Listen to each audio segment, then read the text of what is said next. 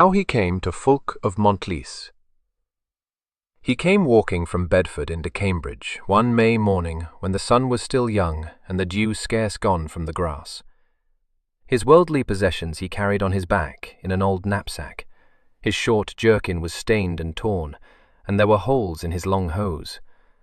On his square head and drawn over his brow he wore a frayed cap set jauntily, with a heron's feather pointing skywards. He carried a quarterstaff and stepped out right manfully, scanning the flat fenland from beneath his thick brows, his young mouth dogged, his sombre eyes coldly calculating.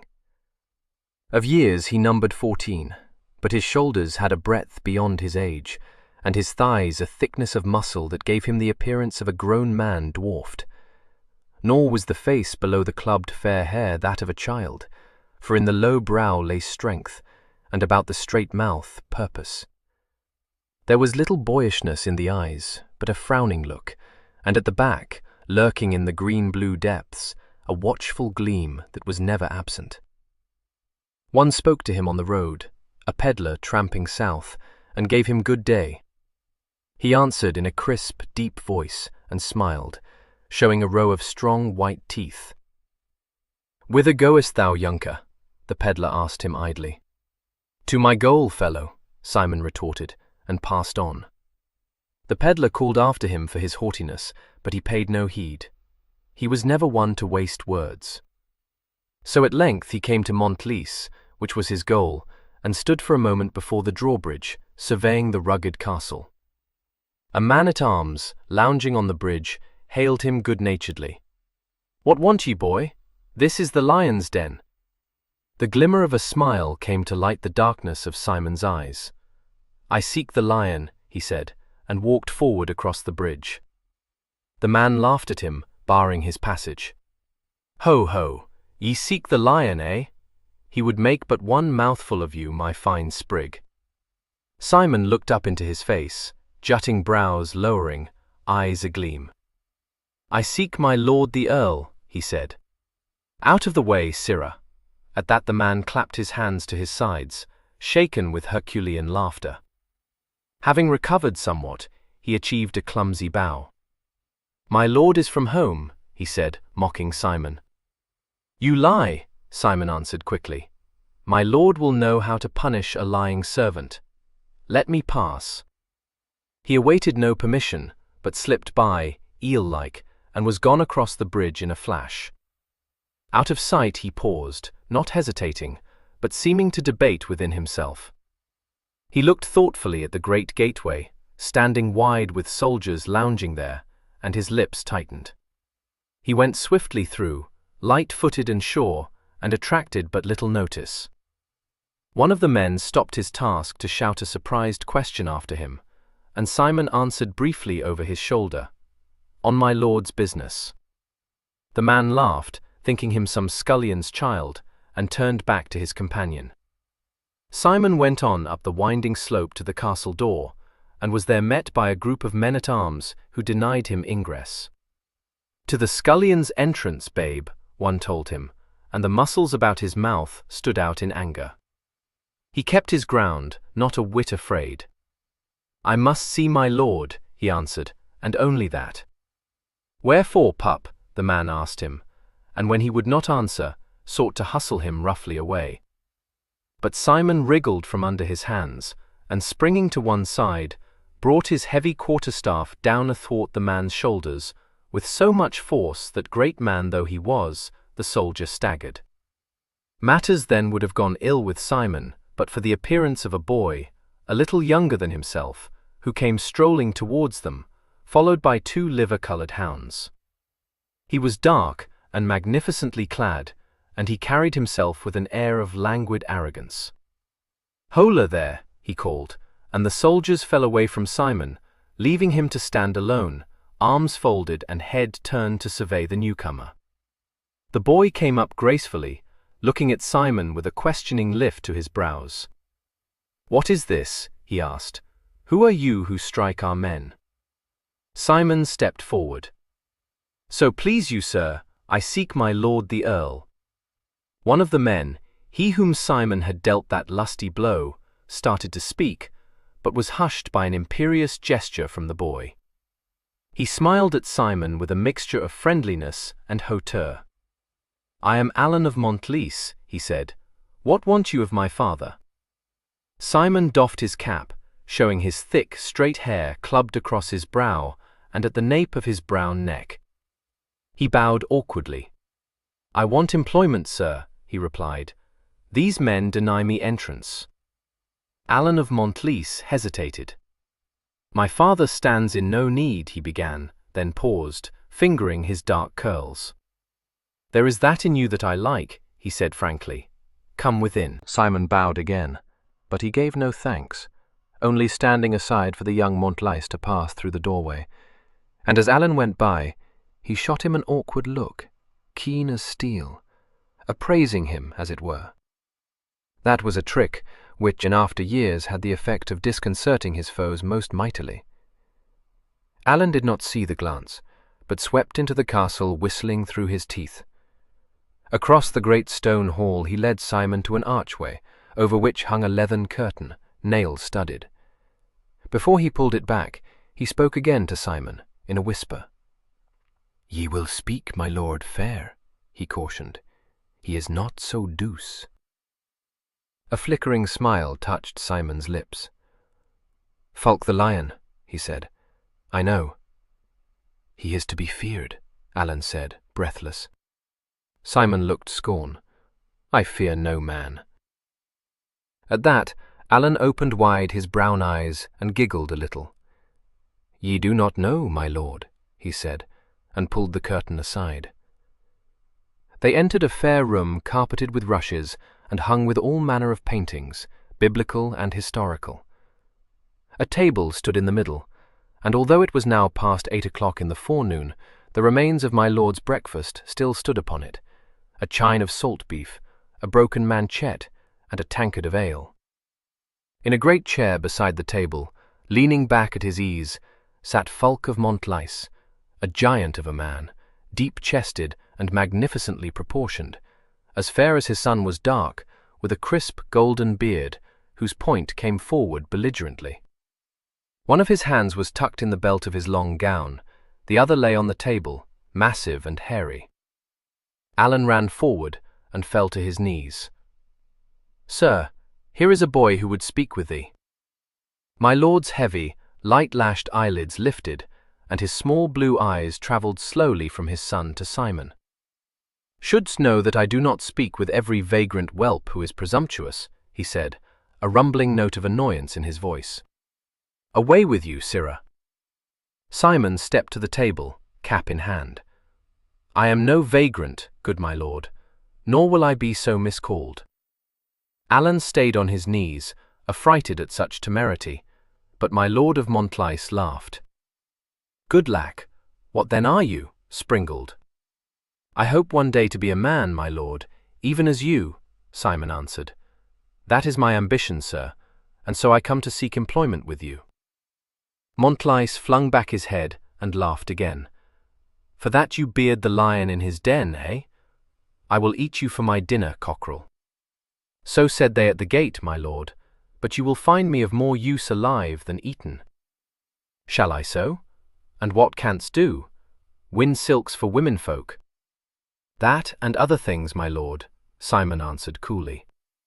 So, what then? Tend my hounds, or are they too strong for your management?" At that, Simon curled his lip in disdain. "There does not live the beast I will not tame, my lord." My lord's eyes were now a twinkle. He clapped the table jovially.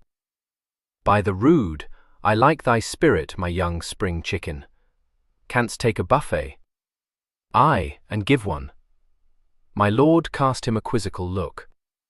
"As thou didst to my man without?" If he expected Simon to show discomfiture, he was disappointed, for Simon only nodded. My lord laughed. "Impudence! Why camest thou to the great door? Know ye not the scullion's entrance at the back?" "I have never approached my goal through the back door, my lord, nor ever will. I march straight." "It seems so indeed," said my lord. "Well, what dost thou want of me?"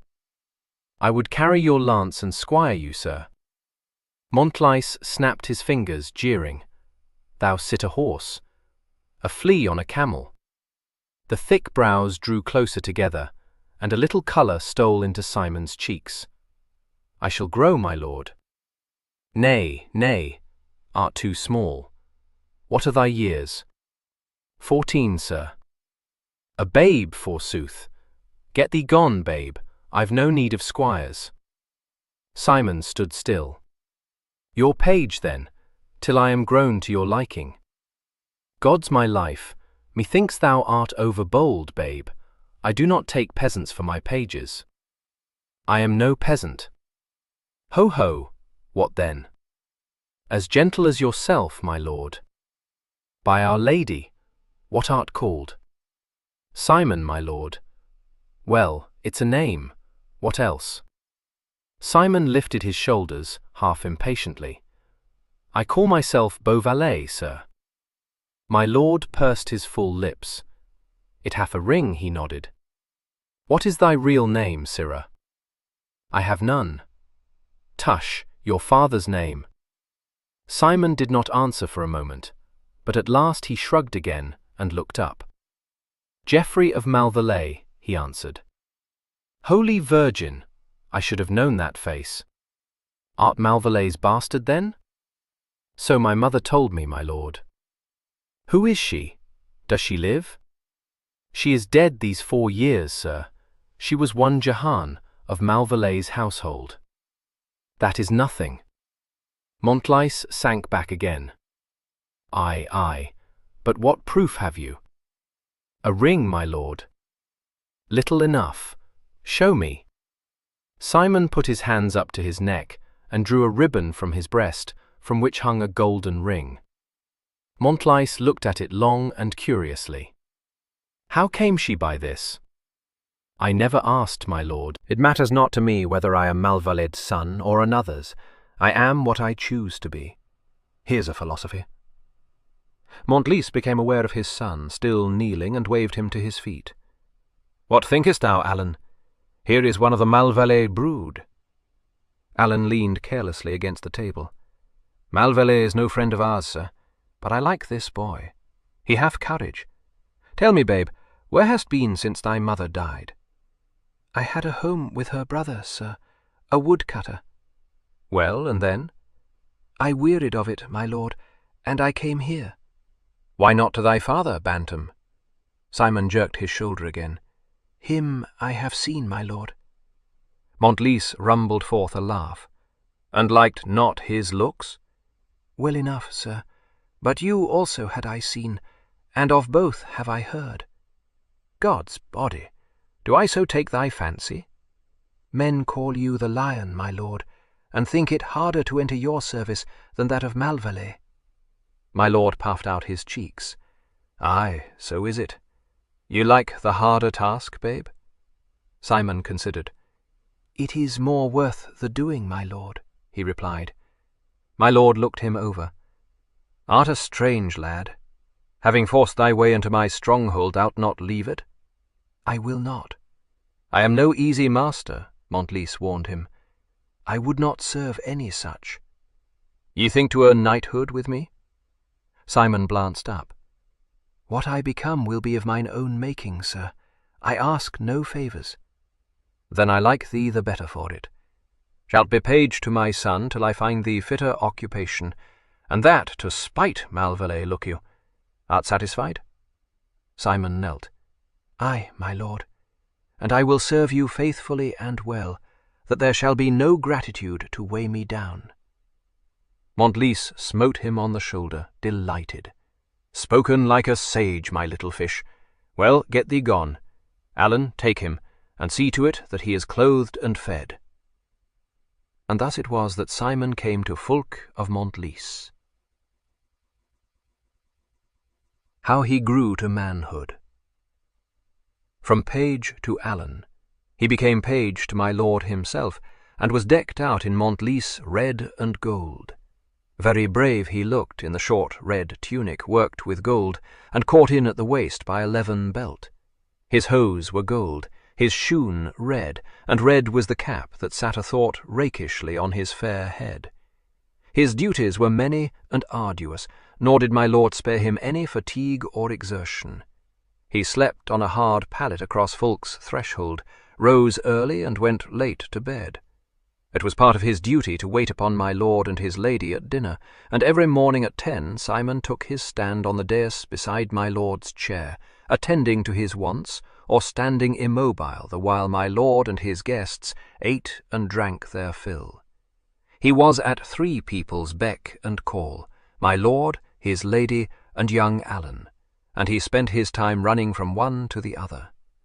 He grew apace in height and breadth and strength until there were few who could throw him in a wrestling match, few who could shoot an arrow farther or more precisely, be it at butt, prick, or rover, and few who could stand beneath his mighty buffet. Yet for the most part he was gentle enough, if stern, and it was only when his cold anger was aroused that the caged lion within him sprang to life and swept all before it.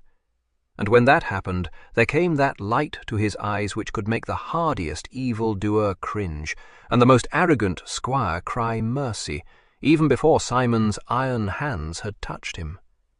Blows he received a many, whenever my lord chanced to be in an ill humour, which was often, but they never disturbed his cold composure, nor awakened any feeling of resentment in his breast.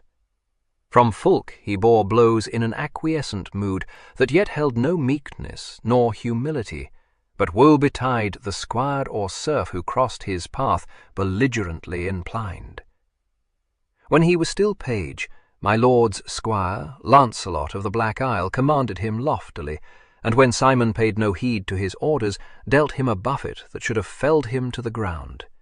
Simon staggered under it, but recovered, and gave back blow for blow with so much force behind his steel wrist that Lancelot, full 5 years his senior, went tumbling head over heels, and was sore and bruised for days after. When Fulk heard the tale, he made Simon squire in Lancelot's place, and swore that there was more of himself in Simon than in his own son. But it was seldom that Simon fell foul of his peers.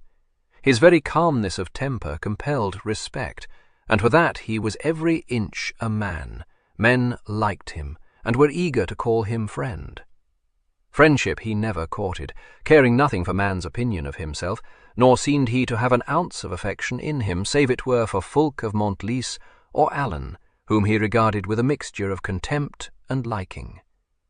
His father he saw a many times, but it is doubtful whether Geoffrey of Malvallet noticed him. Once, indeed, at Bedford in the court of law, whither Simon had gone in Fulk's wake to settle a dispute over some land between Montlice and Malvallet, Geoffrey, glancing idly around, surprised an intense stare from his enemy's page, who sat with his chin in his hand, calmly and keenly scrutinizing him.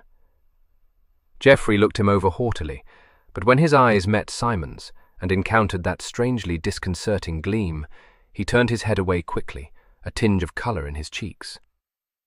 Simon continued to survey him, not from any wish to annoy, but simply because he was interested, and wished to see what manner of man was his sire. He was not ill-pleased with what he saw, but neither was he enthusiastic.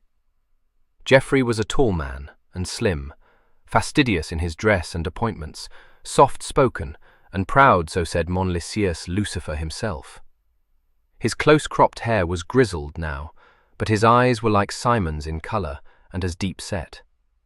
His eyebrows were too thick and straight, but his mouth was gentle and full-lipped, which Simon's was not, and his brow was not so rugged. He had one son, Geoffrey, who was just 2 years older than Simon, and whom Simon had never seen. Between Alan and Simon, positions were very soon reversed. It was Alan who gave devoted love and obedience. Simon received, and could return naught but a tolerant protection. They played together often, but in every sport Simon was an easy victor, save when the game was of a gentle kind. At bowls and cloche, Alan could beat him, but when they played at balloon ball, Alan ruefully declared that he was no match for Simon, who played with his naked hand and struck the great leather ball with such deadly accuracy and strength that Alan was fain to dodge it instead of returning it. At archery he was even less skilled, and Simon watched his efforts to bend the bow with a contemptuous, rather amused air, which incensed young Alan, so that he shot his arrow still more wide of the mark than ever. Simon tried to teach him the sport of the quarterstaff, and wielded his own staff moderately enough, in deference to Alan's tender years. But Alan, although he was not lacking in courage, disliked such rude and rough play, and would not engage with Simon. He liked to go out chasing or hawking, and he showed an aptitude for pretty and quick sword play. Tourneys were not so much to his taste, and rather than enter into any of these pastimes, would he sit at home, strumming upon his harp and weaving fanciful songs to his many lady-loves. He would paint, too, and make poesies, for all the world like some troubadour of a century ago. With the ladies he was ever a favourite, and by the time he was 15, he was forever paying court to some dame or another, greatly to Simon's disgust. "Hast thou never loved?" he asked Simon once plaintively. They were sitting together in a room high up in one of the turrets, Alan playing his harp, and Simon fashioning a new string to his great bow. Simon did not raise his eyes from his task, but his lips curled disdainfully. "Oh, love, love. Art forever prating of this love. What is it?" Alan played a soft chord or two, bending his handsome head a little to one side. His dark eyes glowed, and he smiled. "Dost thou not know? Is there no maid who stirs thy heart?" "I know of none," Simon answered shortly. Alan put his harp away and crossed his shapely legs. He was wearing a tunic of peacock blue velvet with long sleeves, lined with gold, that touched the ground. There was a jewel in his left ear and a ring on his finger, while the belt that drew in his tunic at the waist was of wrought gold, studded with gems. He formed a striking contrast to Simon, who was clad in a long robe of crimson, with high boots on his feet and no ornament on all his dress. He still wore his hair clubbed at neck and brow, although it was now customary to display a close-cropped head. He was 16 at the time, and already stood 6 foot in height, with mighty thews and sinews, a broad back down which the muscles rolled and rippled, and a pair of arms that were bear-like in their strength. Beside Alan's slim figure, he seemed a very giant. Alan watched him for a moment, still smiling. "My sisters are not so ill-looking," he remarked, a laugh in his eyes. "Elaine is perhaps more comely than Joan." "Is she?" Simon said, still intent on his task. "Which dost thou like the best, Simon?" Alan asked softly. "I know not. I have never thought." He glanced up, a sudden smile flashing across his face. "Dost suggest that one of them should stir my heart? They do not? Ye feel not the smallest pulse leap in their presence." Simon stretched his new string experimentally. "A pulse leap," he said slowly. "What folly! My pulse leaps when I have sent an arrow home, or when I have thrown my man, or when a hawk has swooped upon its prey." Alan sighed. "Simon, Simon, is there no softness in thee at all? Dost love no one? I tell thee I know not what it is, this love. It stirs me not. I think it is nothing save the sick fancy of a maudlin youth." Alan laughed at that. "Thy tongue stings, Simon. If it might sting thee to more manly pastimes than this moaning of love, 'twere to some purpose. But it will not. Love is all. One day thou'lt find that I speak sooth." "I wonder," Simon retorted. Again Alan sighed. "Simon, what hast thou in place of a heart? Is it a block of granite that ye carry in your breast? Is no one anything to you? Am I nothing? Is my lord nothing? There is no love in you for either of us." Simon laid his bow down and began to polish an arrow. "Art like a whining babe, Alan," he rebuked his friend. "What shouldst thou be but my lord's, thou and Montlice?" Alan stretched out his hands. "That is not what I would be to thee," he cried. "I give you love, and what doest thou give me in return? Hast a single spark of affection for me, Simon?" Simon selected another arrow and passed his hand over its broad feather almost lovingly. He looked thoughtfully at Alan, so that the boy sprang up, flushing. "Thou carest more for that arrow than for me." "That is folly," Simon answered coolly. "How can I tell thee what my feelings are when I do not know myself?" "Couldst thou leave Montlice today without one pang of regret?" demanded Alan. "Nay," Simon said, "but one day I shall. For the present I bide, for I want some years to full manhood. And I am happy here, if that is what thou wouldst know. Between thee and me is friendship, and between my Lord Fulk and me is understanding. A truce to this silly woman's talk." Alan sat down again, twanging his harp discordantly. "Thou art so strange, Simon, and so cold. I wonder why I do so love thee." "Because thou art weak," Simon replied curtly, "and because thou takest delight in such fondlings." "Maybe," Alan shrugged, "thou at least art not weak." "Nay," Simon said placidly, "I am not weak, neither am I strange. See if thou canst bend that bow, Alan." Alan glanced at it casually.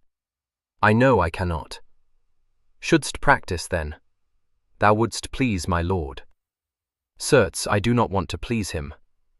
I was not fashioned for these irksome sports. 'Tis thou who shouldst try to please him, for 'tis thou whom he loves." Simon balanced a broad, feathered arrow on his forefinger. "Good lack, what has my lord to do with love? There is little enough of that in his heart." "So ye think," retorted Alan. "I know that he watches thee fondly. Perchance he will knight thee soon." "I have done naught to deserve it," replied Simon shortly. "Nathless, he will do it, I think. He might even give thee one of my sisters in marriage if thou didst wish it, Simon. I am not like to. There is no place for women in my life, and no liking for women in my breast." "Why, what will be thy life?" asked Alan. Then at last a gleam shone in Simon's eyes, cold yet eager. "My life will be," he paused, "what I choose to make it." "And what is that?" "I will tell thee one day," Simon said, with a rare touch of humor. Then he gathered up his arrows and went away, treading heavily yet noiselessly, like some great animal. True it was that Fulk cared for him more than for his own son. The lion spirit was not in Alan, and between him and his father was less and less understanding as the years passed by. Fulk's jovial roughness, his energetic ways, his frequent lawsuits, wearied and disgusted Alan, and in the same way Alan's fastidious temper and more cultured tastes became the subject for Fulk's jeers and sighs. In place of his son, Fulk turned to Simon and took him wherever he went, sparing him no exertion nor hardship, but watching his squire's iron equanimity with an appreciative, almost admiring eye. Thus, bit by bit, grew up between the two an odd understanding and affection, never spoken of, but there at the root of their attitude towards each other. Fulk wanted not servility nor maudlin love, and from Simon he got neither. Strength was the straight road to his heart, and fearlessness. Simon had both. They were not always at one, and sometimes a quarrel would crop up when neither would give way an inch, when Fulk stormed and raged like a wounded buffalo, and when Simon stood rock-like, unshaken by anything Fulk might do to him, icy anger in his strange eyes, inflexible obstinacy about his mouth, and his brows forming a straight line across his hawk nose. "What I have I hold," Fulk roared at him once, pointing to the device on his shield. "I have naught, but still I hold," Simon retorted. Fulk's eyes showed red a moment, and a fleck of foam was on his pointing beard. "God's wounds," he barked. "Am I to be braved by you, mongrel whelp? It will be the whip for you, or a dungeon cell." "And still I shall hold," Simon answered him, folding his arms across his great chest. "By death, I will tame you, wildcat," Fulk cried, and drew back his fist to strike. But even as he would have done so, he checked himself, and the red went out of his eyes. A grin came, and a rumbling laugh.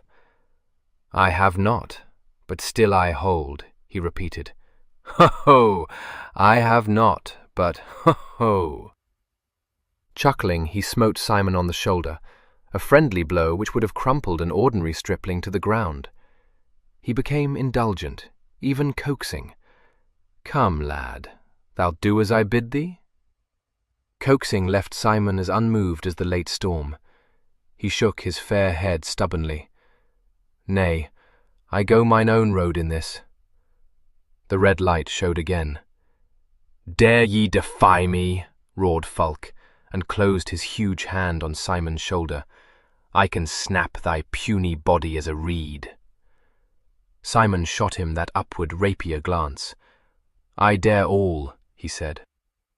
The grip on his shoulder tightened until little rivulets of pain ran down from it across his chest. He did not so much as wince, but held Fulk's look steadily. Slowly the grip relaxed. "Aye, ye dare," Fulk said. "I am of a mind to break thee over my knee." "That is as may be," Simon answered, "but still I shall hold." At that Fulk broke into a great laugh and released him. "Oh, go thine own road, cub, so you do not take it into thy hot head to hold me." Simon looked him over, frowning. "That I think I cannot do," he said. "I am not sure." Whereat Fulk laughed the more, and liked him the better. When his 17th birthday came, Simon was already a man in build and cool sagacity. In face he had changed hardly at all, save that his forehead was more rugged, the thick brows jutting further over the deep-set eyes of green-blue, and that his mouth had lost its youthful curve, together with any softness that it might once have had.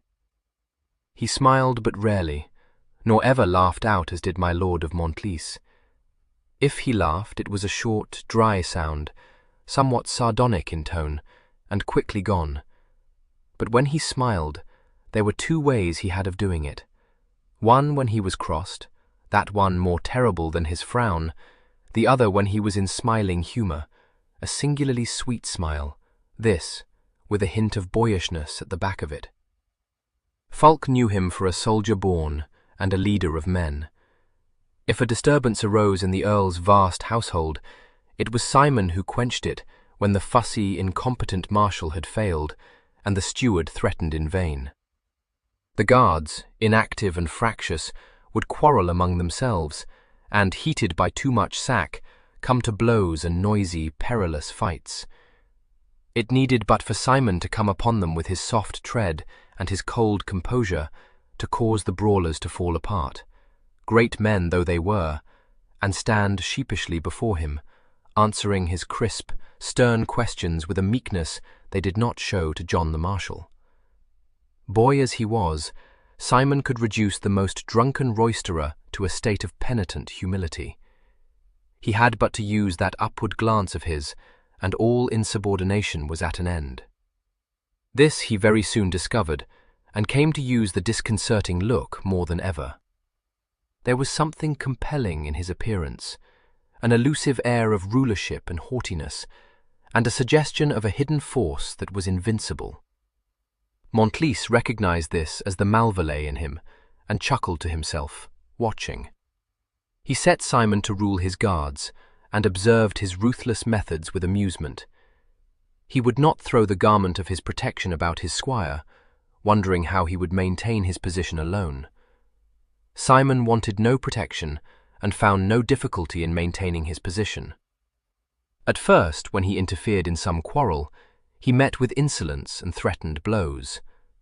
That lasted for a very little time. Men found that insolence moved him to an icy anger that was to be dreaded, and if it came to blows, there would be broken ribs or dislocated jaws for those whom Simon's fist struck. Therefore it swiftly ceased to come to blows.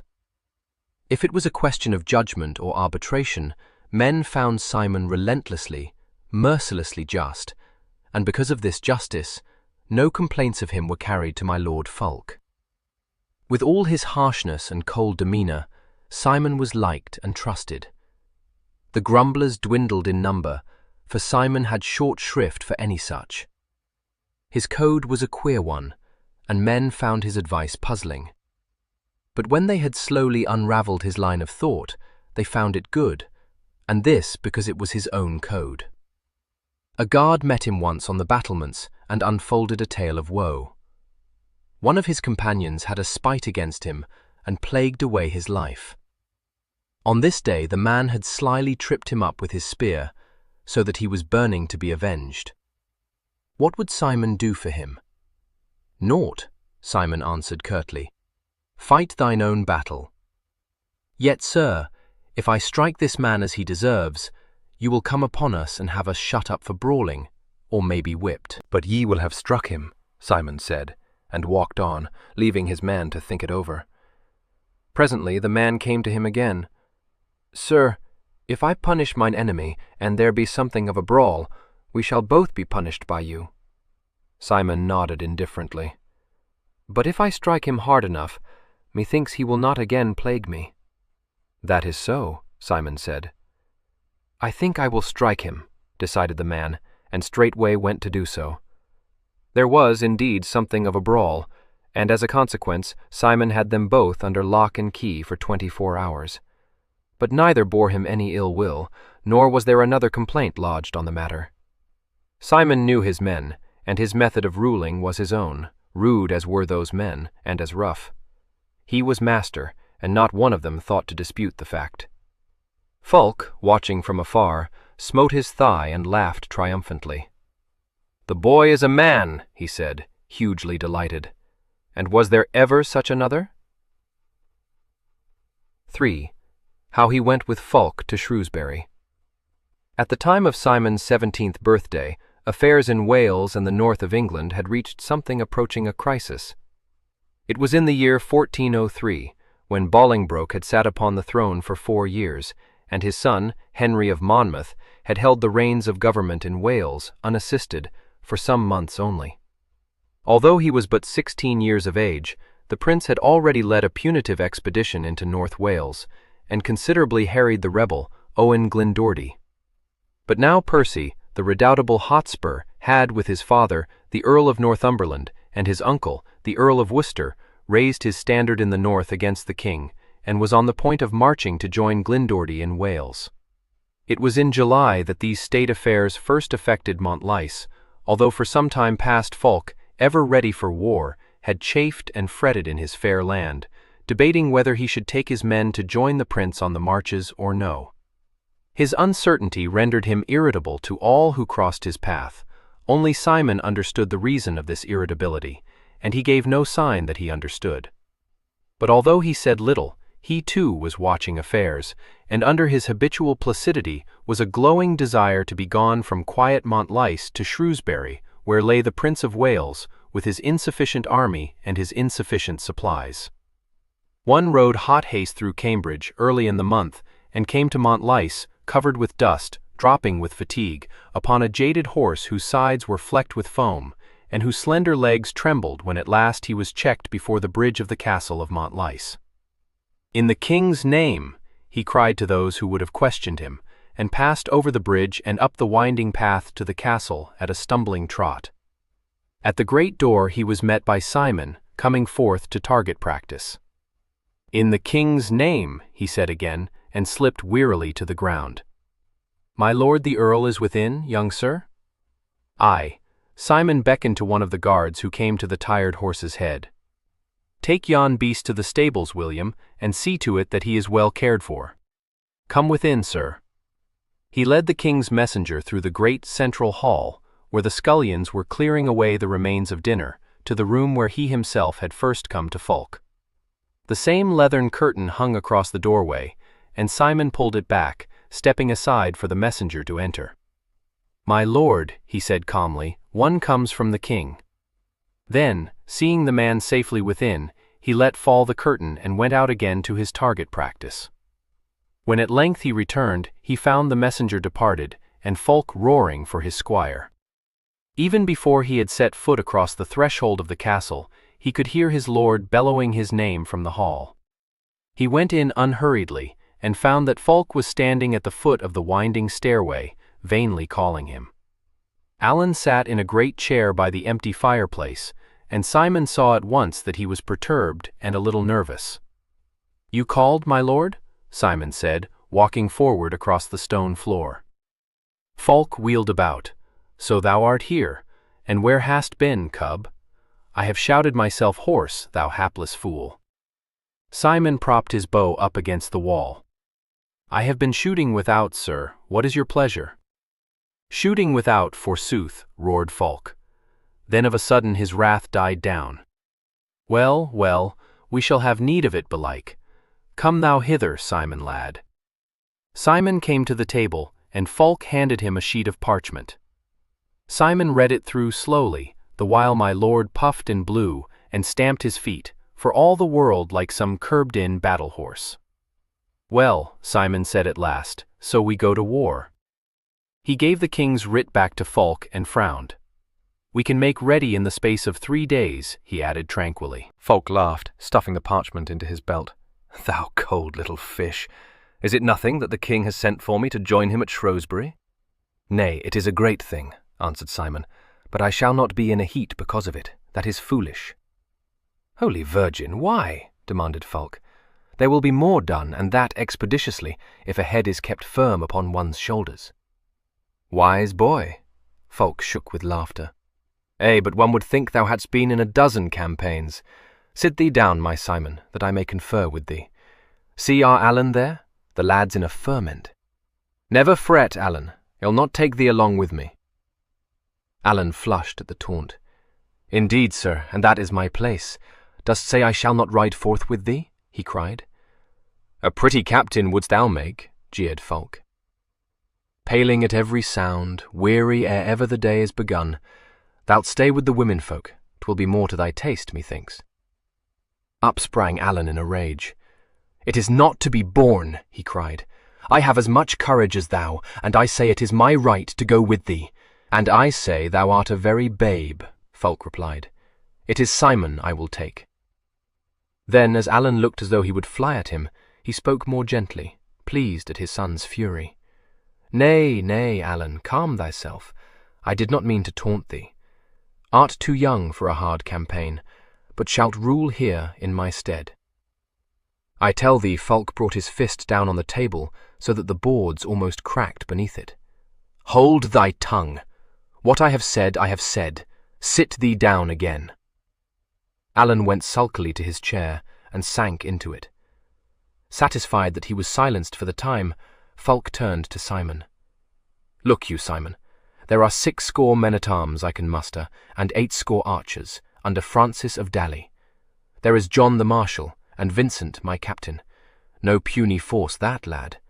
And thou shalt ride with me, and taste the joys of war. Does the prospect please thee? Very well, Simon said, with the glimmer of a smile. Which way do we go? For over an hour they discussed the various routes, until Allen began to yawn and fidget. It is through Northampton and Warwick I will go, declared Falk obstinately. And thereby waste time, said Simon. It is through Lutterworth and Tamworth or Lichfield we must go. I say I will not. Who can tell in what state are the roads that way, foolish boy? The messenger came through Lichfield, sir, remarked Allen languidly. He made no complaint. Well, I will think on it, growled Falk. Hotspur is marching towards Chester, so we must e'en take the speediest road. He heaved himself out of his chair. And now to tell my lady, he said, and tugged ruefully at his beard. For my lady, gentle though she was the only being before whom Falk bent the knee of his headstrong obstinacy. He went heavily up the stairs now to her bower, leaving Allen and Simon alone. Allen bent down, fondling one of the hounds. Thou hast the luck, Simon, he said. Thou dost not want to go, Simon answered. What are wars to thee? How can I tell when I have never taken part in one? Ye quibble, Simon said harshly. Wilt be happier here with thy lady-loves? Allen said nothing for a while, still stroking his hound. At length he sat back in his chair. Needs must I win my spurs one day, he said. Why not now? Time enough, Simon replied. This will mean forced marches over rough ground. Thou wouldst be weary ere thou hadst come to Shrewsbury. Allen looked wistfully up at him. and thou who art but 1 year my senior, art made of iron. Hadst thou led the life I have led since my birth, thou also wouldst be of sterner stuff. Or dead, Alan said, smiling. Aye, perhaps. Where went the messenger from here? To Greyman, and from thence to the Baron of Shirley. He was at Malvallet 2 days ago. The king calls for all his loyal servants. I wonder shall we vanquish Percy? God willing, Simon answered. God willing indeed. Right must triumph. In that case, said Simon dryly, Hotspur is like to win. Alan opened his eyes wide. Simon, the king is the king. So too was Richard, Simon reminded him. Alan digested this. And so thou dost not believe that that right must win? Not I, Simon laughed shortly. Might and generalship will win. What else? Alan hesitated. Simon, I fear me 'tis as Father Peter says, he remarked gravely. Simon cast him an inquiring glance. What says our worthy priest? That thou art a thought godless in thy spirit. Simon laughed again, and this time the sardonic note sounded strongly. When said he this, Alan? Do I not attend Mass, and go I not to confession? Aye, but sometimes thou dost say things. Father Peter spoke to my lord of you. Simon was smiling now, so that his eyes were almost slits. And what answered my lord? Oh, my father said, let be, Simon is very well. Aye, so I think. Set thy mind at rest, Alan, I am no heretic. Alan started up, shocked. Simon, I meant not that. Nor did Father Peter. What a heat over naught, Simon jeered.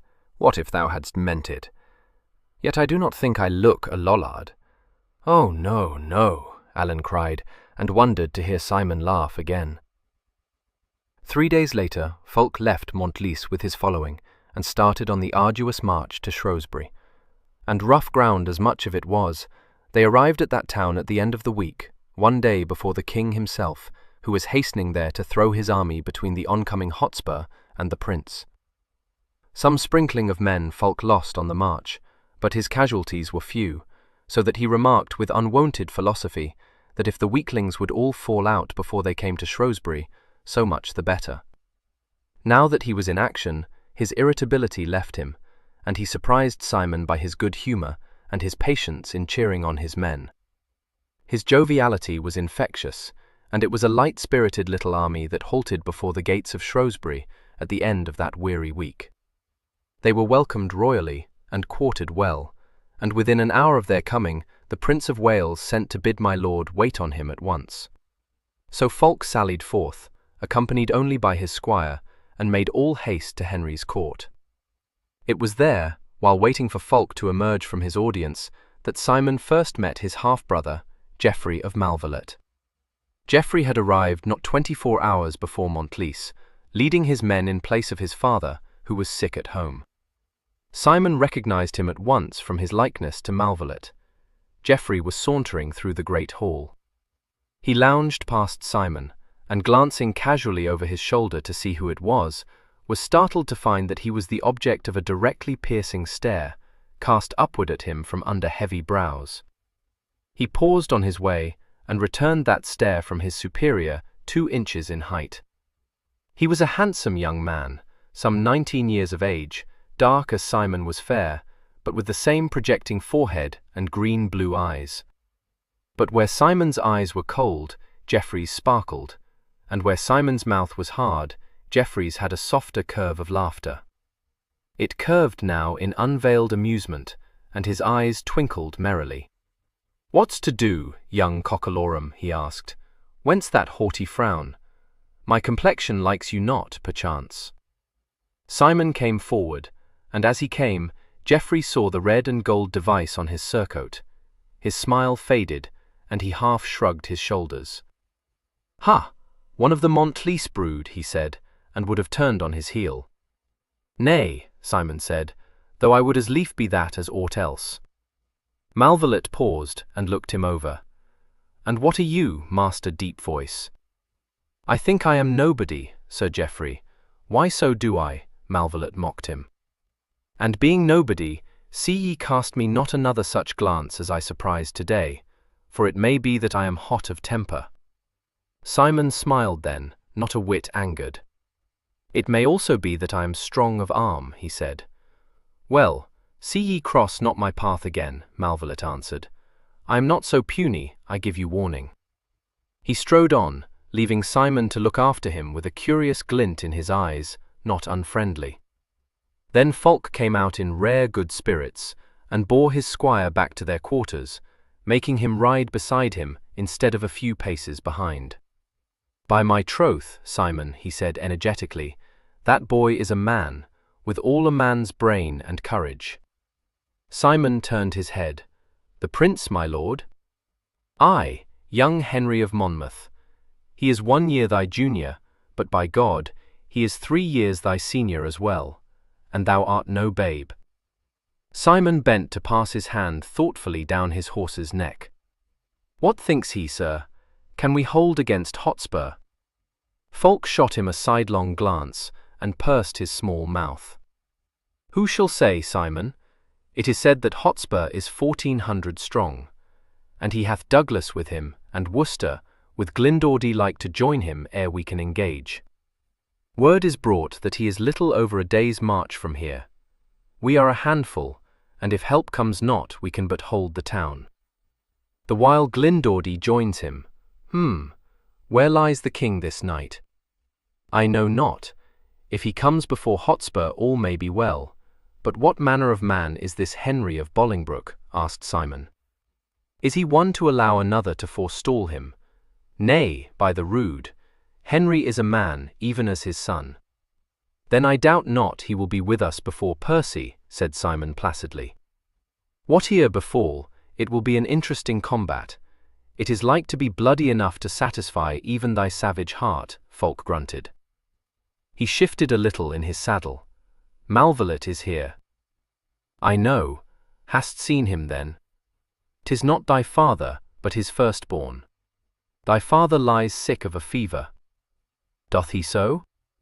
I have spoken with Geoffrey of Malvallet, while ye were with his highness. Spoken with him? Fulk turned to look at him. What said he? Why didst thou accost him, pray? I did not. I but looked, and my look misliked him. Wherefore he gave me warning that I should not again cross his path. Fulk laughed. That swift glance of thine, eh, Simon? So Malvallet called thee to book. And what dost thou think of him? He seems a man, Simon answered, and then relapsed into a silence which was not broken until they came back to their lodging. A little after noon on the following day, Simon sallied forth from his quarters and went afoot through the packed town towards the battlements. The streets were thronged with soldiers, both of high estate and low, so that Simon's progress was necessarily slow. But at length he came to the battlements, on the east side of Shrewsbury, and entered into conversation with some of the men-at-arms stationed there. He was permitted presently to mount the battlements, and stood behind the parapet, looking out across the country. The breeze stirred his fair hair, and whipped his surcoat about his legs. He leaned his hands on the low wall, closely scanning the surrounding country. Thus he stood, motionless, until an officer came up to him. "Well, young sir, and what seest thou?" he asked, rather amused. "I do not know," Simon answered. "Presently I will tell you." The officer shaded his eyes from the sun, looking out from under his hand to where Simon gazed. "There is naught, Sir Sharp-eyes, no sign of life of Hotspur or of our king. For the one God be praised, and for the other God pity us. Ye came with Montlice?" "Aye." Still Simon stared at the distant horizon, his eyes narrowed and keen. The officer laughed at him. "Do you think to take my place in spying out the approach of men?" he inquired. "Mine eyes are sharper than most," Simon replied. "See yonder." He stretched out his arm, pointing to the southeast. The officer screwed up his face against the sun's rays, blinking rapidly. "What is it?" I see naught. Look more to the right. There, coming over the brow of the hill, something moves. Do ye see it not? The man leaned forward, again shading his eyes. Naught, he said uneasily. Art sure, Sir Squire? Simon's gaze did not waver. I am sure. Something is coming over yonder hill, for I can see movement, and ever and anon there is a glistening like a tiny star. That is the sun on armor. The officer turned to hail one of his men. Godfrey, come hither. Ye have sharp eyes. What can ye see yonder? The archer stared at the faraway hills for a long time in silence. A clump of trees, my captain, he ventured at last. Nay, not that. Coming over the brow, more to the right. I see naught, sir. Ah, well, what? Little enough, sir, or perhaps mine eyes deceive me.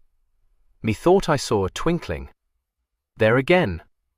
Captain Lenoir turned again to Simon. Mayhap ye are right, sir, but it'll sound no alarm till we see more plainly. If what ye see is indeed an army, it is 20 miles distant, or more. If it is Hotspur, we at last Simon turned. Hotspur? What folly is this? Hotspur will come from the north, from Chester. What I see is the king's army. It may be. Paul Lenoir looked out again, and in a moment gave a start. I saw a flash. Yet another. You will see them more and more as the army comes over the hill, Simon remarked. Lenoir sat down upon the parapet. I would give something for thine eyes, sir. May I not know thy name? I am called Paul of Lenoir. I am Simon of Beauvalet. He too sat down on the parapet, and for a long time they stayed thus, saying little, but ever watching the twinkling line that was slowly growing. And at last Paul of Lenoir rose and gave orders for the trumpeters to blare forth the great news that the king's army was approaching. Then Simon left him and went back to his lord's side. The town was of a sudden in ferment, the streets more crowded than ever, some men cheering, others asking excited questions, others gloomily prophesying that it was Percy and not the king who had made a cunning detour in order to bewilder them. One and all rushed to the walls to verify the joyous tidings, and Simon's progress was even slower than it had been before. He came upon Fulk, who was conferring with his marshal, and would have passed him silently had not Fulk called after him. Ha, Simon, where hast been? Is the king indeed approaching? Simon paused. Aye, my lord. He is over 20 miles from here, but he brings a fair army as I should judge. Saw ye the approach then? I have been with one Lenoir upon the battlements, and espied the army by the glittering of armour in the sun.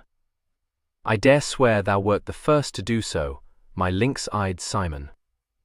Aye, but one saw them not long after me. They will be at the gates soon after dusk, for they are marching swiftly. He proved to be right, for not long after sundown an advance guard from the army galloped up to the gates to tell, officially, of the king's coming in full force.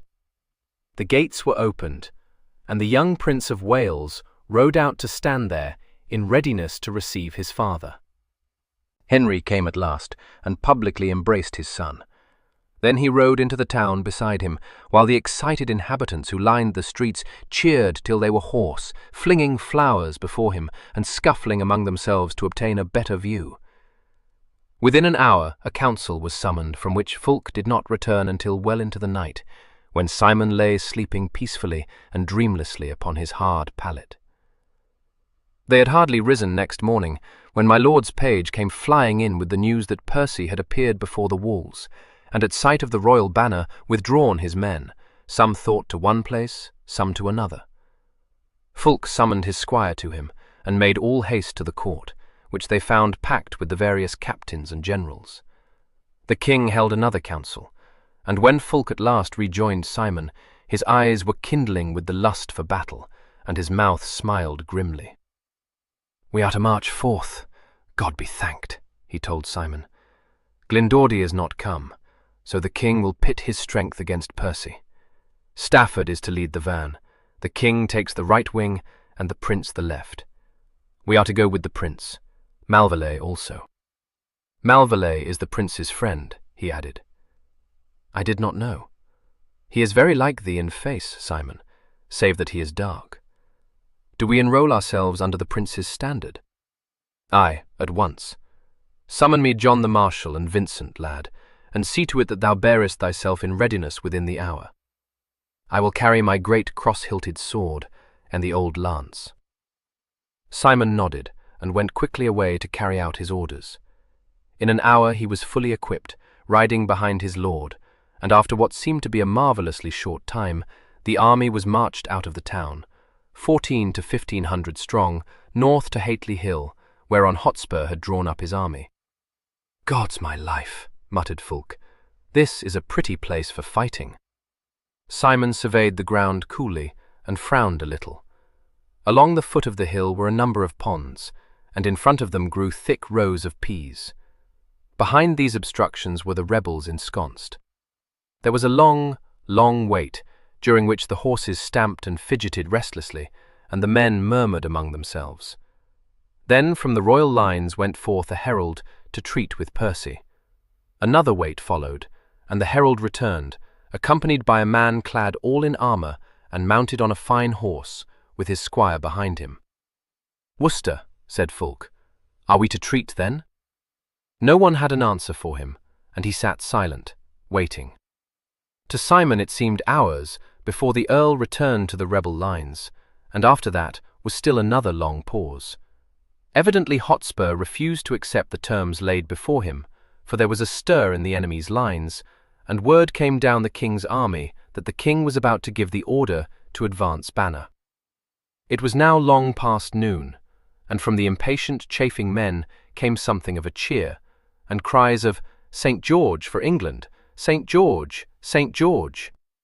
Fulk settled himself more firmly in his saddle, curbing his horse's sidling movements. "Is thy blood fired, Simon?" he asked, smiling from beneath his helmet. Simon's eyes looked out, cool and watchful as ever.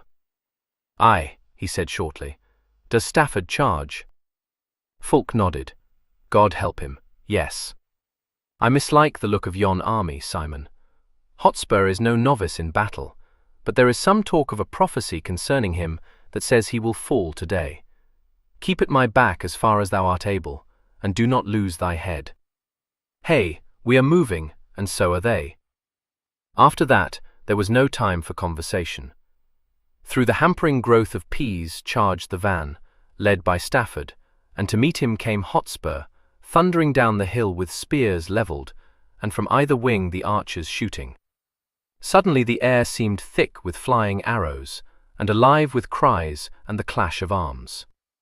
Among the ponds, and beyond them, the vans of the two armies engaged, and for a while nothing could be seen save a medley of soldiers fighting together in growing disorder. A shout went up from Hotspur's lines, and one cried from beside Simon, "Stafford is down, and they are through." An order ran down the prince's flank, and in a moment they were in action, galloping forward to charge the enemy's right wing. In a minute they seemed to be in the midst of a storm of flying arrows. One whistled past Simon's head, but he only laughed and spurred on, trampling peas underfoot and hacking through. A cry came to his ears, taken up by many voices, "The prince is wounded! The prince is wounded!" The ranks wavered and fell back irresolute, appalled by the flood of arrows. One rode up to the prince, who had plucked the arrow from out his cheek and was staunching the blood.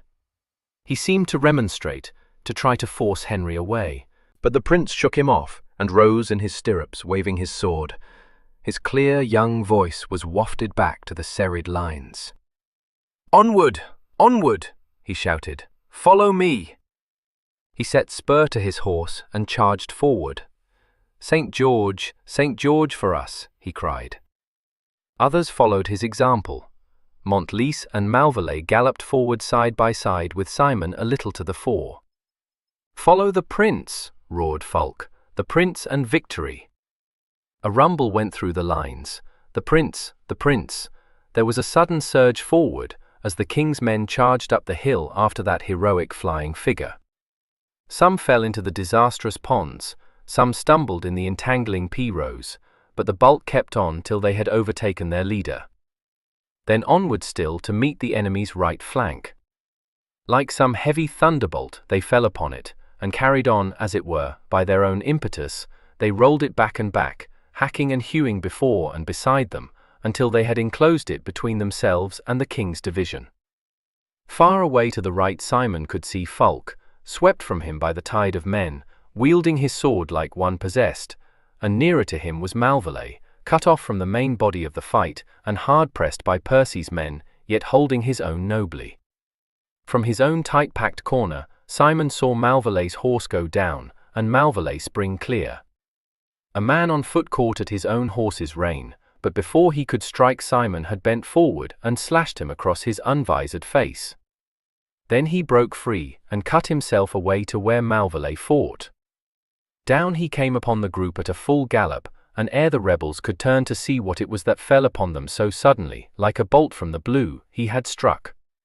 His huge sword, with all his iron strength behind it, descended on one hapless shoulder, where it joined his victim's neck, and cleaved through the sheltering armor as though it had been so much cardboard. As the man fell, soundless, Simon came to Malvallet's side, and sprang to earth. His sword swept a circle before them, and with his free hand he thrust the horse's bridle into Malvallet's hand. Up, up, he cried, and sprang forward, live as a panther, to bring one man to earth by a single stroke so nicely measured, with so much skill and brute force behind it, that his two-edged sword split the helm on which it fell, and also its wearer's crown. He leapt back again as Malvallet shook the reins clear of his arm. "At my back!" Geoffrey gasped, and swept his sword up suddenly to intercept a deadly blow at his neck. "Fool!" Simon answered in a fury. He caught his horse as it would have bolted past him, and setting his feet squarely, forced it back upon its haunches. From the saddle holster he snatched his treasured bow, which not all false remonstrances had induced him to leave behind. Down he went on his knee, seeing that Malvallet could still stand alone, and calmly fitted an arrow to the bow. Calmly, too, he took aim, and bent that mighty weapon. The arrow sang forth, but so sure was Simon of his skill, equal, Fulk said, to that of the best bowman in all Cheshire, that he paused not to see it hit its mark. One after another he fitted arrows to his bow, and shot them among the dwindling group about Malvallet, until a sound behind him warned of danger. Up he sprang, cat-like, and in a flash exchanged bow for sword. And with this he did so much good work that when Malvallet came to guard his back, he had killed a man outright, and dealt 3 others some shattering blows. "I am with thee," Malvallet called from behind, but Simon needed no encouragement.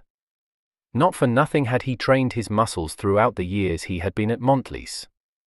His arm seemed tireless, his eye unwavering. Then the body of the fight swept down upon them, and they were all but lost in its writhing masses. Free of his assailants, Simon caught at a horse's bridle. He had lost his shield and his bow, but with his sword he did battle against the mounted man. Then, once more, Malvallet was with him. Himself mounted on a stray horse, and helmed again, he charged down upon Simon's foe, lance poised in readiness, and as the unknown rider would have cut Simon to earth, caught him fairly in the ribs with such force that the man, taken unawares, was toppled backwards out of his saddle, and the wind knocked out of him. "Up, lad!" Malvallet cried. "Art hurt?" Simon swung himself onto the frightened animal's back, and there in the heat of battle, smiled his tranquil smile, still calm and unruffled.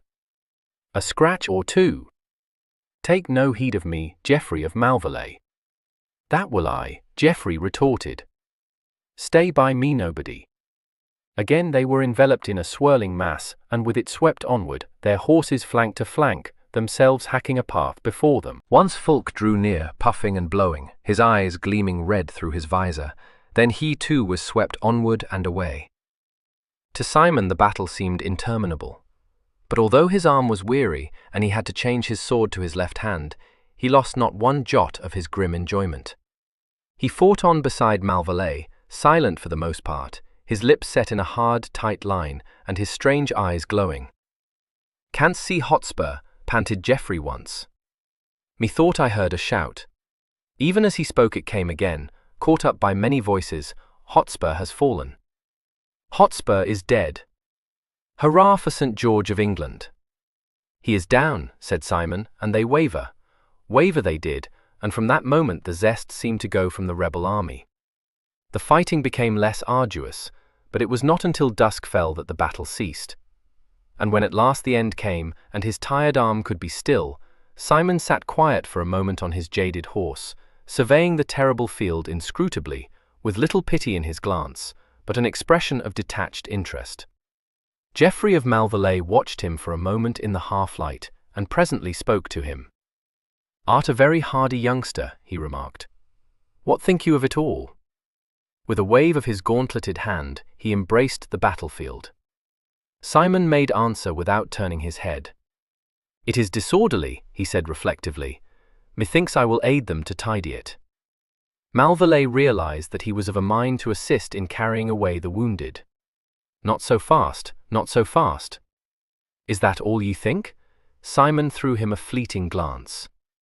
"It has been a fair day," he said. "I would we might have another." Malvallet laughed at him.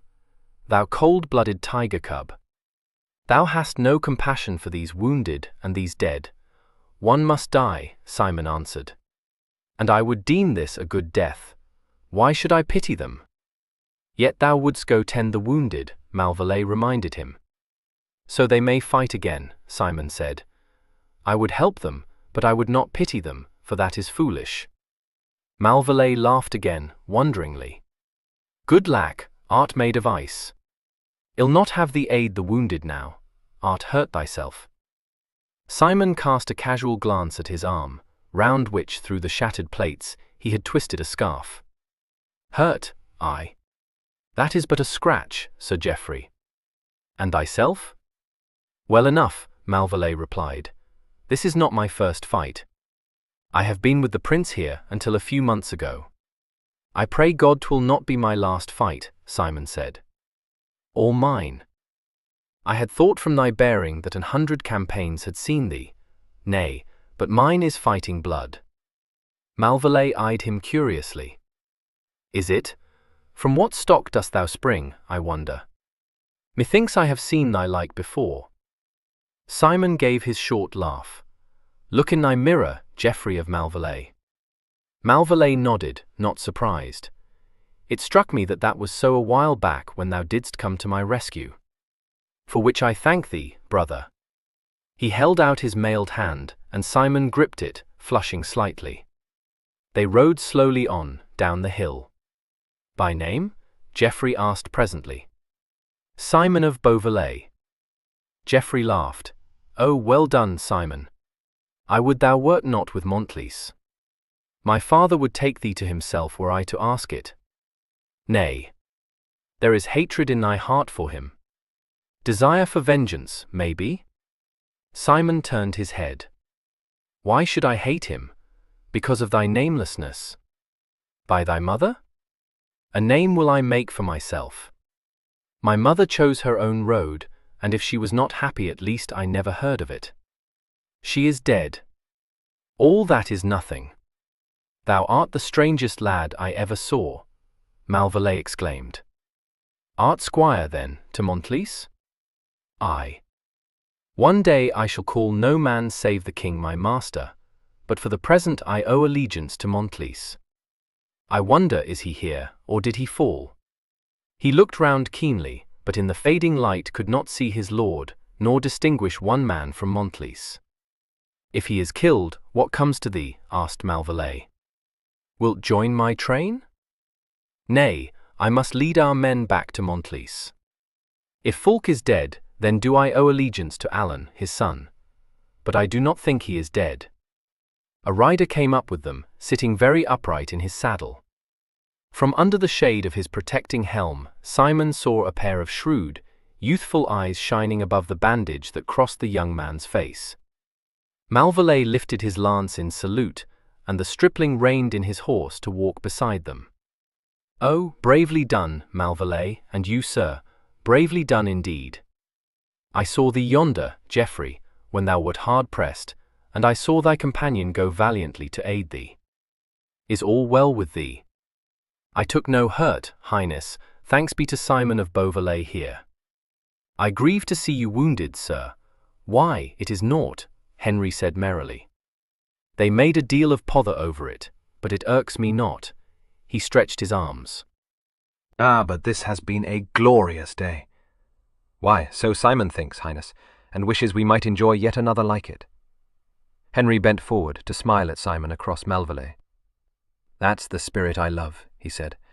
Whose man are you, Simon of Beauvalet? I serve Montlice, Highness, Simon answered. Montlice? I saw him fall a while since. They bore him away, but I do not think he is dead. He would be hard to kill, sir, Simon said. I must go seek him with your permission. Henry nodded pleasantly. Aye, do not wait on my coming. I would speak with Geoffrey, but I shall not forget you or your valour this day. Simon bowed. Your Highness is very kind, sir. Malvallet held out his hand yet again. We shall meet again, Simon. Simon gripped his outstretched hand.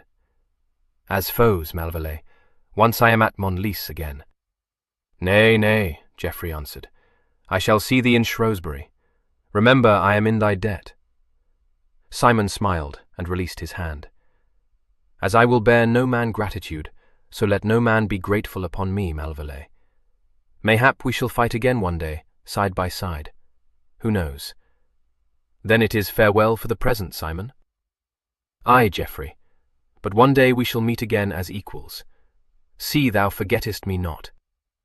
Malvallet called after him, and watched him ride away towards the rear guard, where they were tending the wounded.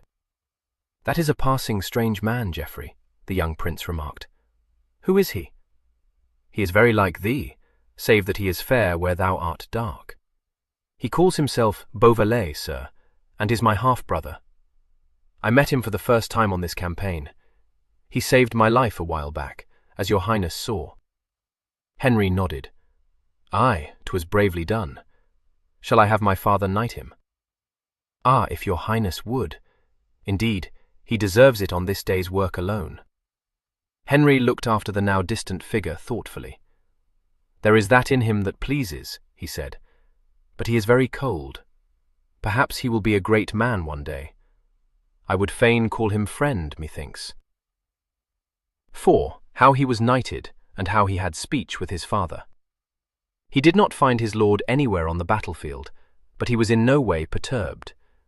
Back he rode to Shrewsbury, to Fulk's lodging, and there he found Montlice, stretched upon a bed and swearing mightily, whiles a leech dressed the wound in his shoulder. Simon clanked in, a grim figure in dusty, blood-stained armour that in one or two places had been shattered by some lusty blows. The face that looked out from under the peak of his helm was tired and drawn, but his green-blue eyes were as calm as ever, as if he had not seen more horrors today than in all his young life. At sight of him, a look of relief swept over Fulk's countenance. Ah, God be thanked, he rumbled. I might have known thou'dst be hard to kill. As I knew of thee, Simon said. He beckoned to my lord's page. Unlace me, Francis. Montlice nodded. Aye, aye, unlace him, boy. Art whole, Simon? Save for a scratch, Simon answered. Gently, Francis, with mine arm. How deep goes your wound, my lord? Fulk growled. A nothing, a nothing. Hey, thou clumsy wretch, have a care, he roared as the leech handled him. I saw thee by Malvallet, Simon. What madness seized thee? None, said Simon briefly. With his ungauntleted hand, he unstrapped his helm and cast it onto the table. When left you the field, sir? I fell, Fulk replied angrily, and they bore me away. A million curses be upon them. I left it not of mine own will. They were wavering. What came of it? They are in full flight, Simon said. Free of his armour, he stretched himself and heaved a sigh of relief. God's my life, I am weary. Give me leave, sir, I would sleep. Wait, Fulk ordered. Thine arm? Simon untwisted the bloody scarf, revealing a great gash that at once began to bleed again. Fulk pushed the leech away from him. "Go tend my squire, good surgeon. I shall do very well." He waited in silence while the leech washed and bandaged Simon's wound. Then he nodded. "Go thou, Simon, and rest. I will see thee anon." Simon went out and to his own tiny room. There he flung himself down upon his hard bed and slept almost at once. He did not wake until past 8 on the following day, and then he made all haste to dress himself and wait upon his lord. He found Fulk breakfasting, despite the late hour, his shoulder neatly bandaged, and himself seemingly not very much the worse for wear. He grunted when he saw Simon, and waved him to a seat at his own table. Simon, unimpressed by the honour, sat down and disposed of a tankard of ale. He then drew a platter towards him and proceeded to make a hearty meal. Neither he nor Fulk spoke until they had satisfied their hunger. At length my lord pushed back his chair, and wiping his fingers on the coarse cloth, looked across at his squire. "Thomas of Worcester and the Scottish Earl were taken," he remarked. Simon nodded, and there the conversation ended. Fulk went out presently, accompanied by his page, and Simon spent the morning polishing his sword and armour. Fulk did not return for dinner, which he took at court, but soon after 3 in the afternoon he rolled in. "Hark ye, Simon," he puffed, "the king goes to make some dozen knights." He looked narrowly at Simon as he spoke, but Simon displayed no interest. He was cleaning my lord's shield, and his whole attention seemed centred upon it. "With my good will he will make thee knight," Fulk said. Simon's busy hands grew still. He shot an upward glance at Montlice. "Ye jest, my lord." "Nay, the prince remarked thy courage on the field and hath recommended thee for knighthood." For a minute Simon sat silent, staring before him. He drew a deep breath of wonderment and looked again at Montlice. "And thy good will, sir?" "Well, well," Fulk said, "I should have recommended thee myself. Shalt have thy knighthood, lad, and thou'lt stay yet a while with me." "As your squire, my lord?" he asked. Fulk laid a clumsy hand on his shoulder. "As my son, if thou wilt, Simon. Art too young to fare forth alone. When Alan is older, shalt go forth with him. Till then, stay thou with me, and grow yet taller." Simon pondered it for a time. "But what will you have me do, lord? It seems that I am no longer necessary to you, and I'll not stay idle at Montlice. Shalt command my men in Vincent's room, who fell yesterday, God rest his soul. I will pay thee a good wage, so thou mayst have money against thy later needs." Simon pondered again, his eyes on the distant hills. He brought them back presently to rest on his lord, and smiled. "It is a fair offer," he said. "By hand on it," Fulk answered promptly, and held out his great paw. Simon gripped it until the veins along the back of his hand stood out blue and thick. So he accepted Fulk as his liege lord. The ceremony of knighting took place on the following day. Besides Simon were 12 other men, so that he made the 13th, a happening that Fulk regarded as inauspicious, until Simon told him that 13 was a number that brought him good luck. Fulk attended him to court, and kept an anxious yet proud eye upon him during the rite. Simon was the last to kneel before the king, and as he bent the knee, he saw Malvallet standing amongst a group behind the prince. Geoffrey smiled at him, and made a little saluting movement with his hand. At the king's last words to him, "Rise, Sir Simon of Beauvalet," Simon came to his feet. The rest of the ceremony passed in a kind of haze. When it was over, he found that Geoffrey was at his side with the prince. Simon bowed. "I have heard yet more of your doings, Sir Simon," Henry said, twinkling. "Paul of Lenoir tells a tale of your lynx eyes." "That was nothing, lord," Simon answered. "Mine eyes are sharp, and I can see in darkness." He looked at Geoffrey for a moment. "So thou hast paid thy debt to me, Malvallet?" "No, no," Malvallet cried. "This is none of my making, though glad I am to see united." "Tell him, sir, that 'tis your highness' own contriving." "Aye, that is so," nodded Henry. Geoffrey had naught to say in the matter. "And so the debt remains unpaid," Malvallet said. "Now at least, Simon, thou'lt quit Montlice." "Nay," Simon answered, "I remain with him yet another year or two." At this point the prince stepped aside to speak with one who passed. Geoffrey spoke lower, jerking his head towards the young Henry. "Why dost thou not take service under him? He is a good master." "One day I will," Simon answered. "For the nonce there are reasons why I should stay at Montlice. And Fulk has my word." "Then it is useless for me to say more," Geoffrey shrugged. "It irks me to see thee with our lifelong foe." Then, as Fulk came towards them, he clasped Simon's hand for a moment. "I could love thee, Simon. Forget it not." "What did the fellow want with thee?" grumbled Fulk, when Malvallet was out of earshot. "Why must thou make a friend of mine enemy?" "I make friends where I will," Simon said curtly. "Nay, that thou shalt not. Mine enemy is thine, I'll have thee know." Simon looked at him thoughtfully. "Not so. Yet this do I owe you, that I will not call Malvallet friend while I remain under your roof." They left Shrewsbury with the king 2 days later, and went south with him until they had to branch off to reach Cambridge. Fulk's losses had been few, and in place of Vincent was Simon, who proved himself to be so thoroughly equal to his task that Fulk remarked that Vincent's death was more of a blessing than a curse. And so they arrived at Montlice early in August, after an absence of nearly a month. They rode up the castle slope to find Alan awaiting them, with my lady at his side and her 2 daughters behind her. Fulk dropped heavily from the saddle and enfolded his frail wife in an elephantine embrace. The 2 girls hung back shyly, but he kissed them both heartily and his son. "Well, well, well," he puffed.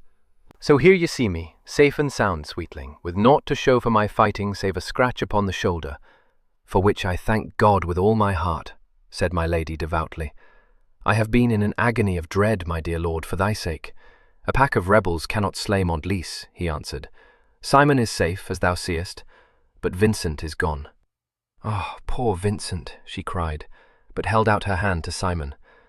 "I rejoice to see thee again, Simon of Beauvallet. Ye took no harm?" Simon knelt to kiss her hand. "None, lady, that is worth the telling. I trust I do see you well?" She smiled. "Well enough, now that I have my lord again." Fulk put his hand on her shoulder. "There is news for thee, Eleanor. Our Simon is my squire no longer." She was puzzled, and looked inquiringly at Simon, who had risen to his feet. It was Alan whose quick instinct divined the truth. He ran forward and caught Simon's hand. "Hast been knighted? Simon! Simon, is true indeed?" "Aye, knighted he is," said Fulk, "and by the king's own hand, for his exceeding great valour on the field. I present thee Sir Simon of Beauvallet, my lady." Then the countess, out of the sweetness of her nature, made Simon mightily uncomfortable. Overcoming her slight timidity of him, she stepped forward and laid her hands in his. Simon, flushing, bent and received a kiss upon his rugged brow. Fulk laughed, clapping his hands to his sides. "Now art thou honoured indeed, lad. My lady, is there refreshment within?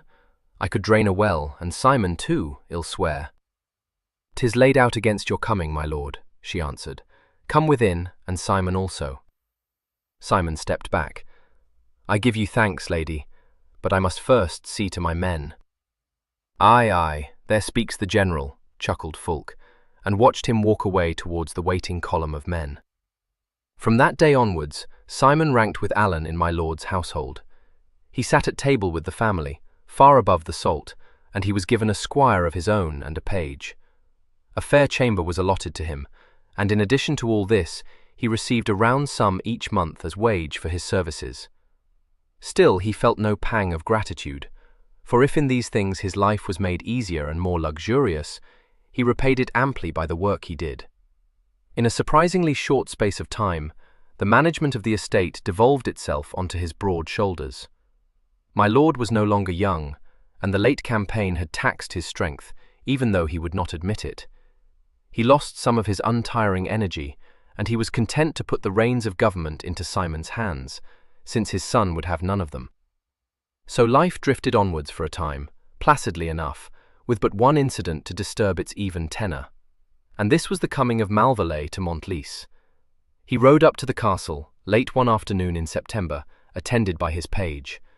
One of Montlice's varlets, astonished at his advent, was sent to advise my lord of this visit.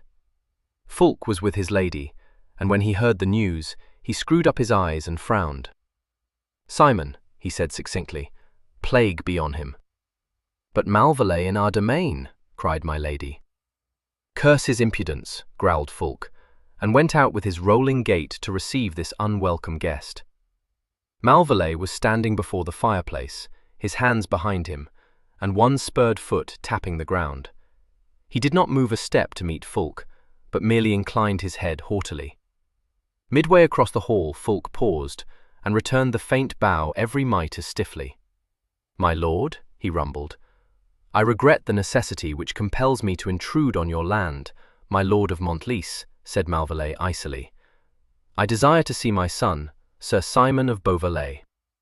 "To what purpose?" A red gleam appeared at the back of Fulk's eyes, sure sign of danger.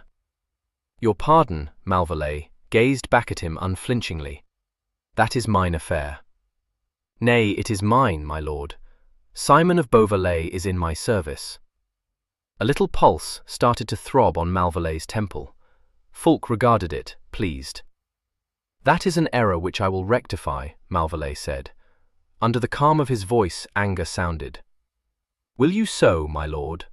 And what if Simon wills otherwise? Sir Simon is my son, sir." "Good lack, have you but just discovered it?" Fulk jeered. Malvallet bit his lip. "Just, Lord Fulk." "Hey, hey, and he has squired me these 3 years," Fulk said, and watched the barb go home. "That would not have been had I known, my lord." Fulk gave a great laugh. "Well, I suppose you knew of the existence of a child, Lord Geoffrey. Methinks your efforts at paternal authority are a thought belated." Malvallet was silent for a moment, curbing his anger. Presently he looked up again. "My lord, will ye have the goodness to summon my son?" "To what avail?" Fulk asked politely. 3 years since he came to me of his own free will, in preference to you. I do not think he is like to change." Again Malvallet battled with himself, but his voice trembled a little with passion when he spoke. "Nevertheless, my lord, I demand to have speech with him." Demand? Demand? And by what right do ye demand in my domain, my lord?" "I have told you, Simon is my son." "Simon is my servant," Fulk retorted quickly. He saw Malvallet's jaws clench. "This bandying of words is useless," Malvallet said. "We but waste time." "Why, so I think," bowed Montlice. "I will e'en summon your horse." Malvallet tapped the table between them with his riding whip. He leaned forward, glaring at Fulk. "Lord Fulk, I do not stir from this spot until I have seen Sir Simon." Then, ere Fulk could reply in kind, a deep, cold voice spoke from the doorway. "Who is it desires speech with Simon of Beauvalet?" it said. "I am here." Malvallet swung round. Just within the hall stood Simon, a very giant of a man, regarding him fixedly from under lowering brows. For a moment no one spoke. Then Malvallet strode forward. "So thou art my son," he said slowly. "Am I?" Simon answered. "I have forgotten." With their eyes they measured one another. Malvallet spoke quietly. "I come to offer thee the shelter of my roof, Simon." "I need it not, my lord." "A place at my table," Malvallet insisted, "next thy brother, a place at my side as my acknowledged son." Simon's lip curled, sneering. "O brave, my lord, thy bastard son, forsooth." Malvallet flushed. "I will make thee great in the land, aye, and I will give thee fair estates." "I need them not, my lord." Again there was a silence. Ye defy me, Simon. Ye have hate of me in your heart. Nay. Then return with me to Malvallet, and bear thine own name. No name is mine save the one I have chosen. An insult to me, that name. Is it so, my lord? He looked upward at Malvallet, without any feeling in his glance. Malvallet stretched out his hands. Simon, to what avail this coldness of thine? Am I not thy father? So I am told, Simon replied. Have I no right to thee? Has Montlice my right? No man has a right to me, save it be the king. The law gives thee none. I am what I am. Thou shalt be something more than what thou art. I doubt it not, through my contriving. Nay, Simon, Malvallet cried, is there no blood tie betwixt us? It has never been thy pleasure to acknowledge it, Simon answered coldly. I knew not of thine existence. Simon looked him over. Thou didst know that a child would be born to thee by Jehan, my mother. Thou didst make no effort to provide for it, nor to discover even whether it were a boy or girl. Malvallet's hands dropped to his sides. It is resentment, then, that makes thee churlish now. I feel none. Then what moves thee to this coldness, Simon? Simon waited for a moment before replying. If I do seem cold to thee, my lord, it is not from hatred or soreness of spirit. Thou art a stranger to me. How should I bear thee affection who have never shown me any? Malvallet winced. All this will I make right betwixt us, my son. Let the past be buried, for indeed there is love in me now. Canst not forget the harm I have done thee by mine indifference. Thou hast worked no harm on me. The past is naught, as shall be the present. Simon, Simon, thou art unjust and cruel. Hadst thou come to me 3 years ago, I would have taken thee to my bosom. The green-blue eyes narrowed. In me, my lord, is Malvallet blood. A Malvallet asks no favours. Hadst thou come to me 3 years ago, then indeed might things have been different. It was not then convenient to thee, or mayhap thou hadst forgotten that a base-born child of thine was living. In those days I did fend for myself because it was not thy pleasure to seek me out. Now, when my need of help is dead, it has become thy pleasure. It is not mine. Malvallet heard him out in silence. He answered very low. Mayhap I do deserve thy scorn and thy hatred. But is thy hatred so great that it denies me the means to make amends? I have told thee, my lord, that I feel no hatred for thee. I had rather that than thine indifference. If I cause thee pain, I do crave thy pardon. What else but indifference can I feel for one with whom I have never exchanged a word until today? Malvallet went nearer to him. Come with me now, Simon, and I will teach thee to care for me. Come away from the land of Montlice.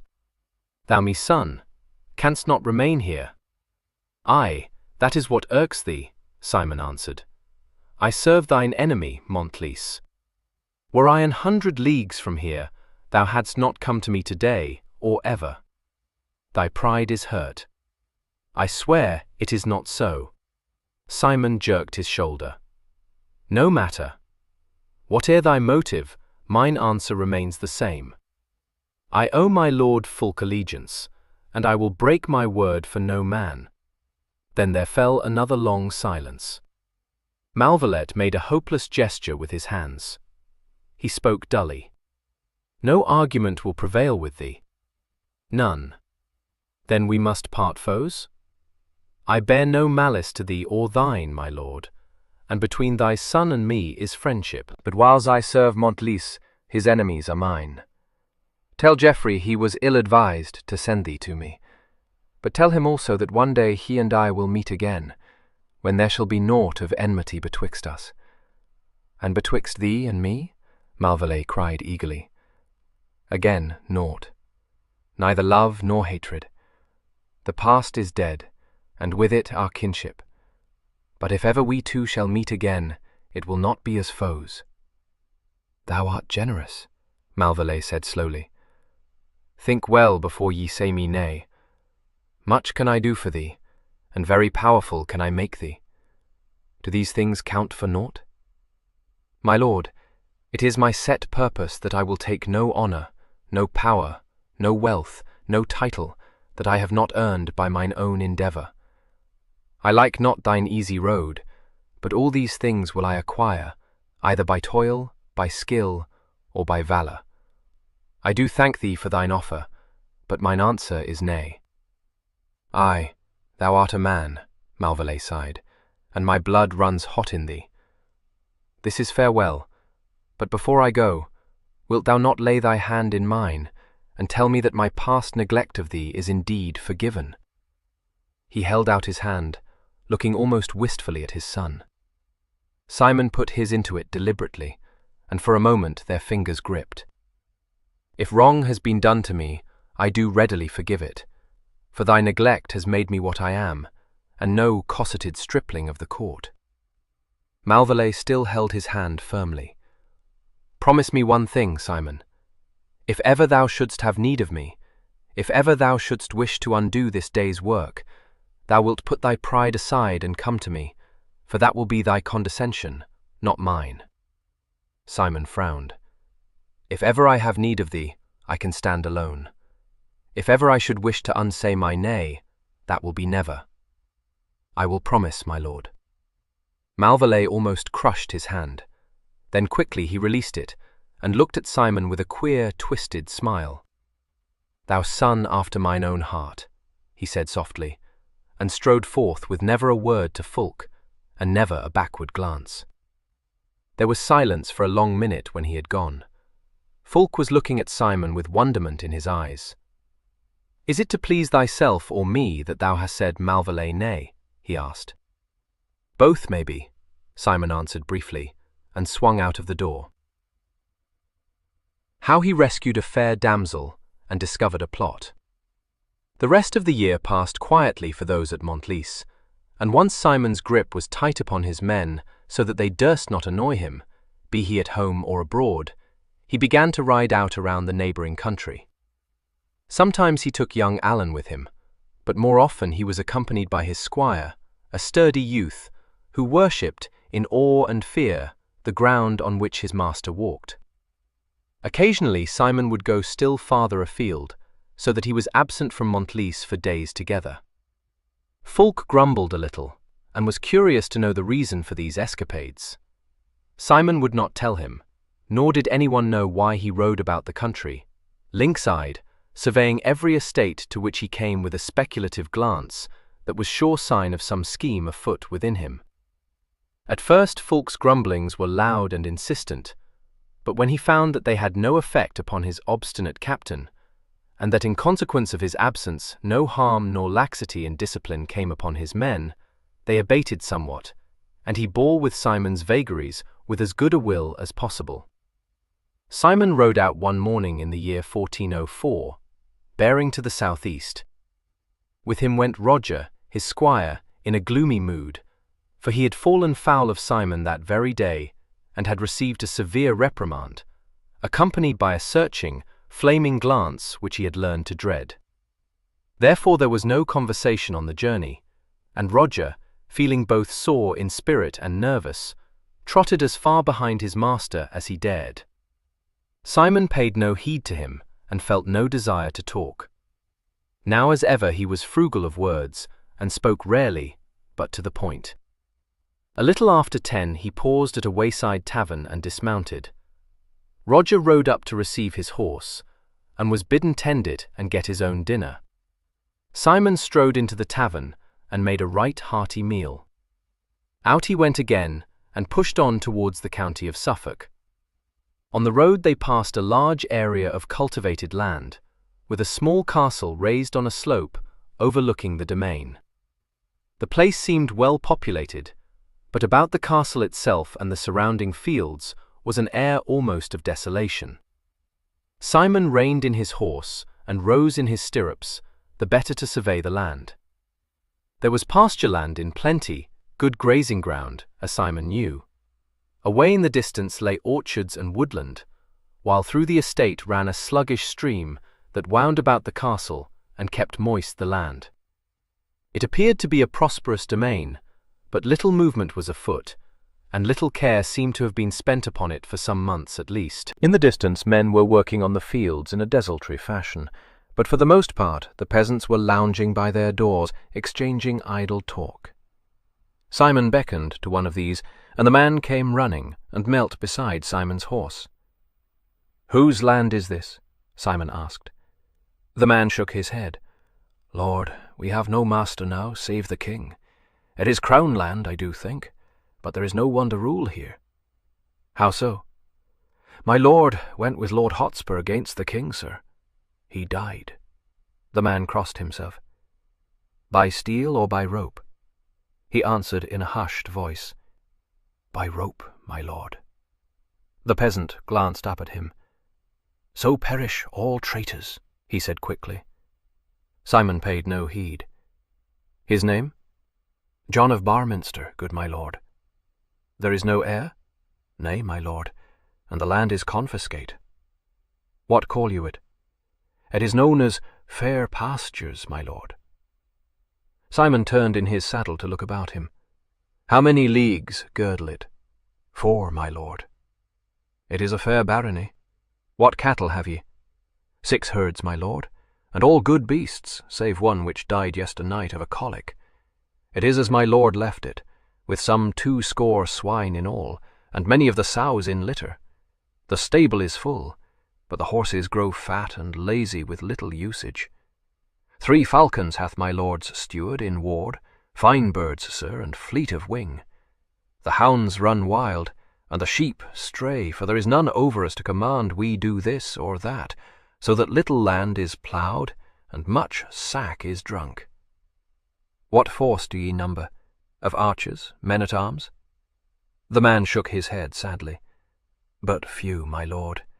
My lord took 80 with him in all. Some returned to royster here and abuse us. The rest are gone I know not where. Some slain, mayhap, others with the rebel Owen. All is waste here, till the king sends one to rule over us and subdue these accursed soldiers." He waved his hands excitedly. "Naught is safe from them, sir, naught sacred to them. There is no priest on the estate, and no master at the castle. The men-at-arms carouse there, and the steward waxes fat on my lord's larder. Little enough is left now in the cellars, and everywhere there is drunkenness and rioting." Simon made no comment, but the peasant saw his eyes grow hard. Still he stared about him, while his squire watched curiously. Then Simon gathered up his slack rein and tossed a groat to the kneeling man. "Peace be with ye," he said curtly, and set his horse at a brisk trot. Roger fell in behind, and for a long time they proceeded in silence. When they stopped again it was close on 4 in the evening, and Roger's resentment had grown considerably. He was hungry, he was thirsty, he was stiff and tired from the long hours in the saddle, he was very bored, and he wished to heaven his master would find some other amusement than this wandering about the country. As he dismounted, Simon cast the squire a quick, shrewd glance. He had worked him hard this week, and Roger's eyes were black-ringed from fatigue, his movements slow. "We rest here tonight," Simon said. "Take the horses to the stable and wait to see them tended." "Yes, sir," Roger answered, devoutly thankful for this respite. Simon strode into the tavern, and calling for the host, demanded a room for himself and another for his squire. The landlord inspected him covertly. Evidently this was not one to be denied. He bowed, spreading out his hands. "Alack, fair sir, woe is me! I have but one room to offer, save that in which sleep the common people. If your good lordship would take that one room, and let me find space somewhere for your squire. But an hour since one came riding from Essex, and I have given him my great front room. Alack, that I did not know of my lord's coming, for this man is not gentle, I think. Yet I durst not say him nay now, for he is a brawny fellow and hot of temper." He looked up at Simon with a comical expression of despair. "Let be," Simon answered. I will take the other room, and my squire shall sleep with me. See to it that supper be prepared for us." The little man bowed till his forehead seemed in danger of touching his knees. "My lord is generous. The chamber is not so ill, sir, and I will see to it that you are made comfortable. As to supper, I have a haunch of venison roasting, as you see. In one little half-hour, sir, I will have all ready, if your lordship will deign to wait." Simon nodded. "Aye, it will do. Fetch me a tankard of ale, mine host, and let one be brought for my squire." "Ah, my lord, at once, the landlord cried, and scuttled away to his cellar. He reappeared in an amazingly short time with 2 brimming tankards. One he set upon the table, the other he presented to Simon, watching him drain it with an anxious eye. "Is it to my lord's taste? Will my lord have me fetch him more?" "Nay, not now." Simon set down the pewter vessel. "I will drink it at supper, good host. See to it that my squire gets his tankard when he comes from the stables." He strolled out of the hot kitchen by the door at the back, and went to stretch his legs in the wood that lay beyond the small garden. He went slowly, his hands behind his back and his brows drawn close together.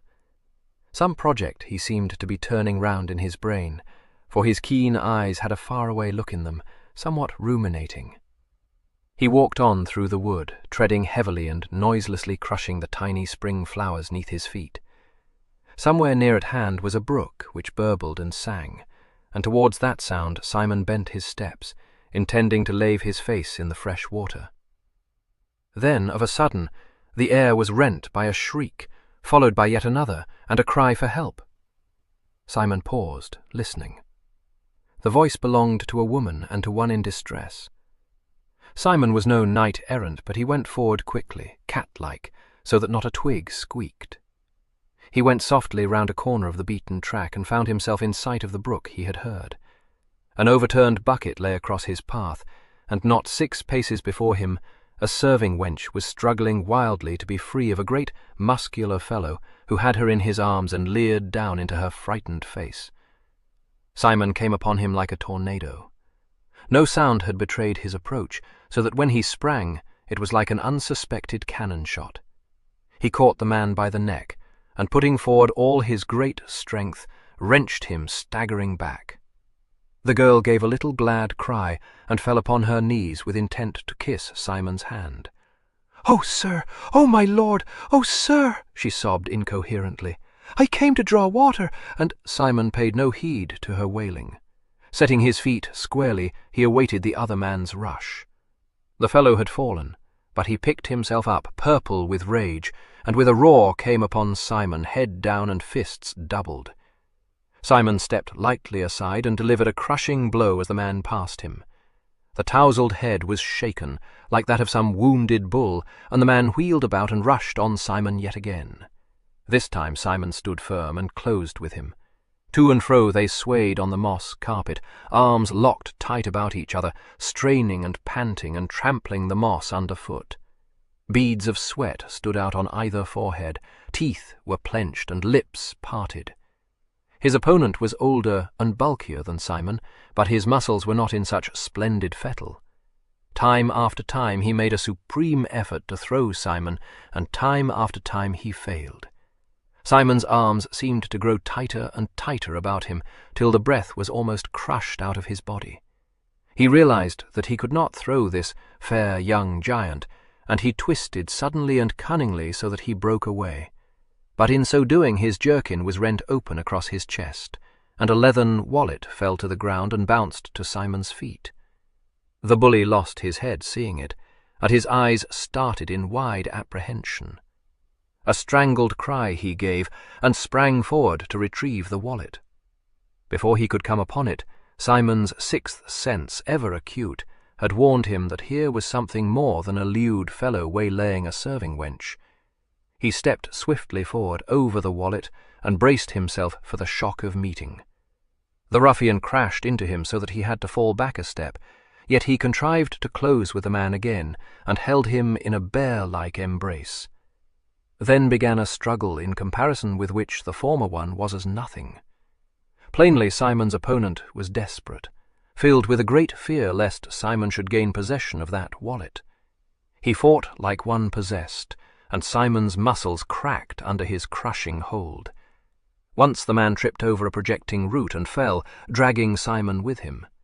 For a time they rolled and struggled on the ground, breathing in great gasps, sweat pouring down their faces, each one striving to get uppermost. At last Simon had his man under, and wrenching free, sprang up and back. In a flash the fellow was on his feet, and as he rushed on Simon yet again, Simon caught the glint of steel. And seeing it, his eyes narrowed to brilliant points of anger, and his stern mouth shut tightly. He did not wait for his attacker to fall upon him, but sprang to meet him, catching him about the waist with one arm, and with his free hand gripping that treacherous dagger arm above the wrist. So swiftly had he acted that the man had no time to stab, but was well nigh carried backward by the weight of Simon's leopard spring.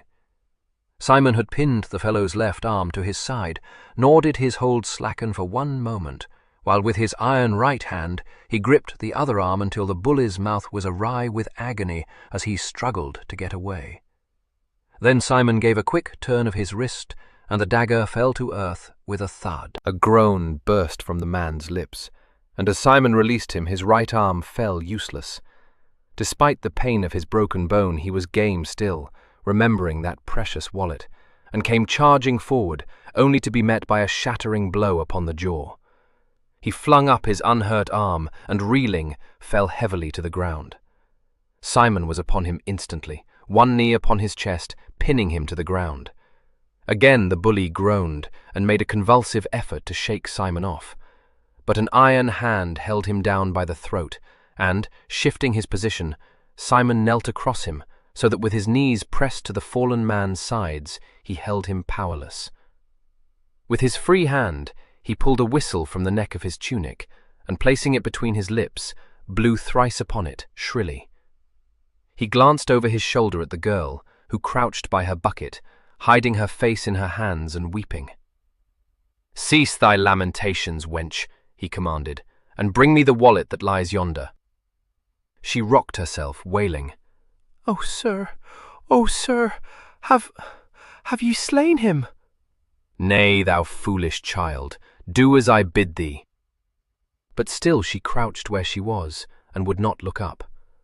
Simon's eyes grew a little colder, and his voice a little softer. "Thou didst hear me, wench." Had his squire been at hand, he would have shivered at the note which sounded through the softness. The girl dragged herself up, and went with lagging steps to where the wallet lay. She brought it to Simon, trembling, and having given it into his hand, retreated quickly. The prostrate man made one great effort to be free, but his strength was gone, and one arm hung useless. Simon controlled his struggles with his right hand alone, and with the other thrust the wallet into his belt. Through the wood came footsteps running. Roger shouted from somewhere nearby. "Which way, sir? Which way?" "Hither," Simon called, "by the path that leads towards the brook." The footsteps grew louder, and Roger came racing round the bend to his master's assistance. He paused when he saw what was toward, and gazed at Simon wonderingly. "Go fetch the rope from thy saddle holster," Simon ordered calmly. "Hasten, and say naught to anyone." With another astonished glance at the weeping girl, Roger turned and ran back through the wood. When he reappeared, it was with a coil of stout rope, which was one of the things that Simon always carried with him in case he should come upon robbers on the road. He went with it to Simon, and between them they trussed the swearing, groaning man deftly and securely. Simon pulled the last knot tight and stood up. He took the wallet from his belt, unfastening the strap that bound it. A choking cry came from the bound man. my lord, there is naught of import therein, I swear. Some letters from my lass at home, that is all. For the love of God, sir, do not look." Simon paid no heed, but drew from the pouch some 3 or 4 packets. Each one was sealed, and as he examined the seal, Simon's eyes narrowed to slits, and he cast a searching glance at the man at his feet. For the seal was to all appearance that of the dead king, Richard II, for whose sake Glyndwrdwy fought and Hotspur had died. The first packet was addressed to a baron who lived not 10 miles from Montlice, and whom Simon knew well. The others were all to nobles living either in Norfolk or Cambridge. Without the faintest hesitation, Simon slit open one and spread out the crackling sheets. The letter was couched in fair terms, and it assured my lord the Baron of Crowburg, faithful adherent to the true king, Richard by the grace of God, lately escaped into Scotland, that despite the lying reports of his death, set about by the usurper, Henry Bolingbroke, called the Fourth of England, King Richard lived, and was shortly to show himself, when he would call all his faithfuls to his side to depose the monster Bolingbroke and his son Henry of Monmouth. And to all of this he, the writer, could testify, as he had seen and had speech with the blessed king, and who should know him better than himself, who had been gentleman of the bedchamber during his reign. And if my lord still was wary of believing this truth, let him closely inspect the seal upon this parchment, when he would surely recognize it as King Richard's own. There was much more in this vein, and the letter was signed Earl, and dated a month earlier. Under the signature there was yet another, and examining it closely Simon saw that the scrawl was Richard R. He folded the letter carefully, and together with the others put it back into the pouch, tucking the whole away into his own tunic. In his journeyings here and there, some faint rumours had come to his ears of the late king's being still alive, in Scotland, with a great force of French and Scots waiting to cross the border. He had paid no attention to the tale, thinking it but a fantastic belief of the common folk. But this letter warned him that there was more in it than that. He realized that he had surprised a pretty plot, and his eyes kindled a little at the knowledge. He turned and beckoned to Roger, who was trying to comfort the girl. "Here, lad, thou must help me to carry yon fellow back to the tavern. Leave the silly wench to dry her tears. No harm has been done to her." Roger came, rather sulkily, and laid hold of the now unconscious man's legs. Simon took his head, and they set off towards the tavern, the girl bringing up the rear and sobbing loudly all the way. They set their burden down without the kitchen door, and Simon went in to seek the landlord. He took him aside and questioned him sharply. "When came that fellow you spoke of?" he asked. The landlord gazed at him. "Which fellow, lord?" "Ah, your pardon. But an hour before your noble self. What know you of him?" The landlord began to look alarmed. "I have never set eyes on him before, good my lord." To his horror, he found that Simon was looking at him piercingly. Flustered, he started back in bewilderment. Simon nodded. "That is the truth, I think. God's truth, sir. Why, I have that fellow bound without," Simon said grimly. "Thou hast harboured a traitor, unawares, maybe." The man's eyes seemed like to pop out of his head. "A traitor, lord? Now, by my troth, lord, I knew of naught against this man. I swear it by the rood, sir, and the neighbours will tell you there is no more loyal servant to the king." "Aye, that will do," Simon interrupted. "Provided ye obey my commands in this matter, I will hold you blameless. But if ye refuse to obey, why, then 'twill be my duty to report ye for a dangerous fellow." Mine host wrung his fat little hands. "Oh, my lord, I will do aught you please. For my respectable house to harbour a traitor, oh, woe is me that I was born under an unlucky star. At my birth they foretold, hold thy tongue. Have you a strong place wherein I can imprison this man?" The little man clapped his hands to his head. Have I? Ah, yes, above the stable in the loft. Only reached by the trapdoor, and the roof sound as can be, good my lord." "Then lead me thither," ordered Simon, and went out again to his prisoner, the twittering landlord at his heels. They bore the victim in the wake of mine host, and with difficulty mounted the ladder leading into the loft. There they deposited the man, and leaving Roger to stand guard, Simon departed with the landlord, and bade him fetch ink and parchment. When these were brought to him, he sat down at a table, and proceeded to write to my lord of Montlice, tersely, and with none of the customary embellishments of style. "My lord, I am bound for London, having taken a man prisoner here who bears traitorous dispatches concerning the late king. Send me Gregory with 6 men of his choosing, who shall relieve me here, and this with all speed tomorrow. Simon of Beauvalet. Written at Salpetra's at the Tavern of the Ox. He folded his document and sealed it. Then he went out again, and calling Roger down from the loft, gave him the letter. Look ye, Roger, thou must ride back to Montlice at once, and deliver this into my lord's own hands. Then change thy horse for another, Sultan or Rover, and bring with thee my mare Fleetfoot. Gregory will come back with thee, and thou shalt take my horse Cedric to Montlice again. We ride to London on the morrow. Roger stared. To London, sir? Have I not said so? Keep thy prating tongue still to all save my lord. Now go. Roger heaved a sullen, weary sigh. He turned away unenthusiastically. Stop. Roger jumped and paused. He looked over his shoulder at Simon. Stay thou at Montlice, said Simon evenly. Send me Malcolm in thy stead. He will maybe stand the journey better than thou, and spare me these black looks. Go.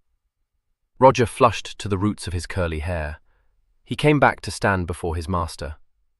Nay, sir, I shall stand the journey very well. Bid me not send Malcolm. Simon looked down at him sternly. Malcolm will serve me better, and with a readier will, he said cruelly. Roger swallowed hard, and sent a fleeting glance upwards. Indeed, sir, I am sorry that I have angered thee. Take me with thee, sir. Not that dolt Malcolm. He would not serve you as willingly as would I. He gave a contemptuous sniff, for between him and Malcolm was a heated rivalry for Simon's favours. Very well, Simon said. Take the short road home, not the route by which we came. Thou'lt return tomorrow. See to it that ye go at once to bed on your arrival. It is understood? Roger's spirits revived miraculously.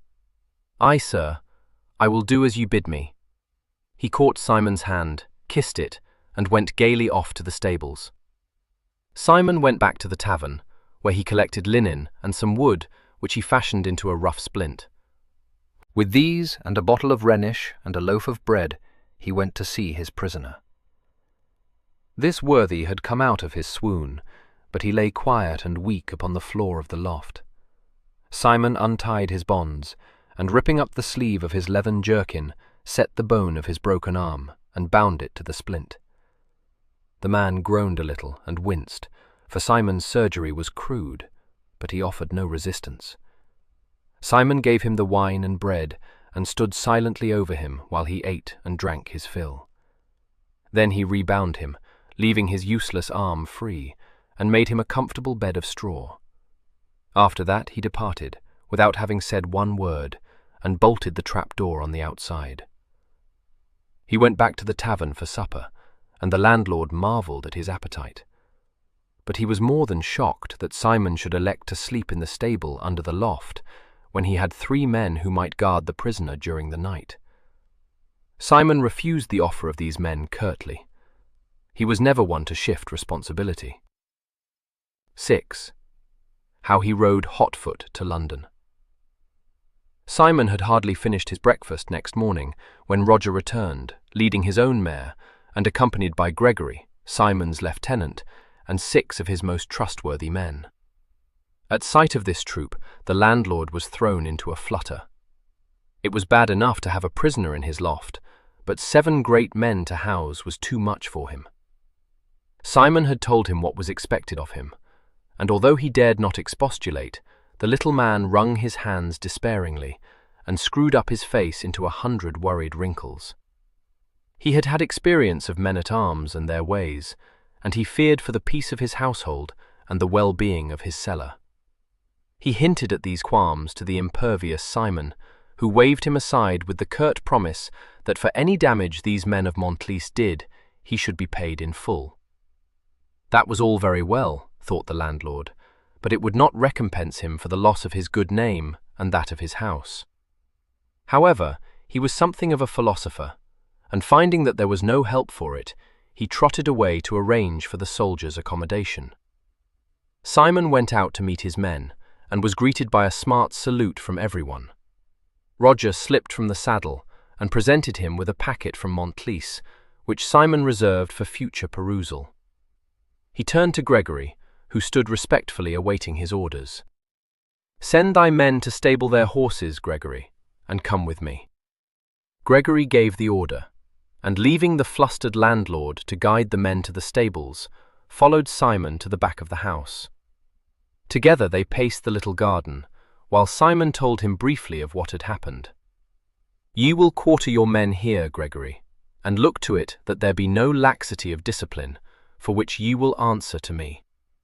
There must be a guard over the prisoner all the time. Ye will arrange for that, and no one is to have speech with him save yourselves, nay, nor sight of him. Ye will deliver him to whoever shall come from London with orders from the king or from me. And when ye have delivered him up, ye will return at once to Montlice. It is understood?" "Exactly, sir." "Keep the prisoner in the loft. It is safer. I start for London as soon as Roger of Maitland has broken his fast." Gregory bowed. "Shall I take command at once, Sir Simon?" "At once. Remember that I will have no carousing among the men." As soon as Gregory had departed, Simon broke the seal of his lord's letter, and started to decipher the wild scrawl. "To Sir Simon of Beauvallet. What in hell ails thee, lad, that thou must poke and pry into plots and other such treasonable matters? Let well alone, and for God's sake do not implicate thyself to thine own undoing. Thy letter has started my gout again. If thou must ride to London because thou hast waylaid a traitor on the road, thou mightest at least write me the full sum of it.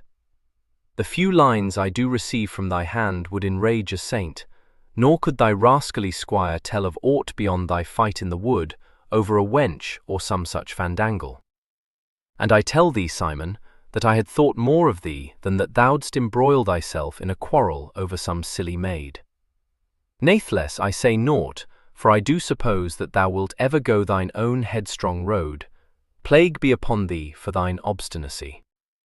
Were it not for this accursed gout, which, as thou dost know, hath me fast by the leg, and is 100 times worse from thine unreasonable behaviour, I would be up and after thee to learn the whole tale from thine own tongue, and see for myself what maggot has entered into thy head. And a pretty welcome thou wilt have at Westminster, thou silly boy, carrying a cock and bull story of a trumped-up plot. Were it not that I know what a headstrong, impudent determination is thine, I should say thou wouldst never gain access to the king. But I do suppose that thou wilt, and by the front door, as thou didst come to me when thou wert but a babe. I do conjure thee not to break the heads of his guards, for that would surely land thee in jail, which I do trust will happen if it might tame thy hot blood. And furthermore thou must know that I am considerably incensed with thee, and would have come with Gregory had I not had this accursed gout, if only to break my stick across thy shoulders. And if thou art slain by footpads on the road, or clapped into prison for an importunate fool, it will be but thy just deserts, and I shall not grieve, nor move a finger to aid thee. I send thee 20 guineas by Roger, against thy needs, and if thou stand in need of a friend or a lodging, repair to my cousin Charles of Granmere, who hath a goodly establishment in the Strand, which is in London, and show him this letter. He will maybe keep thee from running thy silly pate into a halter. God be with thee, my dear lad, and bring thee safe home again. If thou dost stand in need of more money, ask it of my cousin in my name, and bear a courteous tongue in thy mouth, and spare the king that fiery glance of thine, else he will surely account thee mad, and not wrong neither. I would I might go with thee, dear lad, but I know that thou art wise enough for 10. I send thee my love and blessing, lion cub. Fulk of Montlice, written at Montlice. Simon smiled a little as he finished this remarkable epistle, and turning, found that Roger was by his side with a purse in his hand. "Sir, my lord sent this. I forgot to give it thee with the letter." Simon took the purse. "Hast thou breakfasted, Roger?" "Aye, sir, I am ready, and your mare hath the devil himself in her." He spoke feelingly, and grinned a little as Simon smiled. "Bring her to the door, lad." He went into the tavern to speak again to the landlord, and left 5 of my lord's golden sovereigns on account. Thus it was that the landlord's spirits rose considerably, and he was able to bow his guest out in his best manner. Side by side, Simon and his squire rode southwest towards Royston at a brisk, steady pace. There they dined and rested, and again set off down the old Roman road to London. They lay that night at a village near Hertford, and were up betimes on the morrow to complete the journey. The horses were tired, so that they did not reach Bishopsgate until after dusk, when Simon at once set about finding a lodging for the night. He had heard that the city abounded with ruffians and footpads, but none sought to rob him, nor did he meet with any rudeness when he paused to inquire the way. He asked for a tavern as near to Westminster as possible, and an interested mercer directed him to the Lamb and Saracen's Head, or, if he found it full, to the Rose, nearby. Simon thanked him gravely, and with Roger riding sedately behind him, went at a respectable pace to his hostelry. They had no difficulty in securing a room, and the supper laid before them was plentiful enough to satisfy even their hungry appetites. Roger, in a twitter of excitement, implored Simon to let him walk out after supper to see the town, but this Simon would not allow, sending him peremptorily to bed, well knowing that he would not dare to disobey. He himself sallied forth, armed with a dagger and his trusty quarterstaff. It may have been this stout weapon which kept him immune from assault, or it may have been his formidable bearing. At all events he wandered in perfect safety about Westminster, returning early to the tavern to rest. On the next morning he set about the making of his plans. He had not a doubt but that, if he willed it so, he could gain access to the palace during an audience with the utmost ease, but he was wise enough to realize that this would be of very little use to him. In all probability he would have no opportunity of speaking privately to the king. Nor did he consider that this would be a proper way of approaching Henry. Accosted by a strange knight in the midst of a reception, he might very well feel annoyance and wave Simon and his news aside. And once that had happened, Simon knew that he would never gain a hearing. Had the Prince of Wales been at Westminster, he might have risked a rebuff, for he knew that the young Henry would remember him. But the prince, having wintered in London, was now back on the marches. Simon decided at length to write to the king, and accordingly he called for quills, ink, and parchment, and sat himself down to compose a suitable note. It proved to be no easy task, for his epistolary style was naturally curt. He had wit enough to see that curtness would not tend to make easier his mission, and he spent the best part of the morning writing and rewriting. In the end it was, for him, a very fair letter. My very dread and sovereign lord the king, your gracious lordship may perchance remember one Simon of Beauvallet, whom you knighted at Shrewsbury after the battle in last July. This same Simon of Beauvallet doth now write to your majesty, with intent to beg an audience of you, or of one of your majesty's council. The matter I would disclose to your majesty is of great import, as I do judge, and should be attended to with all speed, lest it lead to more serious harm. But 3 days since, I did chance upon one whom I found to bear documents in his possession addressed to various lords of the counties of Cambridge and Bedford, purporting to come from the late king, and seemingly fastened with his seal. These papers I would deliver up to your lordship, or to those whom your lordship shall appoint to receive them. The messenger I hold under lock and key, and well guarded by the men of my lord of Montlice. If it be your majesty's pleasure to search further into this matter, I do beseech you to give me a hearing, when I will tell all that I know, and disclose the whereabouts of this messenger. In humble obedience to your majesty's gracious wishes, Simon of Beauvallet. Written at the sign of the Lamb and Saracen's Head, Simon dusted the finished letter and carefully sealed it. Then a new difficulty presented itself, to wit, how he should assure himself of this letter reaching the king. He thought of Fulk's cousin, Charles of Grandmere, and much as he disliked asking for aid, he decided to repair to his house in the Strand and demand his assistance. He called Roger to him, who sat kicking his heels by the window, and bade him fetch their horses. Delighted at the prospect of seeing more of the town, Roger ran to do his bidding, wreathed in smiles. Together they rode towards London and proceeded down the Strand, past the greater palaces till they came upon one that was less magnificent, and bore the name of Grandmere Hall. They rode into the courtyard, and on a lackey's demanding their business, Simon asked for my lord of Grandmere in no uncertain tones. "Tell my lord that Sir Simon Beauvalet comes from my lord of Montlice," he said peremptorily, and, dismounting, signed to Roger to stay with the horses. He followed the lackey into the central hall of the palace, and waited there whilst the man bore his message to my lord. Presently he returned, and bowing to Simon, begged him to follow him to my lord's apartment. Simon was ushered into a long, low room where sat my lord of Grandmere, a man of middle age with a kindly, rugged countenance, in which his eyes twinkled humorously. He came forward as Simon entered. "Give you good den, sir. Do ye come from my cousin? My Lord Fulk directed me to seek you out, my lord of Grandmere, in case I should need assistance. And lest ye should doubt that I do indeed come from Montlice, he bade me show you this letter which he did write to me." Charles of Grandmere took the scrawled sheets and read them through. When he came to the end, he smiled and gave Fulk's letter back to Simon. "Aye, that is my cousin's fist," he said. "Methinks his words to you give me insight into your nature." His eyes twinkled more than ever. "What is this plot, if it be not an impertinent question, and what may I do for you?" Briefly, Simon gave him the outline, and showed him his letter to the king.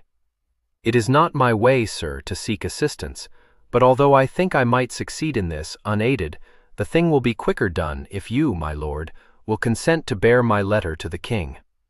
"Well, that is good sense, Sir Simon. Hast a hard head on thy shoulders. Where art thou staying?" "At the Lamb and Saracen's Head, my lord, with my squire." Grandmere's eyes twinkled anew. "It seems that I should be defying my cousin's behests, and I allowed thee to remain there. Wilt thou honor my poor house, Sir Simon?" Simon flushed. "Ye are more than kind, my lord, but all I ask is that ye will bear my letter to the king." "Why, this is churlish," Grandmere chided. "It would be my pleasure to house thee. I do beg that thou wilt send thy squire back to the inn to pay thy reckoning, and to bring thine appurtenances hither." Simon considered for a moment, and shot my lord a swift, piercing glance. Then he bowed. "I thank you, sir." And that was how he first met Charles of Grandmere. My lord went to Westminster on the following day, and when he returned it was with a message from the king commanding Simon to a private audience that evening at 6 o'clock. "He remembers thee," Grandmere said. "He says that thou wert the 13th knight, and when I described thee he said at once that thou wert the man recommended for knighthood by the prince. He is anxious to learn of thy plot. There are too many such afoot for his liking. And while the French court pretends to lend credence to these tales of Richard being in Scotland, there will be a many more," Simon said grimly. "But Henry is a man," Grandmere answered. "He will triumph throughout." "It is the young Henry who is a man," Simon said. When he presented himself at Westminster Palace that evening, he was led at once to the king's chamber, where he found Henry and the old Duke of York. Simon paused on the threshold as his name was announced, and went stiffly down upon his knee. The king nodded to him, observing him with shrewd, deep-set eyes. "Come forward, Sir Simon of Beauvalet," he said. "We have to thank you for your courtesy and dispatch in informing us of this treacherous plot." Simon advanced, and standing before the king's chair, told at his request the story of Searle's messenger and his fight with him in the wood. It was not a graphic account that he gave, but it was concise and devoid of embellishments or exaggerations. While he spoke, the king watched him, chin in hand, marking every changing expression of Simon's face and every little movement of his strong, well-shaped hands. He listened carefully, several times interrupting to put a gently spoken question.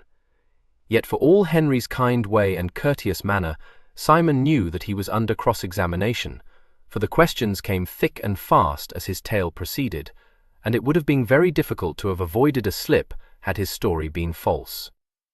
The searching queries and the steady scrutiny might well have discomposed Simon and have caused him to stumble or lose the thread of his narration, but he was not flustered and not a whit ruffled by these questions, which seemed to indicate that the king disbelieved him. He respected Henry for his lack of credulity and answered him firmly and patiently. "And the documents?" Henry said at last. Simon presented them, and waited in silence while the king and the duke slit them open one after the other and perused them. The duke muttered angrily as he read, and once or twice his eyes flashed, and he thumped his fist on his knee, but Henry read on calmly and almost detachedly. When he had come to the end, he struck a small gong that stood on the table at his elbow, and on his secretary's coming, ordered him quietly to bring the papers captured in Scotland in December. These were fetched, and the king compared them with those Simon had brought, the Duke of York looking over his shoulder. Presently Henry looked up and at Simon. His sunken eyes rested on him kindly for a moment before he spoke.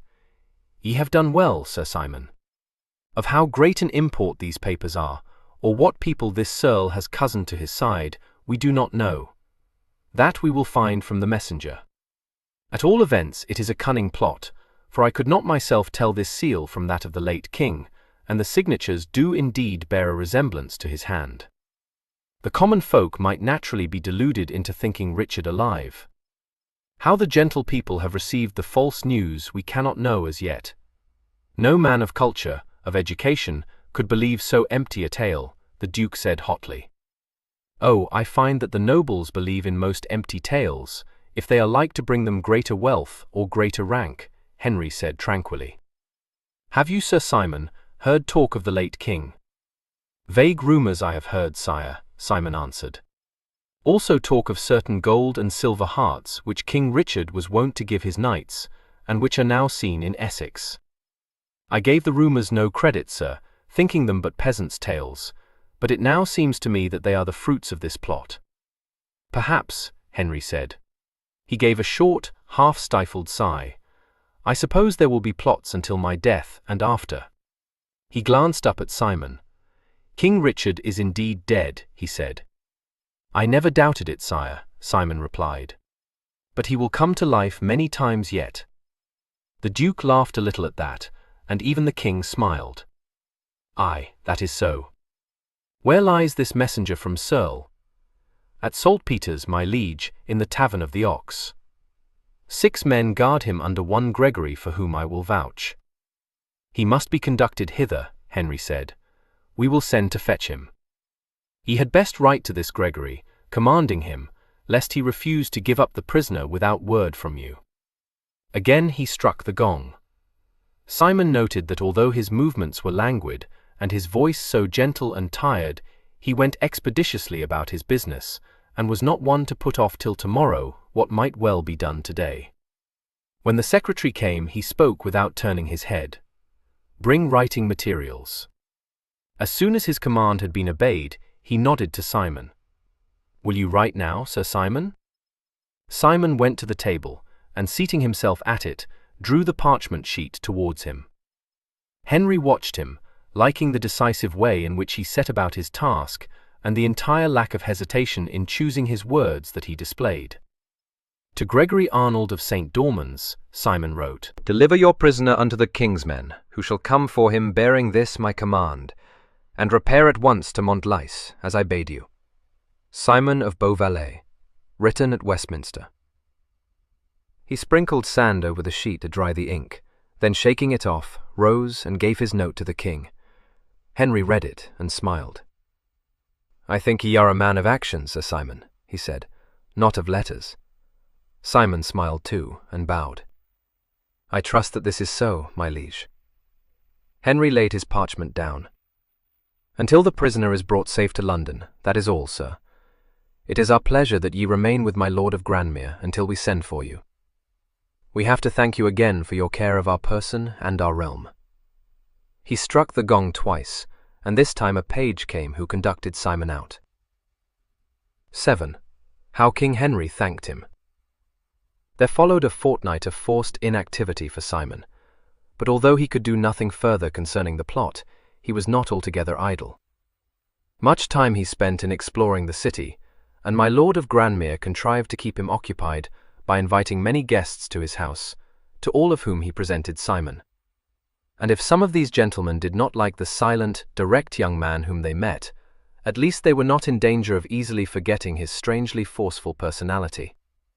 It did not occur to Simon that he might write to his lord at Montlice, assuring him of his well-being, and when Grandmere offered to send a messenger with any letter that he might wish to send, he was rather surprised and refused the offer.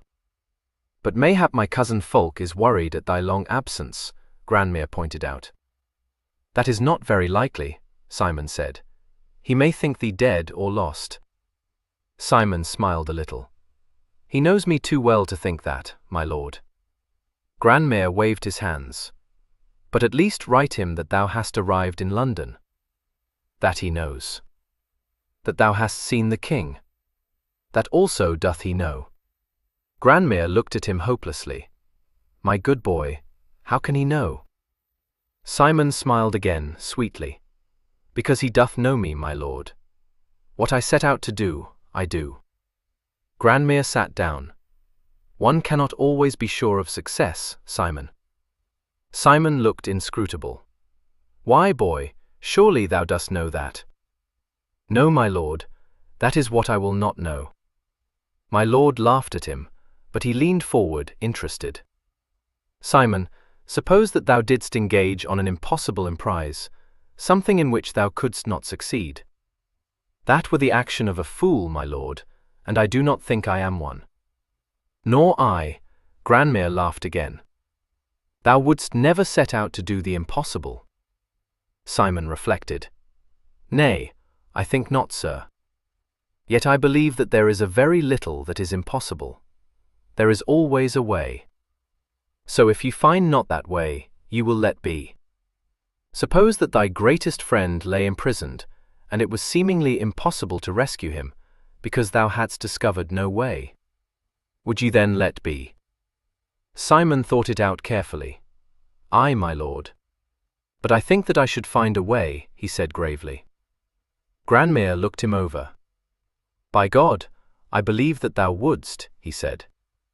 At the end of the fortnight came a second summons from the king, and in obedience Simon presented himself at the palace early one morning. As before, he was conducted to the king's closet, but this time he found some 6 or 7 gentlemen of the council there beside the king. Henry gave him his hand to kiss. "We do rejoice to see you again, Sir Simon. Methinks some apology we do owe you for the long days ye have been kept waiting." Simon rose from his knees. "If during these days, sire, information has been yielded, then are they not wasted?" he said in his deep, deliberate voice. One of the gentlemen seated about the long table smiled. Henry saw it, and the smile was reflected in his eyes. "Ye speak sooth, Sir Simon, and that is better than a courtier's soft, flattering answer." His glance flickered a shade reprovingly to the gentleman who had smiled. "Will you not be seated, sir?" Simon thanked him, and sat down in a vacant chair. Henry folded his hands in his sleeves. "You will like to know, Sir Simon, that full inquiry has been made into this matter of Searle's plot, and much has been discovered. The messenger whom ye waylaid came safely to London, but methinks he was something stiff of limb, and sore in every part of his worthless carcass." He looked quizzically at Simon as he said this, and Simon gave his short laugh. "That is possible, my liege." Henry ran his eyes down Simon's large, muscular person. "I think it was inevitable, sir," he said solemnly. "But that is not what we would say. This man has been put to the question, and he disclosed all that he knew. I will not weary you with the details of this traitorous affair, but it will interest you to know that the tale of Richard's living still has gained the seeming credence of many of my unfaithful nobles in the eastern counties, and even so far indeed as your Cambridge. Thus your vigilance and your promptitude have not been for little cause, rather they are of great service and import to the realm. For because that ye have brought the news of this plot thus early to our ears, we are enabled to deal with it at once, and to crush the seeds of rebellion ere they have had time to sprout and multiply." The gentle voice paused, then, as Simon said nothing, "This is not a little thing to have done, Sir Simon," Henry said. There was silence for a moment. Simon looked up. "The deed itself was little, sire, and easy. It is only the fruits of the deed that are great. To me is small honour due, for by chance alone did I discover the plot, without toil, and without intent. Some of the greatest issues in the history of this world have had birth from chance," Henry answered. yet to him whom the finger of chance guided to the vital spot has honor ever been due. Simon did not answer. He hoped that Henry would continue to talk, for the soft voice pleased him, and he was interested in what the king had to say. Henry resumed after another pause, "I see, Sir Simon, that ye do think your share in this matter but trifling, since it was not done with pain and travail, and of intent. But a measure of intent there was, for having discovered this plot, what easier than to take no action, or to send the messenger on his way with those documents?" Simon's eyes narrowed. "That were treachery, sire, or indolence and lack of care for your Majesty's person and the safety of the realm." Henry slid one hand along the arm of his chair. "It were indeed so, Sir Simon, none of these faults was yours, nay, rather was zeal yours, and loyalty, and firmness of purpose. It was not chance alone which brought you safe to London, and which has brought your prisoner, too. It was determination brought you, sir, and strength both of body and mind which kept you safe from robbers, and brought you thus surely to my presence. Ye frown, is it not as I say? It is true that mine own wit and strength brought me here, sire," Simon said, who had no false modesty, "but it was your Majesty's men who brought my prisoner." Henry's lips quivered. 2 or 3 of the gentlemen of the council chuckled a little. "That is so," Henry agreed, "but by whose contriving was the prisoner safely delivered into their hands?" "By my Lieutenant Gregory's contriving, sire," Simon answered seriously. Henry bent his brows upon him, but his eyes twinkled. "Sir Simon of Malvallet, are ye determined to foil me at every turn?" "Nay, my liege," Simon said, "but it seems that your Majesty would give honor to me where it is due unto another." "Under whose orders acted this Gregory?" Henry asked. "Under mine, sire." "Then you will agree, Sir Simon, that his part was but to obey, asking no questions." "Aye, that is so, my liege." Henry nodded. "Will ye also agree, sir, that honor is due to him whose brain planned the whole emprise so well that it was carried through with no hitch or stoppage?" Simon considered this. "It seems just, sire." "It is just," Henry assured him. "I sent for you hither that I might reward you for your services, but it have taken me all this while to convince you that ye are deserving of a reward. Nor am I sure that I have done it even now. Are you convinced, Sir Simon?" Simon smiled. "Your Majesty's reasoning is so full of wit that it were insolent of me to dispute your judgment. And indeed, as your Majesty has put the matter, it seems reasonable enough, yet it was in all truth a very little thing that I did, sire.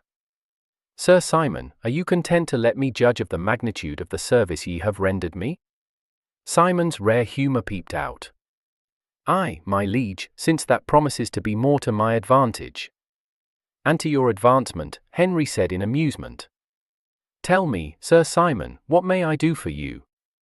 Is there something that ye desire, and that I can give you? Advancement in rank? Gold? Land? Tell me." Simon rose to his feet, swiftly turning a certain cherished project round in his mind.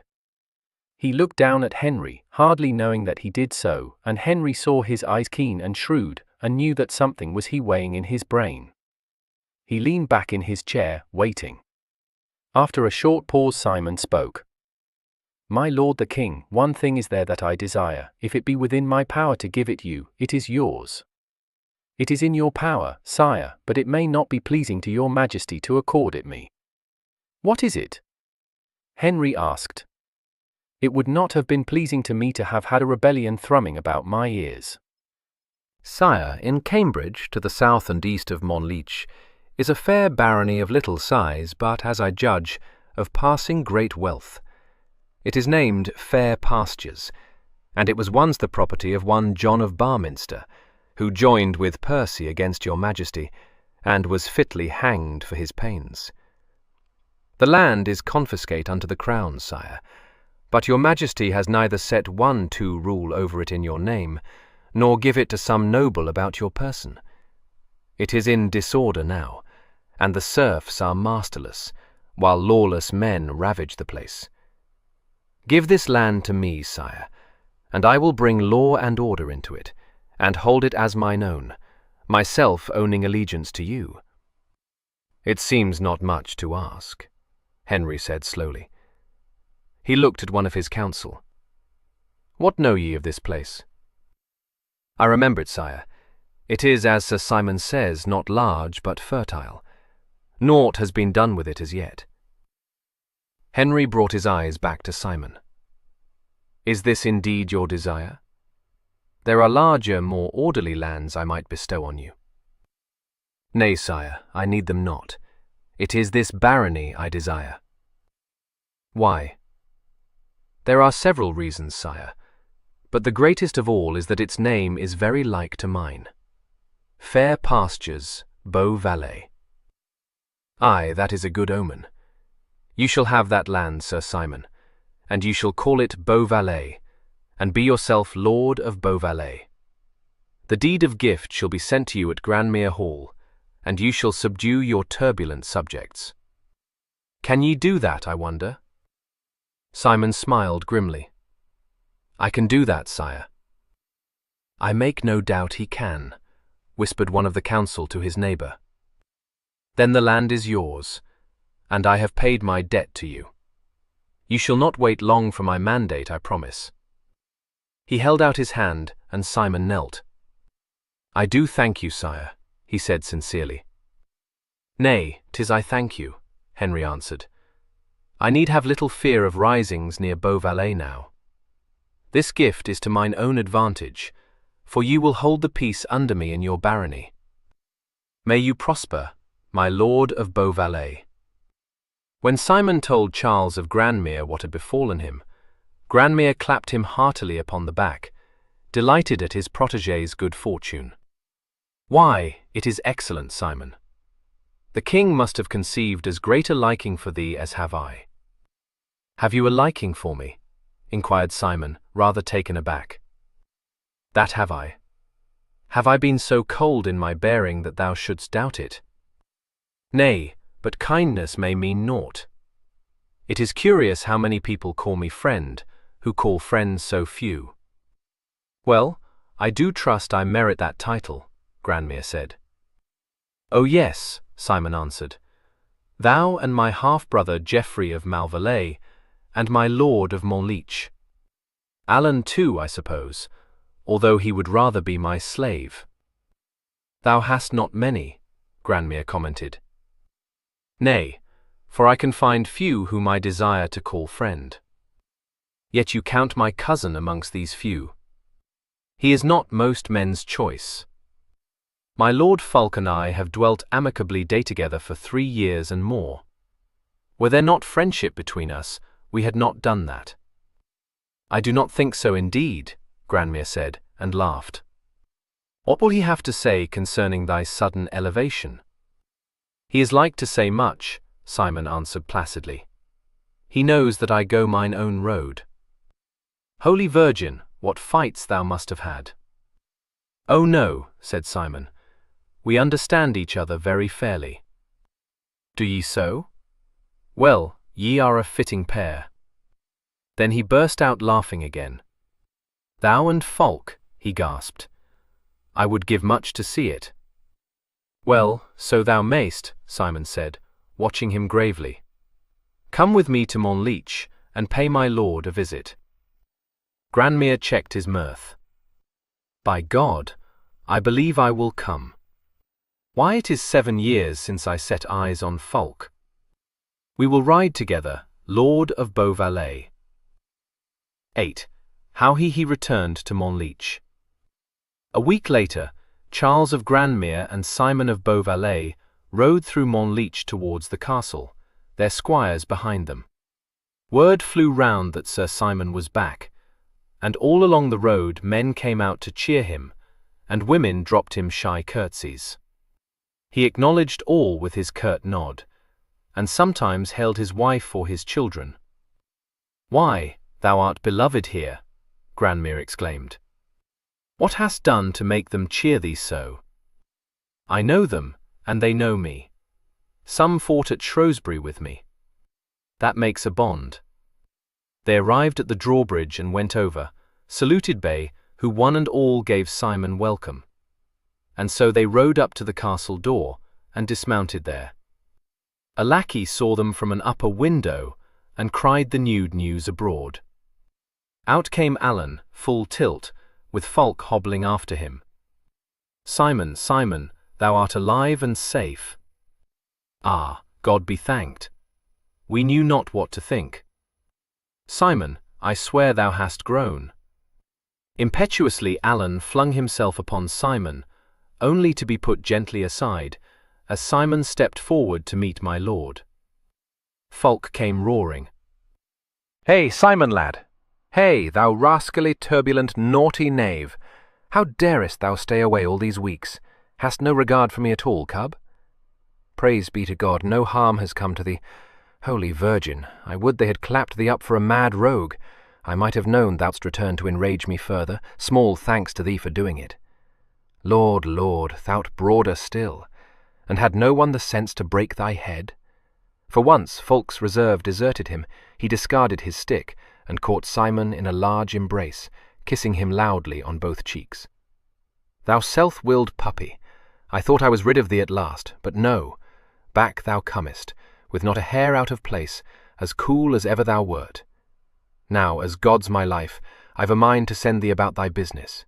We do well enough without thee, Master Stiffneck. Think not that we missed thee, thou conceited boy. Oh, Simon, Simon, let me get hold on thy hands." And thereupon he seized both Simon's hands in his, and gripped them as though he would never let go. Simon was a little flushed at this excited welcome, and his voice was deeper than ever as he answered Fulk, and strangely moved. "Thou couldst not shake me off, my lord, and glad I am to be here again with thee. Thy gout is no better?" "Better? How should it be better when I have to take thy place here, and work myself to a shred all for a silly boy's whim?" "Hey, hey, who's here?"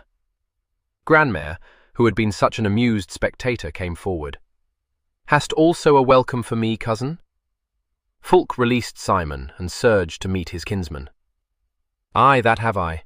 God's body, it's a dozen years since I set eyes on thy countenance, Charles. Didst bring my rascal Simon home?" He proceeded to embrace Grandmere. "Nay, he brought me," Grandmere answered. "Aye, aye, he would," chuckled Fulk. "Come within, lad, come within. Simon, Simon, where goest thou, pray?" Simon paused. He was walking away from the castle with Alan at his side. "I go to look to my men, my lord. Hast need of me?" Fulk exploded into a mighty bellow. "He goes to look to his men. Beshrew me, was there ever such another? Come thou here, sirrah, this instant. Have I need of thee, forsooth?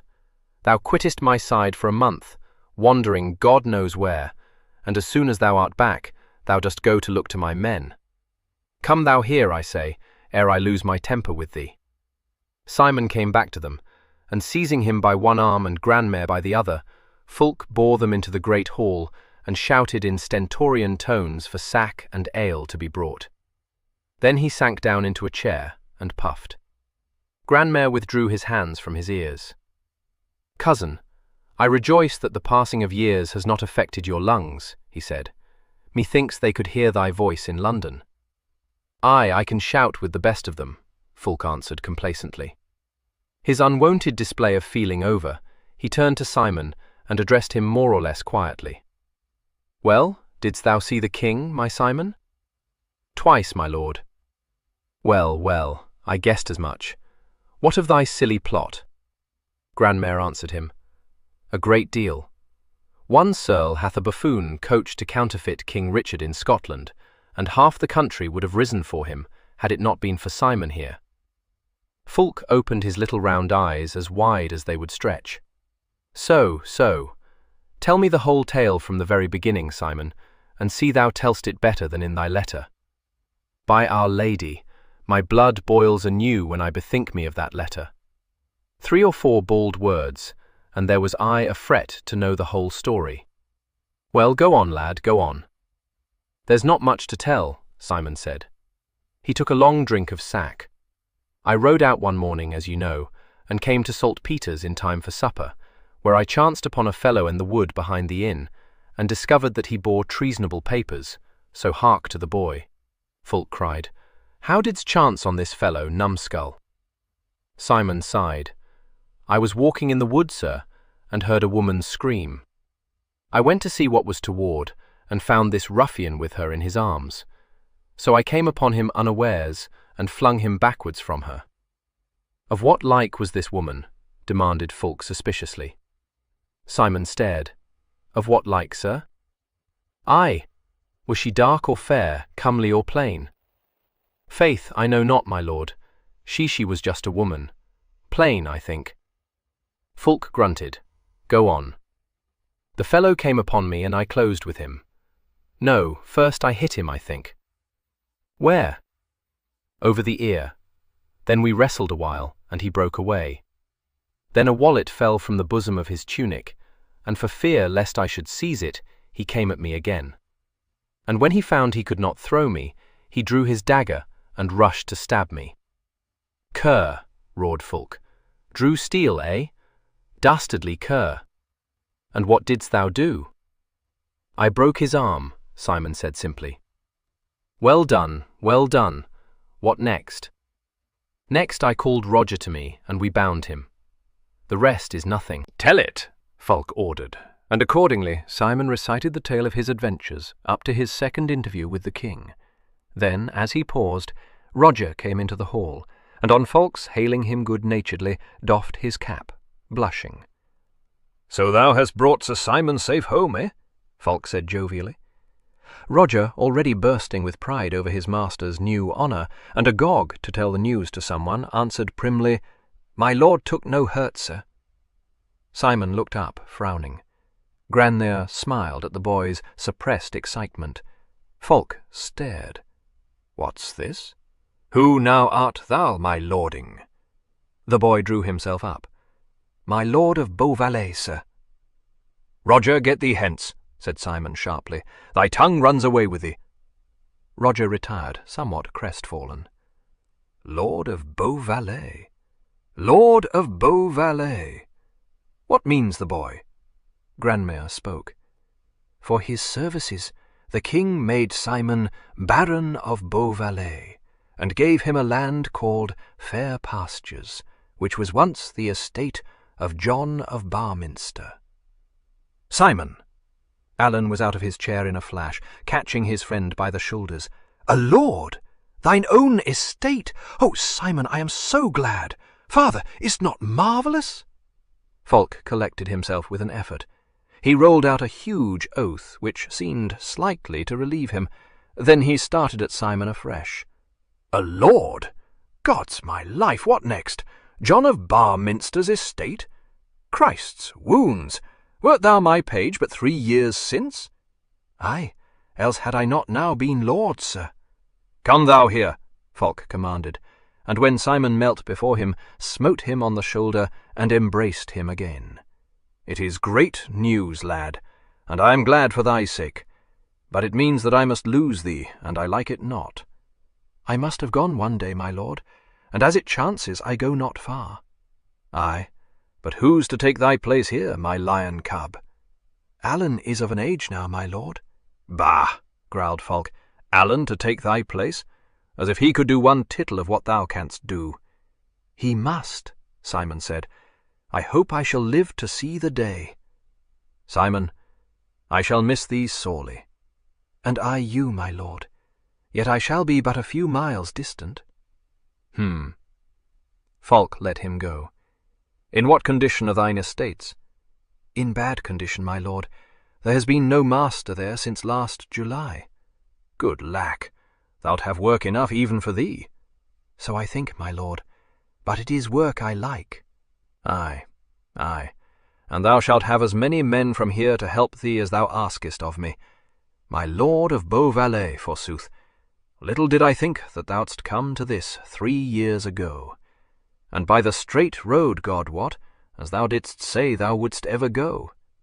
Ah, what an obstinate babe thou wert then! Charles, dost thou know that I have borne with this headstrong boy for 3 years?" "I do wonder that ye are both alive," Gran'nair replied.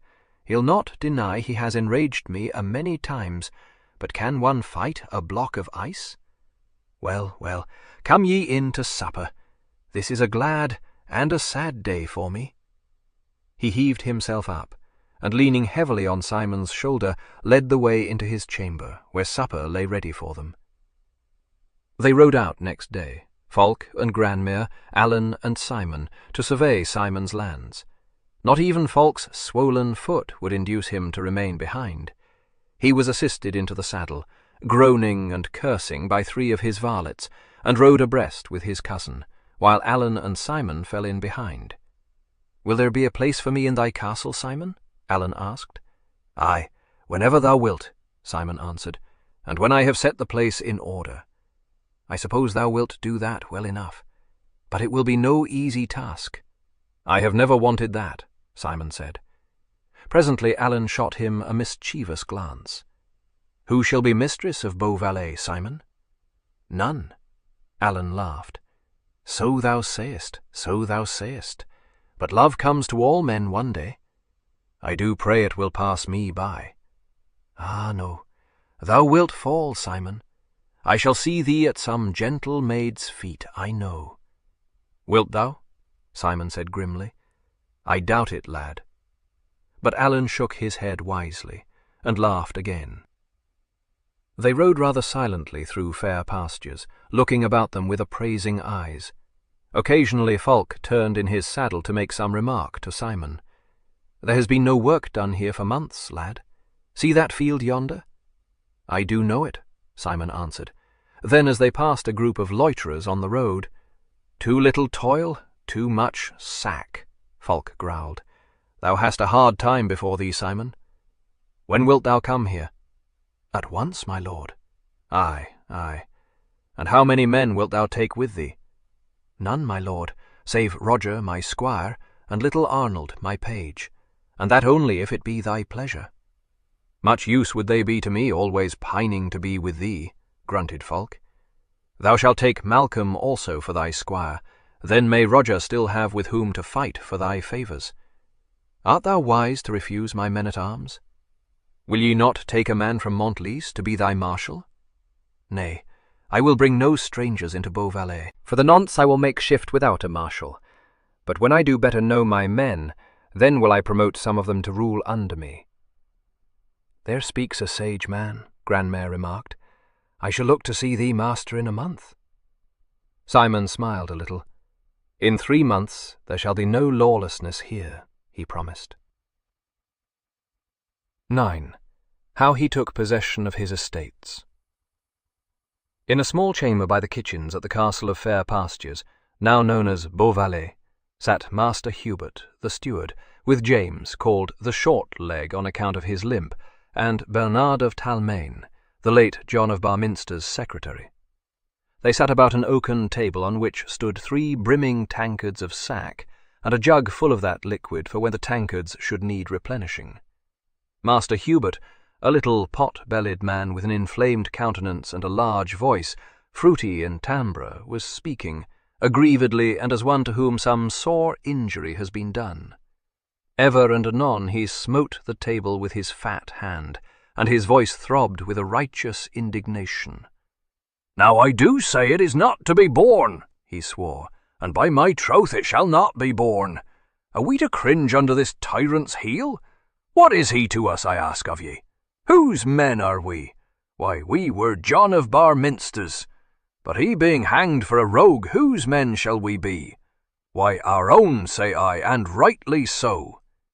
He paused in his harangue and glared belligerently at his friends. "Who shall gainsay it?" Then, as neither James nor Bernard seemed inclined to gainsay it, he continued, "We were very well before this beetle-browed death's head came upon us. There was good food in plenty, much sack and strong ale, a rich land to call our own, and a life of ease and peace for us. What have we now? Why, what but a heavy-jowled youth, who comes upon us like a tyrant and an oppressor. Not a word of warning, not a moment respite to think on the matter at our leisure. Down he comes with his pert squires and tramps into the castle, willy-nilly, with his devil's eyes like stones and his thundering voice like a death knell." "Nay," Bernard interposed, "ye mistake, Master Hubert." He spake softly enough, though with a note of danger creeping through the softness.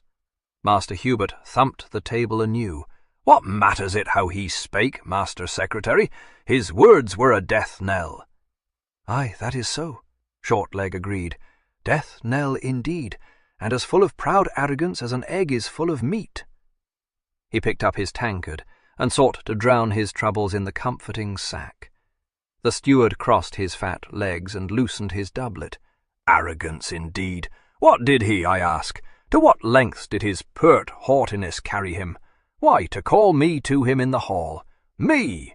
As though I had been a scullion for the kitchens instead of the steward of fair pastures. He sent a varlet to fetch me. I ask myself today, why was I fool enough to go to him? Can you tell me? Was it not because I am a courteous man and peace-loving?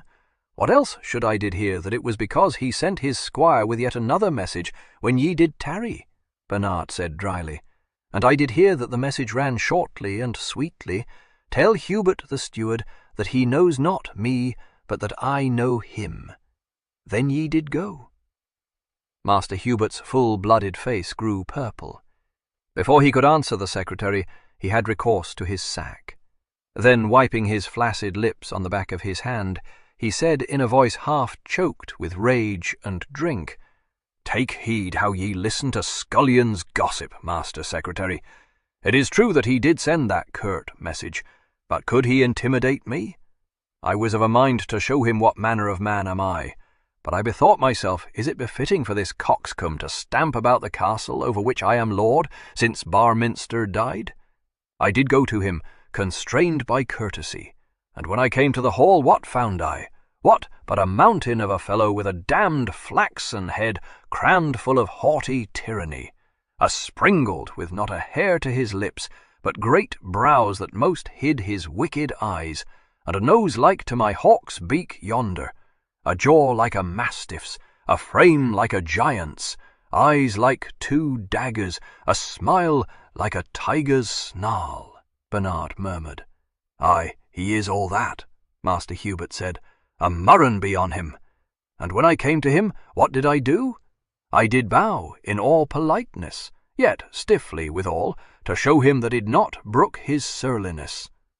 "I did hear that ye did bow so low that your head came below your knees," Bernard said. "Ye heard? Ye heard? Ye will hear next that I kissed his feet," Hubert cried angrily. "Little truth will ye learn from the scullion's talk, Master Secretary. I bowed, as I have said, welcoming him with pleasant words, and demanding, as is my right, to learn of his business." "Aye, and thou didst continue speaking, whiles he stood there as quiet as the statue of King Richard Lionheart that is in Saltpeter's, and spake never a word, nor seemed to breathe," piped Shortleg suddenly, and one hand he had on his hip, and the other he laid on his sword hilt. And he interrupted thee not, nor seemed to grow out of patience, yet looked so great and formidable that even I was afeard. "Hold thy babble," Master Hubert ordered, though true it is that such was his discourtesy that he had no answer to my greetings, nor gave any sign of having hearkened to my discourse. Then when I held my peace, seeing that he was dumb and deaf, what did he but shoot at me a sudden glance, the very thought of which makes— "The blood freeze in your veins," Bernard said gently. Master Hubert snapped at him. "Aye, with anger, Master Bernard. On my life, I grew pale and trembling with choler at the fellow's impudence. I could scarce speak, so great was mine ire." "Yet still thou wert courteous," James said eagerly. "Thou didst speak him fair, saying, 'Lord, what may be your play?' I do know very well what I did say without thy senseless reminder." Hubert rounded on his tactless friend. "I spake him fair, for, thought I, is it befitting for one in my high position to bandy words with a ruffianly tyrant? 'What may be your pleasure?' I said. Then, with an effrontery at which I still gasp, 'I am lord of this estate,' he said, and handed me a parchment roll. And there I found it set down in many words that the king had given fair pastures to Sir Simon of Beauvallet, who was now to be baron, and call the land after himself. Beshrew me, I suffocate at the thought of it. Give me air." As though to prove his words, he tore his doublet open still further, and rolled his eyes alarmingly. The obsequious James hastened to replenish his tankard, but the secretary paid little heed to Master Hubert's sufferings. He leaned back in his chair, a smile hovering over his thin lips. After another draught of sack, Master Hubert resumed his harangue. Then, ere I had time fully to grasp the import of that infamous document, he spake again, demanding that I should bring to him the accounts of the barony since last July. By Our Lady, I was so taken aback, so affronted, and so enraged, that I could find no words with which to express myself. And when I would have spoken reasonably to him, he turned on his heel, saying, "See ye have them for my inspection in the morning." Oh, I burn, I rage. All night was I at work striving to remember this payment and that, and setting all down in the book. And on the morrow I did go to the late Lord's chamber where sat this coxcomb, with you, Master Secretary, nor had we reached an end by 10 of the clock. There he sat, and questioned me till my poor head reeled, and ever and anon he shot me that evil look from out his strange eyes, whereat I choked with passion. All the accounts of last year and the year before did he read, up to July, and knew to a farthing what sums were collected yearly, how many heads of cattle we numbered, how— "Aye," James interrupted, and he summoned Nicholas of the Guards to give an account of his men. Rare it was to see great Nicholas stammer, and strive to bluster and overrule my lord's queries. And all the while, said Bernard dreamily, he did sit as still as carven stone, with only the glitter in his eyes to show that he lived. And when the bully Nicholas would have shouted and blustered more, then of a sudden he sprang to life. Methinks I shiver still. They told me, James said, that he scarce raised his voice above the usual, yet so great and cold was his passion, so menacing his look, that Nicholas was silenced, and stood sulkily enough whiles my lord cut him in twain with his tongue. I would I had been there to see it, he sighed regretfully. But that is not all, Master Hubert cried.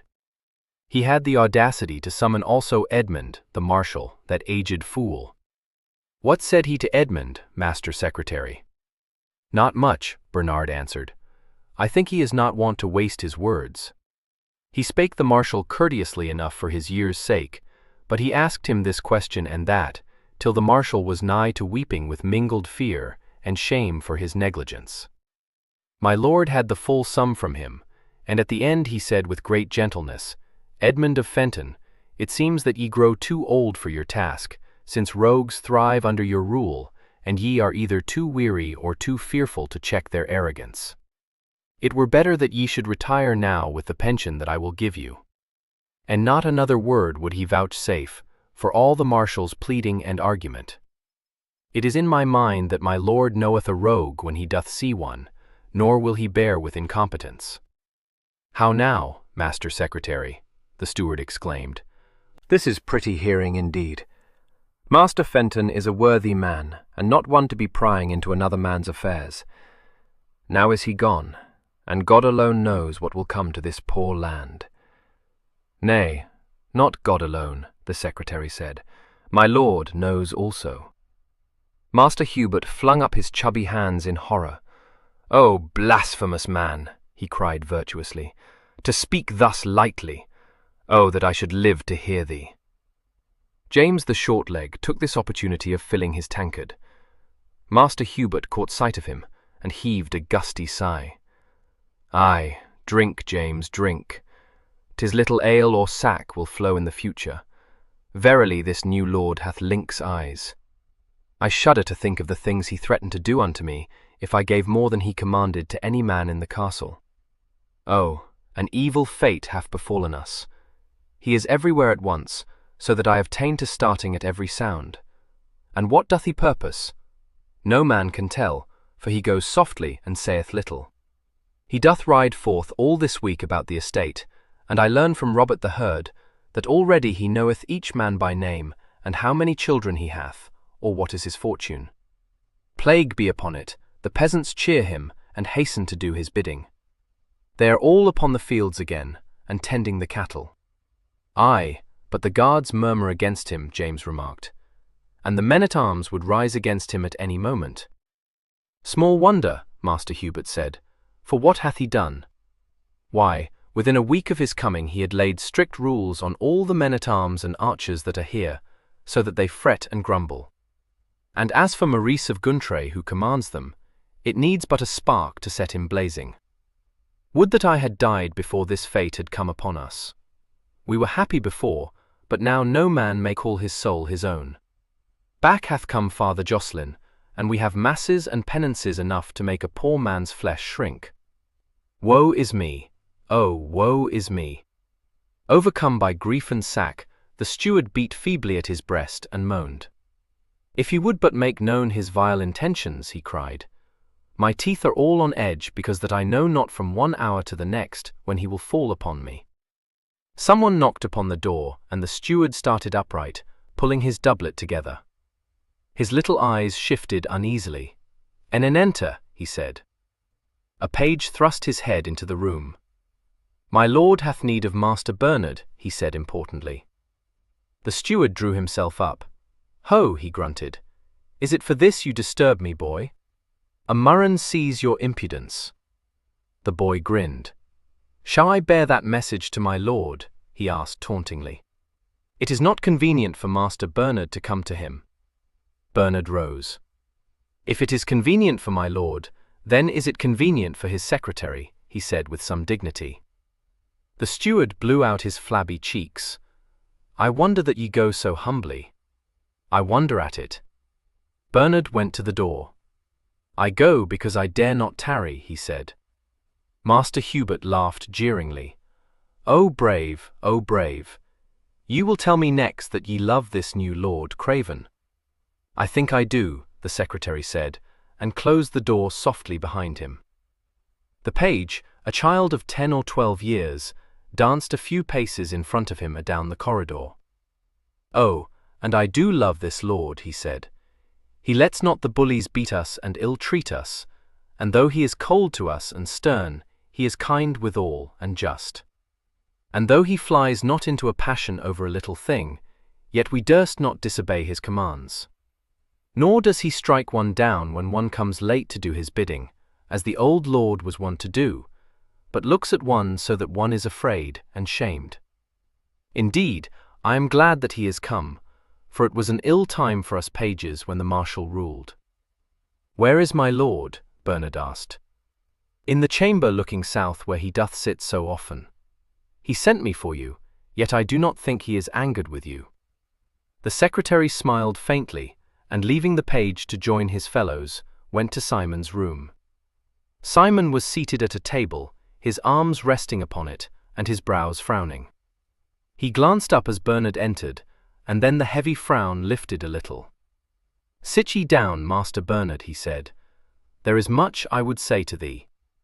The secretary looked at him in momentary surprise, for this was the first time that Simon had made use of the familiar thou in speaking to him. He drew up a chair and sank into it, his gentle, tired eyes resting on Simon's face. "I have been in this land a fortnight," Simon said, "and much have I seen. Mayhap ye think that I have been strangely inactive." "Nay," Bernard answered, "your lordship hath done much already. The peasants cleave to you. I have thought that ye but hold your hand until all things be clear to you." "That is so," Simon said, "and until I should know what men I might trust." The secretary bowed his head. "I do now wish to take counsel with thee," Simon said evenly. The secretary looked up, a sudden gleam in his eyes. "Ye trust me, my lord?" "Aye." The tired shoulders straightened. "Your trust shall not be misplaced, sir," he said earnestly. "That I do know. I am seldom out in my reckoning of mankind, yet I have done little to bring order into fair Beauvallet." Simon glanced at him enigmatically. "All men were not born to fight," he said. "Why didst thou stay here?" Bernard made a hopeless gesture with his hands. "For 3 reasons, my lord. Lack of money, love of this land, and indolence." "So I judged. Money thou shalt have, indolence thou must lose. Love of this land I trust thou wilt retain. Tell me now, what knowest thou of the captain, Maurice of Guntre?" Bernard hesitated. "He is a dour man, sir, and not easily won over." "So much the better. I have looked well into the records of the estate, and the mentions I find of him lead me to think him honest and stiff-necked, obstinate, yet a ruler." Bernard looked admiringly across at him. "That is so, my lord. But he loves not you, for ye have taken command of his men, and shown him that ye think him worthless. He curses your name, for all that he was at fault in allowing drunkenness and strife to come upon his men. He is slow to wrath, sir, but when his wrath flares up, it makes him blind and careless of what shall befall him. I think he will fly out upon you, and mayhap he may seek to do you an injury." Simon nodded. "He is easily dealt with. What of Nicholas of the Guards?" "Like all bullies, sir, he is a coward at heart. That also I know." "What friends hath he?" "But few, my lord. He is too harsh in his dealings with the guards for them to love him." "So I thought. What record hath Basil of Mordaunt?" The secretary was at a loss for a moment. "I do not think I know him, my lord," he said hesitantly. "No? He is a quiet fellow of some 35 summers, with broad shoulders and a square head set close upon them. He looks one between the eyes." Recollection came to Bernard. "Ah, yes, my lord. I know but little of him, save that he is peaceable in his ways and orderly. The men like him, I believe." "It is in my mind to promote him to Nicholas' room," Simon said. "Ye will degrade Nicholas, sir." "Nay, I will banish him. If I read him aright, he is a sly fellow, and I want none such here." "You are wise, my lord. I had thought ye would put a stranger in command." Simon smiled, a different smile from the deadly snarl Bernard had seen before. "Yet ye call me wise," he said. "I had not realized how wise, my lord," Bernard riposted. "Nay? How read ye Walter of Santoy?" "Do ye know every man in Beauvalet, sir?" asked Bernard wonderingly. "I have need," Simon said. "Dost thou?" "Nay, my lord, to my shame. But I know this man, and I would call him good. Also, he is beloved of the men-at-arms." "That will suit my purpose well," Simon nodded, but he did not disclose what was his purpose. "I think to make Harold the smooth-tongued steward in Hubert's room." "Then ye will do wisely, sir, for he is an honest man and sober." "What comes to Hubert?" "Naught," Simon answered. "He goes. Thus ye will be rid of a very pretty mischief-brewer, sir. He is full of indignation at your coming, and although he durst not go openly against you, he might do much harm by his talk." "Aye." Simon rose. He pointed to the sheets of parchment that lay scattered over the table. "Have the goodness to make me fair copies of these, Master Taming. I go now to send for Maurice of Gontray." Bernard stood up. "My lord, if he comes not, be not too enraged, for he—" Simon glanced over his shoulder, smiling rather grimly. "Dost thou think I shall bungle my affairs, Master Taming?" Bernard looked him in the eyes. "Nay, my lord." "Your pardon." Simon gave his short laugh and went out. He sent his squire to summon Maurice, but Roger returned alone. "My lord, he will not come," he said wide-eyed. He bade me tell you he comes not at any. "Well, see Coxcomb's call, my lord." "So?" Simon smiled unpleasantly. "Then I will e'en go to him." Roger put himself in front of him. "Sir, take me with you." Simon looked down at him. "Wherefore?" "Indeed, I mislike his looks, sir." Simon laughed, and taking his squire by the shoulders put him aside. "I need not by protection, lad. Go thou to Malcolm, and bid him be ready to accompany me forth in an hour." "Oh." Roger ran after him. "Sir, let me ride with you." "I am not weary, and Malcolm—" "Thou didst hear me, Roger," Simon said softly. Roger sighed and fell back. "Aye, my lord." Simon strode out into the sunlight. He crossed the courtyard to the men-at-arms quarters and went in quietly. He walked through the hall, past staring, whispering soldiers, and made his way to the room which he knew to be Guntray's. He entered with his noiseless step, and found Maurice up with an oath and stood as if at bay. Simon walked forward unhurriedly. He favored Maurice with a long look before he spoke. "This time I have come to you," he said abruptly. "Another time I shall not do that." "I care not for your threats," Guntray cried. "I never threaten," Simon answered composedly. He went to the table and lifted 2 wine bottles from it. These he flung out of the window with unerring aim. "Now, by God!" Guntray roared and sprang forward. Simon's cold voice checked him. "Do ye think it no shame, Maurice of Guntray, for a strong man to become a drunken sot?" he said. Maurice flushed to the ears. "I'll not be answerable to you for my actions," he snapped. "Aye, that will you," Simon said, "or leave this my land. I care not which ye choose, but an end will I have to your carousing and your rebellious insolence." "Rebellious insolence, forsooth," Maurice cried. "Ye have yet to prove yourself strong enough to be my master. Think ye I will bend the knee to a pert boy not out of his teens?" "Aye," Simon answered. "Then know that it is not so. I will fight ye for as long as you remain here, and my men will refuse to do your bidding. One and all will stand by me. Ye have chosen to slight me, but I will show you of what stuff Maurice of Guntray is made." "Ye have shown me," Simon said deliberately. "Within a week of my coming hither, I knew you for a drunken knave who proves himself trustless in the absence of a master. I see you now, a common, brawling malcontent, whose muscles are weak for want of training, whose temper is soured by the lawless, pleasure-seeking life ye have led during these past months. I have little use for such, Maurice of Guntray. I want true men about me, not worthless braggarts who bluster and shout, yet who have not honor enough or strength to keep their men in order when the master is away." Livid with rage, Maurice sprang forward again.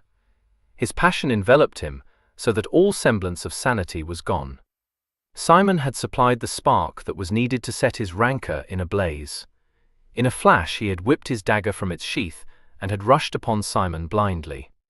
There was a moment's wild struggle, and then Simon's hands were about his wrists like iron clamps, bearing them downwards.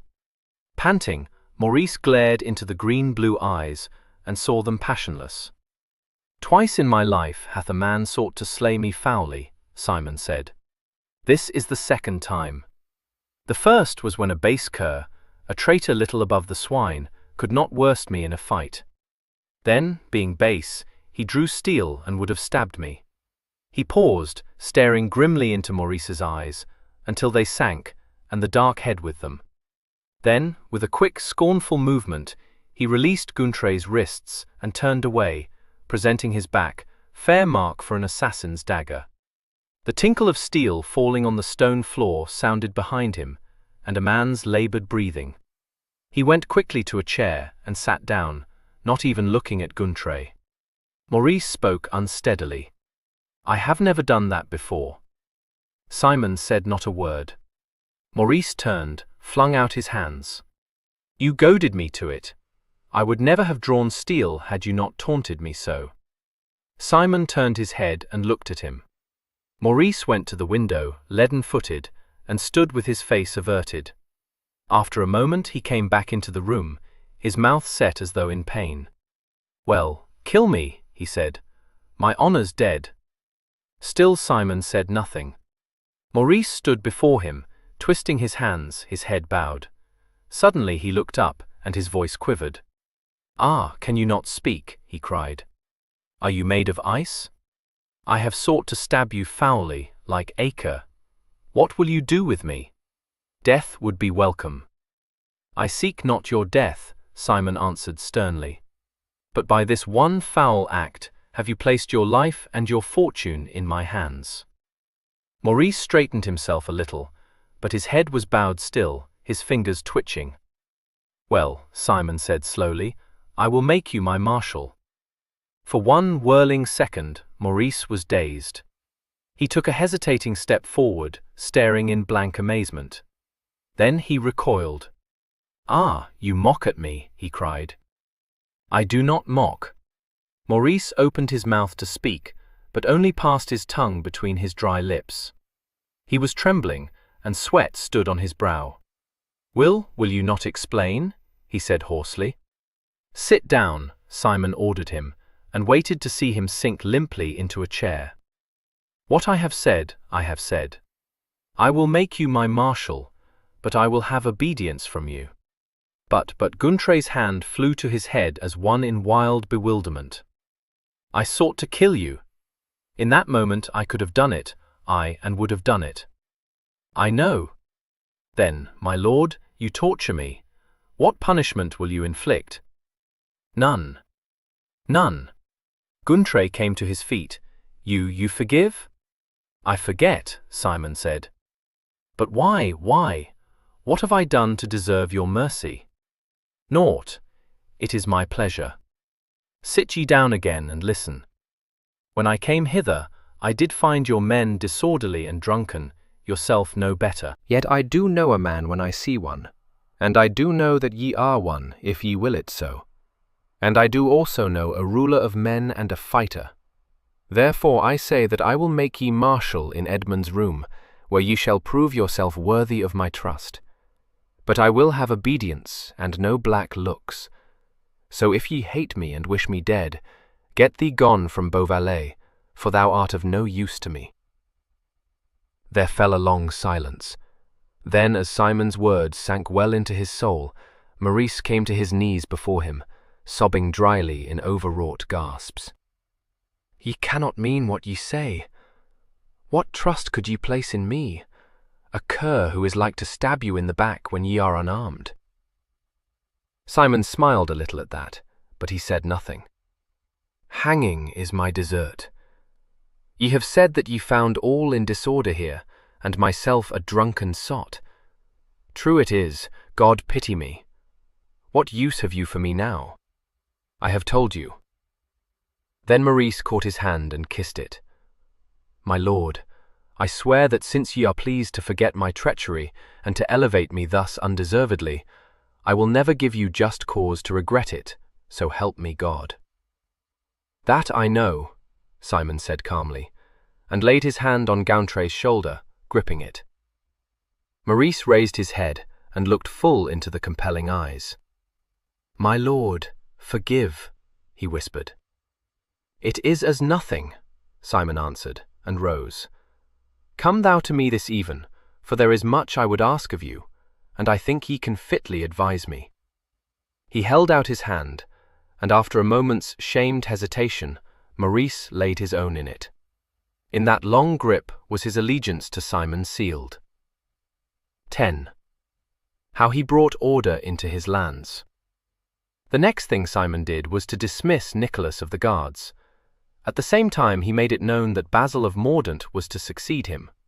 Thus he did away with almost all opposition, for Basil was an easy-going, generous fellow, liked by his peers and respected. Nicholas did not take this dismissal quietly. As soon as he was out of Simon's hearing, he fell to shouting his grievance over the estate, vowing that he would pay no heed to the new upstart lord, but would hold his place and his men in Simon's very teeth. In this he had little support, for the guards were weary of his hectoring and blustering. They listened to him in silence, but when he had gone they conferred amongst themselves, and for the most part agreed that they would be well rid of him. Yet for very fear of him, and because they did not know their lord's temper, they remained obedient to Nicholas until they should see which way the wind would blow. Some few declared openly that they would stand by Nicholas, but these were his friends, and their number was small. Nicholas went roaring to the men-at-arms, with intent to stir up rebellion. Gauntret was no friend of his, but among the men he counted some 6 or 7 allies. He found them murmurous and ill at ease, for they had a new captain in Walter of Santoy, who was busily employed in disciplining them. Nicholas knew better than to approach him. Maurice of Gauntret will stand my friend, said he loudly. If Maurice is dismissed, he will be at one with me. He and I will smash this fellow. It is rumoured that Maurice of Gauntret is marshal in Edmund's room, one of his friends said uneasily. Nicholas laughed gustily. A likely tale. Why, he hath sworn how he will meet this lord, and hath cursed his name. I warrant ye I shall find a friend in him." He swaggered across the courtyard, and came most opportunely upon Gountray, who emerged from a door leading into the castle. "Ha, good Maurice," Nicholas cried, "past enmity forgotten. Come hither, man. There is somewhat I would say to thee." Maurice paused a moment, and waited till Nicholas came up to him. "I have orders to see ye leave this place within the space of 7 hours," he said coldly. "Look to it that ye are gone." Nicholas lost a little of his colour, but he strove to laugh as at a joke. "Why, this is pretty hearing, beshrew me. From whom do ye take your orders, Maurice of Gountray?" Maurice looked him steadily between the eyes. "From my lord of Beauvallet, sirrah." "Ho, ho! Do you tell me that, Master Gountray? But yesterday ye did speak brave words against him." "Much hath happened since yesterday, Nicholas Conrad, and for what I have said against my lord am I heartily ashamed. You will leave this land today." He strode on, and as he passed him, Nicholas noticed the chain about his neck that bespoke his marshal's office. Back he went to the guardroom to find Basil of Mordaunt in his place. Then his rage knew no bounds, but he had little support now that the men saw that my lord's word was not idly spoken. The end of it was that Nicholas departed from Beauvallet in an hour, calling down curses on Simon's head. In the week that followed, strange and strenuous changes were wrought in Beauvallet. Malefactors were brought to judgment, and Simon's hand was heavy upon them. When they sought to rebel, the men found that his yoke was securely round their necks, and his new officers implicitly obedient to him. The week passed in grumbling and petty mutinies, but at the end of the week men knew Simon for master. Regulations were formed, irksome at first, but sound, as the wiser fellows realized. Simon was found to be ruthlessly just, and if his rule was stern, at least he was not above knowing his men individually. He had ever a nod and a curt word of greeting for all who crossed his path, and he mingled freely amongst them, saying little but making himself familiar to them. The peasants were set to work again, and laboured with a will, because work meant fair wages. Walter of Santoy had orders to drill his men, and although they groaned under it, they submitted, and very soon put some life into their labours, for no one knew when Simon would appear upon the scene, watching closely from under his jutting brows, chary of praise, but giving it where it was due. Disgust was felt when he ordained that archery was to be practised, and some of the peasants who were compelled to enter into this sport grumbled loudly, and declared that Simon worked them to a shred. But when he came himself with his great bow and shot with them, they ceased their lamentations to admire his skill. And when he declared that to the man who could shoot an arrow farther than his own he would award a prize of a grant of land, competition became keen, and day after day saw the serfs fitting arrows to bow till they could almost rival the archers themselves. Within the castle all was quiet. Master Hubert had departed, wailing, and the new steward slipped into his place. There was plenty of work and plenty of good food, a fair dole of ale or sack, and sports to occupy spare hours. In a surprisingly short time, the men of Malvallet settled down under the new regime and were content. It was not until the end of the month that Montlice rode over to see Simon. He came without warning one day, and appeared before the castle just before 10, accompanied by his son and his cousin. Simon was shooting with his men, so Gountray, who received the guests, dispatched Arnold, Simon's page, to fetch him. Arnold sped out across the country, clad in the new green and russet livery. He came upon Simon among the archers, in the act of loosing an arrow from his bow. Simon watched the arrow's flight, and without turning his head spoke to his page. "Well, Arnold?" This was an uncanny trick he had, and which greatly bewildered and discomposed his men. No matter how softly one might creep up to him, he always knew of the approach, and needed not to see who it was who drew near. Arnold was accustomed to the trick, so he showed no surprise. "My lord, there are guests at the castle. My lord of Montlice, Sir Alan, and my lord of Grandmere, Master Guncre sent me to fetch you." Simon rose from his knee. "I will come," he said. He stayed, that to speak with Santoy a moment, and followed Arnold to the castle. Arnold would have taken his bow, but Simon shook his head, smiling. "How far wouldst thou bear it, child?" Arnold drew himself up till he stood half as high as the bow. "I could carry it, my lord, indeed."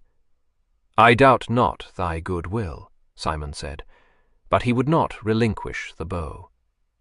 Arnold walked demurely behind him then. It was a curious turn of character in Simon that he liked children. His pages fell over one another to serve him, and were perfectly happy if he but nodded to them, while the littlest one of all's pride when Simon lifted him over a broad ditch one day knew no bounds. He was Gunther's son, a dark curly-headed boy of 8 named Cedric, who owed his office to his own impertinence. When he found that his father would not speak for him to Simon, he determined to speak for himself. So up he went to the castle, a chubby little fellow with merry eyes, and waylaid Simon on his way out. Simon, remembering his own coming to Fulk of Montlice, was amused. He made Cedric page with Gunther's consent, and the child seemed to walk straight into his rather dormant heart. He was the one person in all Beauvallet who would openly defy Simon, and once, when he burst into tears of rage at being thwarted, his father and the secretary were struck dumb by the sight of him seated on Simon's knee in the great hall. He it was who now entertained Simon's visitors with engaging and solemn conversation. "And who art thou, young Hop-o'-my-thumb?" Fulk asked him. Cedric answered importantly, "I am my lord's page. I made him take me." Fulk burst into a roar of laughter. "Ho! Tit for Simon's tat," he cried. "How didst thou make him, prithee?" "I said that I would be his page, and I am. He calls me the little one." Alan smiled, drawing the small person to him. "That sounds not like Simon," he remarked. "Dost thou like thy lord?" "Aye, I love him dearly, as much as my father." Cedric paused to give weight to his next statement. "I have sat upon his knee," he announced, with due solemnity. "Holy Virgin!" Fulk said. "What comes to our Simon?" Simon entered at this moment, and Cedric, wriggling free of Alan's hold, skipped towards him. "My lord, I received these guests with my father, and I gave them chairs. But I have not done your bidding." He chuckled mischievously, and danced before Simon. Simon gave him his arrows. "Put these away then, little miscreant, and see thou dost not play with them," he added, as Cedric trotted off. He came forward and grasped Fulk's hand. "My lord, ye are more than welcome, and you, Lord of Grandmere. Well, Alan, never saw I so great a change in any land." Fulk assured him, "We came to pry upon thee and to see how thou wert progressing, and behold, the place is as orderly as a monastery. As we passed, we saw on all sides good work on hand, while as for thy household, it is as quiet as the grave. What hast done, lion cub?" "It was very easy," Simon answered. "I struck at the heads of the disorder." "How fares Montlice?" "We miss thy strict hand," Fulk grimaced, "but Alan doth what he can.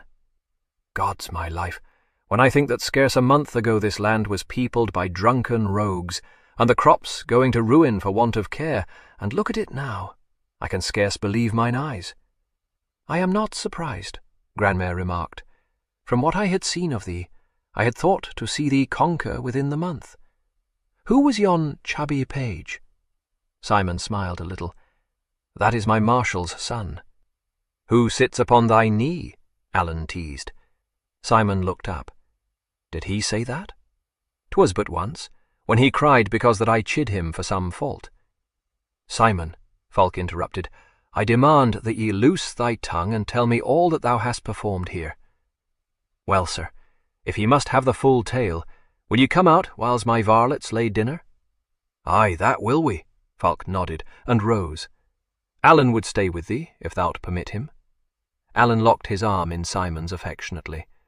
"I shall stay whether thou likest it or no." "Why, of course thou canst stay," Simon said, and led them forth into the sunlight. They returned presently to dinner, when Simon presented his marshal, his captain, and all his other officers. It was nearly 3 hours later when they came away from the table, and Falk took Simon aside. "Simon, lad, thou art now come to manhood," he began, by way of preamble. "There is a proposition I would set before thee." "My lord?" Falk tapped him on the shoulder. "Look ye, boy, thy land should have a mistress, aye, and an heir. Now it is in my mind to give thee my daughter Elaine, though I had intended her for John of Balfrey's son. What dost thou say to that?" Simon compressed his lips. "Why, sir, I say that albeit I do thank thee for the honour ye would do me, yet were it best that ye should give the lady to Robert of Balfrey." "Thou'lt none of her?" Falk was incredulous. "Bethink you, silly boy, she is comely and gentle, and fair dowered." "Aye, sir, but she loves not me, and I love not her." Falk was inclined to be offended. "Mayhap thou dost look higher for thy bride." "Nay, I look nowhere for a bride. I have no love for women, and I think to remain a bachelor." "But that is folly, lad," Falk cried, a little appeased. "A docile wife is a great thing to have." "Is it, sir?" Simon said dryly. "Methinks I admire not gentleness, nor docility." "But thou dost love children, Simon." "Do I?" Simon considered the point. "Nay, I think not." "Thou dost, lad. What of thy little page?" "Cedric? Yes, I do care for him, yet I want him not for mine own." "Simon, Simon, thou quibblest. Since I have been in Beauvallet, I have seen more pages than thou canst possibly have need of. What made thee take them children that they are?"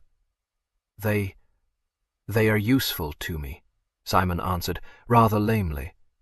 "They run mine errands." "How many hast thou?" Falk demanded sternly. 6, Simon said gruffly. "And what does one man want with 6 pages?" Falk persisted. "I find employment for them." "Tush," said Falk. "Thou dost like to have them follow thee about." "Nay, I send them from me when they plague me." "Simon, thou canst not deceive me," Falk told him. "Thou hast a love for children, and shouldst breed thine own." Simon flushed a little. "Nay, and I say aye. My lord, it is to no avail that ye seek to persuade me. I will take no woman to wife." Falk grunted, but he knew Simon too well to argue any further. "Well, please thyself, but one day ye will know that I was right, and a man must take a wife unto himself. I will tell you when that day comes," Simon promised. Alan remained at Beauvallet a week, and Simon was rather glad of his companionship. He organized a chase for Alan's amusement, and hired mummers from a neighbouring town. But Alan was quite content to dispense with these forms of entertainment, and to please Simon, he went with him to practice archery. When he came away from this tedious sport, he shot Simon a sidelong glance. Simon was aware of it without seeing it. "Well, how hast thou contrived to endear these men to thee, Simon?" "Have I? Some of them like me not, but most do like thee. What is it they do find to love in thee? What do any of us find? Thou art stern and cold, and hast no love for any man. Alan, if thou dost wish to prate of love, go do so to thy lady-love. I know nothing of it." "Why do thy men love thee?" Alan insisted. "I know not. Perchance because I bend them to my will." "That may be so," Alan mused. "But why do the children so dote on thee?" "Because I pay but little heed to them." "Nay, that cannot be so. In truth, Simon, long as I have known thee, I still know thee not. Something there is neath thy coldness of which I wot not." "There is hunger," Simon said, thereby closing the conversation. When Alan had returned to Montlice, Simon set about reforming his men-at-arms and archers, with so much success that within the space of 6 months he had a very fair army at his beck and call, composed of peasant sons and some wandering soldiers. Walter of Santoy proved himself an admirable captain, so that Simon relaxed some of his vigilance and turned his attention to the cultivation of his land. In Gountre he had full confidence, and Maurice would have worked himself to death to please his lord. And so the year rolled placidly by, and the new year came. Then, when Simon had begun to look about him in search of fresh emprises, came Geoffrey of Malvallet, his father, one damp morning, to visit him. When word was brought of his coming, Simon went swiftly out to meet him, and knelt to receive his guest. "My lord, ye do me great honour," he said gravely. Geoffrey raised him. "I hardly dared come to thee, Simon, but now I have an excuse for this visit which perhaps thou dost think importunate." Simon led him to his private room. "Nay, sir, I am honoured." Geoffrey glanced around. "Well, thou hast estates, after all, of thine own endeavour." "As I did say I would have them," Simon answered, and sent a page to bring ale. "What is your will of me, sir?" "I am the bearer of a letter to thee from thy half-brother," Malvallet answered. "Will ye read it?" "From Geoffrey?" "Aye, that will I, and gladly." "Will ye not be seated, sir?" Malvallet chose a chair by the window, and watched Simon break the seals of Geoffrey's letter. To Simon, Lord of Beauvalet. Dear and entirely well-beloved, I greet thee well, and send messages of joy and congratulation on thy new good fortune. I do know thy land, and like it well. May thou prosper exceedingly as thou deservest.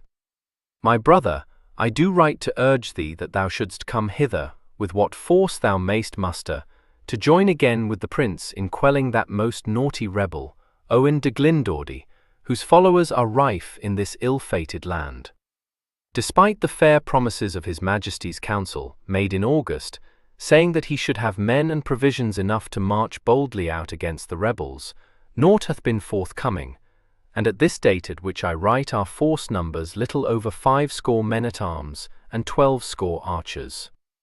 Now thou art thine own master, wilt thou come not again to fight at my side, as thou didst promise? Matters grow serious here in Wales, for thou must know that in December of last year fell Cardiff and Harlech and Lampedarn, our most cherished fortresses. The rebel Owen hath not been so great before, and indeed, if we are to conquer him, we must set out against him, and that as soon as spring shall have come. And with the spring, come thou, my brother, and I will promise thee as goodly a battle as that of Shrewsbury, which thou didst so much enjoy. I send thee my love and greetings. Geoffrey of Malvallet, written at Shrewsbury. Simon folded the parchment slowly. Wilt thou go? Malvallet asked abruptly. Simon seemed to consider. His eyes wandered to the window and stared out across the quiet fields. He brought them back to his father and smiled. "It seems likely, my lord," he said. He rode next day to Montlice to take counsel of Fulk. To my lord's surprise, Alan sprang up, vehement. "If thou dost go, Simon, then so will I," he exclaimed. "Too long have I rested at home. I will lead our men to Wales, and I too will taste the joys of battle." When he had recovered from his amazement, Fulk scoffed. "Little joy wilt thou find in battle." Alan turned sharply. "If thou dost say me nay, my lord, then will I go in Simon's train." "Alone?" "No need for such heat," Fulk grunted. "Thou shalt go, if thou dost wish it. When dost thou think to depart, Simon?" "Next month, my lord, towards the end, so that I shall come to Wales in March." "And leave thy land masterless?" "Nay. Maurice of Gountre shall rule in my stead." "As he ruled when Barminster died?" Fulk inquired with heavy sarcasm. "I am not Barminster," Simon said. 11. How he won his gilded armour. March saw him in Wales at his brother's side, engaged in hard fighting and hard generalship. April brought him back to Shrewsbury unscathed, but May saw him marching south to Usk, one of the prince's trusted officers and the prince's friend. And at Usk, where they fought the rebels 1,500 strong, he engaged with Glyndwrdus' son Griffith, and fought him in single combat till he had him worsted from sheer fatigue. Then took he Griffith prisoner, and surrendered him to the prince. Henry was enthusiastic over his prize, and smote Simon on the back. "Ah, Beauvalet, would that I had thee ever by my side. What wilt thou of thy prisoner?" "His armour, sir," Simon answered. "His ransom, if ransomed he be, is yours. But if it pleases your highness, I would have his gilded armour." "That is a strange wish," Henry said. "Wherefore? Dost like the golden tint so much?" "Aye, and the workmanship, sir." "Thou shalt have it then," Henry promised. "Simon of the gilded armour." He laughed, linking his arm in Simon's. "Verily, I do believe it is a new title thou seekest. Already have I heard tell of Simon the lynx eyes, Simon the Coldheart, Simon the lion, Simon the soft-footed, and I know not what beside. Whence come these names, lad?" "From foolish men's tongues, my lord," Simon answered. "Then shall I be foolish," Henry said, "for I shall call thee Simon the Silent." The middle of July saw Simon home again, with Geoffrey and Alan riding one on either side of him. Between these two enmity was dead, for when Geoffrey had clasped Simon's hands on his coming to Wales, Alan had stood aloof and ill at ease, seeing which Geoffrey had gone to him with his charming smile. "Our sires dispute, Sir Alan, but what shall we do? For my part, I would we might agree." Alan had answered instantly, and grasped Malvallet's hand. When Simon rode into Beauvalet, he found all quiet and in good order, and a glint of satisfaction came to his eyes. At the castle door his household stood to welcome him, but one there was who forgot decorum, and ran forward, arms outstretched. My lord, lift me! Oh, lift me!" Cedric cried, almost sobbing with excitement and heedless of his father's shocked protest. Then Simon the Coldheart bent in his saddle and hoisted his page up with one strong hand, and held him against his shoulder. One little arm encircled his neck, the other plump hand gripped Simon's doublet tightly. Cedric gave a wriggle of content and buried his face on Simon's shoulder. Simon looked down at the curly head with a curious smile on his lips. "Thou hast missed me, Cedric?" The arm tightened about his neck. Cedric nodded. "Methought thou'dst have forgot thy lord." Up came the dark head, indignant. "I am not a Babetto, forget thee so soon." "Cedric," exclaimed Guntre, coming forward, "thou must not speak so to my lord, to say thee thus pertly." "I will," Cedric announced stoutly. "My lord cares not." "My lord, forgive his rudeness," Guntre said in concern. "Indeed I can do naught with him since ye are gone. He minds me not.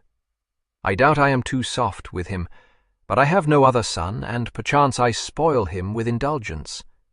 "Let be," Simon said shortly. "Loose thy grip, little one. I would dismount." He handed Cedric to Guntre, and swung lightly down from the saddle.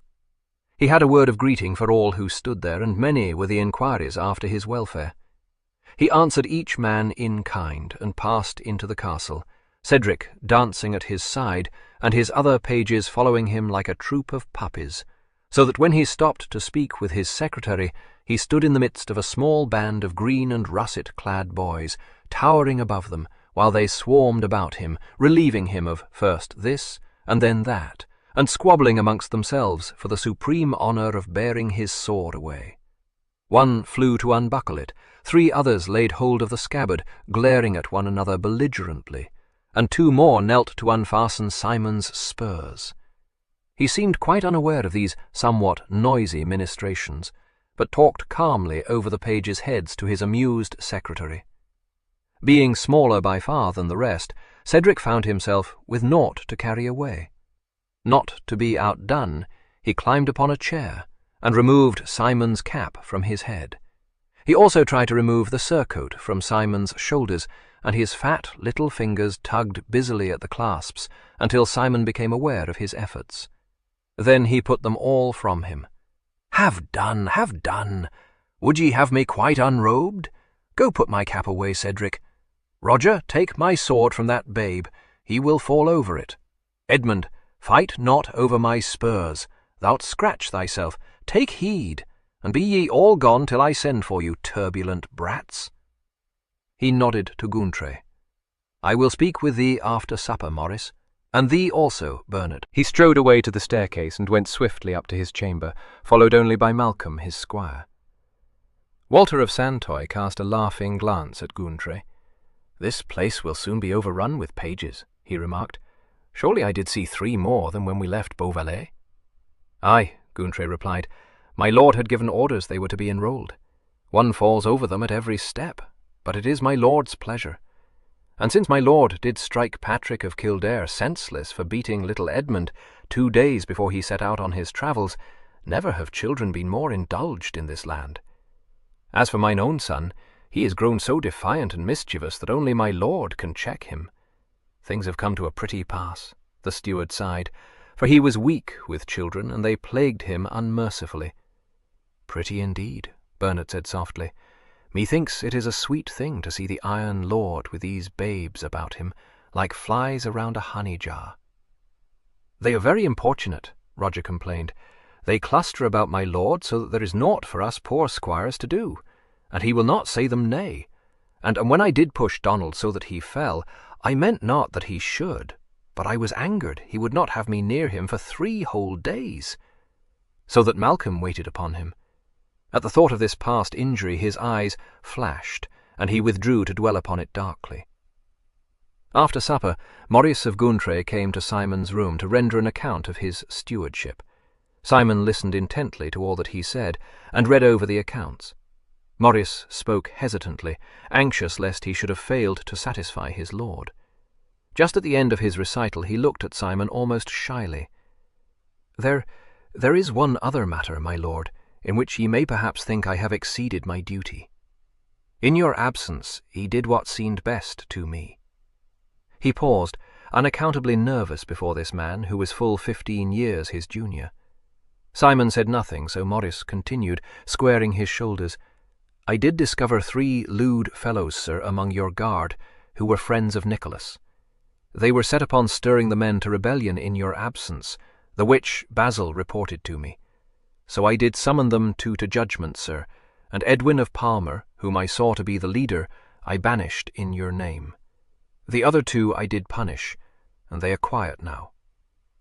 He looked up again, diffident, and in his eyes was a look of fidelity such as is seen in the eyes of a dog. Thou hast done well, Simon said. In all things thou hast acted as I should have acted had I been here. At the sound of that cool voice, Gountre sat straighter in his chair, and 1 or 2 worried lines upon his brow were smoothed away. If I have pleased you, sir, I can be easier in mine own mind. I am pleased, but it is no less than I expected. My lord, I have but one ambition in life, and that is to merit your trust, so that I may, in time, wipe out the black memory of what I sought to do to you. Simon brought his fist down upon the table between them. A year ago I said 3 words to thee, Maurice of Gountre. I have forgotten.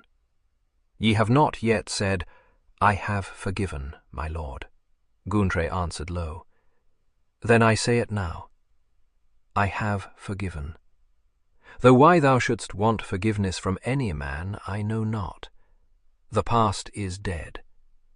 My lord, I thank you. And for all that you have done for me, upholding mine authority, and permitting my son to tease you, I thank you. Thank me not for pleasing myself, Simon answered. He rose, and Maurice with him, and as Gountre would have left the room, he spoke again more lightly. Thou wilt think me careless, Maurice. Before I went to supper I walked out to cast a look on my lands, and Cedric followed me. He ran a sharp thorn into his hands, and it bled grievously before he showed me what had happened. Then, as Maurice looked rather anxious, I pulled the thorn out and bound his hand. I think it will be well tomorrow. Sir, it is kind indeed of you to take such pains with Cedric. I will go look to him. His hand was on the latch of the door when Simon spoke again. I could not but hurt him, but he shed not one tear. He rode to Malvallet a week later, and was royally entertained by his father. When he had gone again, Malvallet turned to his son Geoffrey, who still remained at home. "Geoffrey, I do love that boy," he said abruptly.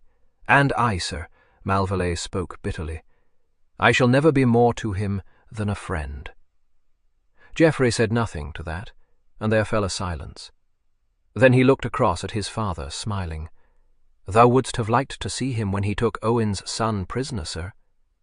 On my word, he was there and everywhere, vying with the prince himself in spurring our men onward. Then he came upon Griffith in one part of the field, and engaged him to single combat." "Methought they never would have done, for Griffith is no weakling, sir, and he tilted and hacked at Simon until my heart was in my mouth. But Simon is untiring, and at last Griffith's arm sank, and he yielded himself prisoner. Simon haled him to the prince, and demanded naught from him but his armour, a curious set, gilded over, and so delicately fashioned that when on it hath scarcely any weight at all. And when next we fought, he wore that armour so that he was a mark for all eyes. Seeing him so much to the fore, his men did press onward to join him, inspiring the others. That victory the prince vows is due to Simon's valour alone. Henry hath a great liking for him, sir, and would have kept him at his side had Simon willed it so." Malvallet nodded slowly. "Aye, he will be great one day, if he wills it so, and if no woman comes into his life to divert his thoughts," Geoffrey said. "There is no woman as yet." Geoffrey laughed. "Holy Virgin, sir, if thou couldst but see Simon with a maid. He pays no heed to them, nor seems to notice their presence. I tell him he will fall one day, and Alan tells him too. But in truth, sir, I think he never will." "I wonder," Malvallet said, "or if he doth, 'twill be before some timid, pale-faced wench who will make of herself a carpet for his disdainful feet." "I wonder," Malvallet said again, how he came to Normandy." He stood upon a hill by Alençon, looking out over France, and the wind blew his fair hair all about his face, and whipped his surcoat round his mailed form. He was past 30 now, and 10 years had gone by since he became Lord of Beauvallet. Behind him, sprawling on the soft grass, was his squire, a handsome youth with black curls and merry eyes. They were thoughtful now and admiring, for they rested on Simon, pondering him. Simon stood motionless, half turned away. He had not moved or spoken for some minutes, but was frowning over the fair land stretched at his feet. His squire watched the grim profile respectfully, glancing from the massive, projecting brow with the deep-set eyes shining from beneath it, to the strong jawbone, outlined clearly in the bronzed, lean cheek. One of Simon's hands hung listless at his side, and presently clenched a little. The spurred feet were well apart and firmly planted. The squire reflected idly that the pose stood for all the strength and purpose that were Simon's. He rolled over onto his side, supporting his head on one slim hand, still watching Simon. This was not the first time that Simon had set foot on French soil. Twice before had he marched into this land, once under the king's brother, Thomas, Duke of Clarence, and again under Henry himself, when they had fought at Agincourt. He was famous now for his generalship. His name was linked with that of Clarence, or of Umfraville.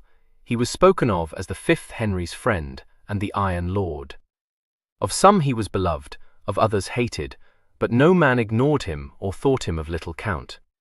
He had become great, and this by his own wit and strength. He had no equal save the king himself in generalship. No commander was so instantly obeyed, and no commander was so greatly respected by his men. He had power and wealth, a splendid body, fit for any hardship or endurance, a not unpleasing countenance, and a quick, cool brain. Yet something he seemed to lack, for with all his assets and attainments, he was cold as stone, almost as though some humanizing part of him had been left out in his fashioning. There were those who said that a softer side of love and passion was not in him, but Henry the King, wiser than these, would point to some frolicking page in the Beauvallet Green and Russet when he heard this criticism. "What? Do ye think Beauvalet hath no tenderness within him? Fool, what of the children? The critics were silenced then, for Simon's love of children was well known. It sleeps, Henry said once to Simon's half-brother. It will awaken one day. Geoffrey turned his head. Of what speak you, sir? Henry's eyes were upon the distant Simon. Of the passion that lies in Simon. There is none, sire. Once I thought as you think, but I have known him for 15 years, and never once have I seen him melt or lose one jot of his coldness. Save with the children, aye, save with the children. By that sign, Geoffrey, I do know that there is that in him that will spring to life one day. There is icy rage, sir, Geoffrey answered, smiling.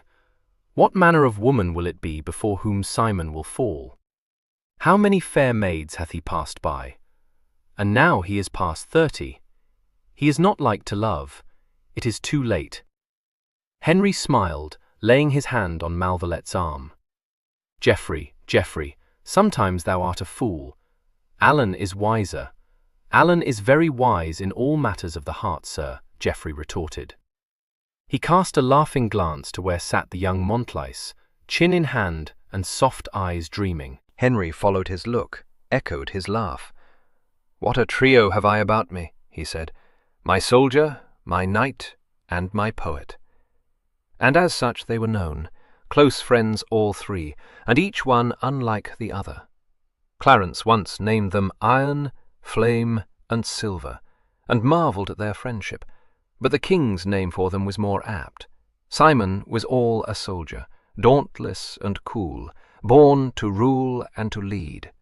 Geoffrey, the knight, had a hot courage, a courtier's tongue, and an impetuous spirit. Alan, the poet, was a dreamer, unfit for wars, yet partaking in them much as some troubadour of 100 years before, born to love, perhaps not greatly, but often and sweetly. He followed where Simon led, but Geoffrey would sometimes leap ahead with characteristic blindness, only to be dragged back by Simon's inflexible will. They had been together now, this ill-assorted trio, for many years. Geoffrey and Alan had watched Simon's gradual conquest of his lands with amused yet admiring eyes. They saw him rise to fame without feeling a spark of jealousy stir within them. They looked on Simon as master, but they thought him a child in everything that had to do with the heart. Time and again had they watched him with some fair lady, breathlessly waiting to observe a change in him. Each time disappointment came, for although he had met the greatest and most lovely ladies of the time, not one of them had ever stirred the sleeping passion within him. He was not, as some strong men, timid of the gentler sex. In a maiden's presence his tongue did not stumble, nor did his tanned cheeks flush. It was simply that he had no room for women in his life, and no liking for them in his heart.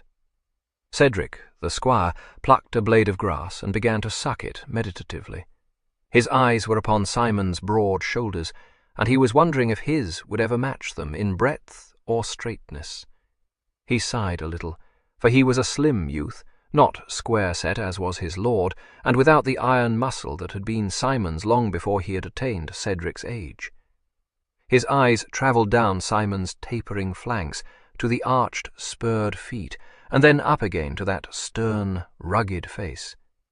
He had not been told why they had tramped out of Alençon this afternoon, and he knew better than to ask, privileged though he was. He had followed Simon to this hill, silent all the way, for Simon was deep in thought. Cedric guessed that he was puzzling over some weighty problem, by the frown on his brow, and the grimness about his mouth. They had been stationary upon this hill for a long time now, and Cedric rather wished that his lord would say or do something to relieve the tedium, instead of gazing far away at the distant horizon. Then Simon spoke in his deep, grave voice, without turning his head. "Canst find naught better to do than stare at thy lord, child?" Accustomed as he was to Simon's unexpected ways, Cedric was startled. He had thought that Simon had forgotten his presence, nor been aware of the fixed scrutiny behind him. "Nay, my lord, I think not." Simon smiled a little. "I am so pleasing to thine eye?" "Yes, sir." Cedric answered simply. Simon moved at last and looked down at his sprawling squire. There was a note of feeling in his voice now. "Thou lazy pup," he said, still smiling. "Take that grass out of thy mouth." Cedric ejected it, laughing up at Simon. He made no effort to rise, for well he knew that he was privileged in his lord's eyes. Other pages had come and gone, but for none had Simon cherished the same affection that he felt for Cedric of Guntre, who, long years ago, had forced himself upon his notice. "Lord, when do we move from Alençon?" he asked presently. "Are we to remain here for aye?" "When the time comes, ye will know," Simon answered curtly. Cedric was in no way abashed. He sat up, hugging his knees. "It is soon, I think," he said shrewdly, and cast a glance upward at Simon's impassive countenance. "I wonder, do we march with the king or with the duke?" He paused a moment. "Or alone," he added softly. Simon vouchsafed no reply, but jerked his head as a sign that they were going. He set off with striding steps towards the town, Cedric trotting along beside him. Within the gates they came upon Sir Alan, whereupon Cedric fell discreetly to the rear. Alan slipped his arm in Simon's, looking up at him with a subservient affection that not all the years had tempered. He was very little changed from the youth Simon had met without the castle of Montlice. His face had retained its girlish curves, his figure its slender grace. He was attired in silks and velvets, for he scorned a soldier's garb save when it was necessary. "Simon," he said in an undertone, "whence comes this talk of sending thee to Bel Remy?" "From idle men's tongues, belike," answered Simon shortly. "It is not true?" "True enough, but prate not of it, Alan. Thou art indeed to pit thy strength against the Lady Margaret of Bel Remy. Aye, where Umfraville hath failed thou art to conquer. Shalt thou take the town, Simon?" "God willing." Alan chuckled softly, whistling Deo Gratias below his breath. "I too shall come, of course," he remarked dreamily. "I have a mind to see this Lady Margaret." Then Simon smiled. "There will be no love-making while thou art with me, Alan." "Will there not? Thou shouldst bear the Lady Margaret off thyself, lad. That indeed would be a conquest." Simon grunted. "A spitfire to wife. I thank thee." They were nearing the king's quarters, and passed several knights who waved a greeting or asked a question of Simon. "I came in search of thee," Alan said. "The king would speak with thee." "Where hast been?" "Over yonder, upon the hill." "Wherefore?" "To think and to breathe. The town chokes me. Dost thou come with me to the king?" "Aye. Geoffrey is there, and swears he will go with thee to Bel Remy." So we fare forth together once more. They entered the house and made their way up the staircase to the king's apartments. Henry was there, with Geoffrey of Malvallet and Gilbert of Umfraville. He looked up as Simon entered and smiled. "Hither, my soldier, I did send for Gilbert." Umfraville came forward to grip Simon's hand. "Unlike me, thou'lt be like unto Caesar, Simon," he said. "To Bel Remy wilt thou go, and where I saw, thou wilt also conquer." "Thou wouldst have conquered but for the short space of time accorded thee," Simon answered slowly. Henry laughed, signing a sheet of parchment that was spread out before him. "Hark to my soldier. He blames me for Umfraville's defeat." "Nay, sire," Geoffrey interposed swiftly. "He is not so ungallant." "He is not gallant at all," responded Henry. He pushed the parchment from him and turned to look at Simon. "He is honest. Tell me, Simon, was it my fault that we took not Bel Remy?" "Aye, sir," Simon replied imperturbably. "Ye did underrate the enemy. The task had been too easy before." "That is so," nodded the king. "And now a woman balks me, so I send her Simon the Coldheart." Geoffrey laughed out. "Nay, nay, your generals feel no love for her, sir. She is a very Amazon. Is it not so, Gilbert?" "Aye, so I believe.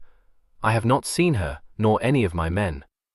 They say she is garbed in armor, and fights at the head of her men. Whether that be true or not, her men are wildcats," Gilbert said ruefully. "I met them but once, when a body marched out upon us by night. Thou wilt do well to have a care, Simon. The town is so strongly fortified that 'twould take thee months to batter down the walls. Provisions they seem to have in plenty. By the gleam in Simon's eyes, I know it to be a task after his heart's desire, Henry said quizzically. Simon gave his short laugh. Aye, sir, I will hand you the keys of Bel Remy. And I will write a canzonet to music on it, Alan said. Save that our king be not with us, it will be another Agincourt. What, dost thou go with Simon, my poet? Henry asked. Who then will charm mine ears with song? Alan blushed, shaking back his curls. So please your majesty, I must e'en stay by Simon, lest he lose his heart to Margaret the Amazon, he bowed. Nay, the woman Simon will wed must be some puling lass with a timid tongue, Henry retorted. It is always thus. 'Twould be to mate an eagle with a dove, sir, Gilbert said. Simon will return to you an enslaved creature, having prostrated himself at the Amazon's proud feet. Well, she is a fair maid, so I hear, Henry said. Dost thou covet her, Simon? Nay, sire, her lands rather. Alan shall charm her into submission. Henry laughed. Is that thy reason for taking my poet from me? What else, sir? Simon answered, smiling. A soldier he is not, nor a leader. And what shall Geoffrey do? Oh, there is work enough for Geoffrey, said Simon tranquilly. Whither do ye go, sir, when ye quit this town? Henry looked up at him gravely. Back to Falaise, my soldier. Simon nodded. Aye, take that town, sir. It is worthy of the endeavour. So if the king take Falaise, Simon shall take Bel Remy, Gilbert remarked. Who shall say which task be the harder? I shall say.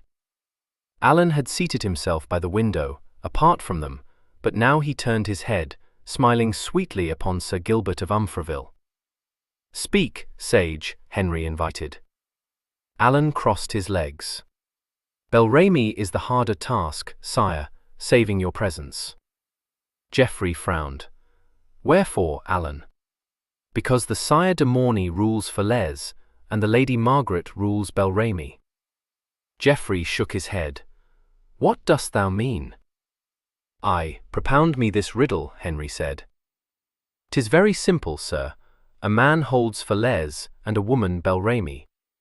I would sooner fight a man than a woman. This woman, Gilbert corrected.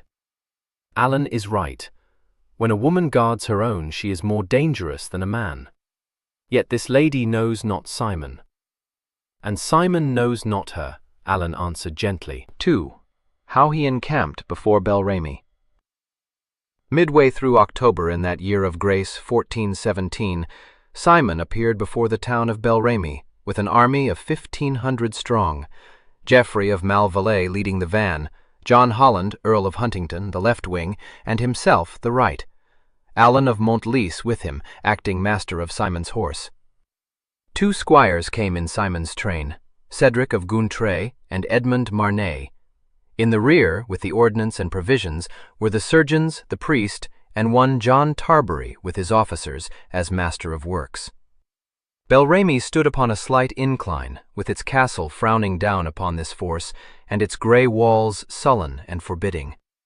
God's my life, I like not this place, murmured Alan at Simon's side. Simon looked out from under his heavy brows, surveying the town, and Alan saw him smile.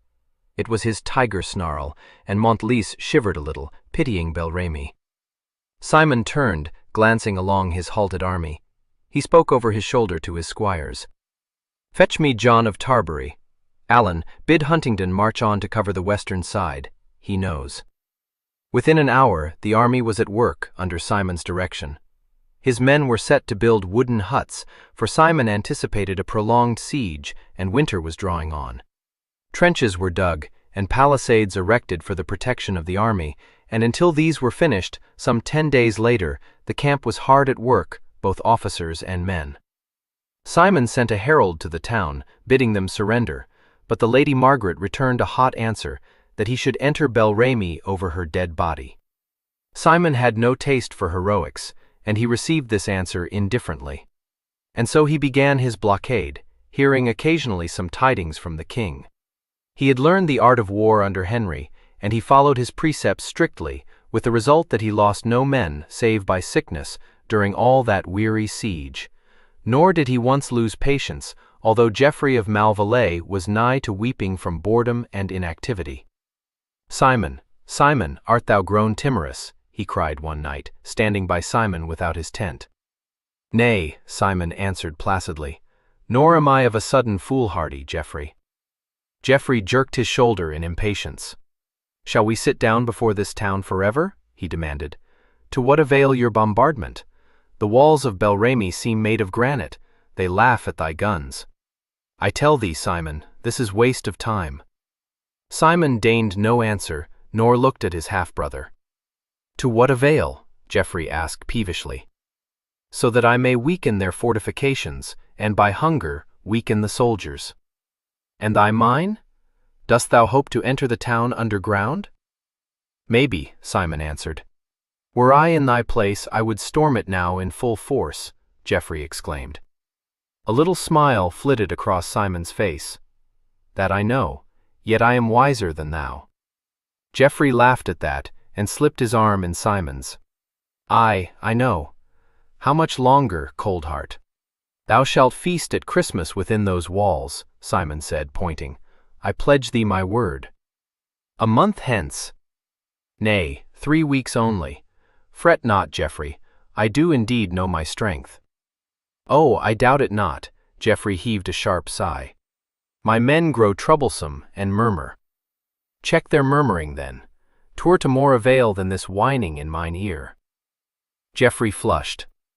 "I have not thy power over them. I can lead them into fight, but I cannot hold them in leash." "Aye, but thou canst, none better." Simon spoke slowly, not looking at Malvallet. "Quell thine own complaining, Geoffrey, and thou mayst then rebuke thy men." "Even as thou dost now rebuke me?" "Even as I do now rebuke thee." There fell a silence upon them, until Geoffrey spoke again. "Thou art right, Simon. I will mend my ways. Thy pardon." Simon turned, hand outstretched. Some of the severity went out of his face. "What is this fiery blood that runs in thy veins?" he asked, and gripped Geoffrey's fingers till the bones cracked. "Is it Malvallet blood?" "Nay, for it is not in thee." "Give ye good night, Simon, I'll school myself." "Even as Alan," he added, as the young Montlice came towards them. "What dost thou, pretty poet, out of thy bed at this hour?" Alan came to Simon's side and laid a hand on his shoulder, leaning on it. His head was bare, and he was wrapped about in a great velvet coat, unlike the other two, who wore their armor. His dark eyes shone in the light of the fire at their feet, and he spoke softly. "The night was so still," he said. "Your voices woke me. What is toward?" "Naught," Simon answered. "Geoffrey pants to scale yonder walls." "Geoffrey must always fight," Alan nodded. "I think I would we might remain here forever. There is peace in the air and an ode in my head." "There is frost in the air," Geoffrey shivered. "If Simon will not march in, I could find it in my heart to wish they would march out upon us, so we might have action at last." "Simon hath pledged me his word we shall feast in Bel Remy on Christmas Day." "Alan, he must always be boasting," Alan replied. "I pray God we may enter together and whole." "That will not be if thou dost forget thine armor," Simon said. His deep voice cut through the stillness like a knife. A sentry, hearing it, peered through the darkness to see where stood his lord. "I wonder, do they starve within?" Alan said, looking towards the black shadow that reared itself before them and was Bel Remy. No help came to them. When Umfraville drew off to Alençon, they revictualled the town, belike, Geoffrey said. The new year should see their skins stretched across fleshless bones, Alan insisted. In the winter starvation and sickness come swiftly. "Thou couldst hold the siege, Simon, and waste no lives." "I will not." Alan looked up at him under his lashes. "What is thy motive, Simon? In an assault you must lose men. In a blockade 'tis but the enemy who dies." Simon gripped his arm above the wrist, and held it so, as in a vice. "Fool! Were I to hold this town till starvation came, I should enter it over children's bodies. I war not with babes." Alan was silent, abashed. From Simon's other side spoke Geoffrey. "It is for this, then, that thou'lt risk an assault, Simon." "Aye, but I risk naught. I strike not until the proper time. Go thou to bed, Geoffrey, it is past midnight." Geoffrey stretched himself. "I am weary," he sighed. "Thy great mind reaches almost to the walls now." "It must reach farther," Simon said grimly, and laughed to himself. Alan and Geoffrey strolled away together. "What doth he propose?" Alan wondered. "Some plan he hath, I'll swear. Aye, but he says naught. Mayhap we are to enter Bel Remy through this mine he digs so hard. What, and be caught like rats in a trap? That is not Simon's way. Who knows? When the time comes he will tell us his will. If I read him aright, he is as yet undecided. One thing I know," Alan yawned, "and I, that I must sleep or die. What is thy knowledge, that we enter Bel Remy by Christmas-tide? What Simon says he means." "He speaks not until he is sure," Alan said. "If you told me he would march into hell by Christmas and enslave the devil, I would follow him." Geoffrey crossed himself. "So would we all. Bel Remy will be hell enough, God wot. And the Lady Margaret, the devil," Alan chuckled. 3. How he took Bel Remy. He struck a week before the promised date, and the manner of his striking was typical of his policy throughout his career. His mind ran from the camp beneath the town walls to a corner of waste ground within the town. He had made his calculations exactly, a rough plan of Bel Remy as his guide. 2 hours' work would make an outlet from this subterranean passage. Simon called a council of his captains on the day before his attack, and laid his last commands upon them. Holland was there, a youngster, unskilled in wars, but brave as a lion and eager. Geoffrey, dark and tall, peerless in attack, and Alan, dreamy and nonchalant, yet ready to obey any order, blessed with the Montlice dash and verve whenever necessity called. They gathered together in Simon's tent, unwontedly grave. Huntingdon was clad in leather, his armour laid by, and sat upon a rude bench, leaning forward the better to keep his eyes on Simon. Geoffrey stood before the table, fully equipped, but Alan had drawn a stool near to the entrance of the tent, and was dressed in soft cloth and silks. He rested his head in his hand, and his eyes were upon Simon, wide open, and shining with a childlike innocence. Simon himself sat at the table, plans before him, in such a way that he might look easily from one to the other of his captains. His hands were loosely clasped upon the rough wood. He frowned, but his voice was passionless and even. "You, Huntingdon, at the sounding of the horn at 7 in the morning, shall fall upon the western gate with all your force, using your 3 towers of archers and your breaching tower. The wall hath crumbled neath your cannon. Ye should breach it easily now, and ye must set about the task with much to-do and noise, so that the garrison may think I seek to enter there in full force. Thus ye draw their fire. It will be easy enough, for it is at the western gate that they are most vigilant. There they expect assault. 12 men will creep along my mine at 5 o'clock, to break away the earth crust within the town. When the signal is heard, and the townsfolk are thrown into a turmoil by Huntingdon's sudden attack, those 12 will run swiftly to the southern gates which I now front, and open them. You, Malvallet, with Montlice, shall charge then, and enter. There will be fighting enough to satisfy ye all, but the greater part of the garrison will have flown to defeat Holland. Malvallet, your task then is to ride westward through the town to Holland's assistance. Montlice will press forward to the centre where stands the castle. I shall be with you by then." He paused and shot a keen glance round. "Ye do understand?" "Aye," Huntingdon nodded. "Well enough," Alan sighed. "But one thing," Malvallet said. Simon's eyes were upon him. "And that?" "I do understand mine own part, for 'tis child's play." "What part do you play, sir?" "I lead those who enter the town by the mine. I am the 12th man, Simon answered quietly. On the word there was an outcry. "You have assigned to yourself the most difficult task," Huntingdon exclaimed. "Nay, Simon, it is not fitting," Alan said softly. "At least you will take me with you," Geoffrey cried. "Nay." The word fell heavily, enforcing silence. "It shall be as I have said." "But Simon," Geoffrey threw out his hands impulsively, "what comes to us if ye fall?" "Then shall ye be commander in my room. I fall not." Huntingdon smote his knee. "Beauvalet, take my place, and let me take thine." "Indeed, indeed." "Silence, Holland. What I have said, I have said." Alan rose, stretching himself like a cat.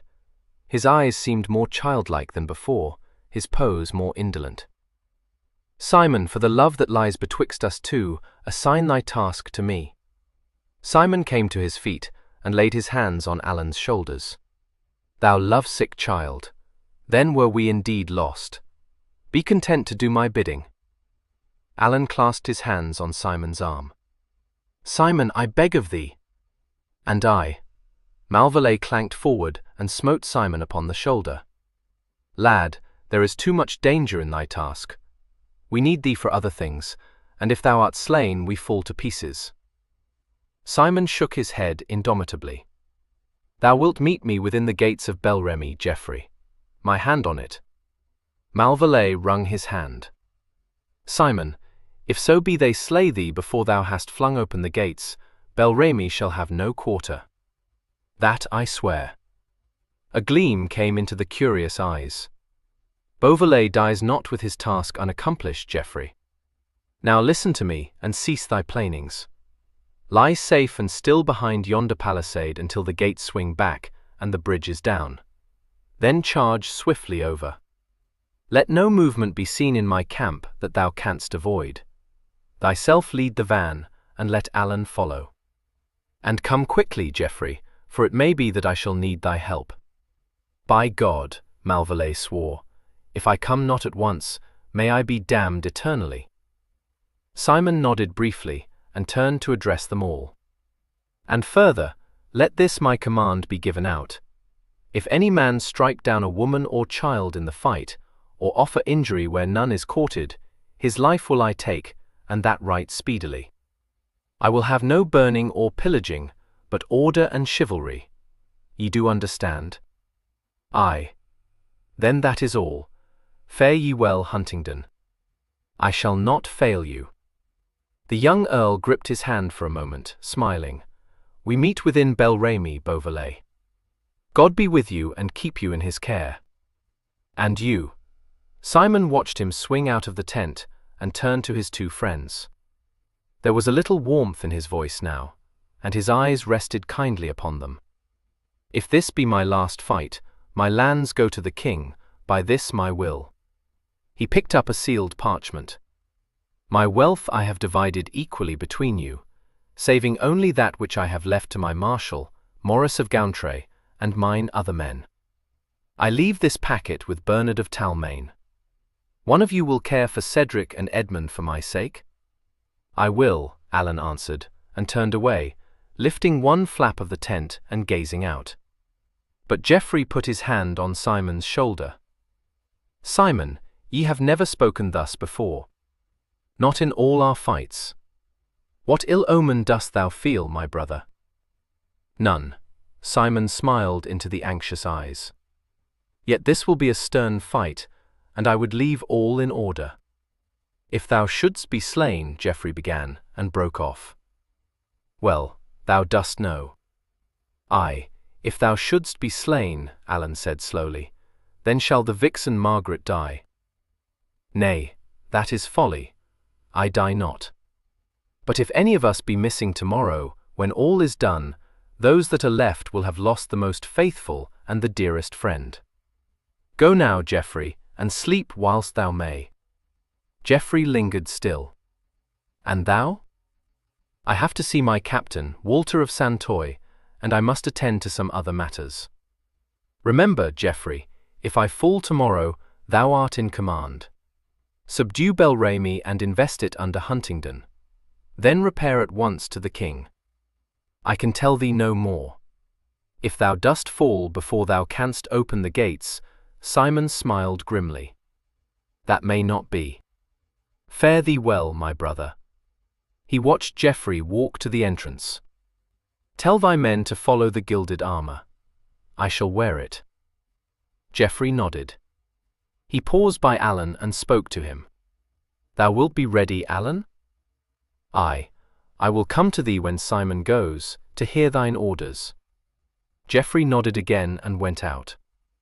Simon's secretary entered from the inner tent, and Alan waited until Simon had finished with him. Bernard went softly out to summon Walter of Santoy.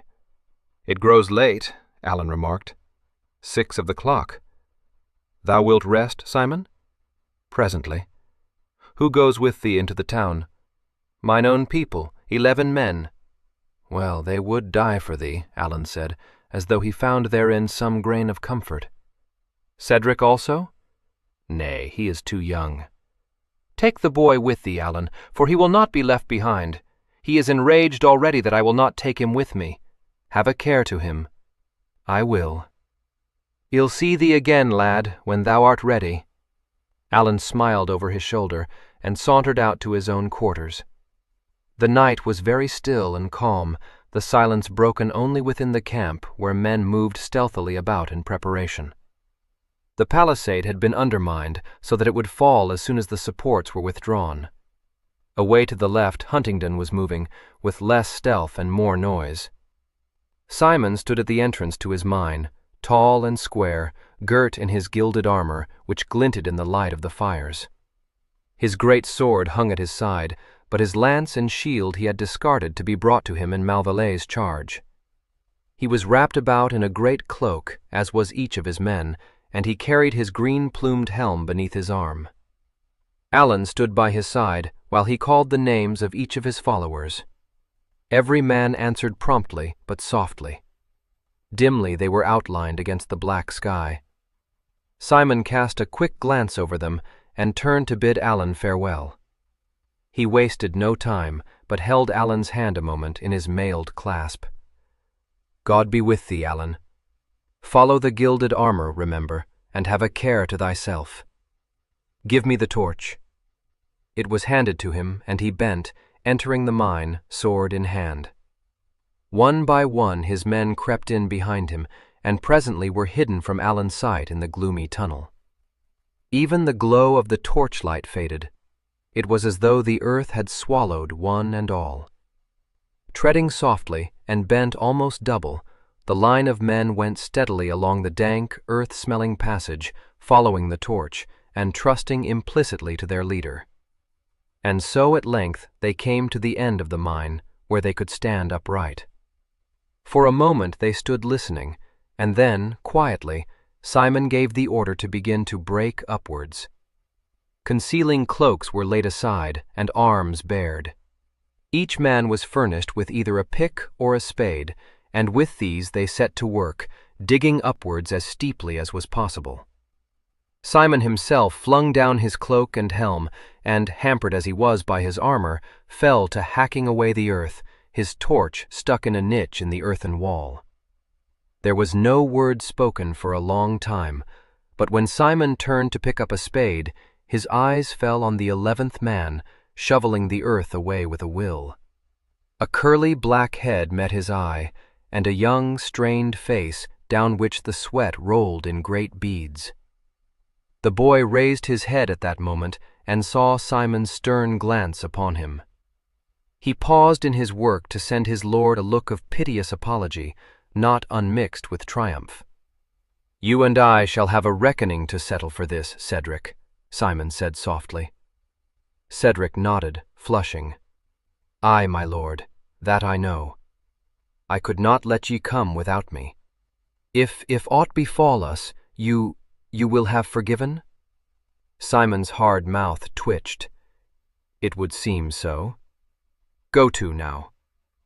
Cedric threw him a grateful smile and returned to his digging with renewed vigor. Not another word was spoken. The work was done as silently as possible, and no man shirked his full share of this arduous task, although the tunnel was dank and airless, and the roof seemed to close down upon them. These picked men of Malvallet would cheerfully have died sooner than fail their lord, or grumble at his strictness in a time of stress. At last the foremost, one Malcolm Clayton, glanced back over his shoulder and spoke in a hushed voice. "Lord, my pick went through." Simon scrambled up the crumbling slope of loose earth. "Then silence now, as you value your lives." "Stand back," the others. He was observed instantly. The panting, sweating men rested on their tools, watching Simon and Malcolm break through the thin crust. It was slowly done and carefully, but at length a wave of frosty air came down to them, and they drank it in gladly. Still Simon worked, making a hole just large enough to admit a man. Then he set down his pick, and raising himself on Malcolm's shoulders, peered cautiously above the opening. Down he came again, springing lightly, and nodded. "Bank the earth to form a step. You, John, and Peter. The dawn is upon us." Again they set to work, and soon had fulfilled his behest. A pale gray light filtered down into the tunnel, but overhead the sky seemed still dark and frowning. Simon gave the order to stack the tools. Wine had been brought in small leathern bottles. They drank deeply of it before they donned their helms and cloaks. Cedric picked up the golden helm and shook its waving plumes free of the dirt. He buckled it onto Simon's neckplate and clasped the long green surcoat upon his shoulders. Then Simon wrapped the dark cloak over all and picked up his great sword. It gleamed wickedly in the torchlight, and the golden helm seemed to glow with an inward fire. Beneath its peak, Simon's eyes looked calmly forth, and the green of his plumes seemed to steal into them, so that he appeared as some huge knight, all gold and green. His men were nervous through anticipation, but his measured voice quieted them. "Extinguish the torch." It was done, and the golden figure faded to a black silhouette against the faint light. Each man stood very still and breathed rather fast. Again the cool voice spoke. "Silence now, until I speak. The time should be soon. Follow me close, but keep your swords hidden, and show no fight until ye see me draw. Cedric, stay by me throughout." A low murmur of assent came, and then all was eerily silent. Yet through the chilling darkness and the tense period of waiting, Simon's magnetic personality seemed to spread over his men, so that their jagged nerves were soothed. Not one amongst them but placed his whole trust in Simon, believing implicitly that he would lead them to victory. Time crept by on leaden feet, and bit by bit the grey light grew stronger. Above, all was quiet as the grave, so that the very silence seemed to din in the waiting men's ears. Presently one fidgeted unconsciously, and drew a deep, sobbing breath. Against the light they saw Simon raise his hand, and once more there was quiet. Then, as from a long way off, a horn sounded, wailing across the land. Thrice came the call, and something like a gasp of relief broke from 11 tense throats. Away in the camp, Geoffrey of Malvallet had given the signal for attack. Still Simon moved not, but stood rock-like, waiting. Faintly came the noise of a great shout. Holland had obeyed the signal. 11 men fixed their eyes upon their lord, muscles taut, to move at his least command. He stood immobile, his head slightly tilted, listening.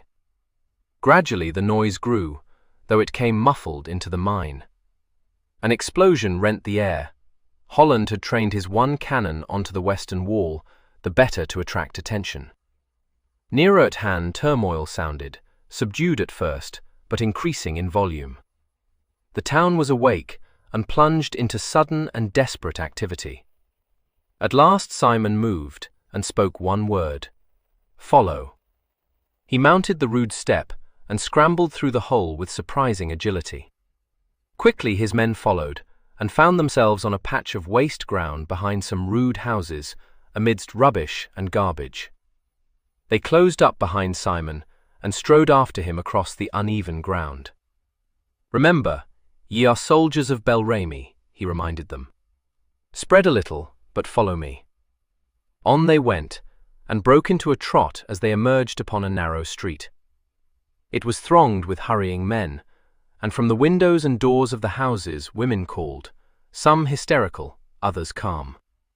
Soldiers were running towards the western ramparts, buckling on their swords or mailed gloves. Simon's little band separated quickly and ran after him, to the south, pushing and jostling the excited townsfolk.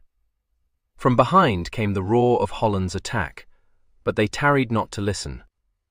On they sped, out into the main street and down it towards the gates, always keeping the green plumes in sight, and gradually drawing near to Simon again. Through the rapidly filling street, the gates loomed large ahead, and from them came part of the garrison, mounted and galloping to save the western walls, heedless of the scattered humanity flying from before the plunging hoofs. They were upon the gates now, and Simon's voice rang out, clarion-like above the din. "To me, and do what I do." Full upon the startled sentries he rushed, and cried, "The seneschal! The seneschal!" They fell back instantly, thinking he came from the marshal, and he swept on, his men at his heels, to the gate tower. There again they were accosted, but this time the sentry but asked for news. "They are through on the western side," Simon shouted, and thundered up the stairs, sword drawn. At the top 15 men were fretting, trying to hear or see what was toward. They fell upon Simon. "What news? What news? Are they through? Bring ye commands." Before they had realized he was a stranger, he had struck, and with a quick movement he had flung his cloak about the foremost, muffling and blinding him. The room was suddenly full of armed men, and they hacked down the tiny garrison with deadly precision. Swords were wrenched from scabbards, daggers drawn. All was confusion in that desperate fight. Then again Simon's voice rang out, and they saw him wrench at the lever which let down the bridge. "John, Malcolm, Frank, guard me this," he called, and was lost again amid the scuffling fight. A cry went up for help. Someone reached the great bell rope and set the iron bell clanging a wild alarm.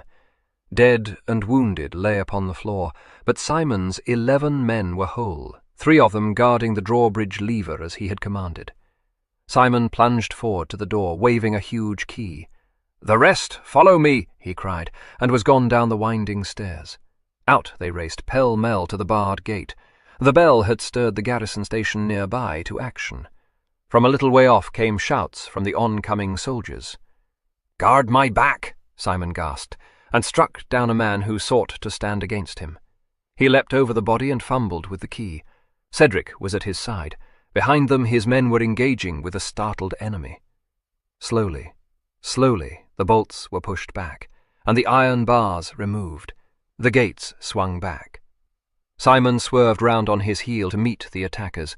Some dozen men-at-arms were striving desperately to reach the gate, but Simon's men had the advantage of them and could hold them in check till Geoffrey came. Simon hacked a way through for himself and Cedric, intent on reaching the gate tower before the soldiers, who were even now in sight, some mounted and charging down the narrow street. He was just in time, for a small body of men rushed to the tower to draw up the bridge before it should be too late. They came upon a great knight in golden armour, who stood within the doorway and met their charge like a rock. His sword slashed and thrust mercilessly. His brow was lowering. Then a welcome sound fell upon Simon's ears, a roar and the thunder of hoofs on the wooden bridge. He heaved a short sigh of relief, for the men who guarded the gate for him were hard pressed and could hold out no longer. His voice rang out above the medley of sound. "Stand aside! Stand aside! Let Malvallet finish!" Even as he shouted to them, they had sprung away from the gateway, pressing back against the walls to let Malvallet through. Plunging into Bel Remy came the English, Malvallet at their head, unmistakable by his black plumes and surcoat. He held his lance in one hand, his shield in the other, with the bridle of his own horse and that of Simon's huge black charger. Behind him came his own men, and such was the force of their charge that they bore the French backwards into the town, so that they broke and fled in confusion. In that brief respite, Geoffrey wheeled about and came back to the gate. He saw Simon at the entrance of the tower, and charged down upon his assailants, scattering them. "All safe?" he cried. Simon caught his horse's bridle and the shield from the saddle. "Aye, I wait to see all in.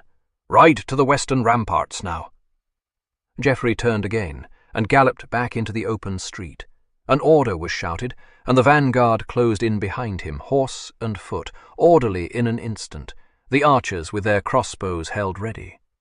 The cavalcade streamed down a side street, making for the western gate.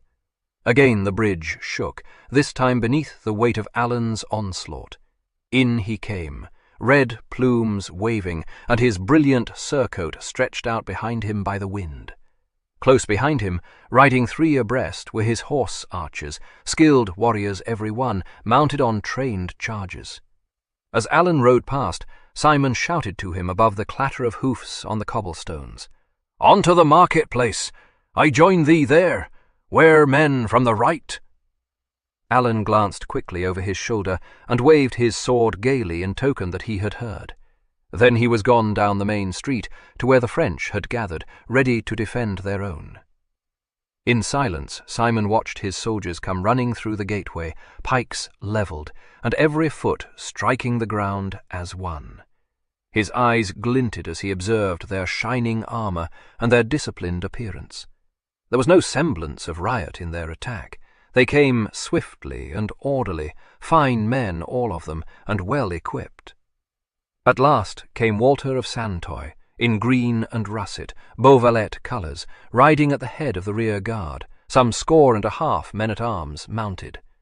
They halted within the town, and spread quickly to guard the bridge at a sharp command from Santoy. 11 of them rode on to where Simon stood, and saluted, dismounting and holding their steeds in readiness for the men who had entered the town with Simon. It was all done as if by machinery, without fluster. Then at last Simon moved. He turned, and called up the stairs of the gate tower. "All in! Down now to me!" Down the stairs clattered the 3 men he had left aloft, wounded every one, but dauntless. 6 of Santoy's men went up to hold the tower in their place, and the 3 tired warriors mounted their waiting chargers, for they were to form Simon's bodyguard. 1 man of the 11 was too badly wounded to move, but the others swung themselves into their saddles. Simon looked them over. "It was well done," he said, and from him that was praise enough to set them blushing. He glanced towards the one who was wounded, and raised his hand to his helm in stiff salute. "God be with you, Malcolm." "And with you, Lord," Malcolm gasped, and fell back into the arms of the surgeon who had come with Santoy. Simon mounted his coal-black horse, and watched Cedric fling himself into the nearest horse's saddle. "Onward," he said, and spurred forward down the street in Alan's wake. The English had pressed on to the wide marketplace, but there the French were gathered, soldiers and townspeople, and there they made a determined stand. "Way for Beauvalet!" Simon roared, and pressed through to the fore. 100 voices took up the cry. A wave of relief seemed to sweep through the English ranks. "Way for Beauvalet! Follow the gilded armour! The lion! The lion! Follow the gilded armour!"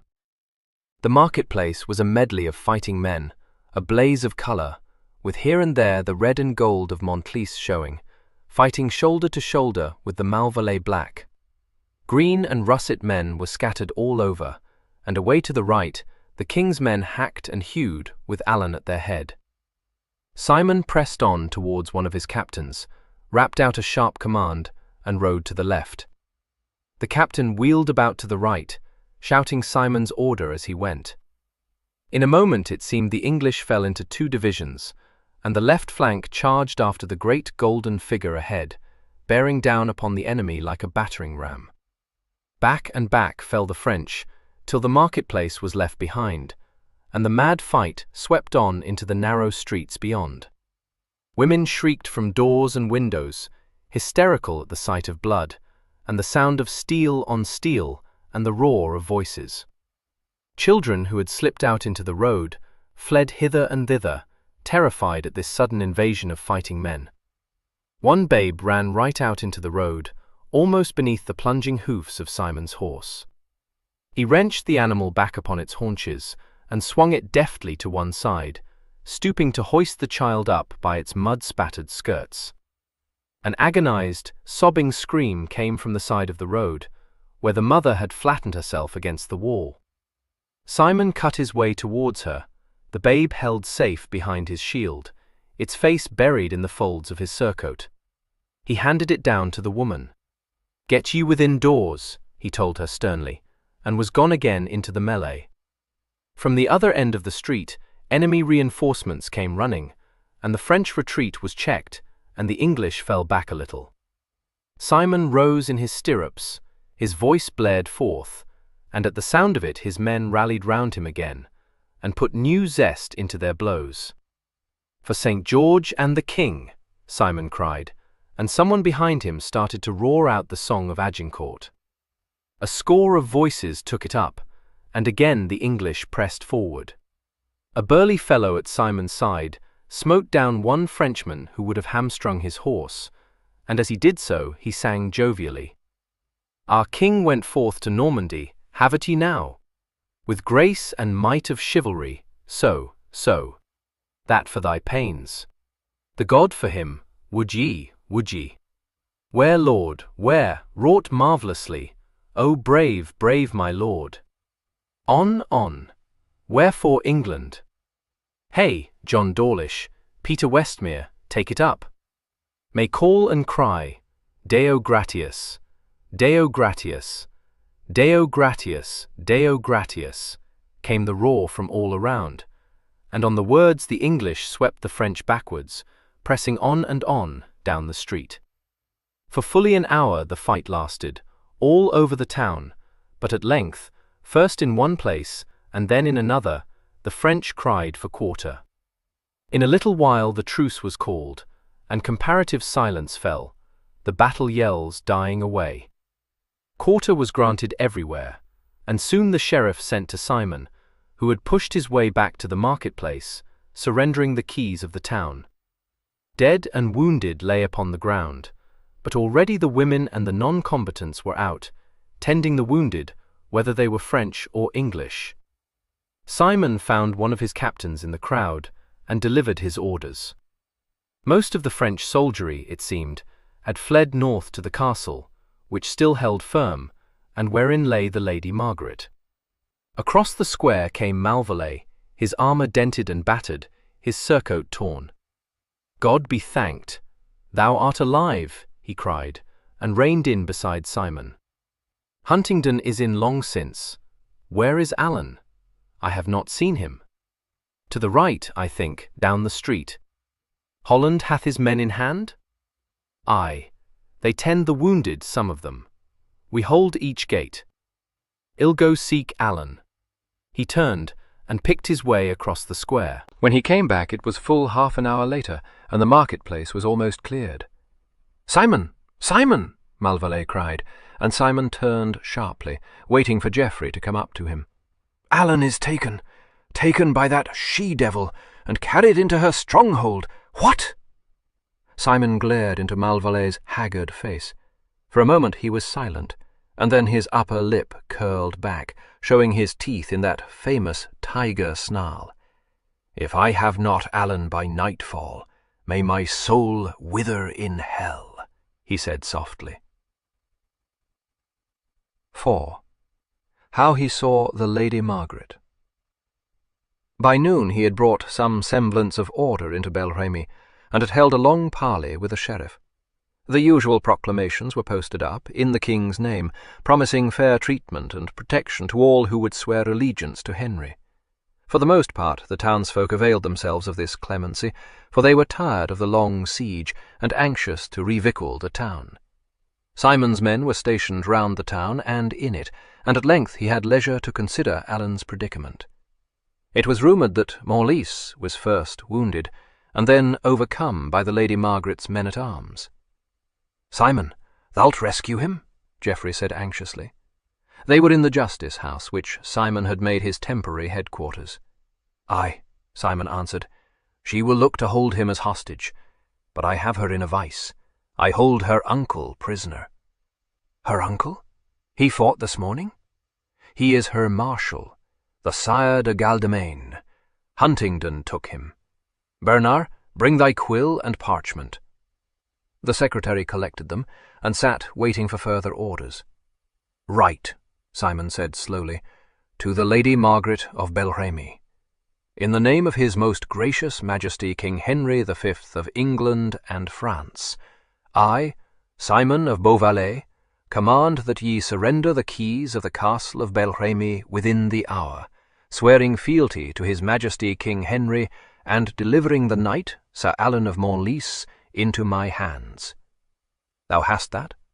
"Aye, my lord." "Dispatch it by my herald at once, then, and bid him await the lady's answer." "What folly is this?" Malvallet asked, when Taming had withdrawn. "She will laugh at thy message." "Perchance. It is my formal command. If she laughs now, she will weep later." The herald returned within the hour, and knelt to give Simon the Lady Margaret's packet. Simon broke the seals and spread the crackling parchment sheets before him. Over his shoulder Geoffrey read, "To Simon of Beauvallet, if ye depart not from this my city within the space of 12 hours, surrendering the keys unto Ferdinand de Valmay, my sheriff, the knight Sir Alan of Montlice swings from the ramparts in thy sight. Written at my castle of Bel Remy this 21st day of December." Geoffrey let fly a great oath, and clapped his hand to his sword hilt. "Thou wilt storm the place, Simon?" Simon smiled. "Nay, that would surely bring death to Alan, thou hothead. Write again, Bernard. If my commands be not obeyed, I, Simon of Beauvallet, do swear by the rood and by all the blessed saints that the Marshal Jean de Galdemain dies before the castle of Bel Remy with the other prisoners in my hold, and every third breadwinner of this town. And further, if any harm be done unto the knight Sir Alan of Montlice, I do swear by God that I will raze this city to the ground, slaying all who dwell therein, and sparing neither woman nor child. And that ye may see that I swear it not idly, 6 of the children will I slay before the castle, if ye surrender not at once." Malvallet laughed. "Oh, aye, with thine own hand, belike." "It will not come to that," Simon answered. He waited until Bernard had sealed the parchment and given it to him. He handed it to the herald. "If the Lady Margaret should speak with thee, asking what manner of man I may be, thou wilt tell her that what I say I will do, I do. Thou didst deliver mine other message into her hands?" "Aye, my lord." "She spake not?" "Nay, sir. She withdrew with her gentleman, and was closely veiled." Simon nodded. "Go then." When the herald returned again, it was with a verbal message. "Tell my lord of Beauvallet," he recited, "that the Lady Margaret, Countess of Bel Remy, will treat with him within her castle of Bel Remy if he comes alone, and under the laws of truce." "Thou'lt not go alone into that trap?" Geoffrey exclaimed. "No trap is it," Simon said. "What? Thou wilt trust to a woman's honour?" "Nay." Simon smiled unpleasantly. "She dare not harm me, or detain me. If I return not within the hour, lead out the Sire de Galdemain, and slay him before the castle. Then if I still make no sign, thou mayst sack the town, to show that I lied not, and storm the castle, for I shall be dead." "What dost thou propose?" Geoffrey asked curiously. "Once within her stronghold, thou art lost." Simon laughed. "Am I so? Once within the castle, and I may crush the she-devil at will." He rose. "Thou art lord in mine absence, Geoffrey, but look to it that ye obey mine orders." He went out to his own quarters, where he found Cedric resting on his pallet, relating his glorious adventures to Edmund, who listened curiously, drinking in every word. When Simon came in, they both started up. Simon looked Cedric over keenly. "Thou wert wounded?" "It is naught, sir," Cedric blushed. His arm lay in a sling. "The surgeon hath seen to it?" The boy fidgeted. "Nay, my lord, I asked him not, for he was busy with others, and indeed my wound is trifling." Simon went to him and unbound his arm. An ugly flesh wound met his eye, which still bled sluggishly. "Fetch me water and clean linen," Simon ordered briefly, and Edmund ran out. He came back with the water, and watched his lord wash Cedric's wound quickly and deftly. Simon bound it up again, and Cedric's teeth slowly unclenched. He was rather pale, for Simon's methods were rough and ready. "Get thee to bed," Simon said, "and stay there. Edmund, bring mine armour. Ye have cleaned it?" "Aye, my lord." "Fetch it, then, and get thee ready. I go to the castle." Cedric, who had retired to his pallet, raised himself on one elbow. "My lord!" The hard eyes looked down upon him coldly. "Well?" Take me. Edmund goes with me." "Lie thou still." "But, sir—" "It shall be thy punishment for defying me today," Simon said inexorably. "Oh, my lord, no! I cannot let ye go to the castle without—" "Let? Let? What is this talk? Thou wilt be silent, Cedric, and ye desire not my displeasure." Cedric's eyes filled with tears. "My lord, punish me how you will, but take me with you now. If aught should befall you—" "What help could ye give me?" Simon said scathingly. Cedric plucked at his blanket with trembling fingers. "We should at least be with you. If ye should be slain—" "Ye will have learned a lesson. I am not lightly defied, Cedric." The boy turned his face to the wall without another word. Not until Simon was fully clad in his shining armour did he speak again, and then it was to Edmund, who stood preening himself in his green and russet dress. "If harm comes to my lord, I will beat thee senseless," he whispered savagely. Simon strode out, an amused glint in his eyes. He rode through the town with Edmund close behind him, and came quickly to the castle. The bridge was let down for them, and they went across at a walk pace. In the courtyard Simon dismounted, and gave his horse into Edmund's charge. Unattended, he followed the steward into the castle. The great hall was empty, and the steward led Simon across it to the Countess' audience chamber. He swung back the curtain, and sonorously announced, "My Lord of Beauvallet." Simon entered, stepping firmly, yet panther-like. Within the room he paused, hand upon his sword-hilt, and sent a swift glance round. Upon a dais, seated on a throne-like chair, was the Lady Margaret, like a pillar of ice. Her regal head, crowned by a cloud of black locks and a great horned headdress, from which hung a veil of gold net, pearl-embroidered, was held high. Not a muscle in her long white throat quivered. Her face was mask-like, oval and pale, with thin, disdainful lips, and black eyes that shone between lowered lids. The lashes, long and curling, seemed to cast a shadow on the perfect skin beneath them. Her nose was short and straight, the nostrils finely carved and slightly pinched. She was clad in a gown of wine-red silk, which moulded itself to her superb form, showing the swell of her breasts and the long line to her hips. It fell about her feet in a great train, hiding them, and clung close to her rounded arms till it widened at the wrists in huge sleeves which brushed the ground as she walked. Her white hands lay along the arms of her chair, the nervous fingers gripping the carved wood tensely. On her bosom a great ruby glowed, the only living thing about her. Beside her stood a dark gentleman, foppishly clad, who regarded Simon with a faint sneer upon his full lips. He twirled a rose between his fingers and raised it to his nose now and again. Other gentlemen were scattered about the room, all in court dress, and all watching Simon curiously. Behind the Countess stood 3 of her ladies, still as was their mistress. Simon walked forward deliberately.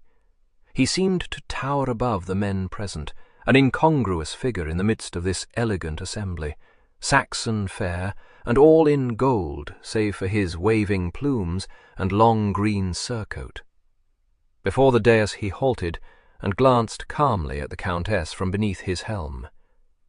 "Madame," he said in blunt French, "I am here to receive your submission." The haughty lips curved in a pitying smile. The Countess made a gesture with her right hand, and the foppish gentleman stepped forward. He answered Simon in lisping English. "You are a little brusque, milord, is it not so? Madame, my cousin desires to make terms with you." "My terms are these," Simon said, addressing her. "If ye do surrender unto me the keys of this castle, and do swear fealty to my master, King Henry," he raised his hand to his helm a moment, "I can offer you his gracious protection and clemency." A pulse on her temple throbbed angrily. "My cousin," she said, also in English, "tell him that it is for me to make terms." Her voice was clear and cold. She did not look at Simon. The dapper gentleman seemed to deprecate this harshness.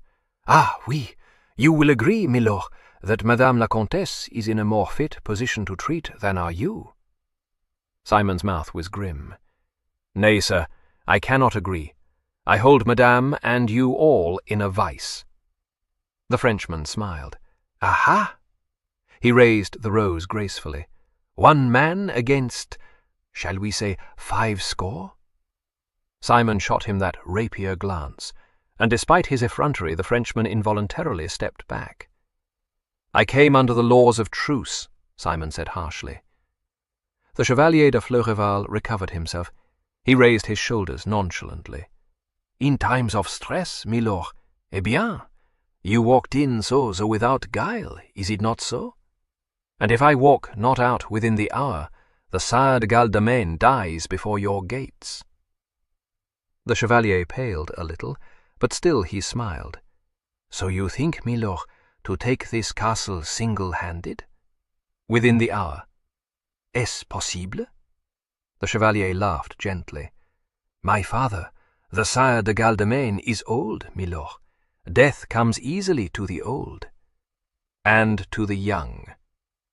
The words fell heavily, and again the Countess stirred in her chair. "That foolish threat!" The Chevalier shook with supercilious merriment. "We are not fools, milord. If ye surrender not this castle, and Sir Alan of Montlice, then will ye indeed be fools," Simon said calmly. "Ye will see my soldiers burn Bel Remy to the ground, and slay all those who dwell therein." "I threaten not." The Chevalier smelt his rose delicately. Over it his eyes never left Simon's face. "But if, milord, you are dead, to what avail? I have heard such threats before." Simon smiled. "Ye know not me, sir. If ye think my captains obey not my word, whether I am quick or dead." "Yes?" "But ye grow discourteous, milord. Be sure the Comtesse desires not your life. Her terms are that if ye will withdraw your men from Bel Remy, swearing never to return, she will deliver Sir Alan of Montlice into your care as soon as ye have left the town." "I thank Madame la Comtesse," Simon's voice grated, "but she is overproud, methinks." "In a word, milord, you refuse?" "I ignore." The clear voice from the throne spoke again. "Tell him, my cousin, to consider well. If he refuse my terms, then will I send to dispatch Sir Alan of Montlice right speedily, and will send him the same road." Simon stood silent, and a gleam of triumph came into the Chevalier's eyes. "That gives food for thought, milord." Simon heeded him not, but looked at the Lady Margaret. "That is your last word, madame?" "My last word," she answered. Then Simon moved. In a flash he had torn his sword from the scabbard and was upon the dais, holding the weapon shortened, the point touching the Countess's white breast. There was a horrified cry.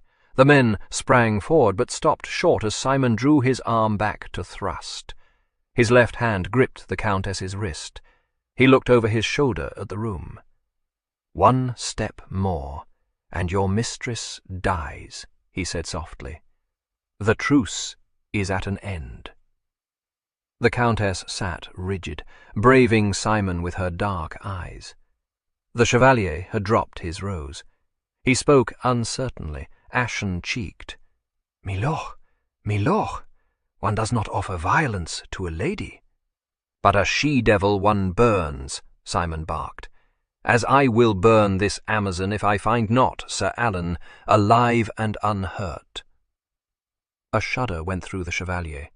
One of the ladies-in-waiting started to sob wildly. Simon looked down into the proud face that defied him so bravely. "Those 6 children, madame, my captain holds in safe custody," he said. "Ye shall see them die." Her eyelids flickered uncontrollably, and he saw the muscles of her throat contract. "You would not dare." Simon laughed. "An ye fail to order your men to submit, madame, ye will see how much I dare." "Cur!" She spat the word at him, breathing short and fast. "Ye would kill babes? Cur that ye are!" "Nay, 'tis you who will kill them, madame." Her fingers clenched together. "I will first kill Sir Alan of Montlice," she flashed, and turned her head. "Go, Henri de Malincourt. Slay me this English Alan." "Aye, go," Simon said, and brought his sword to her breast. Under its point a tiny red speck appeared, but the Countess flinched not, only she stamped her foot. "Go, I say." One man stepped forward a pace. "Madame, I dare not," he said humbly. "Craven! Will not one of you do my bidding? Call me not mistress again if you defy me now." The Chevalier raised one shaking hand. "Let no man stir. Milord, this is between men. Release my cousin." Simon's hold on the lady's wrist tightened till she bit her lip with the pain of it. "Bid thy men swear before God to submit themselves," he said. Her teeth were tightly clenched. "Thou shalt slay me first." Tighter and tighter grew his hold on her arm. "And thy people, the children of Bel Remy?" For a long minute she glared up into his strange eyes, but try as she might, she could not read his mind.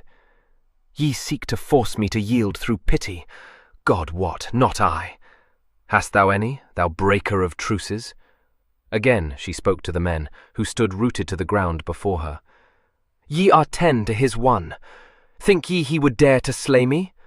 On to him, I command." A little deeper pressed the sword, and the red speck grew. Simon smiled grimly down upon his foes. The Chevalier's eyes shifted from face to face. All the smiling insolence had gone out of them. They came at last to his cousin. His mouth worked a little. "Cousin, thou must yield. I implore thee, be not foolhardy." "Ye would be wise to listen to your cousin," Simon said. "I will give ye 1 minute, and then I will strike home." "Thus you seal your own doom," she cried. "Once I am sped, there are 10 men ready to fall upon thee." "It matters not," Simon said. "If I die, no Frenchman will live in this town by sunrise tomorrow. The minute passes, madam. Think well." "Cousin, thou art distraught. I stand as regent during thy madness. Is there a man here will refuse to recognize me as lord?" A low murmur of approval went up. "Then I submit, milord, in the name of the Countess Margaret." The Countess lashed round in her chair. "Ah, never!" she cried, and would have flung herself upon Simon's sword, had he not drawn it swiftly back. He bowed slightly to the Chevalier. "Ye do swear before God to offer no violence nor obstruction either now or later." The Chevalier was biting his nails, seeking feverishly for some outlet. He sent Simon a look of hatred. "I swear before God to offer no violence nor obstruction now or later." "And for thy men?" "And for my men." "Good!" Simon jerked the Countess to her feet. "You will lead me now, madam, to Sir Alan of Montlice. These gentlemen will go before." "Milord!" The Chevalier was livid with rage. "Is that necessary?" Unhand my cousin, you have mine oath. I would sooner have thy cousin, for thus shall I also have thine oath, Simon answered. The chevalier quivered with outraged dignity. It seems ye trust us not, sir. The green-blue eyes narrowed. Fair sir, were I a fool, then should I trust to your word. I am not a fool. The chevalier's hand flew to his sword hilt. Ye shall answer to me for that insult, he choked. Simon spoke sternly. When I entered this place, sir, I entered it alone, as the Countess desired, under the laws of truce. Those were her words. But once within these portals it pleased the Countess, and ye all, to forget the laws of truce. Ye did threaten me with violence, who had come to treat. I fight clean, sir, when I may, but I choose my foe's weapons, and when the foe seeks to fight me foully, why, then, the time for chivalry is past. Lead on, Sir Chevalier. The Chevalier went blindly to the door, and the courtiers followed him, one by one. Last of all came Simon, holding the Countess a little before him. She struggled once, striking up at his face with her free hand, but Simon forced her onward. She went proudly then, her head held high, carrying herself with queenly dignity, her skirts sweeping behind her. Out into the great hall they went, past startled menials, to the narrow stairway. The Countess went forward, for two could not walk abreast, and Simon had released her. Up they went to a room in the tower. There Simon took her wrist in his hold again, and as she winced, loosened his clasp a little. Alan lay upon a couch beneath the narrow window. He was resting on his elbow, and his head was supported in his hand. A bandage crossed his forehead, and one arm was in a sling. He glanced up as the cavalcade came in, and his lips set firmly. So my lord of Beauvalet would not yield, he said faintly. You were all so certain. He laughed, and with all his weakness there was a ring of pride in his voice. Beauvalet is made of sterner stuff, and well he knows that life to me, under thy conditions, is disgrace. Then Simon clanked in, and Alan gave a great start. Simon! A look of horror came into his wan face. Ah, no, Simon, not thou. Death were easier. Didst thou think that I would leave thee to die? Simon asked him gently. I hold this castle alone. Alan sank back against his pillows. A laugh shook him.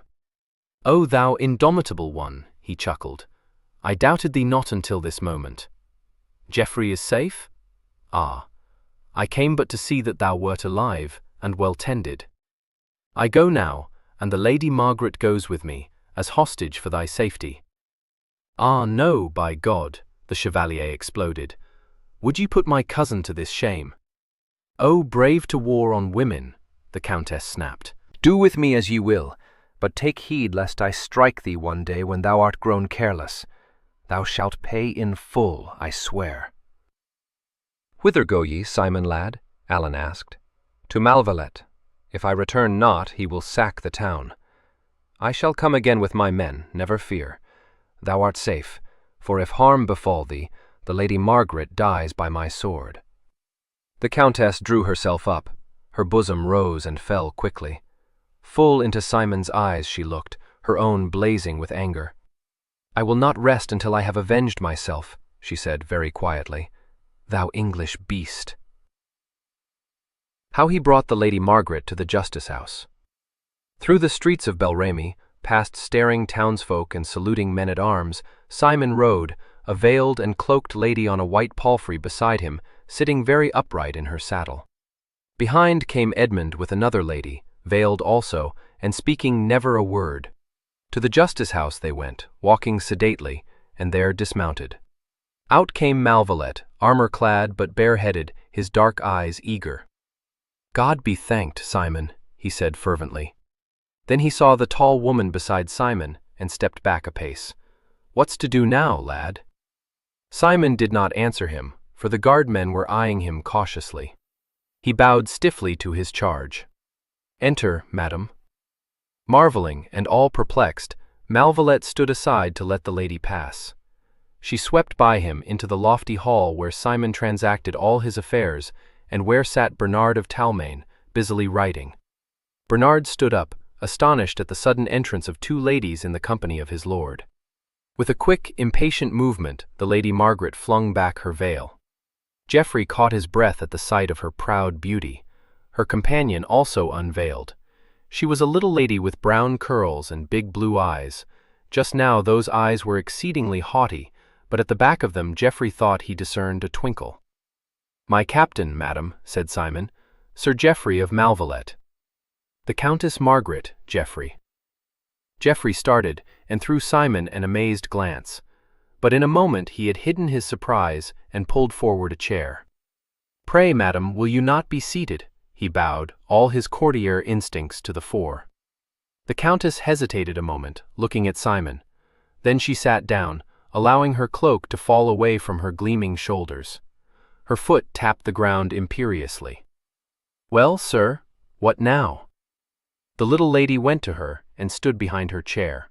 She smiled upon Geoffrey graciously, as if to thank him for his consideration. Simon clanked to the table behind which Bernard stood, spellbound. "Go prepare me 2 rooms above," he said.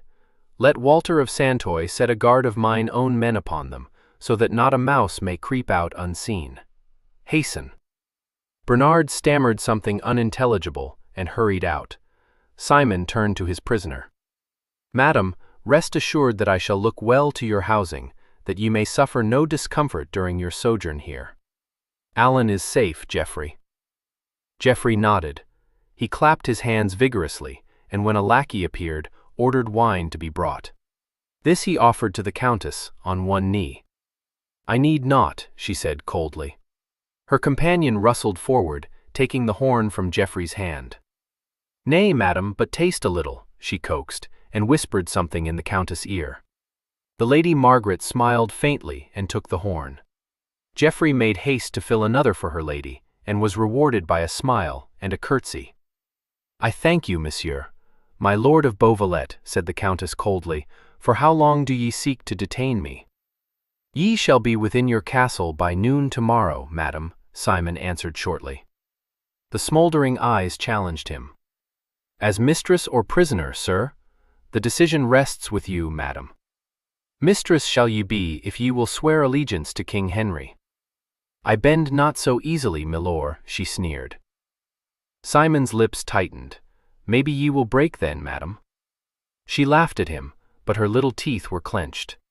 "Ye know not Margaret of Bel Remy, sir.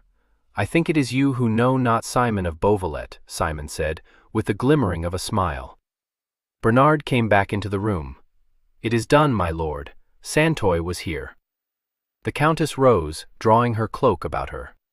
She addressed Simon softly. "Let there be an understanding between us, sir." "I desire naught better, lady." "Then mark well what I say. I give no parole, I swear no allegiance. It is war between us to the death, for I am not vanquished yet, nor will be. Ye would do well to beware my vengeance, Lord of Beauvallet." "I thank ye for that warning," Simon retorted. He held back a curtain at the end of the hall. "Go before me, madam." When he returned to the hall it was some time later, and he had shed his armor for a long green tunic which fell below his knees and was slit at the sides to give him greater freedom in walking. Heavy spurred boots were upon his feet, but his head was bare, the light hair still clubbed at neck and brow, brushed and smooth. He was frowning, but when he met Geoffrey's quizzical glance, the shadows went out of his eyes, and they twinkled responsively. "Oh, Simon, Simon, thou dog," Geoffrey teased him. "What have ye done?" The corners of Simon's mouth turned down ruefully. "I have brought a wildcat into our midst," he answered. "Bel Remy is not wholly mine yet, though I hold the town and the castle." Geoffrey seized him by the shoulders, pushing him backwards to a chair. "Sit, thou squire of dames, and tell me what passed within the castle." "Little enough. I entered alone, and was led to my lady's audience chamber, where she sat amidst her court, with her cousin beside her." "Cousin?" "Aye, him I expected, for his father, the sire de Godalming, spoke of him, a puny creature with a rose. Faugh! So soon as I had set eyes on him, I knew what manner of man I had to treat with. They had thought to frighten me with threats, deeming me a fool to walk thus coolly into their trap. Said I not that it was a trap? Nay, but I knew the workings of it. They would have taken me prisoner, mayhap slain me, I know not. What? Geoffrey started up. But it was truce. So I thought. Yet I suspected treachery, so was I not taken unawares. There was some parley at first. My lady was proud enough and high in her talk. Then they flung veiled threats at me, and I made an end. Simon, thou art like an oyster. How made you this end? I drew my sword upon the Lady Margaret, and thus held her men at bay. Yea, o preux chevalier! Geoffrey broke into a long laugh. They would not think that, the Frenchmen. Nay, not that dainty court. After that it was simple. They led me to Alan, who lay in a fair chamber in the tower. He is wounded, but I think not badly. Then came I here, with my lady as hostage. The chevalier hath sworn an oath of submission, but I trust him not. Now I will invest the castle. It shall be my quarters and thine. The town is quiet? Aye, the people are amazed at thy clemency. All France thinks King Hal an ogre. Simon rose. I must see Huntingdon. Where is he? By the southern gate. His men bring the baggage into the town. Where wilt thou quarter thy men, Simon? Some here. I make provision for the others this day. Geoffrey, summon a score of thine own men-at-arms, and a score of the men of Beauvalet. I will have thee ride into the castle and make all ready. They will not offer ye resistance, for fear lest I should slay the countess. Geoffrey picked up his cap. Thou'lt not ride in thyself? Nay, there is work for me here.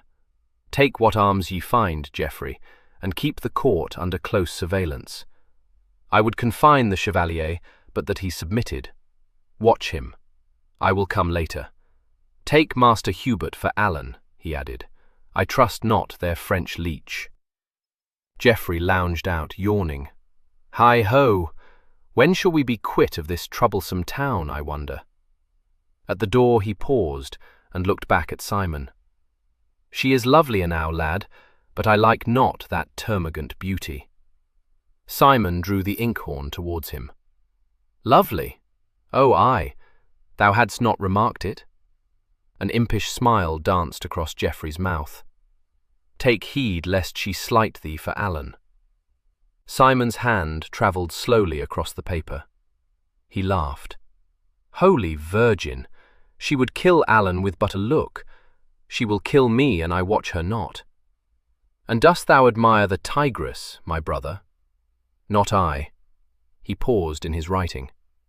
She is very brave, he added reflectively. She would have slain thee foully, Geoffrey said solemnly. Aye, she is a woman. Get thee gone, Geoffrey, and summon thy men. Oh, I go, I go. I leave thee to dream of thine Amazon. Simon smiled. Ye leave me to quarter my men, he said. 6. How the Lady Margaret could not stab him. The Lady Margaret sat on a raised dais, looking out of the window onto the bleak gardens of her castle. A fire burned at the far end of the chamber, and by it were gathered some 4 or 5 of her ladies, chattering together and stitching at a length of canvas. The Lady Margaret sat with head averted and resting on her slender hand. She was dressed all in dull yellow, and her black hair lay over her shoulders in 2 great braids. A gold net covered her head and hung down to below her knees. Presently she sighed and turned impatiently. Get ye gone, she commanded petulantly. Your silly chattering goes through my head. Jeanne, stay with me. The ladies departed softly, taking their work with them. The little lady who had smiled upon Geoffrey that day in the justice house seated herself by the table and looked up at her mistress gravely. Margaret plucked nervously at her gown with fingers that quivered. Her delicate nostrils were a little dilated, and the long black eyes were troubled. Aye, "Thou art calm," she said suddenly, and turned fiercely upon her companion. "Tell me how I may detest this English bully." Jean folded her hands. A smile hovered about her mouth as she answered, "Why, Margot, it seems that he is a man." "What mean you?" "A man? Aye, and an uncouth boor. But still a man," nodded Jean de Faucourt. "He hath thy measure, Margot, chérie." "Ye think he will vanquish me? Ye think that?" "Why, I know not. Perchance. For till now thou hast known no man." Margaret sprang up and came down from the dais. "Oh, aye, aye. Thou art at one with this bully. Geoffrey of Malvallet hath bewitched thee." Jean went a rosy red. "Nay, madam." The Countess laughed angrily. "Think ye I have no eyes? An Englishman, thou!" He is very courtly, Margot," Jean pleaded. "Very courtly." "To march into my domain, disarming my servants, wassailing in my hall at Christmas-tide? Oh, he charms thine ears with compliments, I make no doubt. Soon ye will desert me entirely." "Madame!" Jean rose, trembling. Margaret ran to her and caught her in her arms. "Nay, I meant it not. I am distraught with trouble.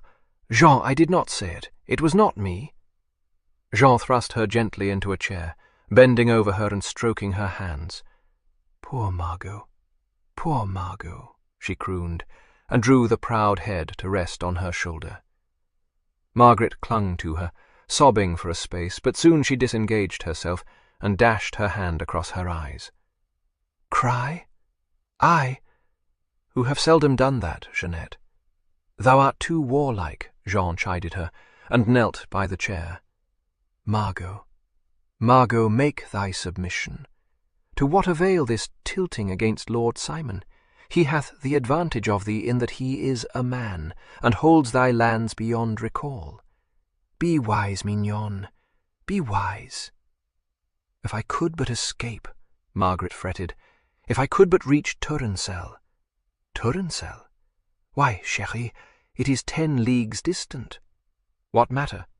If I could reach it, Fernand de Tourensel would aid me to throw this Beauvallet out of my land." "Yes, Margot, yes, but thou canst not escape, and thou canst not journey 10 leagues alone." Up went the dark head. "Aye, but that could I."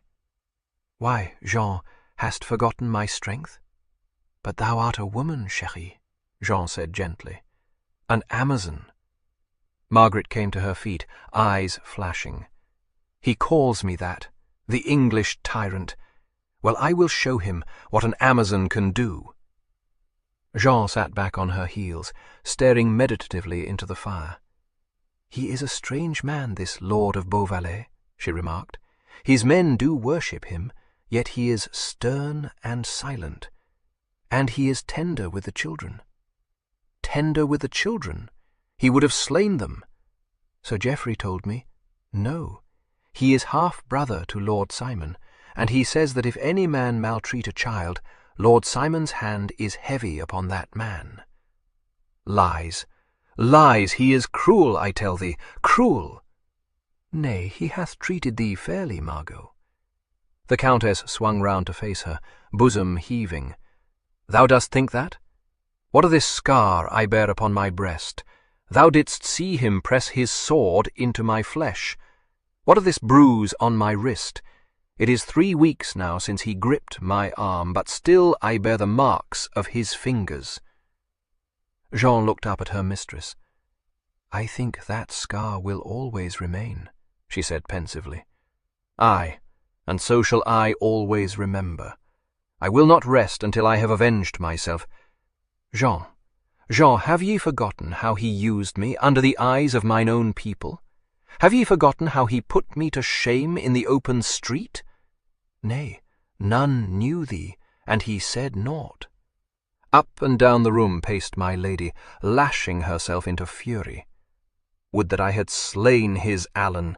Thus should I have hurt him, aye, to the quick.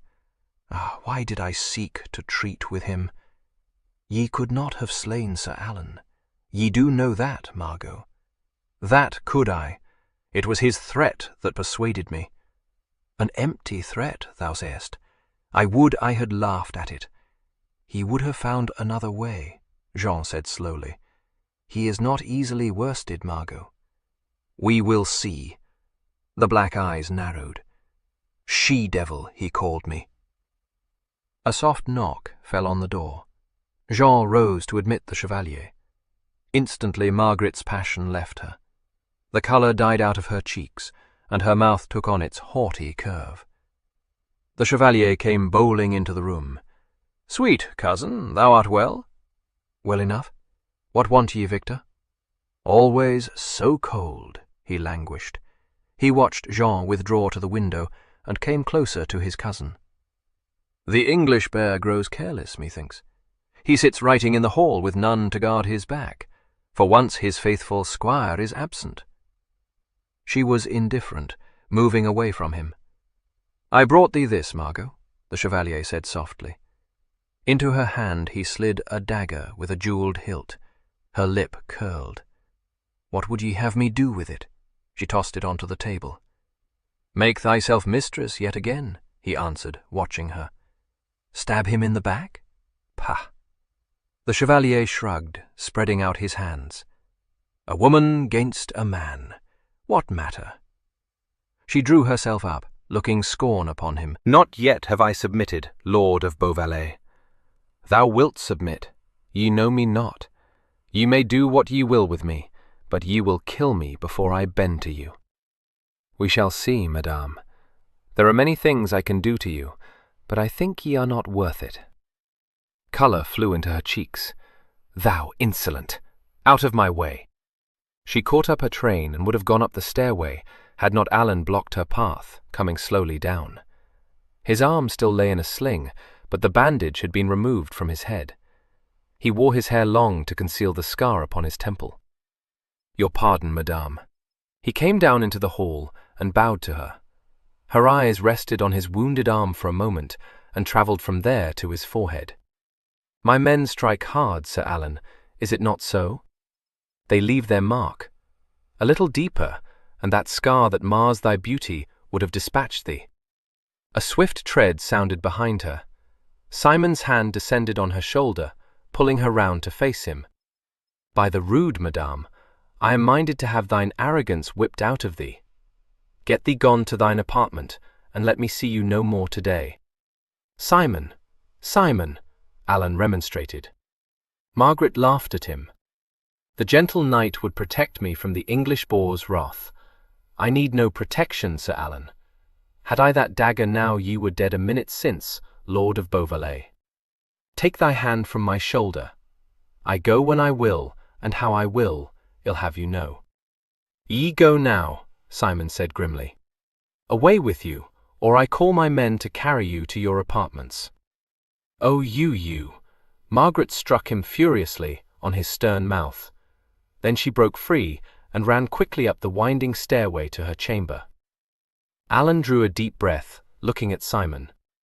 "The termagant! Simon, what will you do with her?" "Conquer her," Simon answered, and led him to a chair. "Sit, lad, the vixen to taunt thee so."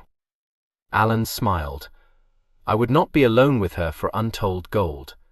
Yesterday she braved Geoffrey, so that he was trembling when he came to me, with anger and fear. He said she would have killed him had she a weapon to hand. She is like a tigress in her fierceness. She hath never met her master until now, but I will school her." Alan looked at him through half-closed eyes. He said nothing, but his smile grew. Upstairs, Margaret had cast herself into Jean's arms in a fit of wild weeping. "I could not slay him. I could not slay him. Oh, he is a devil, a devil. He knew that I was there, yet he heard me not. Oh, that I had had the strength to strike home.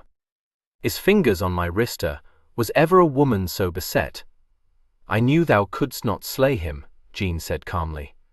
"I saw thee creep down the stairway, but I feared not." Margaret sprang away. "Wait, wait. I will do it yet, I swear. I will escape I." She stopped. Ah, no, thou wilt tell Sir Geoffrey. I had forgot. Oh, my dear, Jean cried, and flung her arms about her. Would I betray thee? Not for 100 Sir Geoffreys. It deems me a creature of no account, Margaret said tensely. He scorns me because I am a woman. I will show him what a woman can do. 7. How he found Geoffrey and Jean on the terrace. On the broad terrace Jean sat sewing, a fur cloak about her plump form, for although the sun was shining, it was but a wintry sun, and the day was frosty. To her came Malvallet, bedight in crimson velvet and gold lacing. Mademoiselle looked up, surveying him. "Oh, fie," she murmured, and turned her head to gaze pensively at a robin. "The soldier turned popinjay, I' faith. He shames the sun." She picked up her needle again. "This is cruelty," Geoffrey said mournfully, and sat down upon the parapet, facing her. "Doubtless he will take a chill," Mademoiselle sighed. "Such cold stone." She sent a fleeting glance towards the damp parapet. "I wonder, will she be sorry?" Geoffrey asked the sky. "He dreams of his English love," Mademoiselle nodded sagely. "In truth, she is unkind today," Geoffrey said. "She doth not look at me. Oh, she hath no mind to be blinded. Yet every time I do look into her eyes, I am blinded and so bemused that I can see naught else forever after." "She must be very beautiful," Mademoiselle said, "this English maid." "Not English yet," Geoffrey answered. "Please God, I will make her so ere long." Mademoiselle bit her thread. "The gentleman is courageous indeed," she said, and bent again over her work. For a time there was silence. "Jean," Geoffrey said pleadingly. Mademoiselle started. "Oh, are you here still?" she asked in innocent surprise. Geoffrey came to her side and knelt. He stole one arm about her trim waist. "Nay, Jean, he will certainly be pricked," Jean said, plying her needle faster still.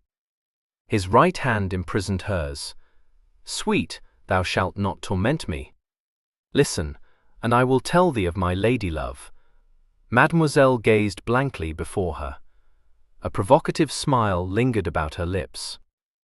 "I might call for help," she mused. "Nay, I need none," Geoffrey answered promptly. This lady, sweet, is little and lovely, so little that I might hide her in my pocket and forget that she was there. "This is English gallantry," sighed Jeanne. "Poor lady." "Not poor, Jeanne, for she hath all a man's heart. Which is so little," quoth she, "that she slipped it into her bag and forgot that it was there." Heyday! But even though she forgot, being cruel, it still remained, braving her coldness and her tauntings, and waiting very humbly till she should grow kind. A craven, cringing heart, wasting its life. Nay, for although it was humble, it kept a close watch on the lady, and even though she scorned and flouted it, it made solemn oath unto itself that it would devote its whole life to guarding her welfare and her happiness. Why then, it was a busy heart, for doubtless it had sworn that oath many a time before. Not so, Jeanne, for before it was asleep. Oh, gramercy, was this its calf-love then? All its love, lady. It knew none before it beheld the little lady with the big blue eyes and the pretty dimples. A French maid, Jeanne, with brown curls and a cruel tongue. A spitfire, forsooth, just a wilful maid, and French, Jeanne nodded dreamily, an enemy. Indeed, I am sorry for this heart. Geoffrey's arm tightened about her. The heart is happy enough, Jeanne, but what of its owner? It left him to serve the lady, and now he hath none. It was so little that he would scarce notice its absence, Jeanne said. But he does indeed notice it, and though he would not have it returned to him, he would fain have the lady's heart in its place. Oh, it would freeze him, sir. He might warm it, sweet, nay, for he is English, and the lady's foe.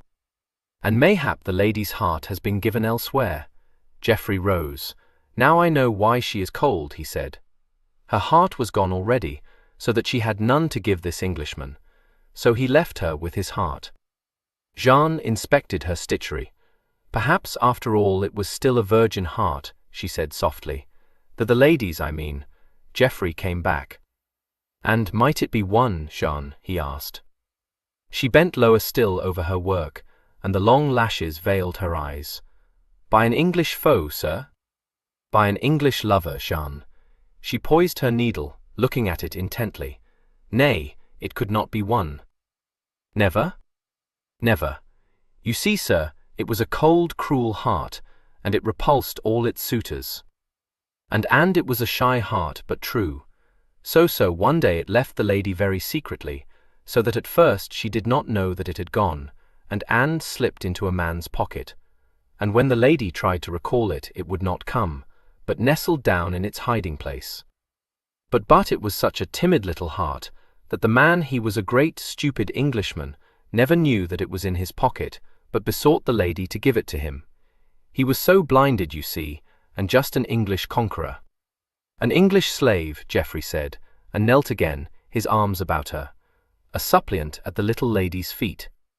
But he was very strong and masterful withal, Jean murmured, and let her stitchery fall, and clad in crimson velvet, which he knew became him well. A conceited popinjay, sir. Geoffrey drew her to rest against his shoulder. Nay, for he doffed his workaday clothes, and donned the crimson velvet, only to do his lady honour. A peacock preening himself to dazzle the hen, Jean replied, and smoothed her russet gown. She was such a pretty hen that he decked himself in velvet, so as not to show himself a drab fellow beside her loveliness. Oh, I do not think he was ever drab, Jean said into his ear.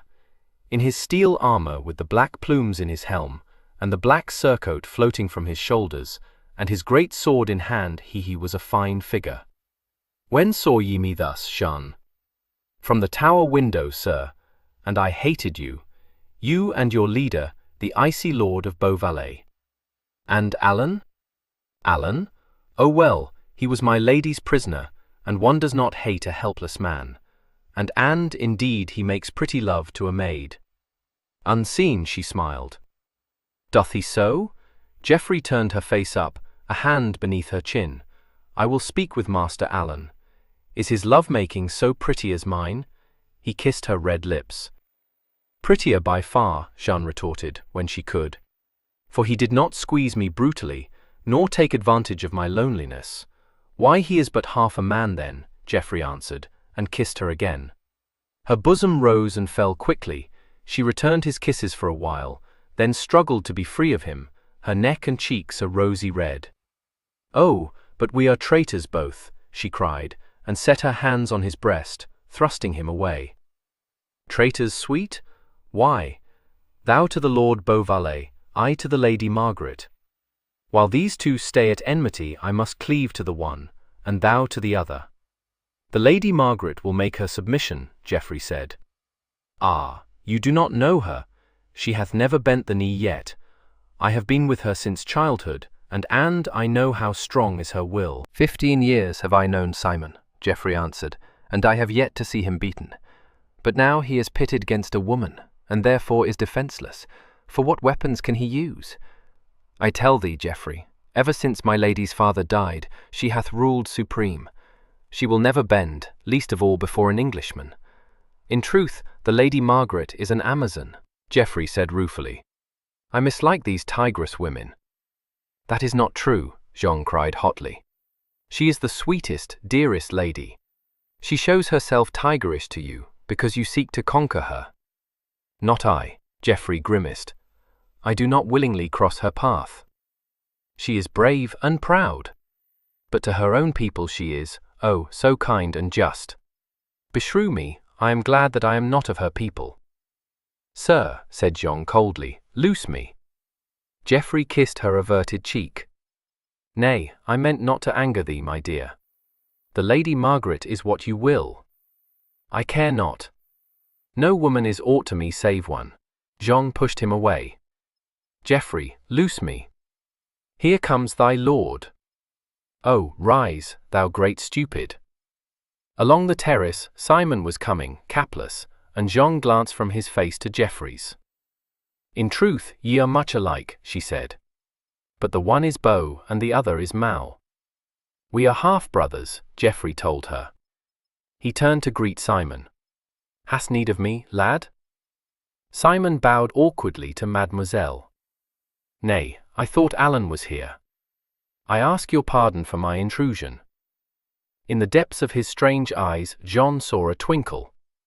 She blushed, sewing quicker than ever. "I have seen not Alan, what's amiss?" "He bears the title, Master of the Horse," Simon said with heavy sarcasm. "I would have him attend to his affairs." Jean spoke demurely. "Methinks Sir Alan is in the Western Hall, milor." Geoffrey chuckled, for the Lady Margaret's ladies often sat there. "Who is the charmer, my Jean?" he asked. A frown reproved him. "I believe it is Mademoiselle Yvonne de Vertemain," Jean answered. "Wilt fetch him for me, Geoffrey?" Simon said. "You will find me here." Geoffrey smiled. "Simon, do you fear to enter the lady's bower?" "I would not rob you of that sweet delight," Simon answered. "Go, Geoffrey.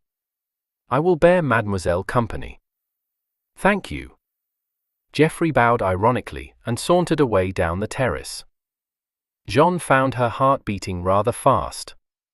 She had been present when Simon had captured her mistress, and she had accompanied Margaret to the English camp. Both of these experiences left her very nervous of Simon. Now he sat down upon the parapet, looking at her. "So you have captured my captain's heart, mademoiselle," he said slowly. Jean looked at him.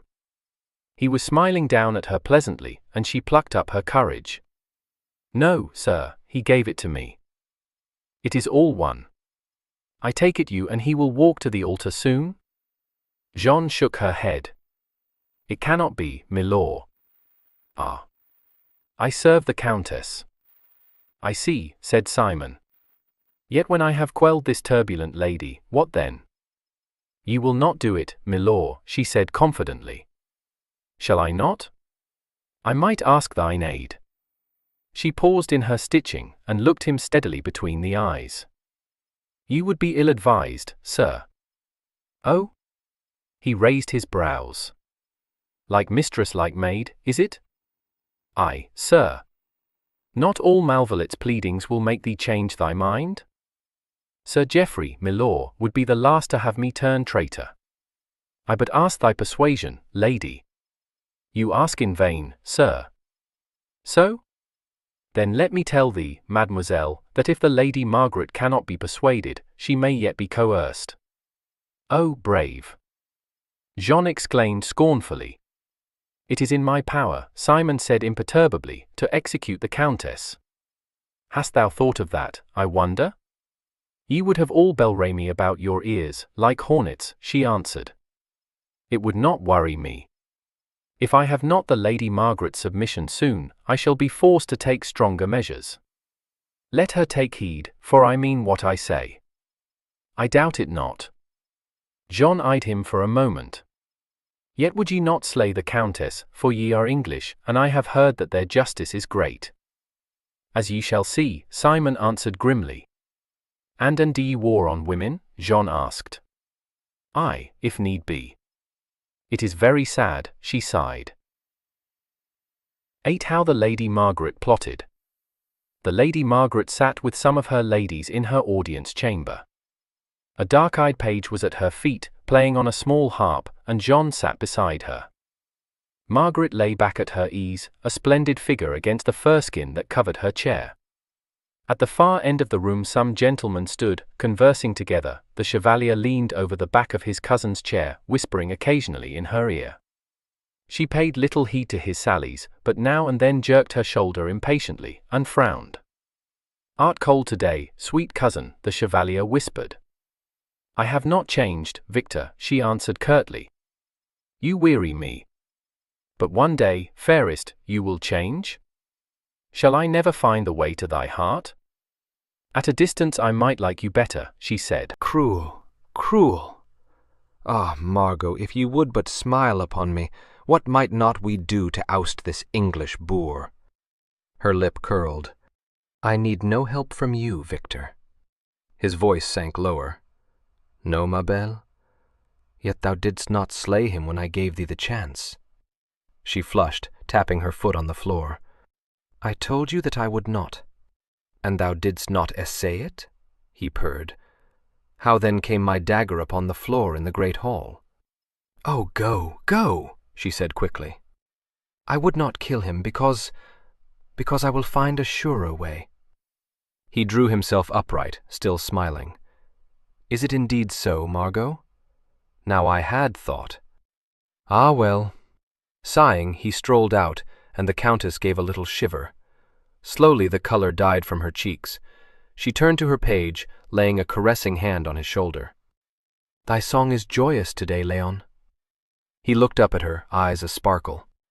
Yes, madame, I am gay because the English lord hath granted me a pass out of the castle. I go to see my father without the town. The long fingers on his shoulder gripped suddenly. Surprised, he looked up again, into the beautiful face bent over him, and saw it pale, lips slightly parted, and eyes shining. Is no pass needed to leave the town? Margaret asked softly. Nay, madame, for the town hath submitted. He heard the quick intake of her breath, and wondered. Léon, when wilt thou go? Tomorrow, madame, if it please you. And where is thy pass? He patted his tunic. Safe here, madame. My lord signed it today. Léon. Margaret spoke in a whisper. Thou dost love me, is it not so? But yes, madame. I would die. Then come to my room presently, with thy pass. And say naught, Léon, say naught. Yes, madame, he answered obediently, but his eyes searched her face in mystification. She leaned back, and in a moment had called one of the courtiers to her side, laughing gaily and chattering with him, so that Jean glanced at her shrewdly more than once. Presently she rose, brushing her hand across her eyes. Ah, now I am tired, and have the migraine. Come with me, Jean. She went out slowly, leaning on Jean's arm. Never a word spake Mademoiselle until the door of my lady's chamber was closed behind them. Then she turned to Margaret, taking her hand. Margot, what dost thou purpose? She asked anxiously. Tense fingers clutched at her wrists. Jean, you swear to stand my friend? But chérie, can you ask? This Geoffrey jealous, suspicious eyes glared into hers. You would not betray me to him? You would not? Never. Margot, what ails thee? Tell me, please. What said you to Léon? Jean the second trusts thee, and so thou mayst, then listen. Margaret dragged her to a seat. Léon hath a pass. To go from the castle tomorrow, you see? Tell me now, am I not a little like him?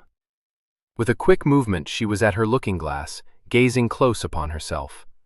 Black eyes, the nose well, no. Mine is more straight. Lips, too haughty, Margot dear. No matter. Let us essay a glad smile. Aye, it will suffice. Enough for this Simon. A cap pulled low over my brow. Height? She drew herself up. I will measure me 'gainst Léon. She swept about, clasping her hands, eyes abrim with triumphant laughter. Jean, shall I not make a pretty page? Jean started up. Margot, what wouldst thou be at? I would go to Fernand de Tournencelle. Nay, but listen. A page-boy excites no suspicion. 10 leagues. I might find a horse. It shall be given out here that I am sick abed. Even an I walk to Tournencelle, I can reach it within 3 days. Yes, yes, I can. O Jean, shake not thy head. Chérie, thou art distraught. Bethink ye, it is all too perilous an emprise for a maid. I could not let thee try it. Ah, mignonne, mignonne, I could not. Thou shalt come with me then. As my sister, smile, Jeanette, it means escape and help, but the danger. Foe, have I not my dagger? If thou art afraid, I'll not take thee, but go alone. Thou hast sworn to stand my friend. Margot, thou canst not do it, Jean cried. Would you don boy's raiment, Margot? That would I, laughed the Countess, and drew back her skirts to show her tapering foot. Smiling, she regarded first it, and then her lady. Too small, you think? But long, Jean, and a shapely leg. Margot, almost wailed Jean, thou art mad. I was never more sane. There is Léon. Open, child. Jean crept to the door and admitted the handsome page. Ah, the good Léon. Margaret gave him her hand to kiss. Léon, thou wilt help me? Yes, madame, of course. But I do not understand. Am I not about to tell thee? Léon, swear not to divulge what I shall say to any living soul. Not even my cousin. Swear. I swear, madame. Thou sweet boy, I want thy pass. Quick, let me see it. He gave it to her, staring. The Countess spread it out. The secretary writes plain, she remarked. Léon de Margaret, this by mine order, Simon Beauvalet. Dieu, what a flourish! Léon, I want this pass. I escape from the castle tomorrow. Thou art in my plot now. But, madam, you cannot. And a suit of thine apparel, hose, tunic, oh, ill spare thy blushes, Jeanette. Bring me them secretly, Léon, tonight. Ah, Léon, thou wilt do it. I ask thy help. He bowed. Madame, I must obey. But indeed, she covered her ears. I will not listen. Keep close tomorrow, my Léon, so that they shall not wonder at thy presence here. And see ye choose me a plain, dark dress, with a cap to set on my head. Go now and fetch it, dear boy. I'll reward thee for thy pains. Oh, and thou shalt have another pass when I return. No need of it then, perhaps. The astonished page retreated. Jeanne sank down onto a chair. Margot, she began weakly, and stopped. Oh, Margot. The Countess picked up a quill and dipped it in the ink. See, Jeanne, there is room to add, and sister. Think you I can copy this fist? Give me parchment. Jeanne brought it, and watched her mistress practice writing on it. At length Margaret wrote upon the pass, and sat back, surveying her handiwork. "'Tis marvellous. Let it dry, Jeanne, my sister. Aha! Simon of Beauvalet, how now? We are not yet escaped, Jeanne said dryly, but we shall escape, very early. Look out thine oldest dress, petite, and wear a hood and cloak. Oh, I should have written brother, and we could have been boys together. Heaven forbid. Jeanne shuddered. The black eyes sparkled. Conceive Malvallet's face of horror. Oh, la la! In truth, thou art too small for the part, and all a woman. Now Ishay glanced down herself. I am a thin creature. Well, thin enough, and tall. I shall make a comely lad. Enter, Léon! Enter! Back into the room came the page. Blushing, he laid a neat bundle on the table. I think I have forgot naught, he stammered. Thou dear boy. Margaret kissed him on both cheeks. There, keep my secret well, Léon, and thank you, thank you, thank you. No sooner had he left the room than she untied the bundle, holding up each garment in turn. Oh, the brave hose!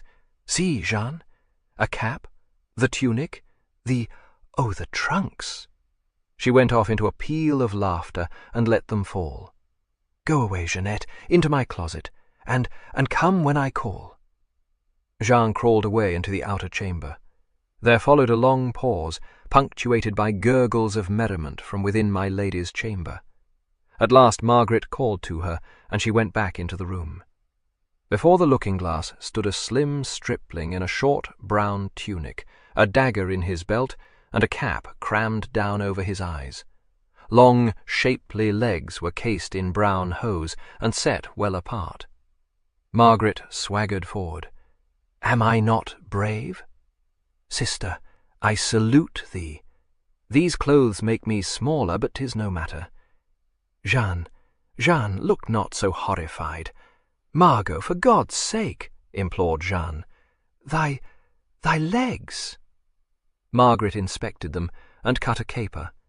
Said I not that they were shapely? See what a fine calf I have.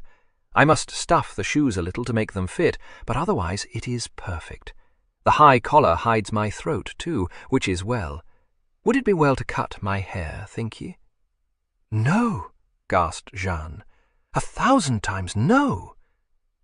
Margaret pulled off her cap, revealing the dark braids bound round and round her shapely little head. It might be safer, she reflected. I cannot wear my cap always, and perhaps it might give rise to suspicion. What was it my father said? See thou dost always set about thine affairs thoroughly, and do not the half only of a thing. Give me the scissors. Margot, I implore thee, do not. Thy lovely hair, I will not countenance it. The Countess stood irresolute. It is very nice hair, she said undecidedly. I doubt it would grow but slowly. Half thy beauty goes with it, Jean said vehemently. Margaret looked at her seriously. Thou dost indeed think that, Jeanette? Yes, yes. Margot, it would be wicked to cut it off. It is to my knees almost. Well, perhaps I will leave it. On went the cap again. Wouldst thou know me, Jeanne? Speak truly.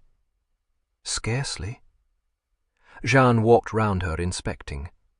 Thou art suddenly so little. I had thought thee tall.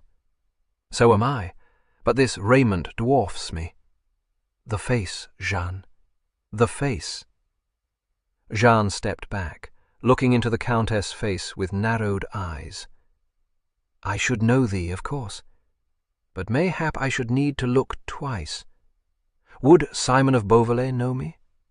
They call him the lynx-eyed, Jeanne said dubiously, and yet, without thy horned headdress, or thy long braids and veils, thou art different. Summon Hélène, commanded my lady. I can trust her, and we will see if she knows me at once. Jeanne departed, presently returning with Mademoiselle de Corvon. Margaret was standing before the fire, arms akimbo, and the long point of her cap drawn down over her shoulder so that it hid the right side of her face a little. Mademoiselle cast her a fleeting glance, and on encountering a wicked wink, blushed hotly and turned her back. "Where is Madame?" she asked Jeanne. "What does the page here?" Margaret walked forward, striding nobly, and put her arm about Mademoiselle's waist. The girl recoiled. "Sirrah, speak me fair, Margaret adjured her. "Madame." Mademoiselle fell back a pace, hands clasped at her breast.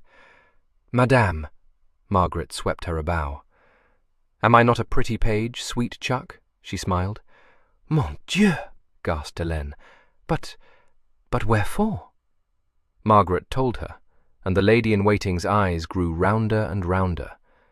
Before she could exclaim or expostulate, however, a knock fell on the door of the adjoining closet. "Who?" "That is not my cousin's knock, but a— Go, Jeanne!" Jeanne slipped softly away, closing the door behind her. Margaret tiptoed to it, listening. There came the sound of voices, one deep and forceful. "Beauvallet?" Margaret slid away from the door. What can he want? Back came Jeanne and whispered, "I have told him that you are abed. Get thee between sheets, madame, quickly." "But what doth he want?" "Naught, I think. He hath not seen you this day." Margaret pulled her hair down and skipped into bed, drawing the clothes up under her chin. "Tell him I am aweary. Why should he wish to see me?" "I wonder," said Jeanne, who had her suspicions. She went out again to Simon. "Madame will see you if it is necessary, milord, but she bids me say that she is aweary." "I am sorry to trouble Madame," Simon answered, "but there is that I would say to her." "Eh bien?" Jeanne shrugged daintily and allowed him to pass into the Countess' chamber. From the great bed, Margaret regarded him haughtily. "Am I to have no privacy, sir?" she inquired. Simon, strangely ill at ease in these unaccustomed surroundings, bowed and answered awkwardly, "I cry your pardon, madame, but I may not see ye tomorrow. I go out to Salle de Lac, where I shall rest 3 days. I am come now to say that during mine absence ye will please to keep your rooms. You will pardon my discourtesy, but a guard will be set upon these rooms from noon tomorrow when I depart." The Lady Margaret's eyes flashed dangerously. "Your insolence passes all bounds, sir." Simon smiled. "Mayhap, madame. Your ladies may come to you, but you may not go out." "A prisoner in mine own castle. Get thee hence, Lord of Beauvallet." But when Simon had gone, she sprang up, flushed and excited. It could not be better. It could not be better. Malvallet will command in his absence, and he would not dare to force himself upon me. None will notice mine escape, and all but Helene here, and Amélie, or Isabel, must think that I am sick. Oh, it is marvellous, marvellous. We will leave this place at 4 in the morning, Jeanette, thou and I. God pity me. Jeanne sighed, and turned her eyes away from the Lady Margaret's attire with a shudder. 9. How the Lady Margaret Escaped. The Lady Margaret tramped blithely along the high road, a knapsack slung over her shoulder and a staff in her hand. Beside her trudged Mademoiselle Jeanne, very weary and very nervous. She wore a kerchief over her curls and a cloak wrapped round her form. She too carried a staff, but whereas the Lady Margaret swung hers boldly and stepped out with a will, Jeanne's little feet stumbled often over the stones, and she leaned heavily on her staff. "Sister," said the Lady Margaret, "how many leagues think ye we have covered?" "An 100, Jeanne answered with feeling. "Nay, I think not. Let me see. We did leave Bel Remy at 4:30, Jeanne, was it not easy?" Not one of those great oafs of English guards suspected, and Lord Simon was nowhere to be seen. Then we walked to Balderin, which is 2½ leagues distant from Bel Remy, and it was 8 of the clock. How long did we spend at the tavern where we breakfasted? 5 minutes, sighed Jeanne. Nay, I think it was half an hour. Jeanne, did I not swagger well, and kiss the wench who served us? Jeanne shivered. My heart was in my mouth. Thou wert terrible. Margaret laughed. I was wonderful, just a pert page boy. Well, when we left Balderin, we went onward to Razincourt. And then it was a little after 11, was it not? That village. Ugh, the tavern. Oh, mon Dieu!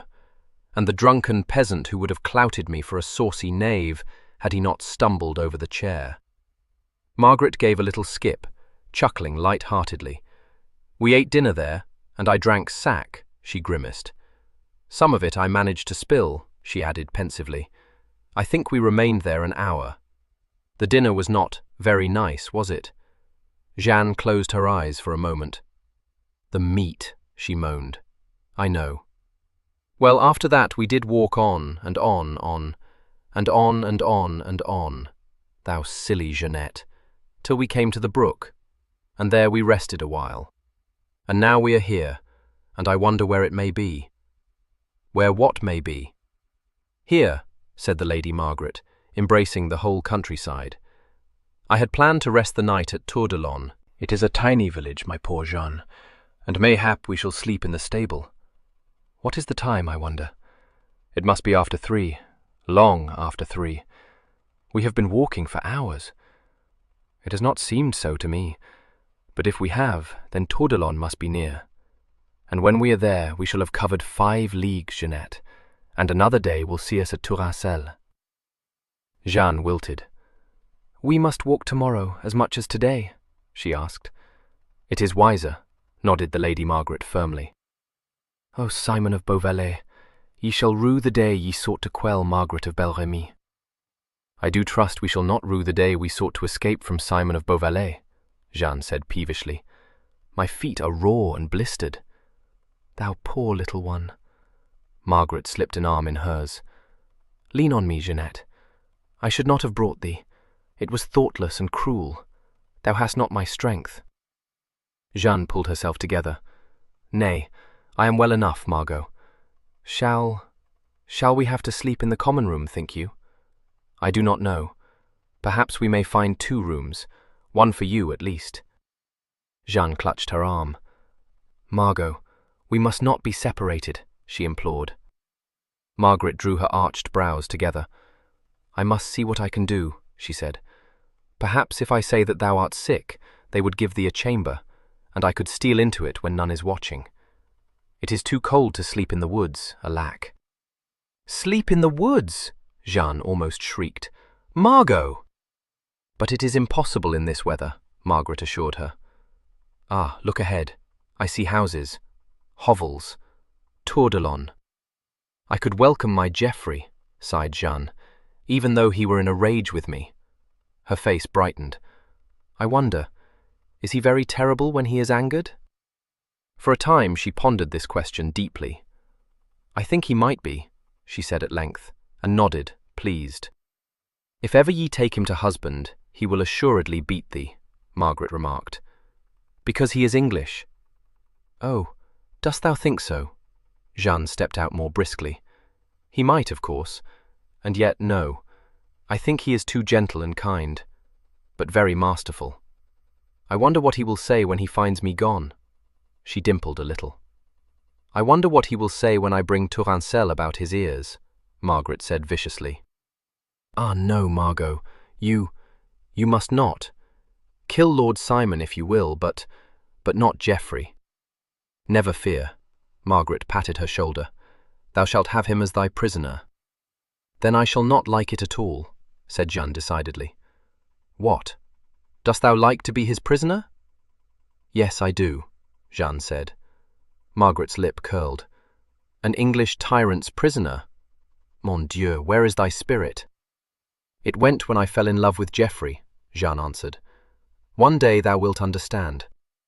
God grant that day be long in coming, Margaret cried. They were come now to the straggling hamlet, and they halted before the rude tavern. From within came the sound of men's voices, laughing noisily. Jeanne shrank a little closer to the Countess. Margot, must we? We must, Margaret said resolutely, and drew a deep breath. She knocked loudly on the door, and took a firm hold on her staff. Presently the door was opened, and the landlord faced them, clad in a soiled leather jerkin. Good sir, began Margaret, as deeply as she was able, my sister and I journey to Julenceau for the festival. Have you room for the night? No, said the landlord uncompromisingly, and would have shut the door, but that Margaret set her foot within. But listen, good host, my father gave me a little money for the journey, and I can pay for our lodging. The landlord seemed undecided, but Jeanne, plucking up courage, clinched the matter. Oh, sir, do not turn us away. Indeed, I am weary and hungry. Could you let us sleep in the loft above the stable, perhaps? She smiled wistfully upon him. Well, come within, he grunted. But, I'll see thy money first, he added, turning truculently upon Margaret. She pulled out a gold piece and gave it him. His eyes shone greedily, and he pocketed it, beckoning them in. The kitchen was very hot and smelt of sack. Some 6 men were sprawled about a large table, upon which supper was laid. When they saw Jeanne, 1 or 2 of them sat up smirking, but for the most part they paid no heed to the newcomers. As unobtrusively as possible, the 2 girls slipped into their places in the table. Margaret pushed her shrinking companion onto a stool at the end of the table, and seated herself beside her, in between Jeanne and a burly fellow with a ferocious red beard. The landlord thrust 2 wooden platters of salt beef before them, and some coarse bread. Hungry as she was, Jeanne's dainty palate turned from the unappetizing, ill-cooked and badly served food, but she made shift to eat, choking down her repulsion. Margaret, who was made of sterner stuff, betrayed no disgust at the rude fare, but fell to with a will. One of the men sitting opposite eyed Jeanne curiously, so that she blushed and kept her eyes lowered. Yon wench picks at her food, remarked her tormentor. A dainty maid. My sister is not strong, Margaret said quickly. She hath no appetite. The food is good enough, growled their host, if it is not to thy liking. It is good indeed, Margaret made haste to assure him. Is it not, Jean? Yes, Lael, very good, Jean answered in a small voice. Perchance thy sister is used to richly cooked meats? Sneered the landlord, unconvinced that his guests were not slighting his culinary efforts. Margaret nodded. My sister is serving maid to the Lady Margaret of Bel Remy, she said daringly, and heard Jean gasp beside her. There was a guffaw of laughter. That for a tale, jeered the man opposite. Thou pert youngster. Margaret's neighbour leaned across her to stare at Jean, whose hands had begun to tremble. Well, "She is pale enough," he rumbled. "Thy hands are too white, lass. Thou dost not labour on the fields, i' faith." "She is my lady's tiring woman," Margaret said. A little stir went round the table. "And what art thou, springled?" asked one. "Page, belike, with thy grand tunic." "Page indeed," nodded Margaret. "My lady hath given us leave of absence to journey to Julinceau for the festival." "And what may be thy name?" inquired the red-bearded man. "Léon Margaret," Margaret answered promptly. The landlord came to the table. "The accursed English are in Bel Remy, is it not so?" he asked. "Aye," Margaret's eyes flashed. "What does thy lady?" "She is prisoner." "Ho, ho!" The man opposite Jean clapped his hands to his sides. "The proud countess prisoner. Ho, ho! There's for her and her hot blood." Jean laid an imploring hand on Margaret's arm, for the countess had grown suddenly stiff. She recovered herself and forced a laugh. "Hast seen my lady, then?" she asked. "Once, when she rode out with her fine court. A haughty maid, indeed. Men say that she leads her men into battle. There's a shrew." She did so once," Margaret admitted. "And well they fought, riding astride her horse, clad in armour. A forward, masterless wench." Someone cracked a lewd joke, and Margaret's cheeks became scarlet with fury. The red-bearded man grinned. "See the young turkey-cock. Perchance thou dost love thy lady, Léon Margaret?" "That do I." "And is she kind to thee?" The colour died out of Margaret's face. She laughed. "Oh, she is sometimes kind and sometimes cruel." He nodded sympathetically. "Aye, aye. 'Tis ever thus with these noble dames. But surely thou art over young, lad." Certainly she looked it in her boy's gear, though in reality she numbered 25 summers. "I am 17, she stammered. "And thy pretty sister?" asked the man before Jean, leaning over the table to leer into her face. Jean shrank back, gripping her fingers together. 18, Margaret answered. "Be good enough to sit back, sir. Ye discommode my sister, thou saucy knave." "Is thy sister so nice, then, that an honest man let be, growled Margaret's burly neighbour. "The maid is tired." "Too tired to kiss?" The tormentor grinned and lurched forward across the table. Jean gave a tiny cry, but Margaret was on her feet in a trice, dagger in hand. "Keep off, sirrah," she commanded. "My dagger is sharp." On the instant there was an outcry, and 3 men scrambled up and would have come at Margaret had not the red-bearded giant interposed his huge frame. "Tush! Sit ye down, Jacques and Louise. 'Tis but a lad. Let the girl be, Fernard." "I would teach the pert knave to speak his elders fair," grumbled one, but he sat down again. "Thou art too soft, Raneau." Raneau thrust Margaret into her seat. "Put up thy dagger, foolish pup, else I will let them at thee." "I'll have no brawling here," the landlord cried. "Out ye go, young sir, and your sister with ye, thy pretty ways and mincing tongue." Raneau brought his great fist down on the table so that the platters jumped. "Let be, I say," he roared. "God's wounds, what is this pother? If the wench is modest, why, the better for her." "I'll crack thy skull for thee, fat host." The landlord drew back muttering, for Raneau was too formidable for his taste. The discontent subsided gradually, and in a little while Margaret took Jean's hand and rose. "Good sir," she said, addressing the landlord, "wilt show us the way to the stable loft?" "I have no room." "Hast eaten? Go now." "Nay, I prithee," up got Raneau, his little eyes blazing fiercely. "Have I to teach thee a lesson in manners?" he thundered, and the landlord retreated.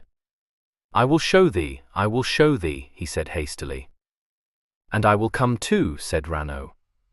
Out they went into the fast-gathering gloom, the landlord hurrying nervously before them, Jean clinging to Margaret's hand, and Raneau striding along beside them, towering over all. So they came to the tumble-down stable, and with a muttered word that they would find the ladder into the barn in place, the landlord went away. Margaret turned to the kindly giant. I have to thank thee, sir, for thy protection, she began. Indeed, it is not. Up with ye into the loft, and bolt the trap, youngster. Mayhap I will accompany thee part of the way to Julinceau. All ways are one to me. Why, it is very kind, Margaret said nervously. But it is not your goal, belike? Renaud asked shrewdly. Of course it is. I mean— Oh, I am not curious, he answered. Go thy way if ye will. But I am a masterless man, and I have taken a fancy to thee. Art over young to go wandering over the country alone with thy sister. You would come with us? Margaret asked uncertainly. Aye, if ye will. There are a many rogues about, and mayhap ye will be robbed or killed. If we join company, I can guard thee from such. Ye can trust me. Indeed, I think so, Margaret said, and put out her hand. May we speak more of this in the morning? Aye, if ye will. Margaret's hand was lost in a gigantic paw. Get thee to rest now, and bolt the trap. I will, she promised. I thank you, sir. She and Jean climbed cautiously up the worm-eaten ladder into the loft. Oh, how dark, quavered Jean. Was that a rat? From below came Renaud's deep voice. If the lass is affrighted, I will fetch a lantern. Oh, thank you, Jean said fervently. Heavy footsteps were heard retreating. After a short pause, they came back again, and Renaud mounted the ladder, bearing a lantern. It will last the night if you burn it low, he told Margaret. By its feeble light, they saw a heap of straw in one corner. Soft enough, grunted Renaud, and clambered down again. Pleasant dreams to thee. And to thee, Margaret called after him, and closed the trap door, bolting it securely. Oh, Jean, did you really see a rat? I heard a scuffle, Jean answered tearfully. Shall you take this Renaud with us? I know not. Think ye he is honest? He is large, Jean said, as if that were more to the point. That is true, and with all his fierceness I think he is gentle enough and chivalrous. Mayhap I will take him as far as Turancell. I hope he is not a rogue, cousining us so that he may the more easily rob us. I do not think so at all, Jean said, and sank gingerly down upon the straw. God be thanked, it is soft and clean.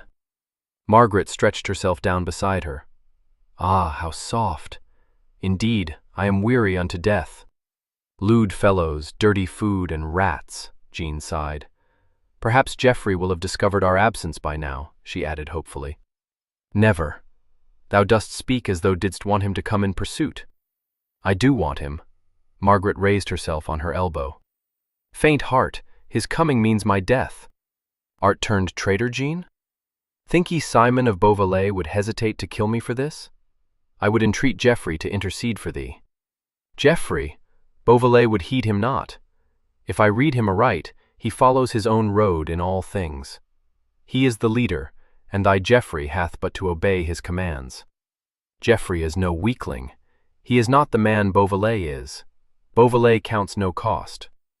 Art very interested in the Iron Lord, Jean said snappishly. Interested?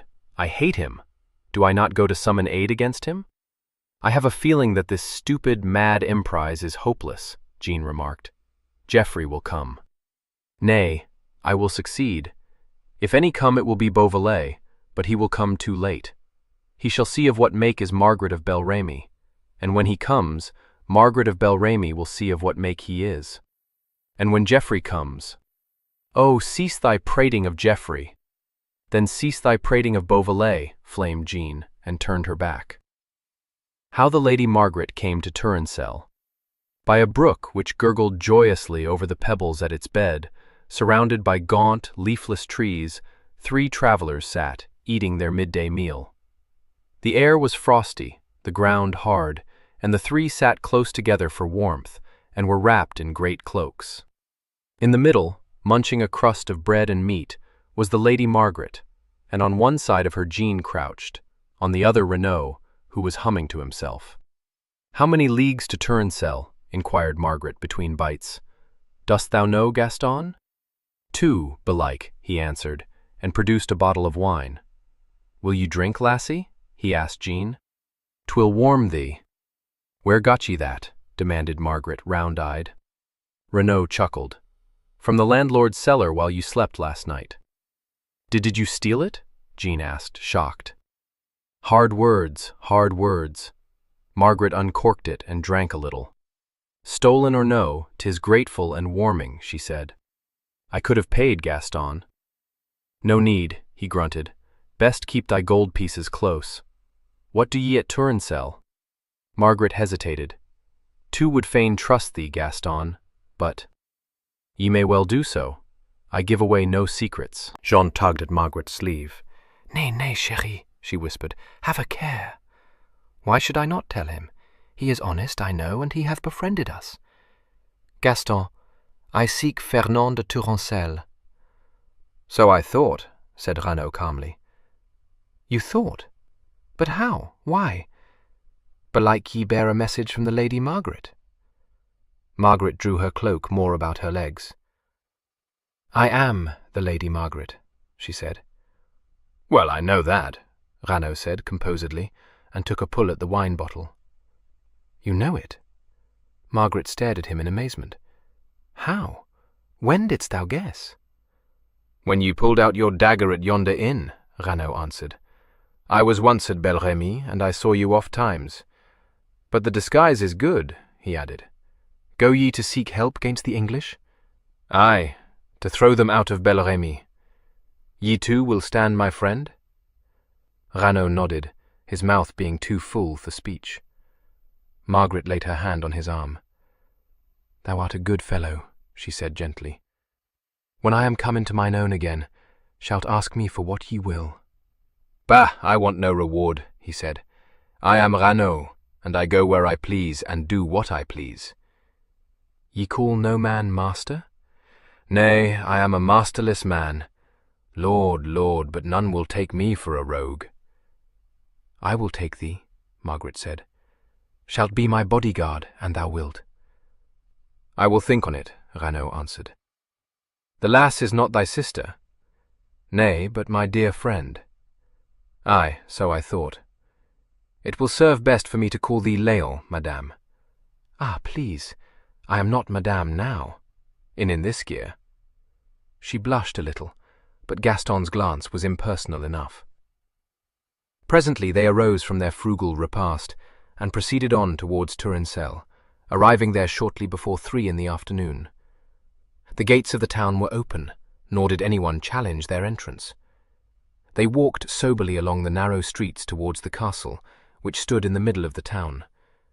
The drawbridge was down, and some men-at-arms were lounging upon it. Margaret walked up to them boldly, and accosted one of them. "Is my Lord Fernand within?"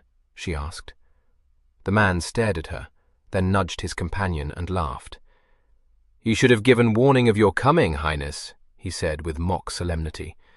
"Then my lord would surely have stayed at home." Margaret curbed her quick temper. "He is away?" "Oh, yes, Highness, he is away." She looked at him sharply. "It would be well for you to speak truthfully, my friend. My lord will punish any insolence offered to me." The man laughed. "Will he so? My lord is perhaps a friend of thine, whelp." "A friend indeed," Margaret answered. "I will inquire at the castle for him, since ye are so ignorant." She made as if to pass on, but the soldier barred her way. "Nay, nay, it will not suffice. I have mine orders, and I will obey them." "Get thee hence, saucy puppy!" Margaret flung up her head. "Knave, ye know not to whom ye speak. I am the Lady Margaret, Countess of Bel Remy." The soldier shook with laughter. "Is it indeed so? I am Fernand, Duke of Tourancelle, at your service, Countess. Ye do not believe me? Summon your captain hither, and ye shall see." "The lad is foolish," said another man, tapping his forehead. "I know. I had thrown him off the bridge else." "Shall I cut thee away?" Raul asked, surging forward. In an instant, pikes were levelled. "How now? Brawling and roystering, eh? Away with ye, all!"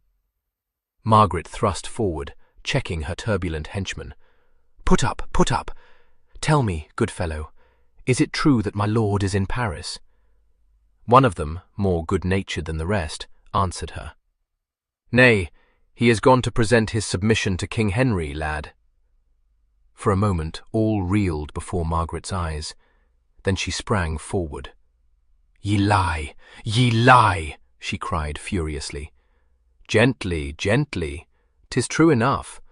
We want no ravaging of our land. My lord hath promised allegiance to the English king, and hath promised to aid none in withstanding him. Why, what ails the lad?" It was Jeanne who flung her arms about the countess. "Chérie, chérie," she whispered, "come away. Perchance it is not true. Come." Margaret suffered herself to be led away, stunned by the shock. Raul took command of the party and conducted them to a small hostelry near the gates of the town. In the deserted parlour, Jeanne knelt before her mistress, chafing her hands and crooning to her. "Ma belle, ma mignonne, petite chérie, lift thy head." A big tear rolled down Margaret's cheek, and at the sight of it, Jeanne drew her head to rest on her bosom, and Raul discreetly retired. "In vain, all in vain," Margaret whispered. "Fernand turned traitor. What shall I do? What can I do? Why, sweeting, we will find a way, never fear. Thou wilt not return to Bel Remy and make thy submission?" The slim form quivered. "But I thank you. Oh, I thank you 1,000 times." "My blood be upon mine own head. I am no puny weakling. I ask but a little fighting, and I am satisfied. I come, willy-nilly. My friend, I cannot take thee." Margaret flushed. "I bring but little money, and I have not enough. I've money enough, and what I cannot buy I steal. The reckoning shall come later. Come with ye I will." "And that is my last word," he roared suddenly. Margaret laughed, and a sparkle came into her eyes. Up she sprang and seized the tankard. "Then here's to our emprise, our glorious emprise," she cried, and drank deep. "And here's to a right brave lady," Raul said, and stood to drink his toast. 11. How the Lady Margaret fell into the hands of Raoul the Terrible. They plodded valiantly on, over fields and through woods, and to help their tired feet onward, they sang a little, cheerily, Raul in a deep bass which seemed to come from a bottomless cavern within him, Margaret in a full contralto, and Jeanne in a small, weary soprano, which made itself heard spasmodically. They eschewed highroads, for they were in Raoul's land, and the fame of his infamy had spread far and wide. 2 days since they had left Turincel, but they went slower now, and sometimes Raul carried Jeanne in his great arms. The spring had gone out of Margaret's step, and her feet were blistered and raw. Yet she made no complaint, but bit her lips when they walked over rough ground, so that her companions should not suspect. They visited no inns, but had furnished themselves with provisions at Turincel. The first night they had sheltered in a disused hut, but the second night had found them sleeping out in the open, wrapped about in their cloaks, and thanking God for the milder weather. Stiff and sore had the two girls been in the morning, but Raul showed no signs of fatigue or discomfort. Now they were tramping steadily eastward, hoping to leave Raoul the Terrible's land behind them by nightfall. "Bad land," Raul remarked presently, breaking off in the middle of his song. "Drunken roisterers, like master, like man. All goes to ruin while Raoul feeds his pleasure. Pah! Hast ever seen him?" Jeanne asked. "Aye, once. A pig of a man, with flabby cheeks. A frog, a toad, a rat, a spider. Vermin."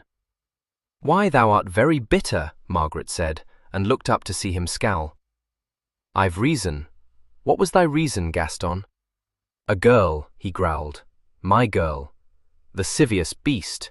May his bones rot in hell." "Amen," said Margaret. "Ah, a stream. Needs must I bathe my feet. Oh, water."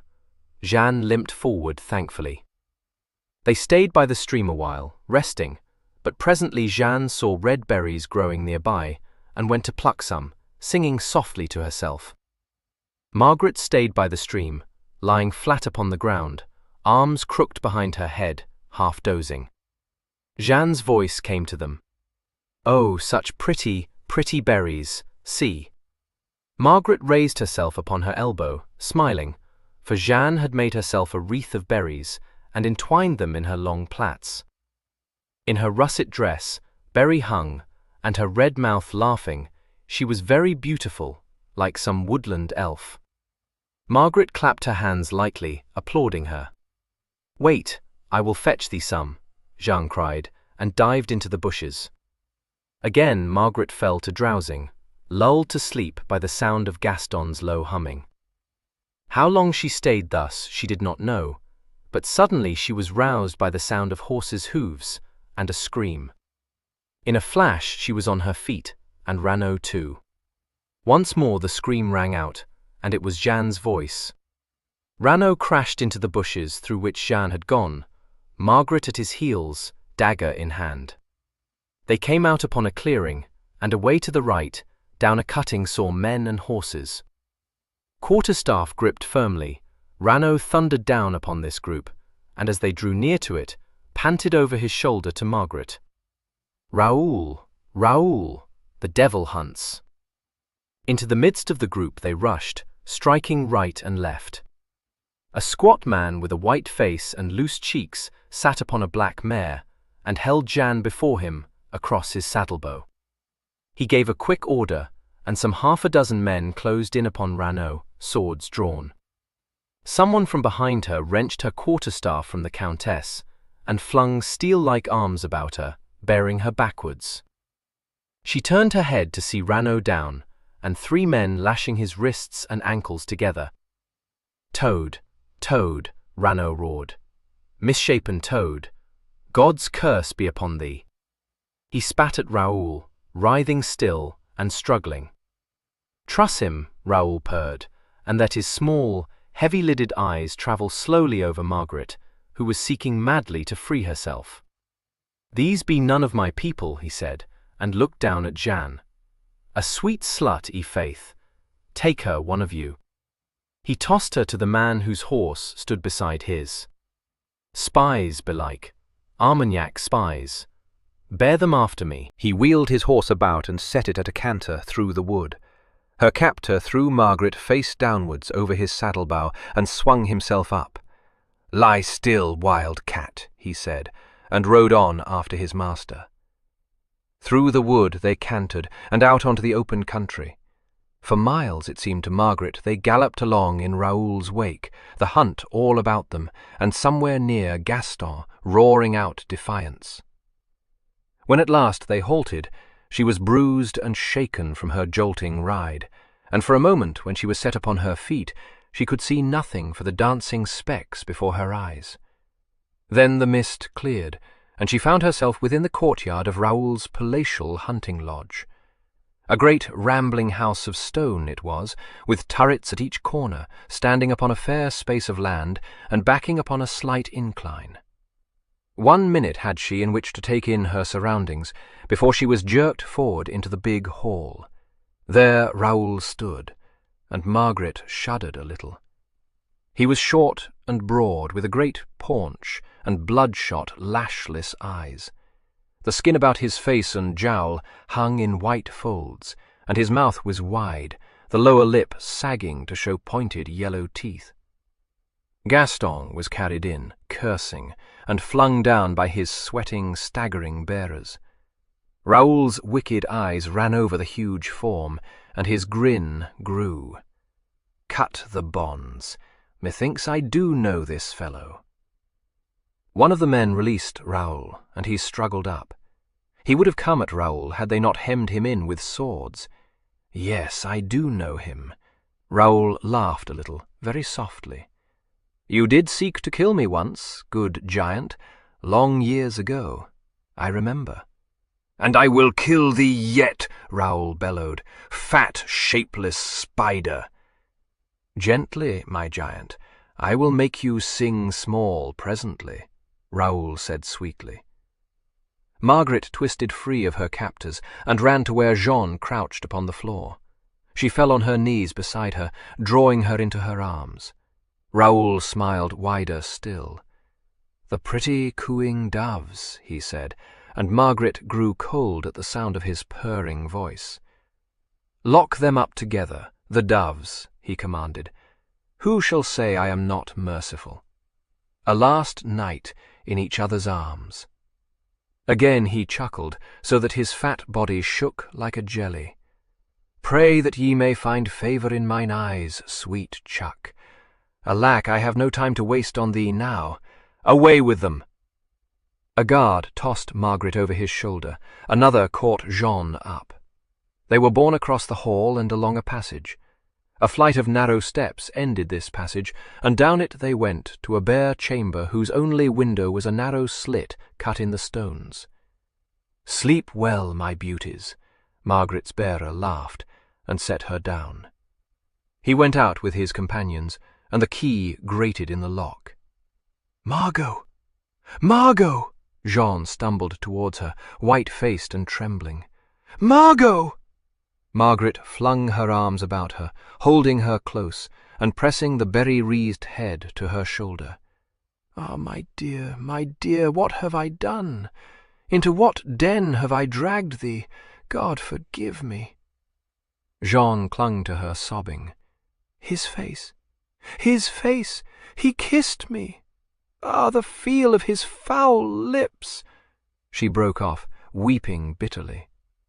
For a while Margaret soothed and petted her, stroking the brown curls with gentle, motherly hands. "Thy Geoffrey will come," she said desperately. "Malvallet is in pursuit now. Please God, he will come." Too late, Jean moaned, and feeling the berries against her cheek, tore them off and cast them from her. How could he come? How could he know? "He will come," Margaret repeated. "He will come. Thou dost not believe it. Thou dost not!" Margaret was silent for a moment, and Jean looked wistfully up into her face. Margot, thy dagger, thou wilt lend it me?" Margaret bowed her head. "Lost," she said bitterly. "But I will find a way. I must. If the worst befall us, I will tell this Raoul who I am. He cannot then harm us." "Ye think he cannot?" "Tell him not." Jean gripped her arms. "What cares the terrible for thy rank? Or he might seek to make thee wed him, to gain thy rich lands. Margot, promise that thou wilt not tell him. It would break my heart. Thou wouldst not hurt me so?" "God knows," Margaret said, and cast herself down upon a wooden bench. "What have they done with Gaston? His and thy blood on my head. Ah, why did I let thee come, selfish, headstrong shrew that I am?" "Nay," Jean was at her side in an instant. "Thou couldst not have prevented my coming. I would have followed thee barefoot." She caught up Margaret's hand and kissed it passionately.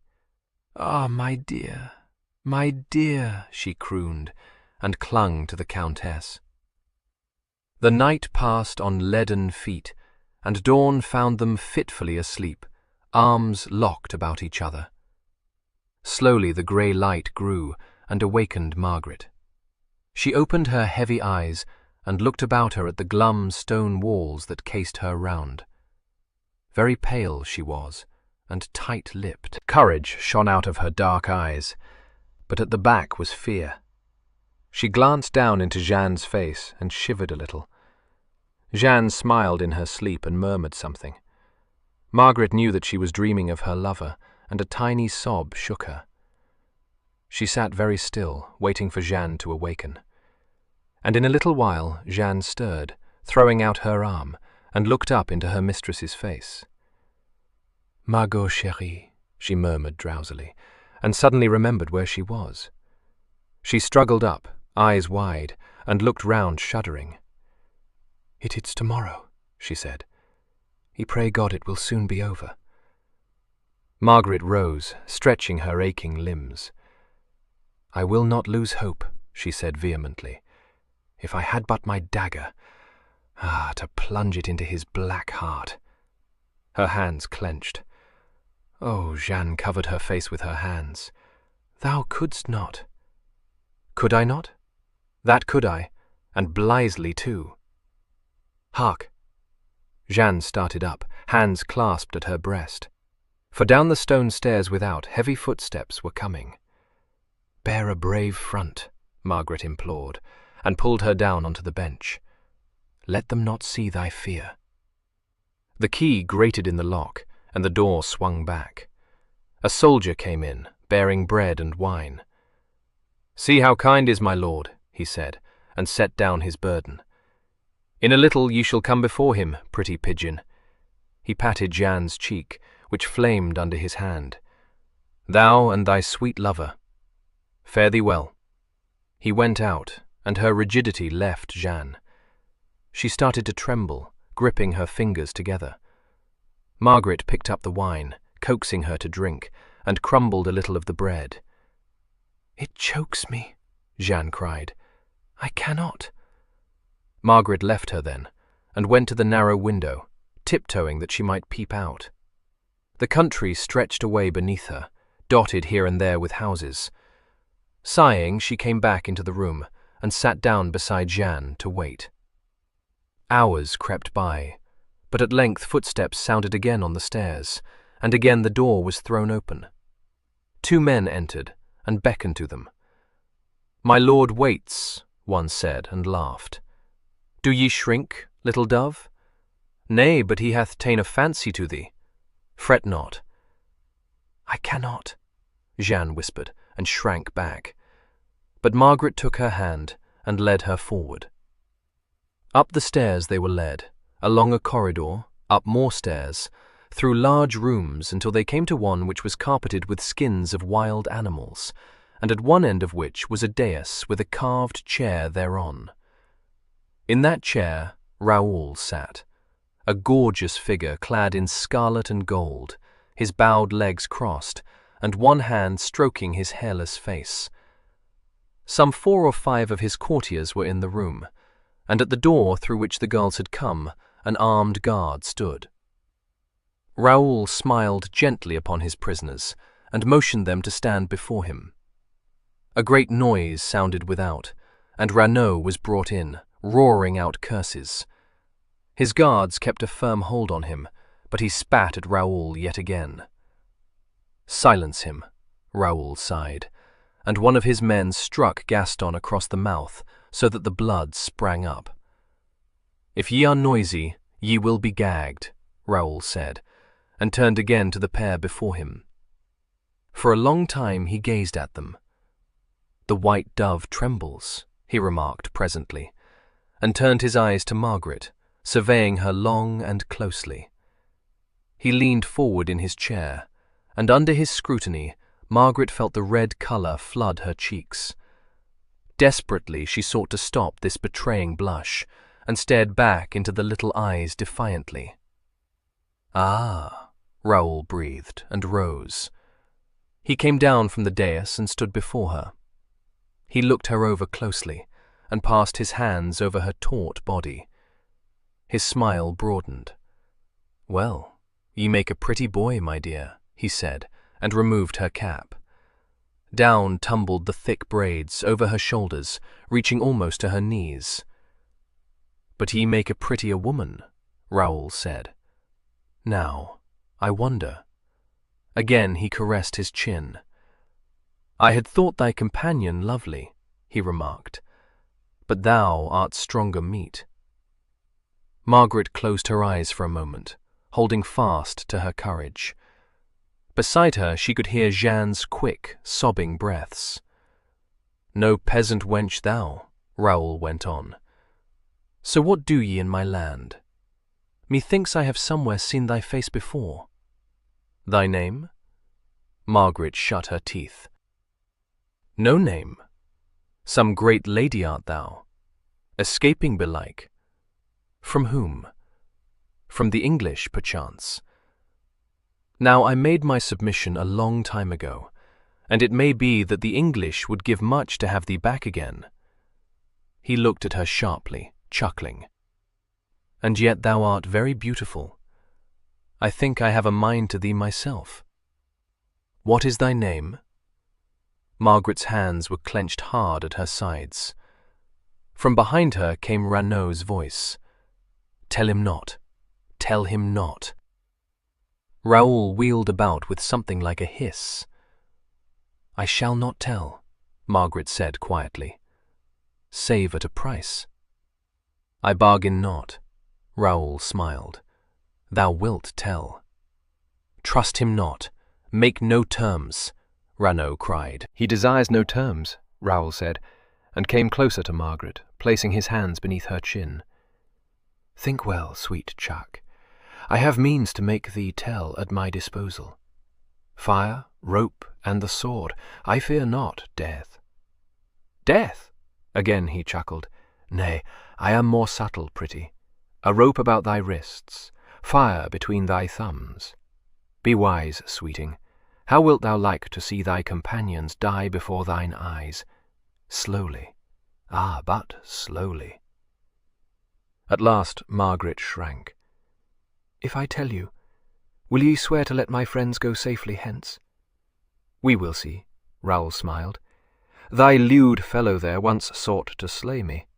Well, now it is my turn." For the wench he shrugged. "Thou hast killed my want of her. Let her go." "Ah, no!" Jeanne cast herself upon Margaret. "Not that! Not that! Marco! Marco!" Margaret put her gently from her. "What matter? I am the Lady Margaret of Bel Remy, Lord Raul." He betrayed no surprise, but nodded. "Bel Remy, eh? Now I have an old score to settle 'gainst thy land. Methinks I have found a way. Would it hurt the proud burghers of thy land to see thee my chattel, I wonder? Or I might wed thee. It does not please thee, that prospect? Thy land neath my heel, and thy beauty neath my hand. A sweet thought, i' faith." "My land is under English rule," Margaret flashed. "Is it so indeed? Then I will keep thee for as long as thou shalt please me. I weary soon, but thou hast spirit, and it should be amusing to tame thee. Thou shalt lie willingly in my arms, Margaret of Bel Remy, before many days have passed." A shudder went through her, and quick as thought she drove her clenched fist into his grinning face. Her guard seized her, pinning her arms to her sides. Panting, she glared at Raul, whose smile had grown more evil. "Thou wilt not do that again, wench," he said, and struck her lightly on the cheek. "A blow for thy blow, but next time it shall be a kiss." She sneered, eyes aflame. "Thou puny spider," she said bitingly, "thou poor misshapen wretch." She saw his lips curl back, showing his red gums, and knew that she had touched him on the raw. Poor dwarf. She laughed exultantly and braced herself, for he had come up to her again. "Let be," he told her guard, and took her in his long arms, crushing her against his fat body. Dwarf, but strong, Margaret of Bel Remy. Spider who has caught a silly fly in his web. Then he kissed her, and she struggled madly to free herself, straining away from him. "Lie still, little fly," he said softly, and kissed her again. 12. How Simon set forth in pursuit. He left Bel Remy at noon on the day of the Lady Margaret's flight, having set a vigilant guard about her cage. He had no suspicion that the bird had flown, so he went to Saldillac in ignorance of how he had been tricked. Geoffrey was left in command of the castle, and there was much to be done, for which reason he did not, on that first day, miss Mademoiselle Jeanne. But when, on the second day, she neither emerged from Margaret's chamber, nor received Geoffrey in the anteroom when he entered on his round of inspection, he felt aggrieved and ill-used. The Countess' other ladies were there, chattering and sewing. One of them, Mademoiselle Hélène, who was a grave-eyed lady, and in Margaret's confidence, came forward to curtsy to him. "The Lady Margaret, mademoiselle?" Geoffrey asked politely. "Monsieur desires to speak with her?" Hélène said composedly. "Madame is suffering from a headache, but doubtless—" "No, no," Geoffrey made haste to say. "I will not disturb my lady." He lingered a moment. "Mademoiselle Jeanne is with her?" Knowing glances were exchanged, and one girl tittered. Geoffrey turned a dull red. "Yes, monsieur," Hélène answered. Geoffrey withdrew, too shy to ask to see Jeanne. Not until the following day were his suspicions stirred, and then but slightly. It appeared that the Countess was still indisposed, and could not spare Jeanne from her side. Geoffrey retired, a little puzzled, and closely questioned the guards. Their answers were satisfactory, and he knew them to be honest, for they were Simon's own men. Still his suspicions were not quite lulled to rest, and he determined, much as he dreaded the task, to see the Lady Margaret when he went again to her apartments that evening, whether she were abed or not. Simon, he knew, would feel no qualms at entering her bedchamber thus unceremoniously, but he was not fashioned of such stern and uncompromising stuff, and his chivalrous soul shrank from such unchivalrous behaviour. He had just risen from dinner, some time before 3 in the afternoon, when Simon strode in, most unexpectedly. "Why, lad," Geoffrey cried, "I did not think to see thee before tomorrow." Simon tossed his cap onto the table. "Nay, the business was speedily done. Something impelled me to return. I know not whether I am a fool, or whether my instinct truly warned me of danger. Is aught amiss?" "Naught. I think there is naught amiss." Swiftly the lowering brows met over Simon's hawk nose. He shot Geoffrey his sudden, sword-like glance. "Well?" The word was snapped, and Geoffrey laughed rather uneasily. Simon, I have felt restless in my mind all this day, but I think I am mistaken in my suspicions. The Lady Margaret?" "I have not seen her," Geoffrey said reluctantly. "Yet she has not passed by thy guards. That I know. Her ladies say she hath the headache and keeps her chamber. That is all. Little enough, you'll say. Jean, too, I have not seen." Simon threw off his cloak. "Come with me now," he said briefly, and strode to the stairway. Up they went to the Countess' apartments. Rigid guards presented arms, but Simon stayed not to question them. He knocked upon the door of the antechamber. Hélène opened it, and cool-headed as she was, she changed colour when she saw Simon, and her eyelids flickered. It was a very thin sign of fear, but it did not escape Simon. "The Lady Margaret is abed?" he asked. "Yes, milord," Hélène answered. "What ails her?" "A grievous pain in her head, milord. She desires to be quiet." "I shall not disturb her long," Simon said. "She should see a physician." He went into the room and shot a quick glance around. Most of the ladies were unperturbed, for they knew nothing, but Amélie was white to the lips. It was enough for Simon. Without a word, he stalked to the door which led into Margaret's bedchamber. There was a quick movement from behind him and a rustle of skirts. Hélène slipped before the door, calm still, but pale. "Milord, this is an intrusion," she said. "Madame cannot be disturbed thus." "Mademoiselle," Simon answered harshly, "your face betrays you. Stand aside." But she would not, backing against the door, arms outflung to guard it. "My orders are to let none in, milord." Simon laid a heavy hand on her shoulder. "Your loyalty is worthy of praise, mademoiselle, but you cannot fool me. I will lift you out of my way if you do not this instant stand aside." Hélène read the purpose in his eyes. "Take your hand from my shoulder," she said freezingly, and stepped to one side. Simon entered the chamber, took one look, and came back into the anteroom. "So, Madame is ill," he said grimly. Bewildered faces stared up at him, but Hélène stood proud and stiff, eyes cast down, and Amélie seemed to shrink into her chair. Unerringly, Simon swooped upon these two. "You, mademoiselle, and you will follow me," he said, and to Amélie his words rang out as a death knell. She crept out in his wake, Hélène at her side, and the horrified, bewildered Geoffrey bringing up the rear. Simon led the way to the room where he conducted all his business, and sat himself down at the table, judge-like, motioning the two women to stand before him. "Mademoiselle Amélie, you will answer me truthfully," he said. "When and how did the Lady Margaret escape from her room?" Amélie sobbed and shrank against Hélène. "I do not know. I must not say." Simon's voice grew harder. "Mademoiselle, you will be wise to answer me now, of your own free will," he warned her. "The Lady Margaret has escaped with Mademoiselle Jeanne. That I know, and that she escaped during mine absence. To leave this castle were impossible, unless she had a pass. Did she have one, or is she still within these walls?" I cannot. Do not ask me. Oh, Hélène, help me." Hélène stepped forward. "Amélie knows naught, milord. You frighten her to no purpose. And if she knew, the Lady Margaret's ladies do not easily betray their mistress."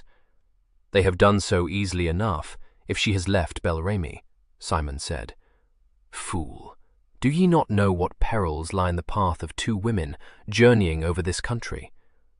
Some strange note in his voice made Geoffrey look sharply at him. Simon heeded him not. "I know what perils await her at your hands did I betray her," Hélène answered bravely. "Think you I avenge myself on women?" Simon sneered. "Ye know not Beauvalet. Speak now, for, by the rood, I swear I will wring thy knowledge from thee by torture if need be. And yet ye avenge not yourself on women.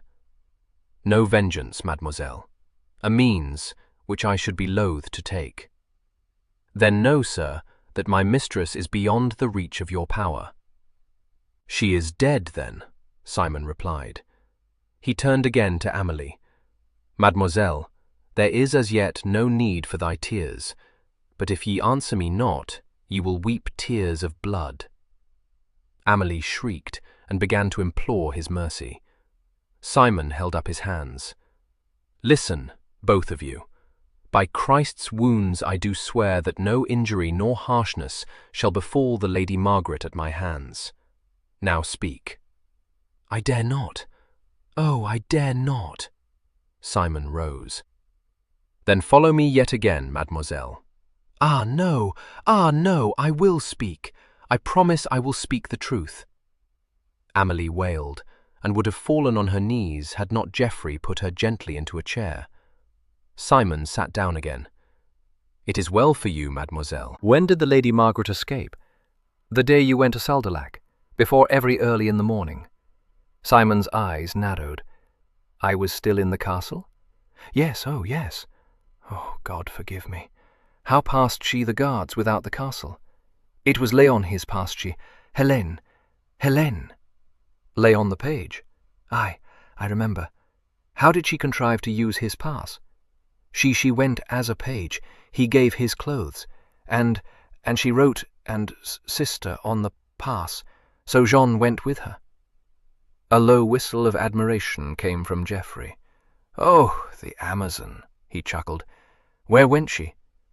"Toto Turincel, Toto bring my Lord Fernand to fight you."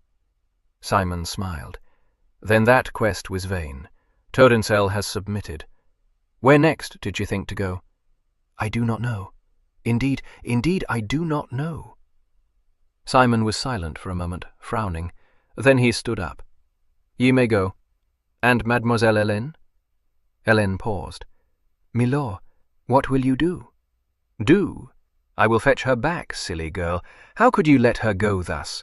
God and the devil know what may have befallen her." He waited until she had withdrawn, and then he turned to Geoffrey.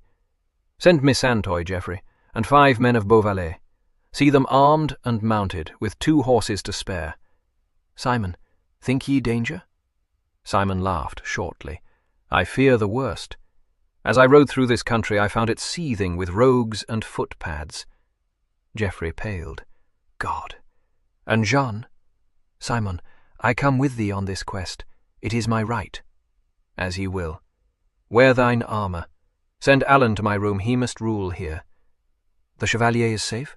"Aye, I think he knows naught." Geoffrey swung out. Within the hour they were riding out of Bel Remy, black plumes and green side by side, bearing for Turensel. They reached it in the evening, but Simon went at once to the castle, only to be told that Fernand de Turensel was abroad. The captain of the guard received Simon and eyed him curiously for the fame of his name and spread over France.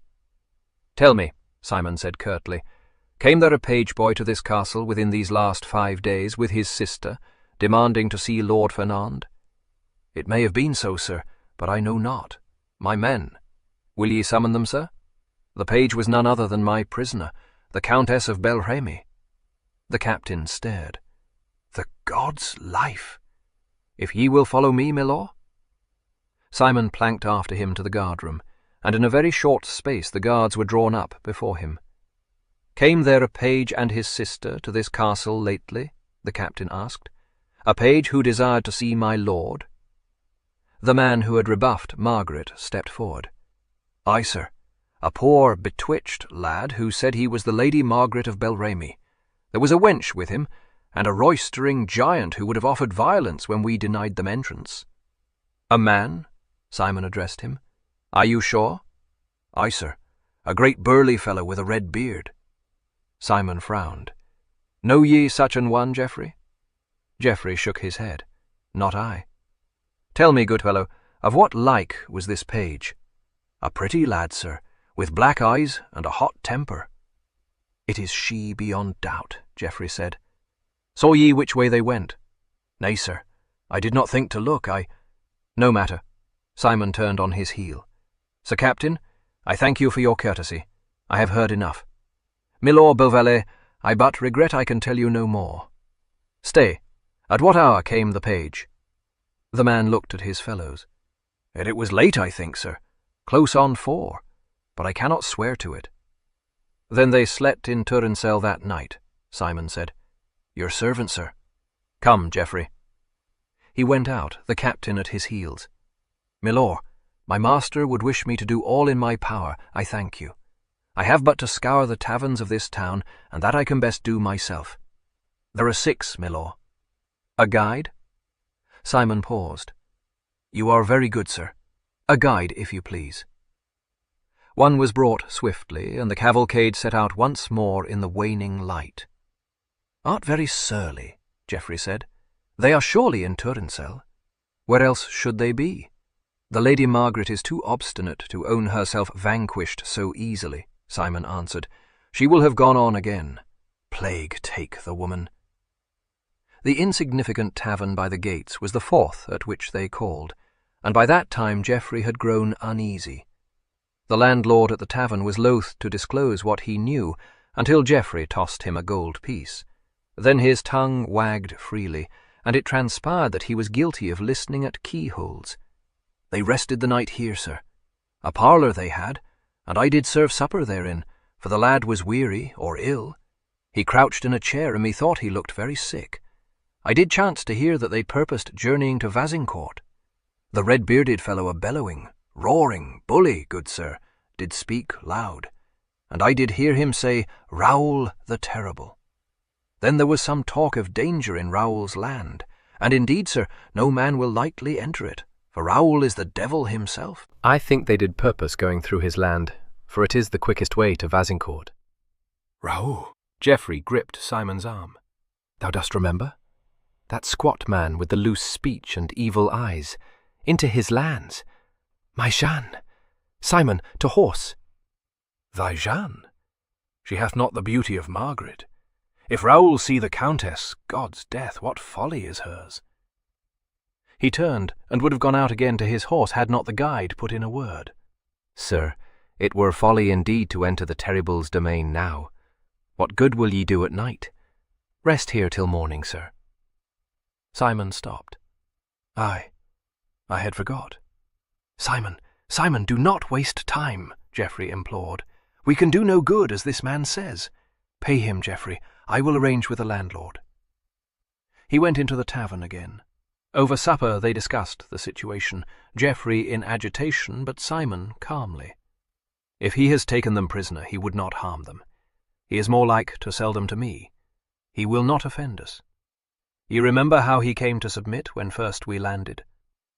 Pho, Simon, thou dost not know. Much have I heard of this man. Not for nothing is he called the Terrible, and women are his pastime. If he thinks to make a pastime of these women— Simon broke off, but his eyes smouldered. I will ride first to his castle.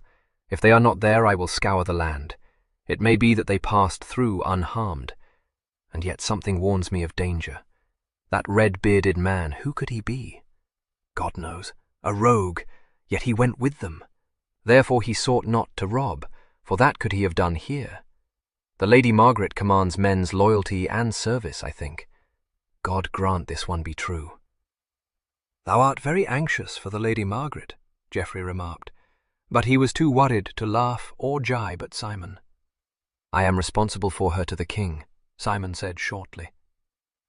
They rode next day into Raoul's lands, but although King Henry's warrant, which Simon bore with him, gained them fearful respect, they could discover nothing. Raoul had been careful to eschew high roads, and Raoul's domain was large. The tracks seemed lost, so Simon branched off to the north, deserting the route to Vazincourt and riding towards Raoul's stronghold. If he has not taken her, I must have his aid, Simon told Geoffrey. Whilst we ride on to Vazincourt, Raoul must search within his own land. He dare not refuse me, for he is afraid for his peace. Ye remember his bearing when he came to the king? Aye, and I would not trust him. In this I can trust him, for he is a coward, and he would sell his soul to keep King Henry away. Raoul's castle lay some miles to the north, and so bad was the road that it was close on 5 in the evening when they came to it. A stir was caused by their arrival, but a cringing chamberlain assured them that his lord was away at his palace in the south, where he hunted that week. An oath escaped Geoffrey, for this meant that they had ridden a day's journey out of their way. A storm was brewing, and they had not covered many miles on their return journey when it burst above their heads in such fury that Simon was forced to halt at the first village they came to take shelter for the night. They were up betimes next morning and rode on again in the calm weather that follows a storm. Shortly after 8 they found themselves once more on the road that led to Vazincourt, and on inquiry of a peasant which was the way to Raoul's hunting lodge, were bidden to cut through the woods that flanked the road on one side and to bear on to the southwest. Picking their way, they pushed into the wood along the same path which Margaret and her companions had trodden the day before. Slowly they went, and carefully, for the low-hanging tree branches impeded their passage. Suddenly Simon exclaimed and reined in his horse. Startled, Geoffrey followed his gaze. By a clear stream lay a cloak, sodden with rain. Side by side he and Simon sped forward and dismounted. Simon caught up the cloak, shaking it out. It was of a length to suit a boy, made of plain but rich stuff. Simon wheeled about, looking about him keenly. Ah! Quickly he went forward to the bush through which Margaret and Raoul had plunged when they raced to Jeanne's rescue. That was not done by the storm, Simon said, and pointed to the broken branches. Some large body forced its way through. Did they not say the Redbeard was a giant? Through, Geoffrey said hoarsely, and dived in. Simon followed him, and they came upon the cutting at the end of which Raoul had captured Jeanne. With one accord the two men strode down it, and presently came to where Margaret's dagger lay. Simon pounced upon it. There has been a struggle. See, hoof marks. He pointed to the trampled ground, and Geoffrey saw the muscles about his jaw stand out in anger. Out on his hunt, belike, and found them. 2 women. 'Twas good enough. By God, if harm has been done to either, he will dearly rue the day. Come, Simon, that devil with my Jeanne. My little, little Jeanne. Geoffrey hurried after him, back to where their men waited. Through the wood they went, and out onto the open. A rough track plainly showed the way to the palace, and they rode down it at a brisk canter. I command thee, Geoffrey, keep thy head. Raoul will give them up, but we are 8 men to their hundreds, and we must go cautiously to work. I go as an envoy from King Henry. It should be simple. If he has hurt Jeanne, If he have discovered that the page is none other than Margaret of Bel Remy, he will seek to sell her, methinks. He will not harm them, unless he is a fool." Geoffrey said nothing, but he compressed his lips in disbelief. Presently the palace came into view, and a few minutes later they halted before it. Simon turned to Walter of Santoy. "Walter, Sir Geoffrey and I enter alone. Do you hold the horses here in readiness? Stir not until I come. No danger awaits us, for I go as an envoy." He dismounted and gave his horse into Walter's care. Together he and Geoffrey went to the great door of the palace and knocked upon it loudly. A lackey opened it, but fell back when he saw the two armour-clad figures who stood there so menacingly. Simon showed his warrant. "I am Simon of Beauvallet, and I come with a message from King Henry to your master. Lead me to him, sirrah. Lord Simon." The man crossed himself. "My master is occupied." "I doubt." "Knave," thundered Simon. "Do you deny the king's messenger ingress?" "Lord Raul knows that I come. Lead me to him." Too nervous and startled to reflect that his master had not warned his household of a messenger's advent, the lackey ushered them in, and called forward the steward, who thought it politic to placate this wrathful man in golden armour. Accordingly, he backed before Simon, bowing low, and conducted him up the stairs to the room where Raoul sat, with his 3 prisoners. He flung wide the door, and announced the Lord of Beauvallet in the name of King Henry of England. 13. How he found the Lady Margaret. When Raoul pressed his flaccid lips to Margaret's mouth a second time, she jerked her head back wildly, tearing at his encircling arms like a tigress. Jeanne sprang to her aid, eluding her guard, and was borne back again before she had time to do more than strike at the grinning face bent over Margaret. Slowly Raoul controlled the frenzied struggling of Margaret's limbs. "The dove shows fight indeed," he purred. "Well, I like it better so." Then was the door flung open, and then did the steward call Simon's name. On the threshold 2 knights stood, one all gold and green, the other black and steel. With an oath, Raoul let Margaret go, pushing her from him so that she fell onto the ground. This was the worst that could befall Raoul, and as he passed his tongue between his lips, he sought feverishly in his mind for a plausible excuse wherewith to soften this English devil. For of all things he most feared an English invasion of his land. But Simon had seen, and the sight of Margaret's slim figure fighting madly with this deformed, evil creature awoke some hitherto dormant emotion within him. Rage surged up, and suddenly everything grew red. For the first time in his life, he forgot caution and sprang forward.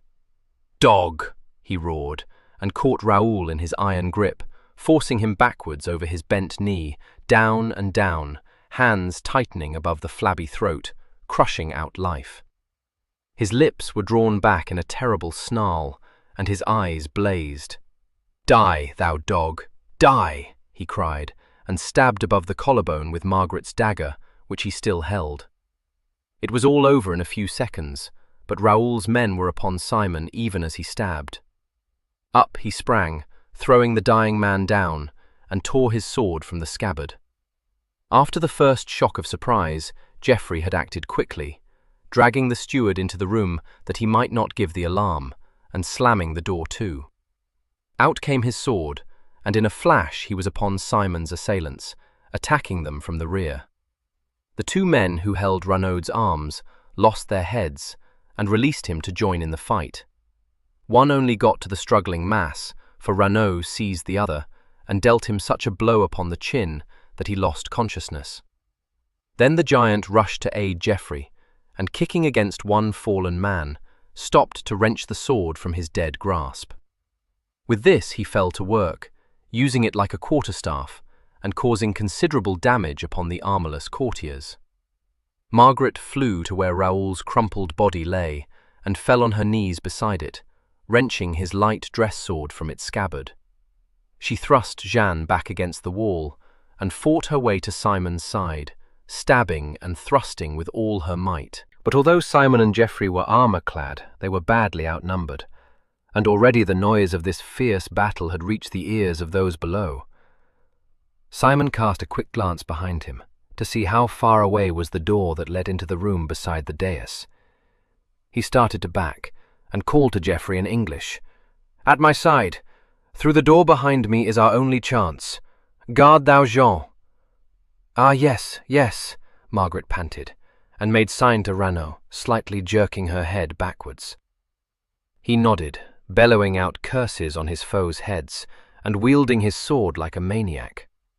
Blood was dripping from a gash on his cheek and from his left arm, but it seemed only to goad him to fresh endeavours. Jean had heard Simon's command, and she slid along the wall, unnoticed in all this turmoil, and lifted the latch, ready to open the door at Simon's word. The palace guards were in the room now, but Simon had drawn right back into the corner, so that his little following was guarded on two sides by the wall. He spoke again, gasping. "Back, Geoffrey. I will hold them. Get all through first. Open!"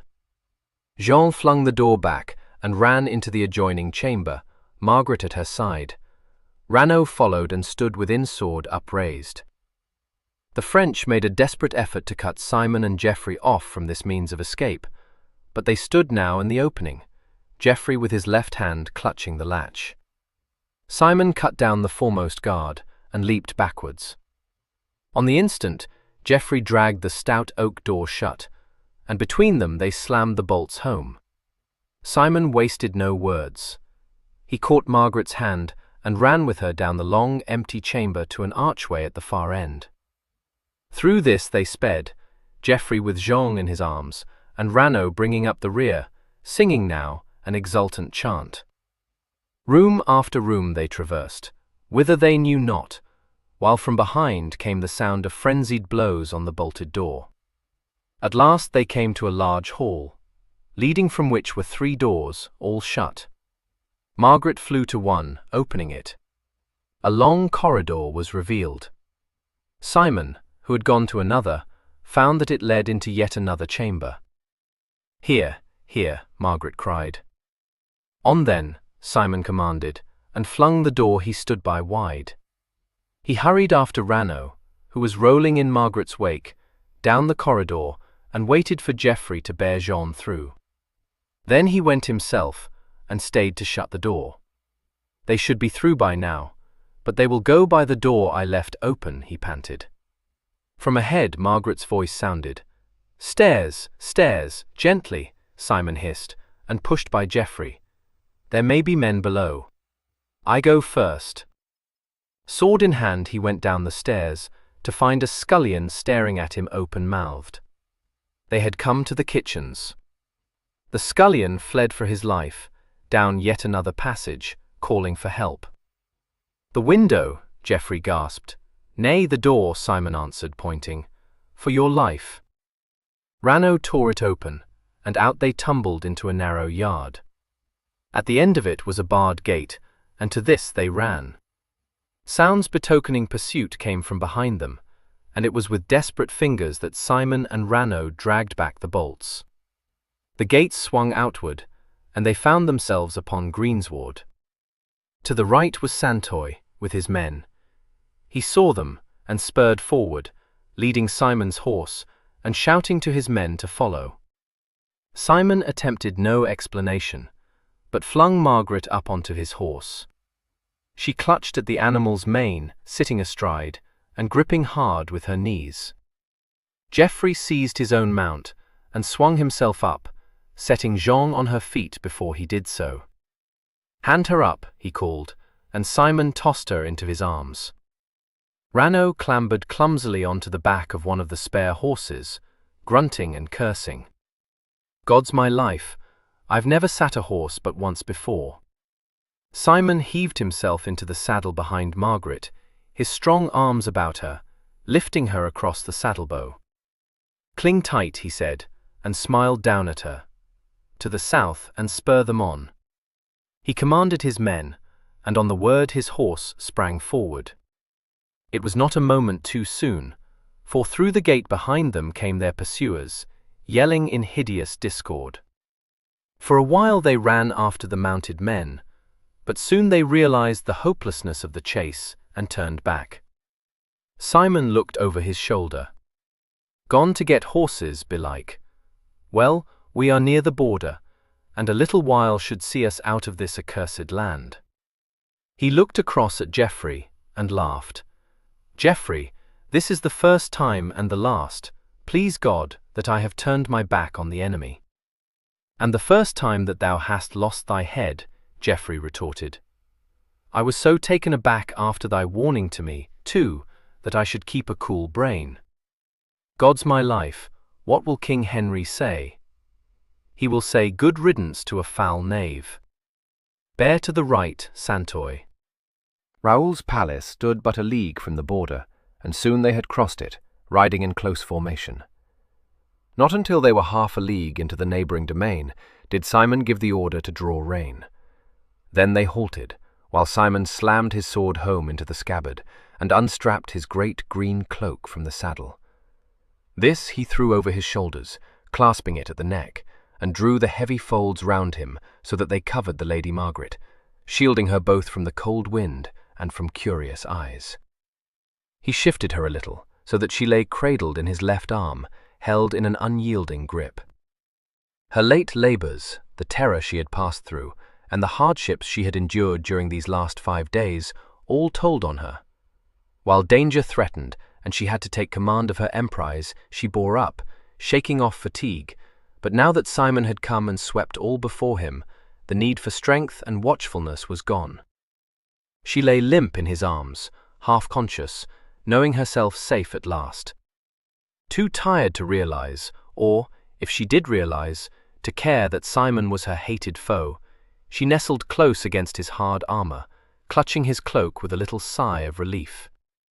Simon looked down at her and saw that her eyes were shut, and something else he saw, which made the fierce light come into his eyes again. A red patch showed on the sleeve of her tunic. He turned his head, addressing Geoffrey, who was busy wrapping his Jean in a cloak. "Geoffrey, she is wounded. I want linen." Jean started. "Wounded? Margot?"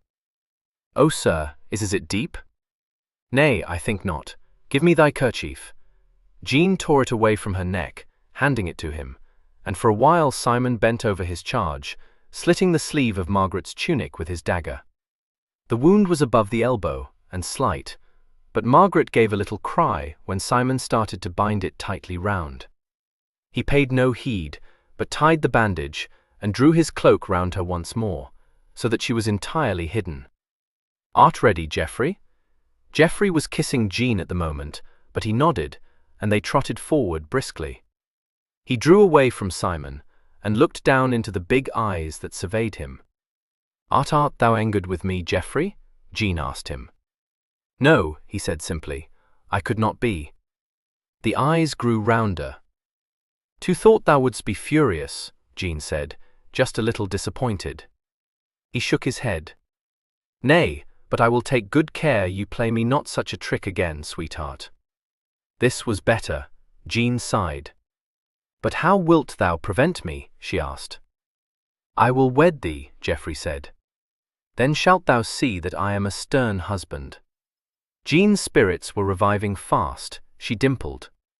"Thou wilt bear me, then, to the altar by force, sir." "If need be," Geoffrey replied. Would you really?" she asked in keenest admiration. "I would."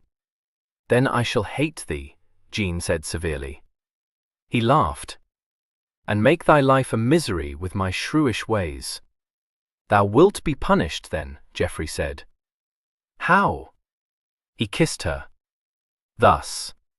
"It is very grievous," she said. "I do not think I could bear it." "Then it is thy life which will be a misery," Geoffrey told her. "In truth you would make me your chattel," she sighed. "It is very sad and ungallant. But English, no doubt, a barbarous race. I will show thee how the English make love, sweet. Oh, I can guess, sir, with a club. As Beauvalet will woo my mistress." "Beauvalet? Woo the Lady Margaret?" Geoffrey said incredulously. "Thy wits are wandering, Jean." "It is you that are just a great stupid man," she replied scornfully. "I have seen it coming this many a day, but Simon doth not. If Simon loves not my lady, why did he slay Raul? I do not know." "Aye, that is very true," Jean said firmly, and closed her eyes. They rode on in silence then, but at noon they halted at a tavern. Both ladies were asleep, so their bearers carried them into the parlour. They did not wake until dinner was served, and even then Margaret was too worn out to eat.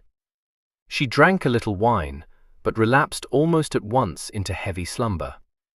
An hour later they set out again, and rode steadily onward, not drawing rein again until dusk, when the gates of Bel Remy loomed large ahead. They went through, and along the street to the castle. Jean woke then and stretched herself. "Where are we?" she asked drowsily. Geoffrey dismounted, holding her against his shoulder.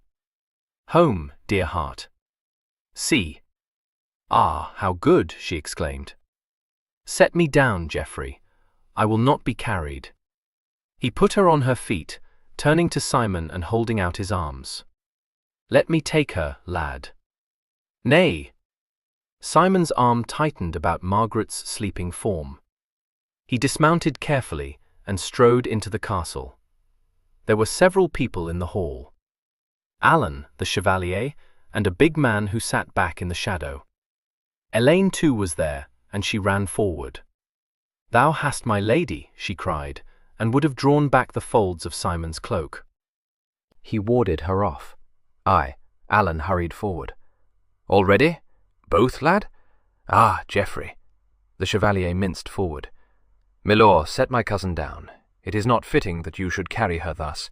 Her ladies will attend to her." "Out of my way," Simon said curtly, and brushed past him to the stairs. Margaret woke, pushing aside the cloak and looking about her. She was flushed from sleep and drowsy still. Home. Hélène. She glanced up into Simon's rugged face, and her eyelids fluttered. "If you please, I will walk," she said.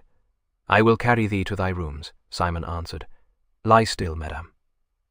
She remembered her boy's clothing and obeyed. Simon swung quickly up the stairs, Jean and Hélène at his heels. A bevy of ladies swarmed about him, but he pushed by to the Countess' chamber, laying her on the bed. "Get her to bed," he commanded. "One of you fetch the surgeon for her wound." In his turn he was swept aside. The Lady Margaret's ladies gathered about her, exclaiming and fondling. Simon went out, back to the great hall. A bluff voice smote his ears. "Now, by the rood, is that my Simon? God's body, what doth he with a maid in his arms? Ha, Simon, thou rogue, come hither." Fulk limped forward, hands outstretched. "My lord." Simon strode to meet him and gripped his hands. "My dear lord." Fulk embraced him. "My Simon, my lion cub, I could not stay away. Fiend seize thee, thou hast grown again, or else I had forgotten thy great height. What a God's name do ye in all this golden armour, thou popinjay? My lad, kneel not to me." For Simon had dropped on his knee. Fulk pulled him up. "Give me thy hand again. I have heard of thy prowess, lion cub, and thou wert once my pert squire. Glory, glory! I never thought I should live to be proud of thee." He held Simon at arm's length, gazing at him. Aye, the same beetle brows and the same cold eyes. Turn to the light, silly boy. Now, by my troth, I do see a difference." Alan came to Simon's side. "Wert thou surprised? My lord did come yesterday, straight from the king." "I thought I dreamed," Simon said. "How came ye to these shores, my lord?" "Faith, in a boat, lad. There was I at home, fretting for news of ye both, which came not, and could bear it no longer. Since my lady died and my daughters are both wed, I must e'en be near one or other of you. So off went I to London to my cousin Granmere. Then went I to the king, and he sent me here. And since yesterday I have heard of naught save thy prowess, and how thou didst capture this place. Simon, Simon, it was well done. Would that I had been with thee, lad, but I am old, and this accursed gout, well. What hath come to mine Allen? He left Montlice a silly boy, sighing and singing for his lady loves, and here I find him a man at last, which I never thought to see him. Hast made a soldier of him, lad? Simon led him to a chair. Nay, King Hal calls him his poet, but he can lead an attack better than Geoffrey here, if he has a mind to it. Fulk turned to look at Malvallet, who stood apart, watching them. Up he struggled once more and stumped forward. "Needs must I take thy hand, Sir Geoffrey," he mumbled, "if thou wilt have it so. This is wartime, and there is no room for enmity between us two." Geoffrey bent the knee gracefully. "I'm only too well pleased to have it so, my lord," he said, "for Simon, Allen, and I are one." So they clasped hands, and Fulk sat down again with all three about him. The Chevalier had minced away some time ago, and Santoy had taken the wounded and very much shaken Raul to find a surgeon, so that they were alone. Fulk blew out his cheeks, looking proudly from Allen to Simon, and smiled a little at the glory of Simon's armour.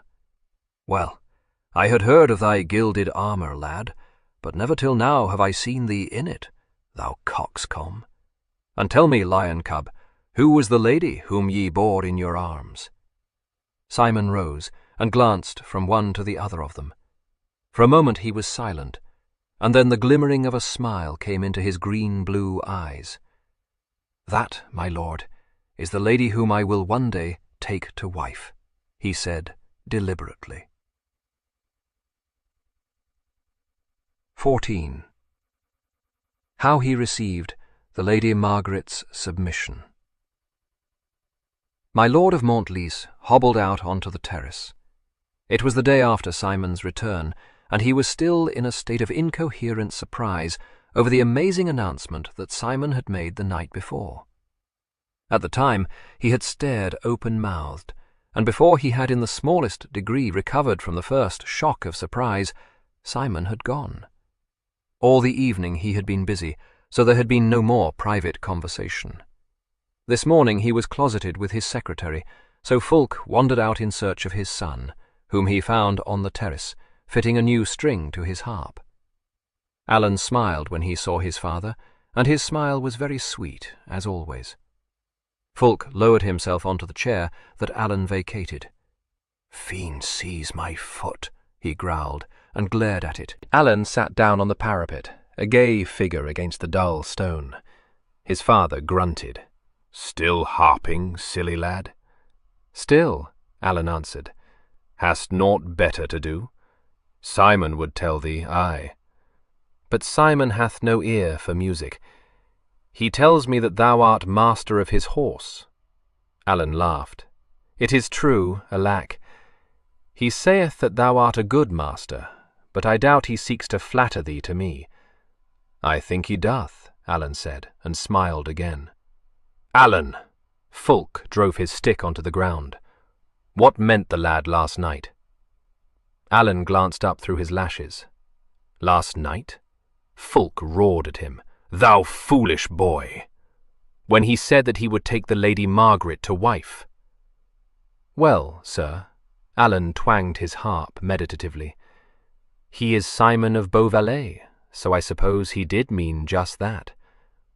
"But thou didst tell me that the Lady Margaret hated him and sought to slay him," exploded Fulk. "Aye, my lord."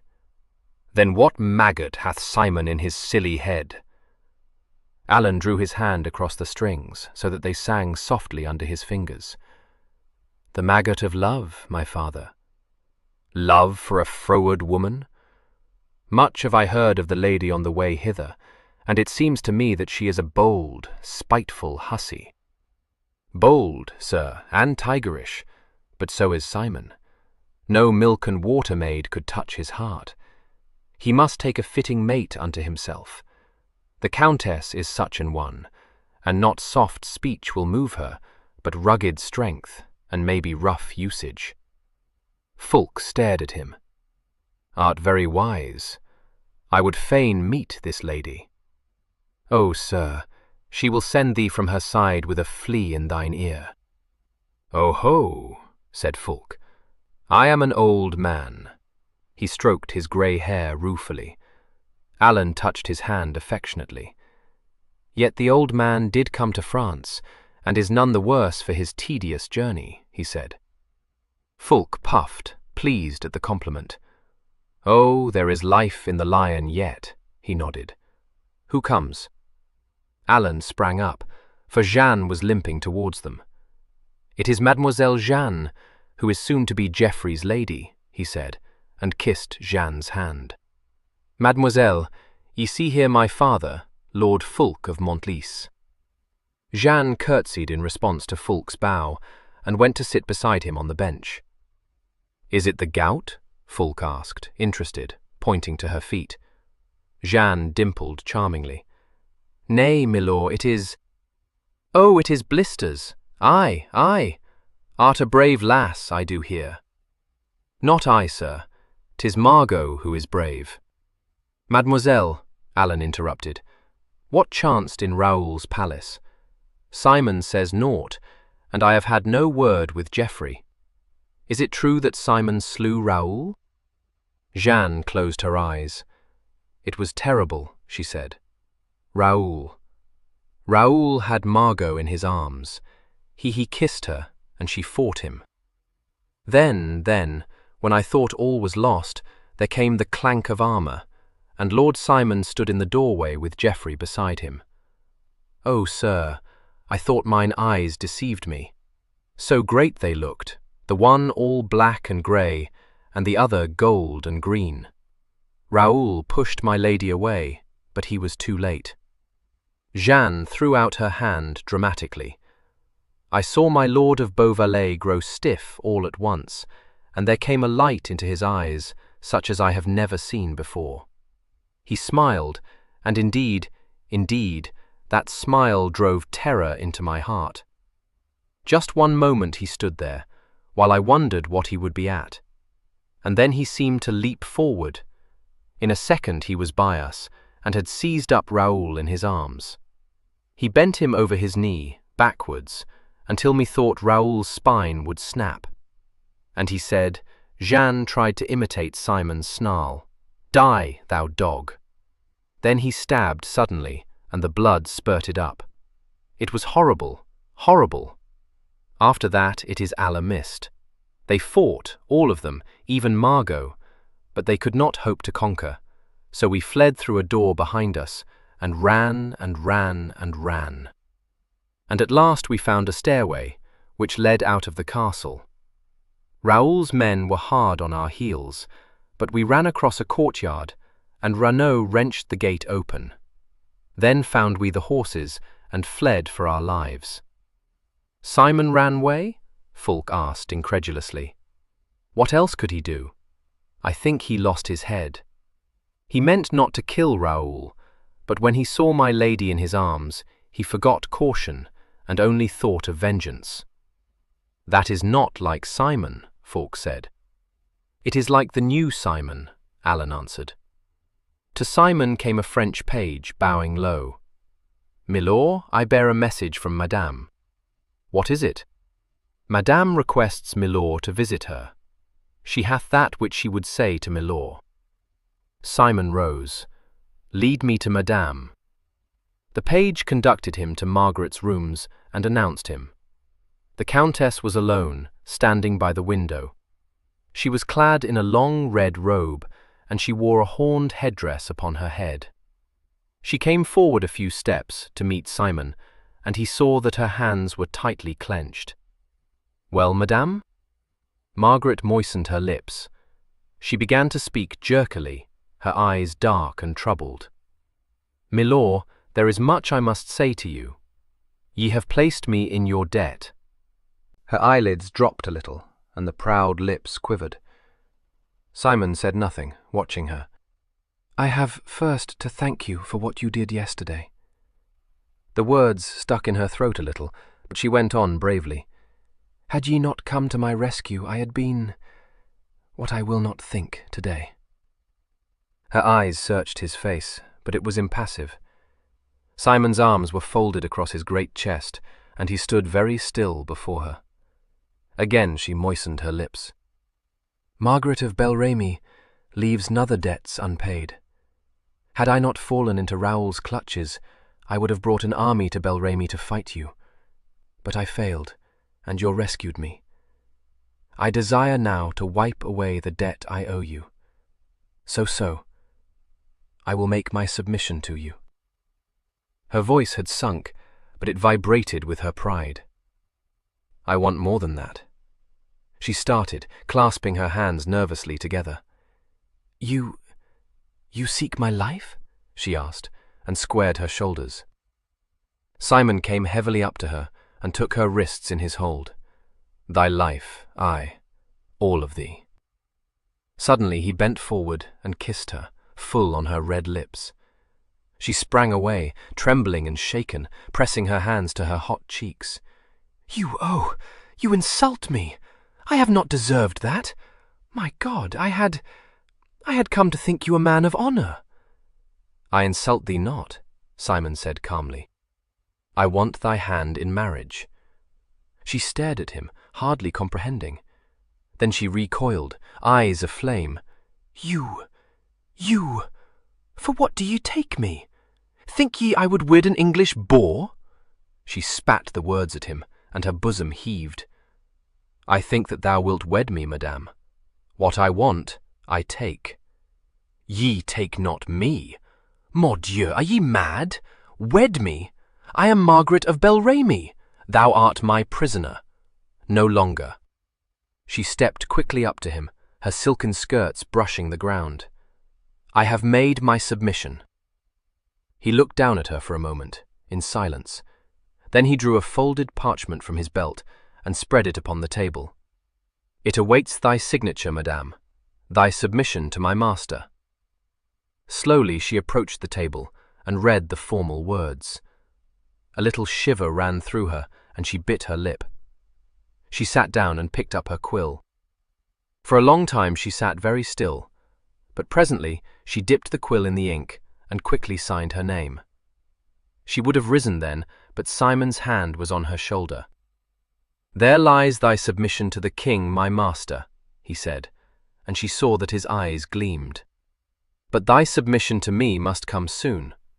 Thy life is mine by right of conquest, and well dost thou know it. Willingly shalt thou come to me, and willingly give thy heart, for I will have all or nothing. Nothing then? She said hoarsely. He smiled and picked up the parchment. I have not, but still I hold, he said, and laughed, swung round on his heel, and went out. Margaret stumbled up, trying to control the wild leaping of her pulses. To her came Jeanne, and cast her a shrewd glance. Jeanne, Margaret cried. He has been here. He kissed me. Oh, how I hate him. Raging, she paced the floor, lashing herself to a fury. I have heard that hate is akin to love, Jeanne remarked placidly. Love. I love that, she choked for words. He thinks to wed me. How I hate him. Thou didst not hate him when he killed Raul, Jeanne said. Margaret paused, staring at her, wild-eyed.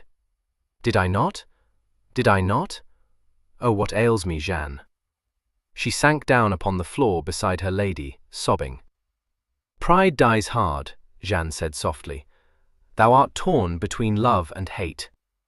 No, it is all hate, all hate.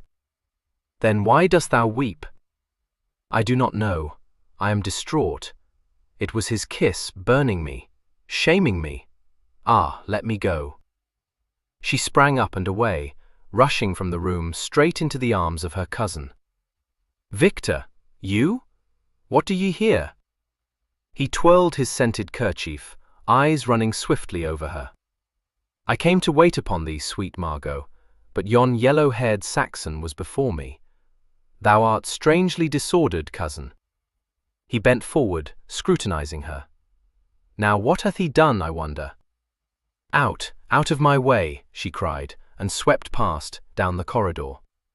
The chevalier entered her room. Jeanne looked coldly at him, but he smiled. So the English oaf kissed my cousin, he said gently, and showed his teeth a moment. "You would appear to be in his confidence," Jeanne snapped. He paid no heed. "And she is all distraught. What does that betoken?" 15. How he came upon the Lady Margaret in the gallery. On a voyage of exploration through the castle, Fulk came to a wide gallery where the musicians were wont to play. Coming towards him, away from her rooms, was the Lady Margaret, tall and stately as ever in a cloth of gold, with her long hair braided and a gold band about her forehead from which glowed a single sapphire stone. She paused when she saw Fulk and looked him over, for he was a stranger to her. Fulk looked back at her squarely, leaning on his stout ash plant. The Lady Margaret would have passed on, chin lifted, but he blocked her passage. "Know ye the way back to the hall, madame?" he asked in very fair French. "I have lost my path." "The stairs are yonder, sir," she said, pointing. Fulk sighed and thought that he would be very cunning. Stairs, stairs, stairs. If there were chairs, I should like it better.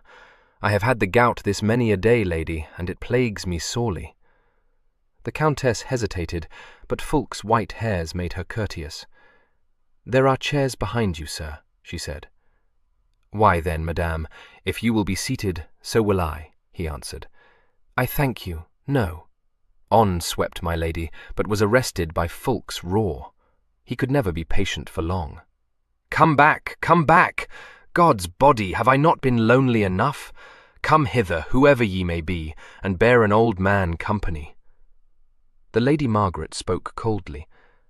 "I am the Countess of Bel Remy," she said, and her tone should have crushed him. "What care I for that?" he demanded. "If you wish to sing titles, I am the Earl of Montlice. Now sit ye down, a God's sake." Margaret was somewhat taken aback. "You do not know the Earl of Montlice, sir." "That do ye. Sit thee down, I say." Margaret was inclined to be haughty, but when Fulk stamped his foot and swore at the pain, she laughed and came to him, sitting down. "I do not know why ye should desire to keep me with you," she said frankly. "I have no love for Englishmen." Fulk lowered himself beside her. "Now what hath been done to thee by an Englishman?" quoth he. She flushed. "Ye call it nothing that my land hath been ta'en by an Englishman?" she cried. "Fortune, O war," he grunted, "thou hadst a worthy foe." "Sir? Why, I do hear that my boy Simon and thou do tilt at one another. Now Simon is a man, God wot." "Indeed, sir? Did ye doubt it?" Fulk slewed round to face her. "A plague be on the lad, what hath he done? He was ever a pert, headstrong child, but I never heard that he did more harm to a maid than turn his back on her." "Oh, he is very chivalrous," she sneered. "See this scar on my breast? That did he with his sword." Fulk looked at it. "Did he so? Wherefore should he do that?" "Because I would not yield thy son to him, nor my castle." "Ah, well." Fulk puffed out his cheeks. "Alan is dear to him. As for thy castle, what he had sworn to take he would take, willy-nilly. It is his way. Lord, Lord, I should know, for had I not to bear with him 4 long years. The lad was my squire, lady." "Thy squire?" She was surprised in spite of herself. "How could he be that?"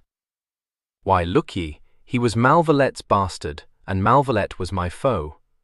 When Simon's mother died, he came to me, and bearded me in my lair," he chuckled. "I was a fierce fellow in those days, lady, but Holy Virgin, he was as fierce. A square-set whelp, some 14 years old, and forced himself into my service. A pretty time I had with him, madame, and an obstinate, impudent cub he was. Many's the beating I've given him, but do you think he cared? Not he. Head and go his own road, say or do what I would. Cold as a stone, as strong as I was myself. Up he grew, like a young tree. The shoulders of him, he hath a blow which would fell an ox, lady, and the coolest brain ever I knew. Now hark while I tell thee how he came by his land."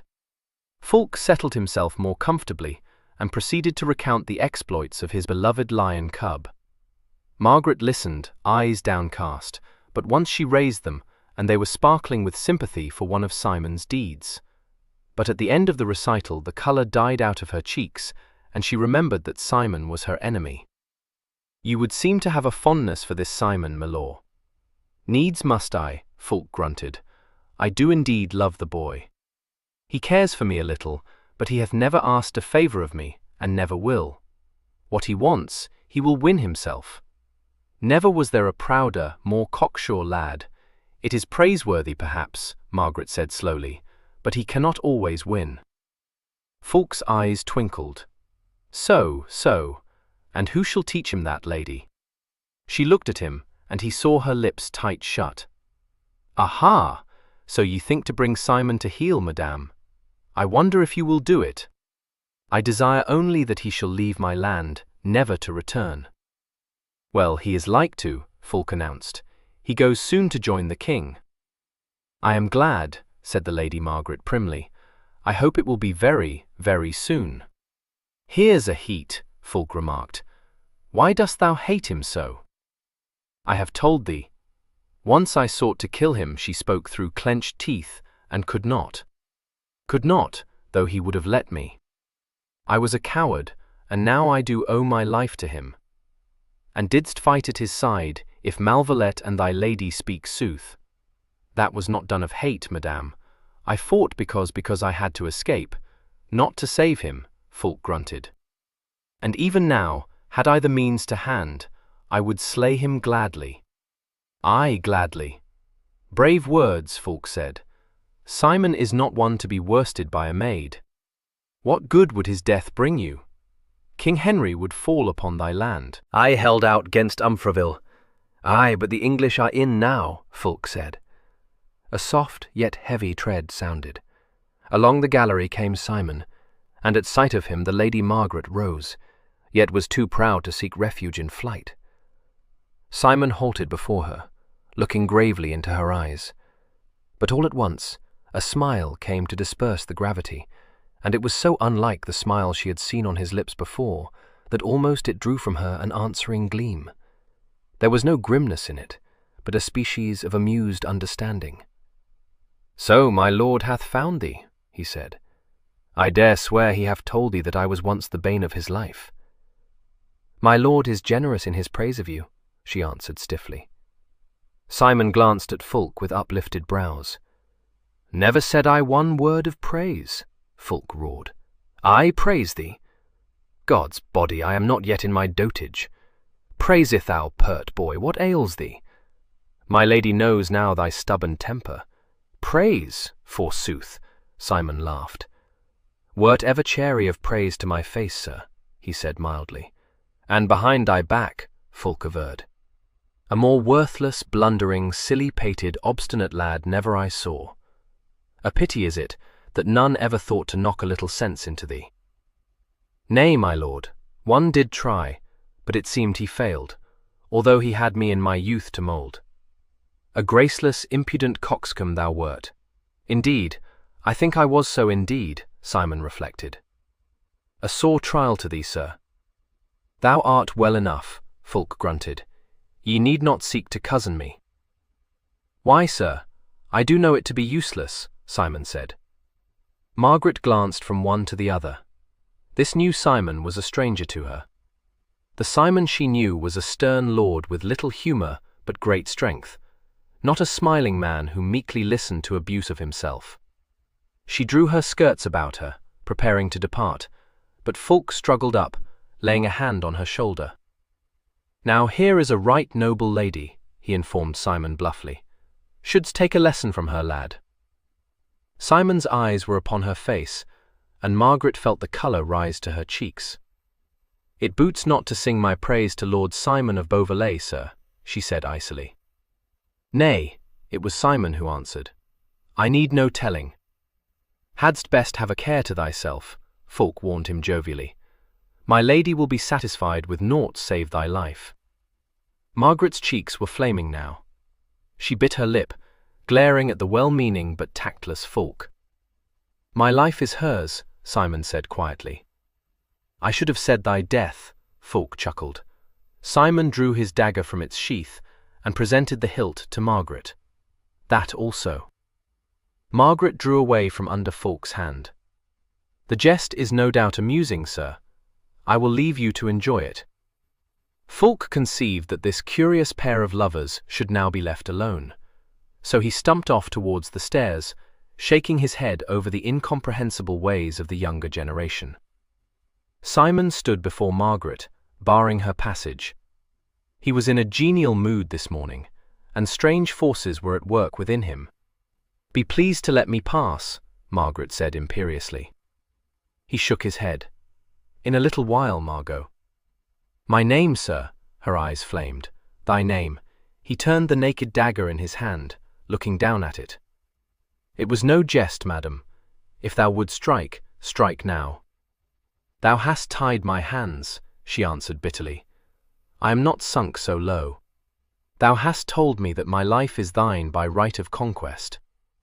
That is not so, but thou didst rescue me, in my dire peril, for which I must needs be grateful.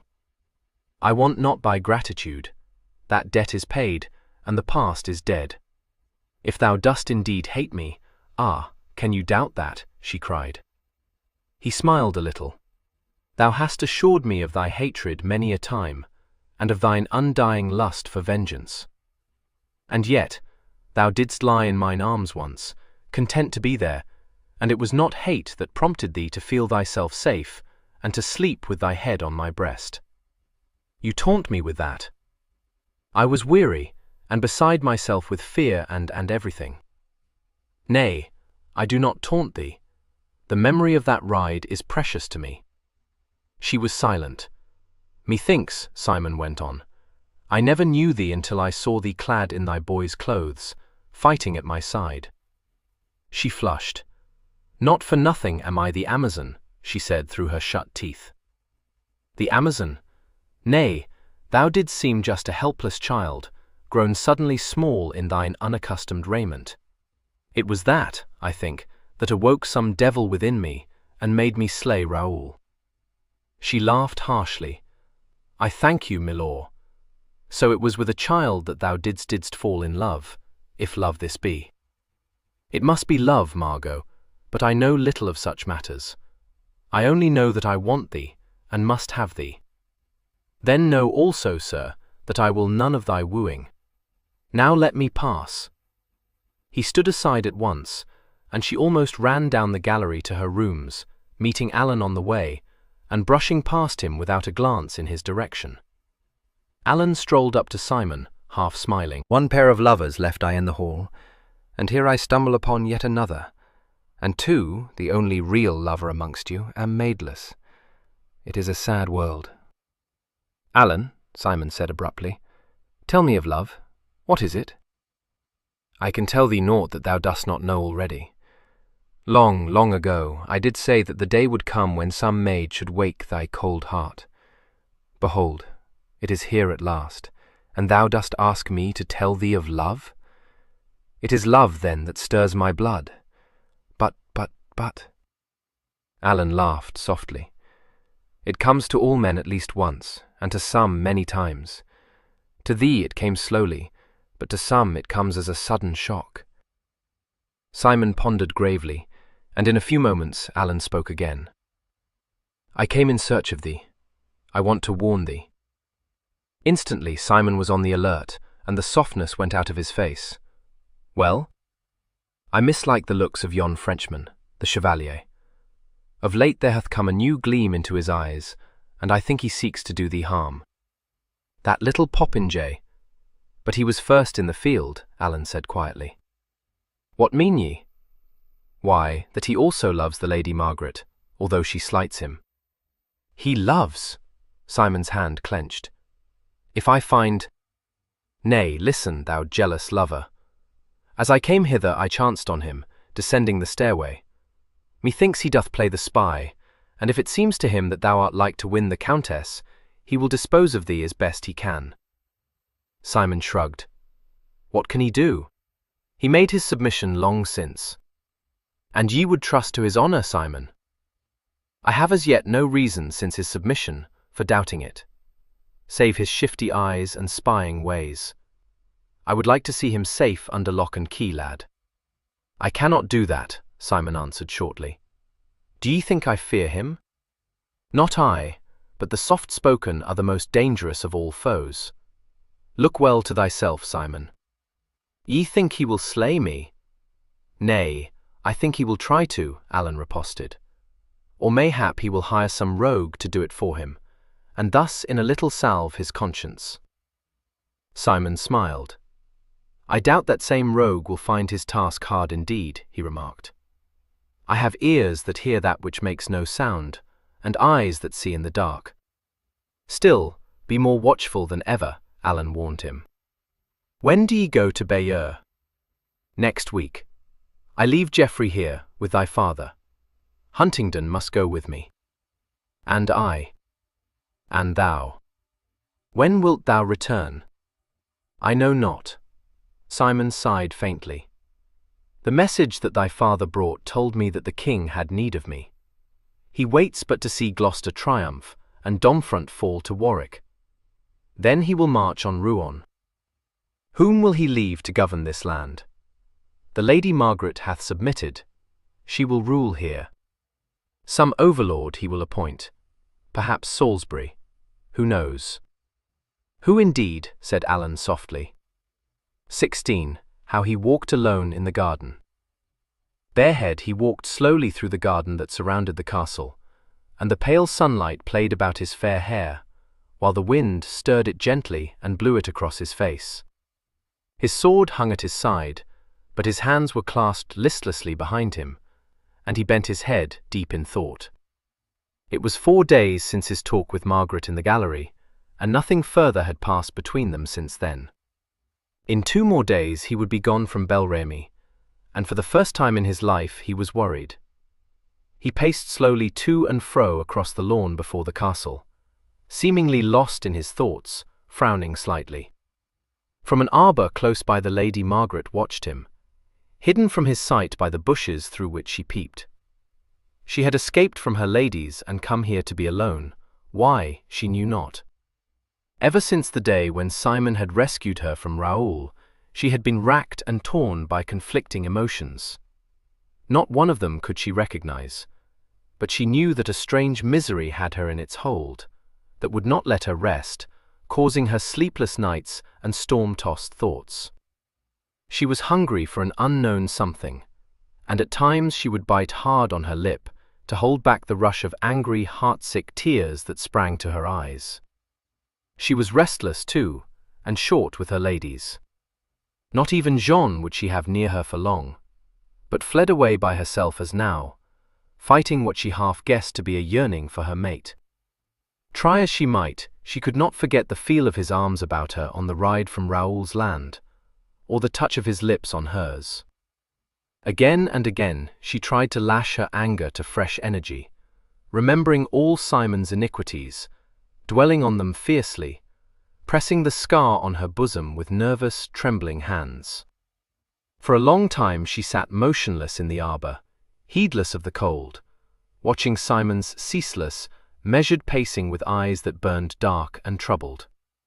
Presently she saw him wheel to the left, and in a moment he had passed from her sight, through a gap in the yew hedge. Some of the rigidity left her then, and she fell to plucking at her gown, twisting the silk between her fingers, her mouth all awry with some inward pain.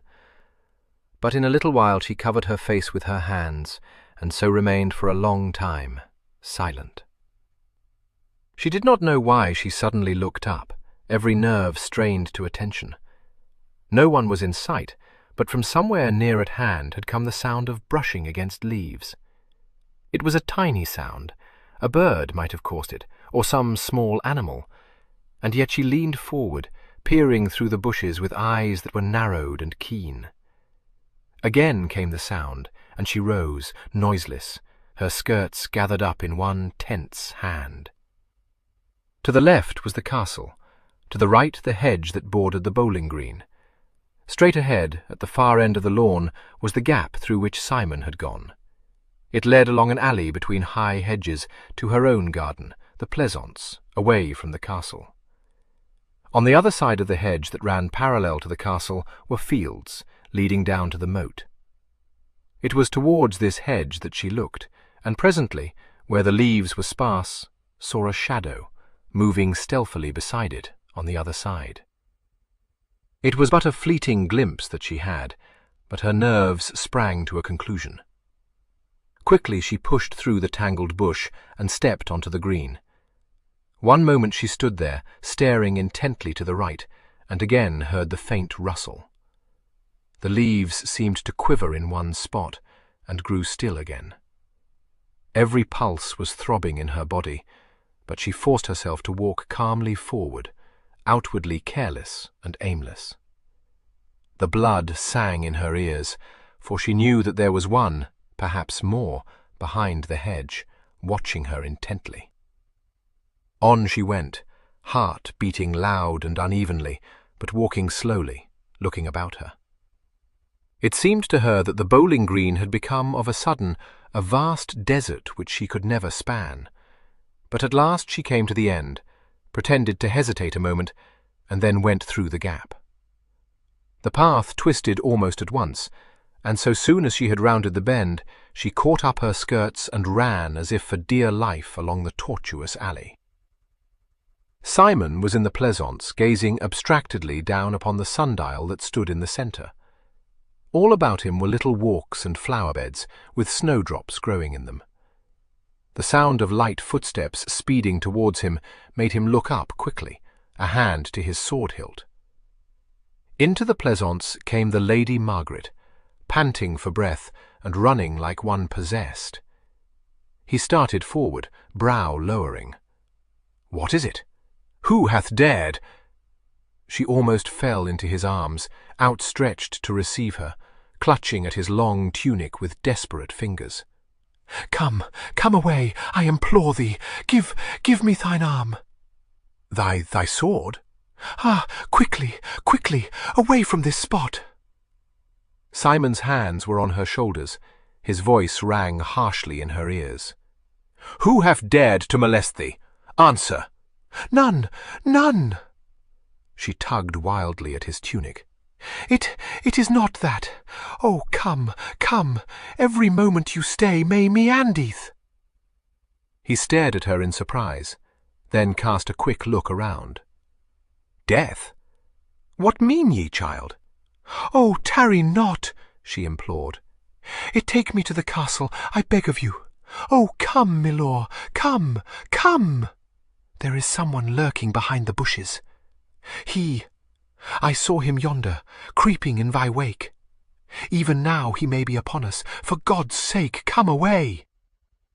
But Simon had his arms about her, and his voice was strangely moved. "And thou didst come to warn me, Margaret?" In her frenzy she scarcely noticed his embrace, but beat her clenched fists against his breast. "Oh, will you not come? Will you not come?" "I fear no assassin that ever drew breath, child," he said gently. "But I will come, if you will it so." She drew a sobbing breath of relief, falling back. Then walk on my right, milor, and walk swiftly." Even as she spoke, he turned sharply round on his heel, staring into the bushes. Slowly he drew his sword and went forward, panther-like. Margaret stayed by the sundial, trembling, but fearful of uttering a single cry, lest it warn the prey he stalked of danger. She saw Simon leap forward, as if some spring within him had been loosed, and thrust with his sword through the hedge. A muffled shriek came, a scuffle, and the sound of thudding footsteps, retreating in haste. Simon turned, wiped his sword upon the grass, and sheathed it. Then he came back to Margaret, and stood before her.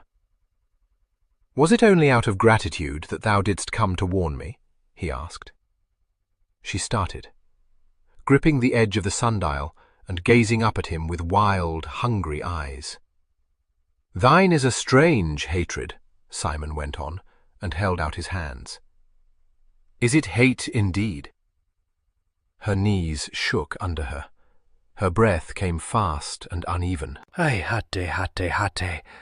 Ah, what ails me? What have I done? What What? I am mad. It was gratitude. I have not changed. I yield my ever. She shrank away, warding him off. Touch me not. I could not let him slay the Thus. I could not. But I think I am like to swoon. He caught her even as she swayed, sweeping her off her feet. One instant she struggled, crying out, and then crumpled up in his arms, her head falling back, lifeless. Swiftly Simon bore her to the castle, brushing past staring lackeys and striding to the stairs. He came to the Countess' rooms, and there found Jean with Helene. "She hath swooned only," he said in answer to the startled outcry. "It was her wound, belike." Lay her down, Jean commanded, and spread cushions on the wooden settle. Gently Simon laid his burden on them. "She ran to warn me of danger from an assassin's knife," he said curtly. "She hath ta'en no hurt, nor I. Look to her, mademoiselle, and have a care." Jean smiled a little at that. "Yes, milord," she said demurely, and with twinkling eyes watched him go out. Sighing, the Lady Margaret came to her senses. "Jean? Methought he is safe?" She struggled up, staring about her. Jean pressed her back onto the cushions. "Yes, chérie, quite safe. He brought thee here." "Mignonne, mignonne, I would not lie to thee." The strained muscles relaxed. Margaret lay still, eyes closed. Presently she opened them and looked wistfully up at her lady. "I am mad, Jean," she said, and her lips quivered. "I do not really care whether he's alive or dead. My head is reeling.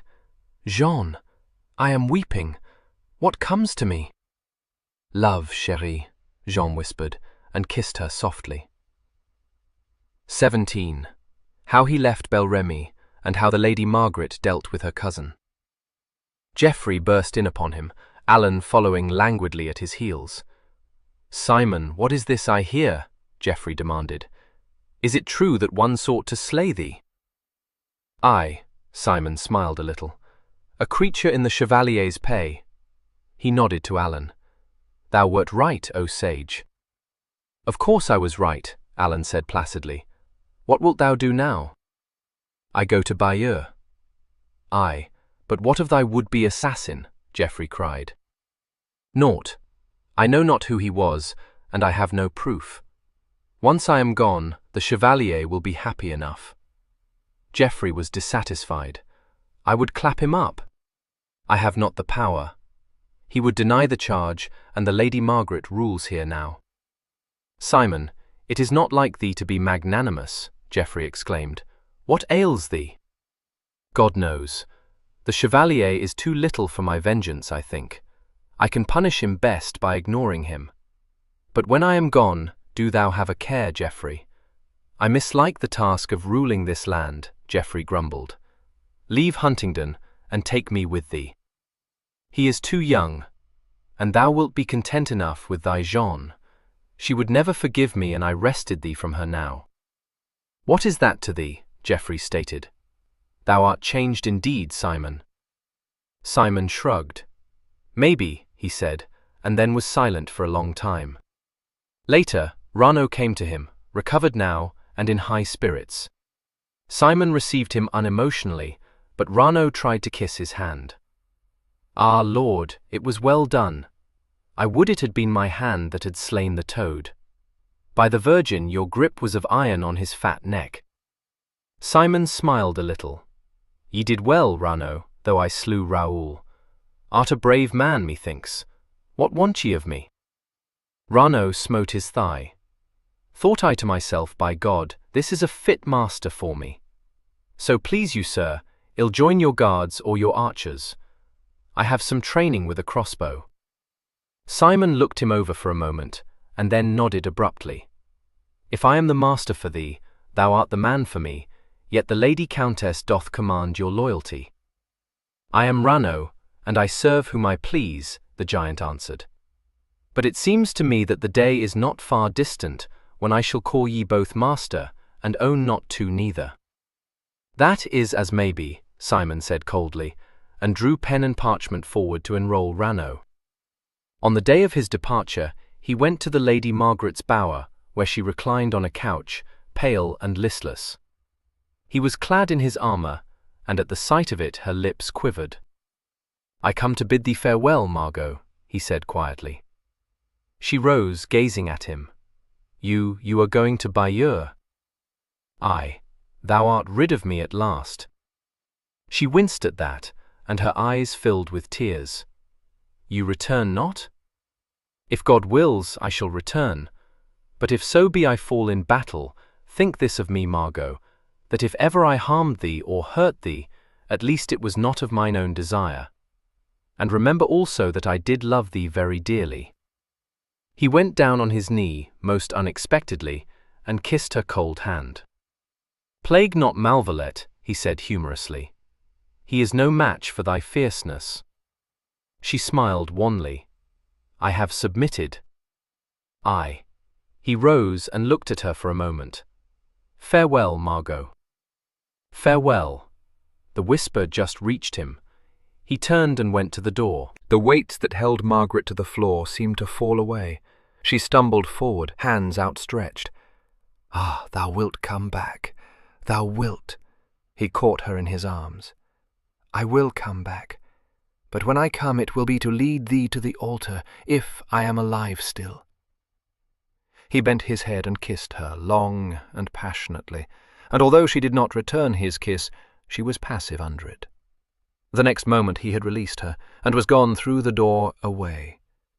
The Lady Margaret fell on her knees beside the table, clinging to it, while hard, dry sobs shook her. How long she remained there she did not know, but presently came the noise of horses' hoofs without, and the sound of voices. She pulled herself up, and dragged her feet to the window, kneeling on the high bench below it. Dry-eyed, she watched Simon clasp Geoffrey's hand in farewell, and kneel to receive Fulk's blessing. Then she saw him mount his horse, and ride towards the drawbridge in the midst of his men. Once he looked up at her window, and seeing her there, raised his mailed hand in salute. Then he was gone, and the clattering of the horses' hoofs died away in the distance. Jeanne entered softly and came to her mistress, passing an arm about her waist. So they stood for a time, silent, until Margaret disengaged herself. Her voice was calm now, and cold. "Jeanne, bid them fetch my cousin and his father." "Yes, chérie. What will you do?" "Fetch them, Jeanne," Margaret repeated gently. When the Chevalier and her uncle came in, they found Margaret seated in a high-backed chair by the table, her hands folded in her lap, her stately head held high. The Sire de Galdemain bowed to her. "You desired our presence, madame?" "Yes, my uncle. I desire that ye shall hear what I have to say to your son." The Sire looked surprised, glanced inquiringly at the Chevalier. "Is it possible, madame, that Victor has annoyed thee?" Her lips curled. "Annoyed is a small word, sir. The Chevalier will understand when I say that I think his own lands stand in need of him." The Chevalier started, dropping the flower he held. "Margot!" "My name is not for such as you to use, sir," she said haughtily. "Ye do know why I will no longer harbour you." "Fair cousin, you are distraught," the Chevalier said silkily. "I know naught." Her look was full of scorn. "Ye desire that I should be more explicit?" "Most certainly, madame, for I am in the dark." "Then know, sir, that I was in the garden when you did send your bravo to slay my Lord of Beauvalet." Her uncle gasped, falling away from his son. "Victor! Madame! It cannot be true! My son—" "Look at his face," she said disdainfully. "Is it not proof enough?" The Chevalier was gnawing at his lip, livid, but he contrived to smile. "You rave, cousin. I know naught of this affair. But ye will return to your own lands, sir, nevertheless." The Sire came towards her, and his eyes were haggard all at once. "Madame, it cannot be true. It were dishonour. I implore thee, listen to Victor's defence." "Can he deny it?" she sneered. The sire turned to his son. "Victor! My God, Victor! Thou didst not do this thing?" "Nay," the chevalier muttered, but could not look at him. His father started forward, seizing him by the shoulder. "Look at me. Is it true?" The chevalier shot one glance at Margaret's rigid countenance and laughed. "You are over-squeamish, mon père," he said carelessly. The sire's hand fell away from him as from a thing unclean. "Thou craven cur," he whispered, and turned again to the countess. "Madame, I can say naught, save that this deed is as foul to me as it is to you." She bent her head. "That I know, sir. I do trust that thou wilt continue here, for I do value thy friendship. But thy son goes within 48 hours, or I will formally banish him from my domain. That is my last word." "You are generous, madame," her uncle said, very low. "For thy sake, my uncle," she answered, and stretched out her hand to him. The chevalier bowed. "Then I take my leave of thee, fair cousin." He sneered at her. "When thou art miserable in yon Saxon's arms, think of me." "Go!" his father thundered. "Must you add to your vileness? Go!"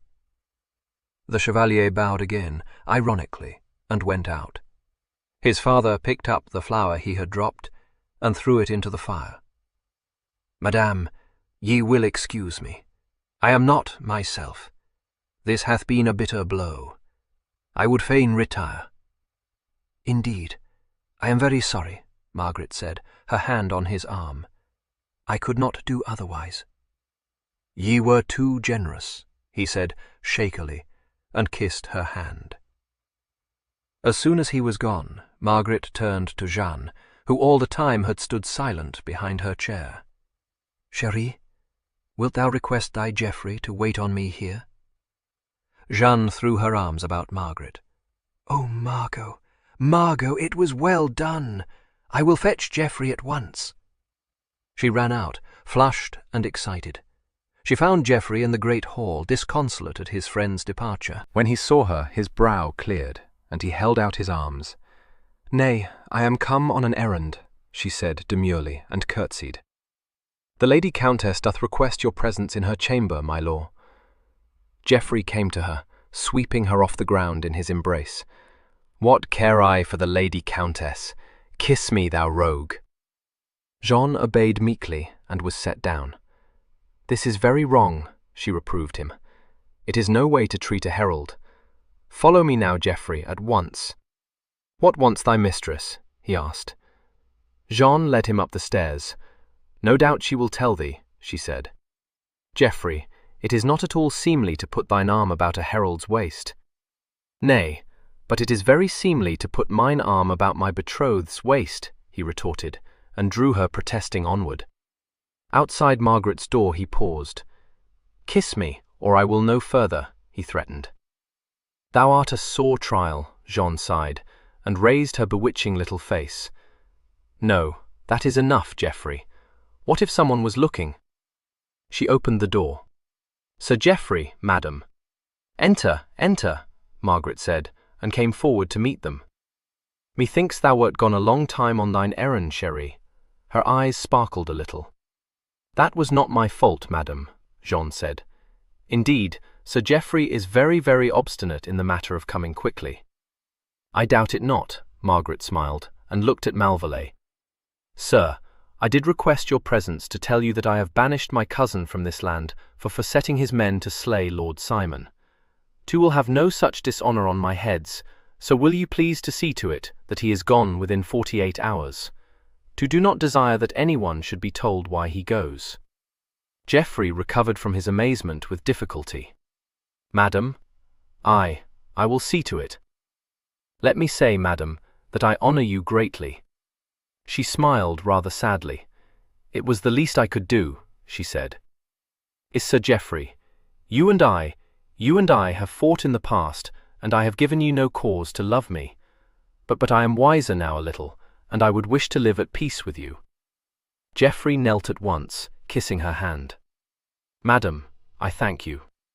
be assured that I will do all in my power to aid and uphold you in this land." She pressed his fingers slightly. "Thank you," she said. "When do ye steal my Jeanne from me?" He rose. "Why, never, madam. I only seek to wed her, and that right soon." "To wish you happiness," she said unsteadily, and tried to smile. Jeanne caught her hands. "Ah, chérie, you too shall have happiness." Margaret's head was bowed. "Maybe. To think I will be alone for a while." They left her then, her head held bravely and her lips smiling. 18. How he came to Bayeux, to the king. He rode slowly into Bayeux, at the head of his men, Alan at his side, and Huntingdon some way behind, leading the rearguard. He had ridden north and west, past Falaise and Caen, for Bel Remy was situated between Argentan and Falaise, commanding the centre of Lower Normandy, some 25 leagues from Bayeux. On his arrival, he went straight to where the king dwelt, taking Alan with him. Henry received him at once, and dispatched a page to conduct him to his room. He was there with his brother, the Duke of Clarence, who commanded one of the 3 divisions of the army, and whose task it was to prepare for the advance on Rouen. When Simon entered, Henry came quickly forward. "Ah, my soldier," he would not permit Simon to kneel, but embraced him, and also Alan. "And my poet, where is my knight?" "At Bel Remy, sire," Simon answered. "Huntingdon came with me." Henry was disappointed. "I would you had brought Malvallet in his stead, Simon, but ye know best." "Why, sir," Alan said, "Simon left Geoffrey in a lady's arms. He is shortly to be wed." "What?" Henry turned in astonishment. "Is it indeed so?" "No, not the Amazon." "No."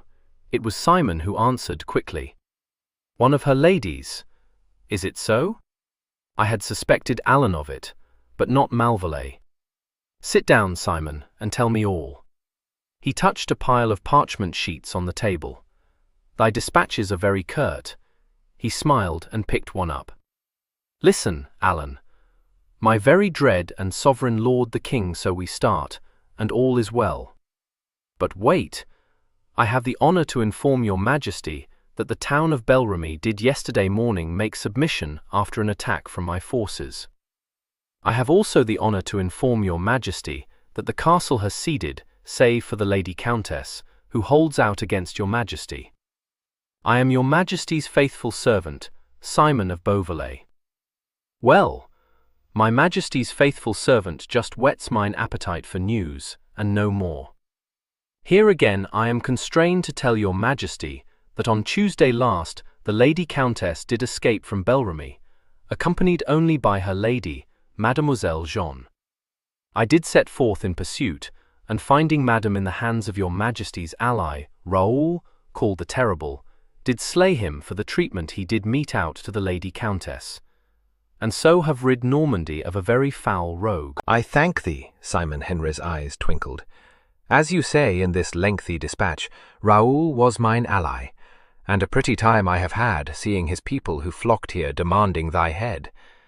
What said your majesty?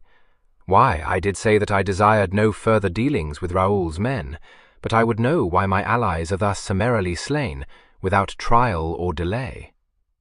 Simon stood up. "Aye, sir, I do owe you an apology, but in my place ye would have done the same."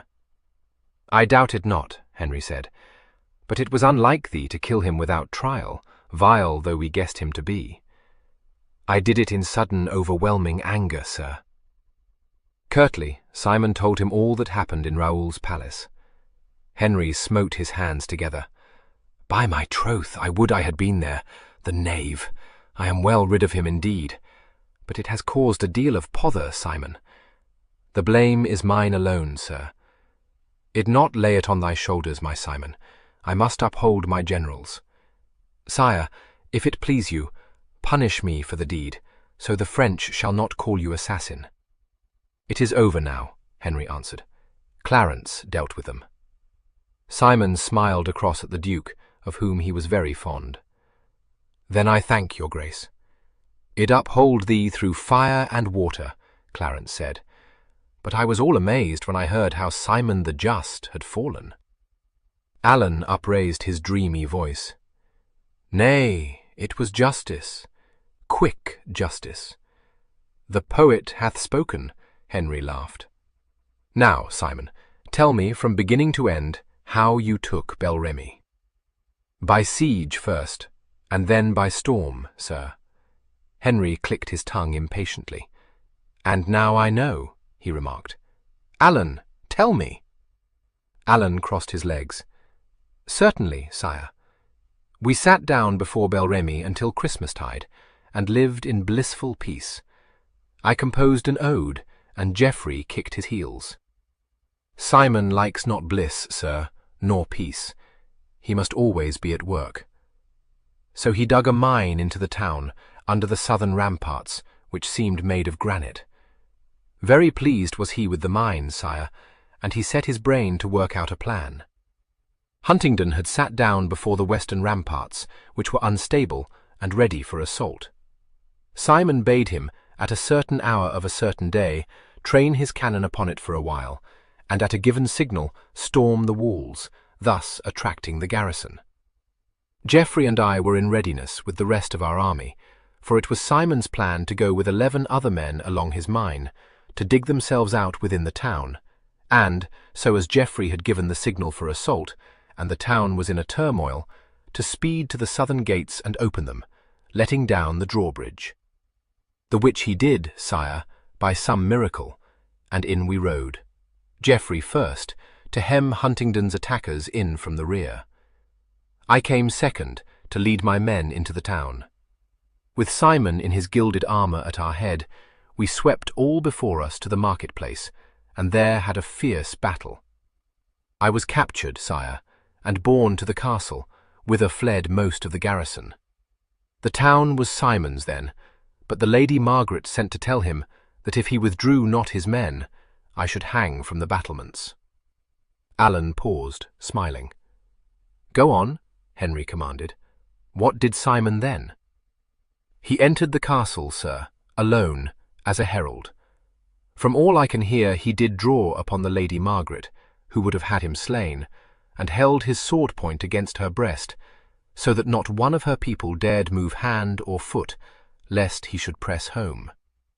She is a brave lady, sir, and she would not have let Simon have his way, but that he threatened to sack the town and slay the children.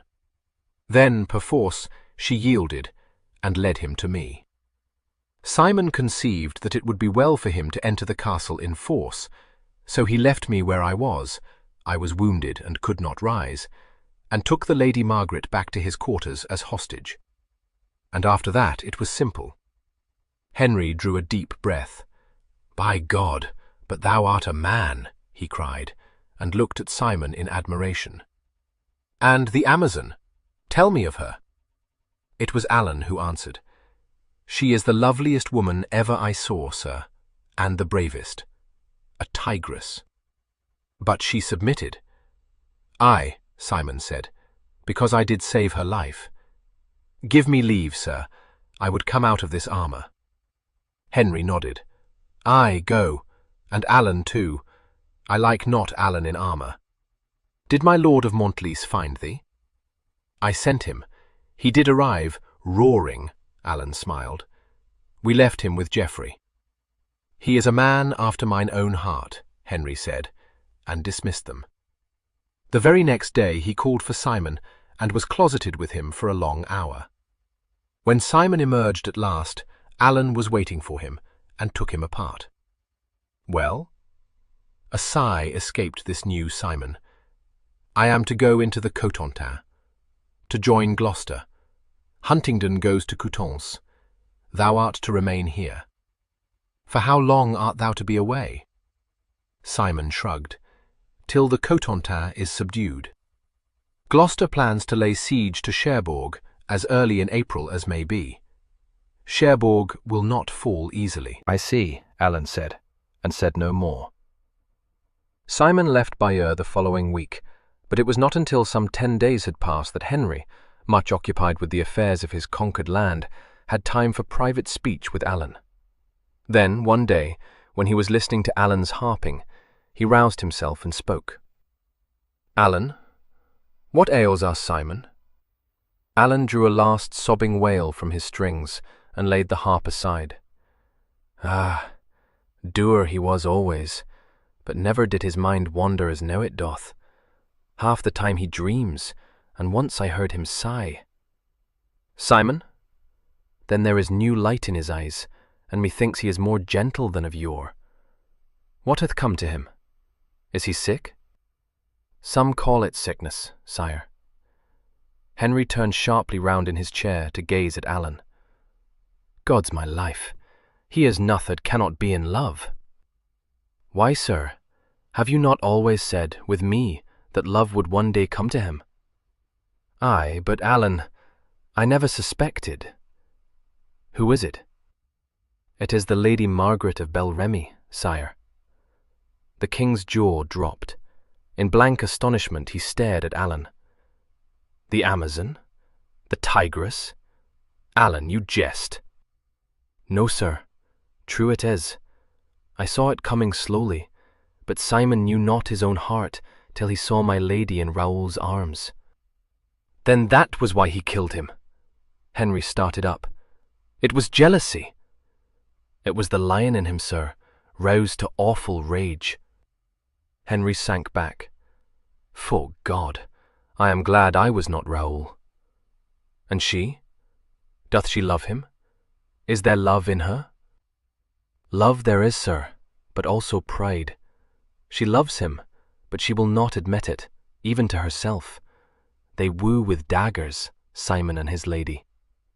Henry smiled. "I would give much to see it." "She hates him, then?" "So she says, sir, but it is a strange hatred. She loves him, and when he returns to her, she will wed him." "Return?" Henry frowned. "I had planned to have him at my side when I march on Rouen." Alan said nothing. "Speak, Alan. If ye take Simon to Rouen, sire, it is death to his happiness. That campaign may last a year." Henry leaned his chin in his hand, thinking. "What would ye have me do? If Simon loves indeed, he must have his way. Geoffrey, too, I suppose. Yet I can ill spare them." "He will follow your majesty unquestionably, sir. It is not for me to advise you." "He would sacrifice his love for his duty?" "He is Simon of Beauvallet," Alan said quietly. 19 How they fared at Bel Remy during his absence. The Lady Margaret walked upon the terrace of the castle alone. It was mid-March, and Simon had been absent for 3 long weeks. She had had news of him through Geoffrey, and knew that he was fighting in the Cotentin, away to the west, with King Henry's brother, the Duke of Gloucester. He did not write to Margaret, and he sent no messages. The letters that came from him came rarely, and were bald and unsatisfying. The Lady Margaret glanced across the gardens wistfully. In the pleasaunce, Geoffrey sat with his bride, she knew. She craved companionship, but she would not intrude into these 2 lovers' idyll. Her ladies watched her, and she had sent them from her to pace slowly up and down the terrace, her thoughts far away, and her black eyes sad and longing. A rumble sounded behind her. Fulk was stumping after her, his little eyes twinkling good-humouredly. "Hey, hey! Not so fast, lass," he roared. "Come thou here, I say." He and she were close friends by now, and the haughty Lady Margaret came meekly to his side to sit down on the stone seat. Fulk sank heavily beside her, puffing and blowing. "What dost thou here, silly maid?" he demanded. "I am not a silly maid," she answered mildly. "I am a woman grown. So be not so rude, my lord." "Ho, ho! And how old art thou?" "No more than 28, I'll swear." 28. Margaret sat up indignantly. "I am not yet 26. Fulk laughed. "A maid still. Now whence this fiery blush?" "Dodo, I look 28? Margaret demanded. "Nay, nay, 21 rather. What dost thou here, alone?" "I waste taking the air." Ill warrant ye were sighing and pining for that lad of mine. Alan, said the Lady Margaret coolly. Nay, why should I? Alan, hark to the child. Simon, thou dull girl. I do not think of him at all, and I will not have ye call me names. Here's a heat. Art a pert, saucy lass, I say. Well, sir, and what else? A wilful, headstrong baggage, Fulk roared. Margaret covered her ears with her hands. Do not shout at me, she said. I wonder you care to sit with a baggage. So do I, Fulk grunted. A fitting pair will you make, you and Simon. Belike ye will scratch his eyes out before he have time to school ye. Maids were more gentle when I was a lad. Milor Fulk, I do not know why ye should couple my name with that of Lord There's enough. Think ye I am come to listen to thy foolish chatter against Simon? Bah! Bah, I say. I heard you, said the Lady Margaret. Thou and thy hate. Talk for babes, empty lies. Sir, now will ye have done, Margot? Body o' me, do ye think to fool a man of my years, thou froward maid? The Lady Margaret abandoned the struggle. Indeed, I have never been so set at naught and bullied in my life. Better for thee if thou hadst, growled Fulk. Thou dost need a master. The Lady Margaret tilted her chin. And will have one. In Simon. Fulk went on louder. Shake not thy head, I say. He Simon will not return. Thou must look for my master elsewhere, she said, a tiny catch in her voice. Fulk put his great arm about her waist. Said I not thou wert a silly lass? Did he tell thee that he would come back? Answer me, Margot. I have forgotten. That for a tale. He said he would return, and he breaks not his word. I do not care.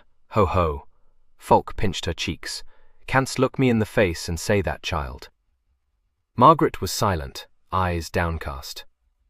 Now here come a pretty pair, Fulk remarked, and looking up Margaret saw Geoffrey and John wending their way across the garden. Geoffrey's arm was about John's waist, and his black head was bent over her brown one. Margaret looked away, chin set firmly. Never fret, Fulk said. Simon will come. Hey there! The absorbed couple below started and looked up. Is this the way thou dost mind thine affairs? Fulk bellowed jovially. Aye, Geoffrey answered. So please you, sir, this is mine affair.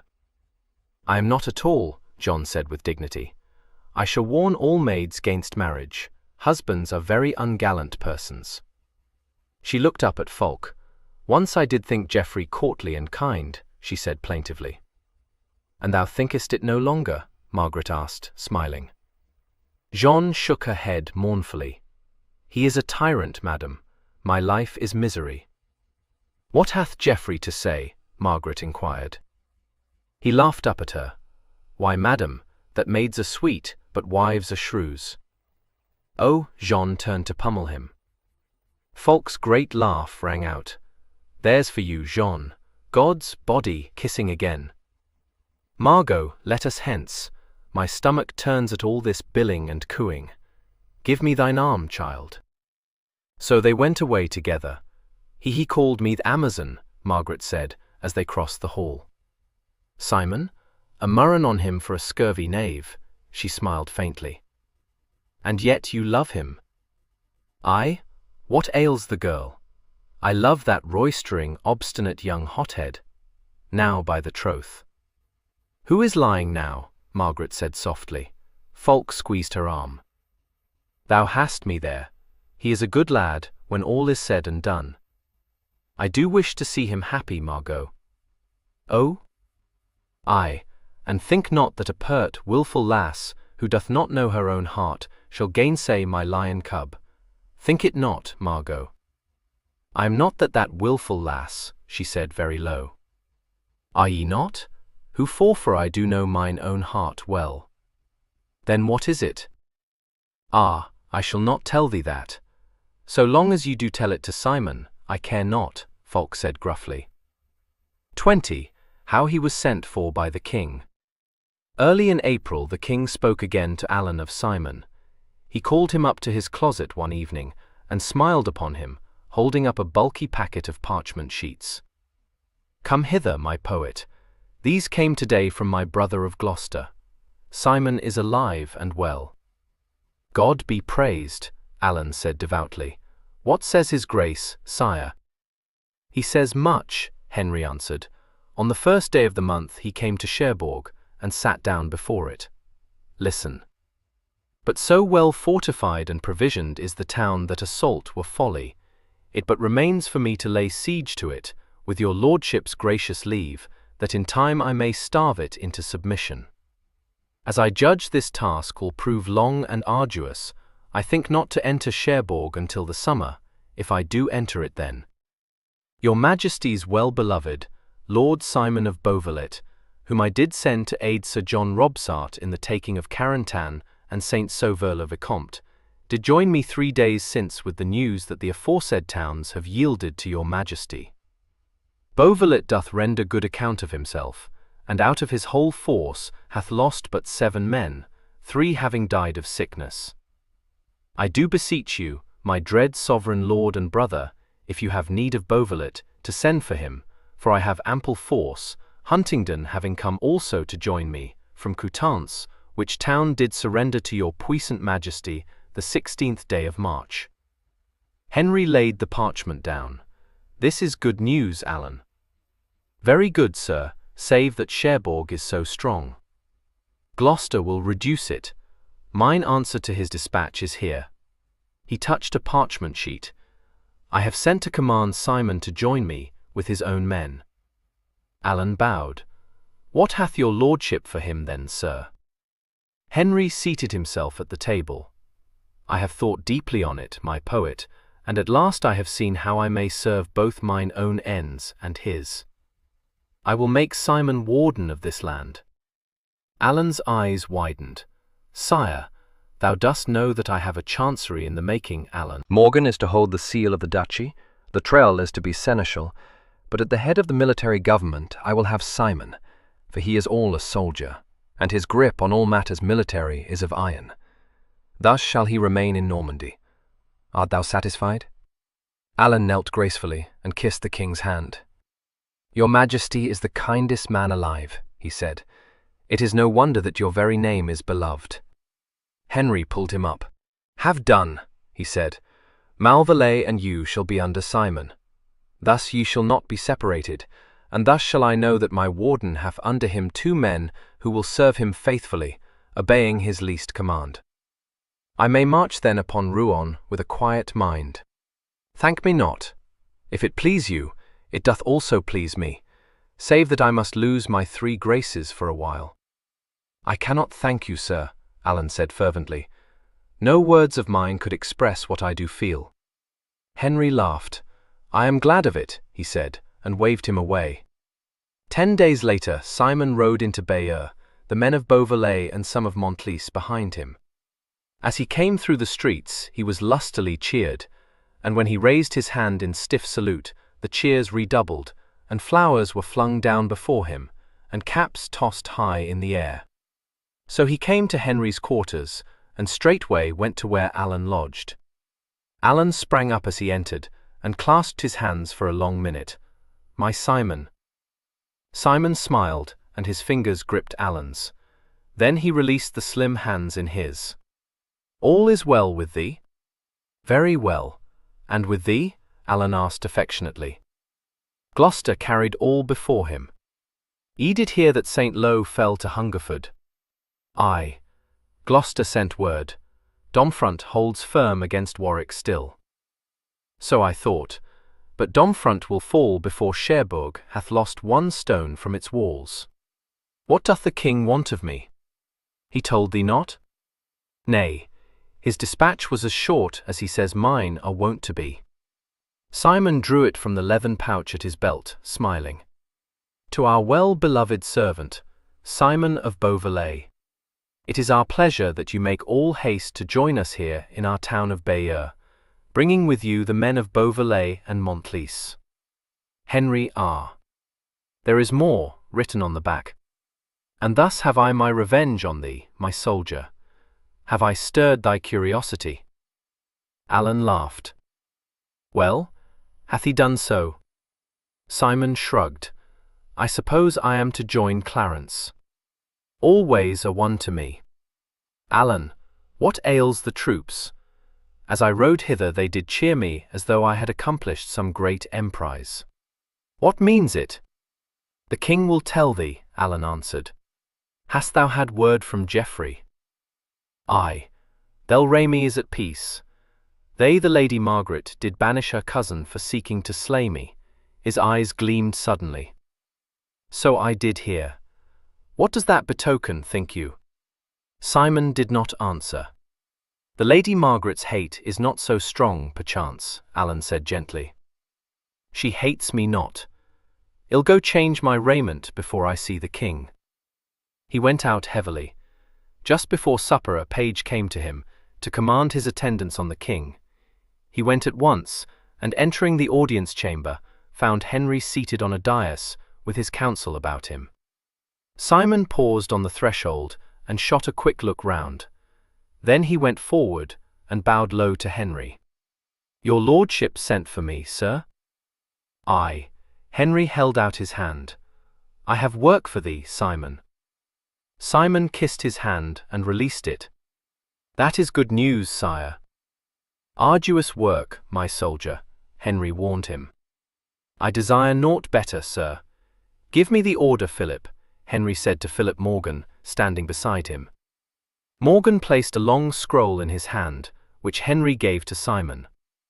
"Thou wert appointed to this office 3 days since, Simon, by vote of council and my will."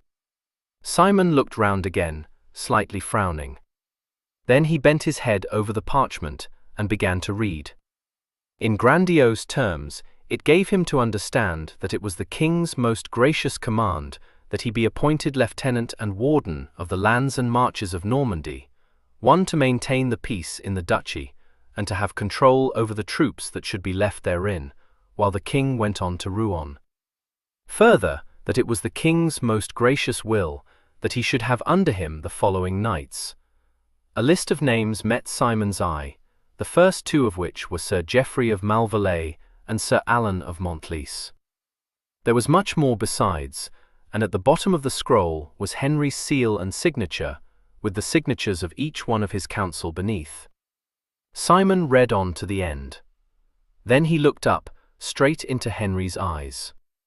A long breath he drew, and there was a wondering look on his face. "Is this indeed your Majesty's pleasure?" he asked quietly. Henry bowed his head. Sir Simon stopped, at a loss for words. "I think I have done little to deserve this great honour."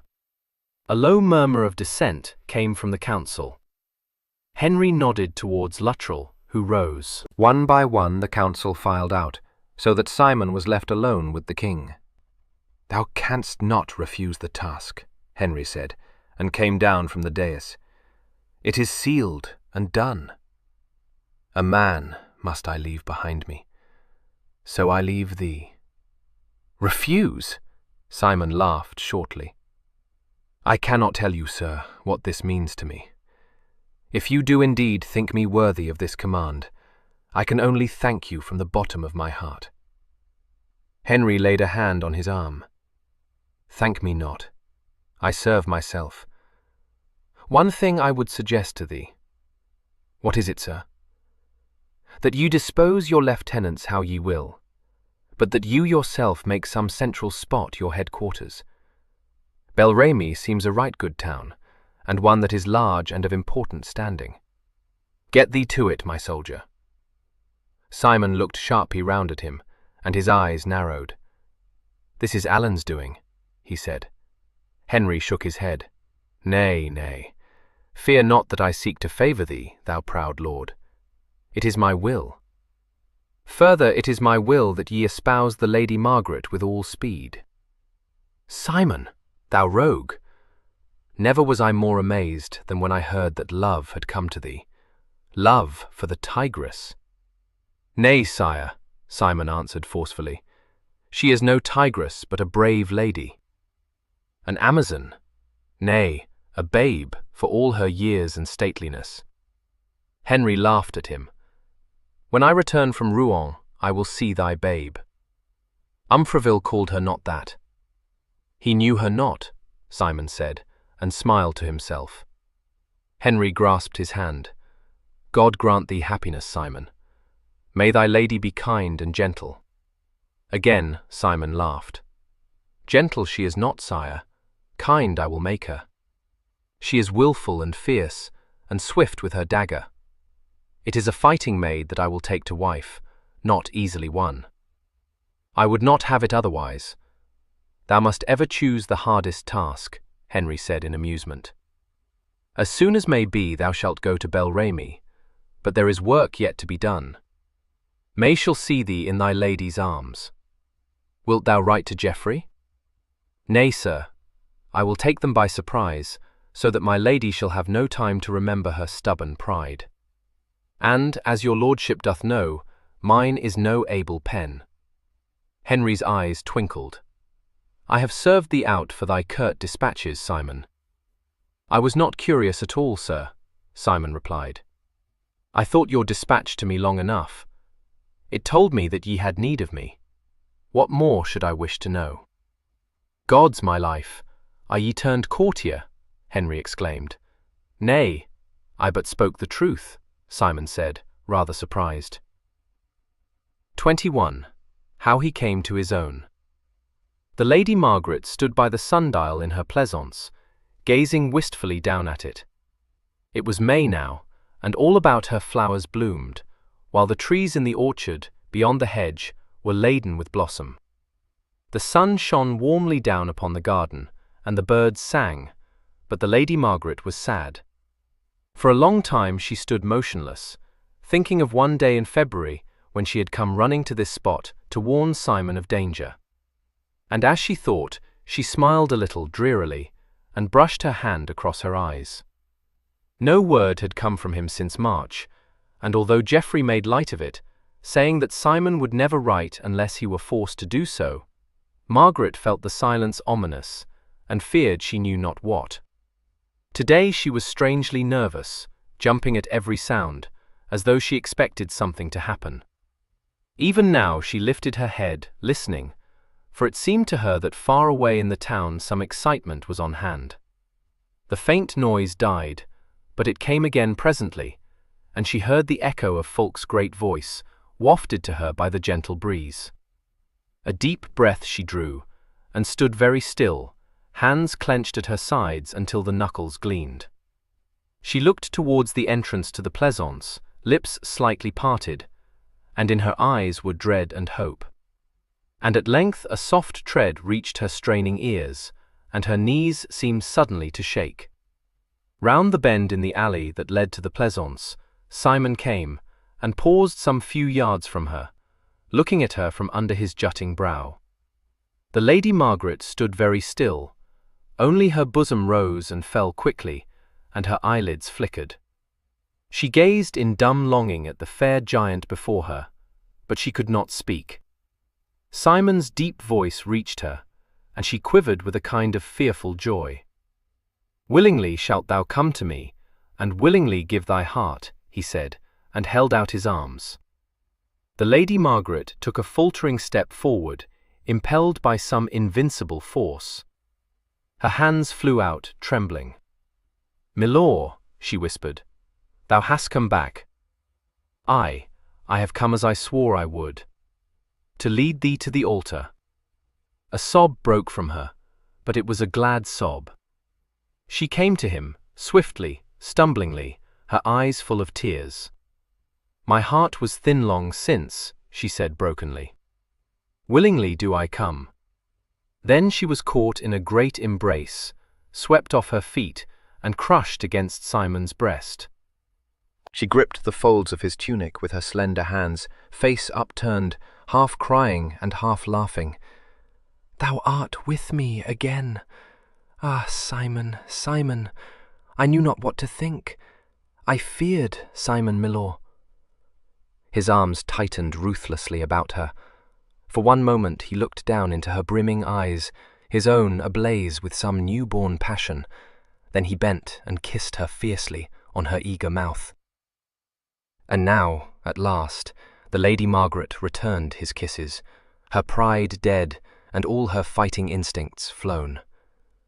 So for a while they stayed thus, locked in each other's arms, till the grip about Margaret's shoulders slackened, and she was set upon her feet, breathless and quivering. "My queen," Simon said huskily, and knelt suddenly to kiss the hem of her gown. The Lady Margaret looked down at him, and in her face was all the wonder of love. Gently she laid a hand on the bent head, and put her other into his, drawing him to his feet. "Simon, oh, milor, kneel not to me. It is I who am neath your heel." She sank against his shoulder, and laughed unsteadily. "I swore vengeance on thee, undying vengeance," she whispered. "I said that I would make thee rue the day thou didst cross my path. Ah, Simon, Simon." His arms were round her once again, holding her close.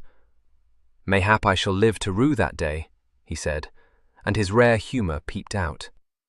"Undying thy vengeance shall be, and on our marriage day it will be complete." "Oh, ungallant," she cried, and put up her hand to touch his lean cheek. "Thou most cruel of lovers. Was ever a maid so harshly wooed?" "Was ever a maid so hardly won?" he retorted, and carried her hand to his lips. "Thou tigress, wilt thou stab me, I wonder, if ever I gainsay thee?" "Never again," she said softly. "I could not do it that day in January, though I hated thee then. How should I stab thee now that my hate has turned to love? I would follow thee barefoot across the world. Nay, for if I walked across the world, thou wouldst lie in mine arms, Margot. Never again shalt thou flee from me."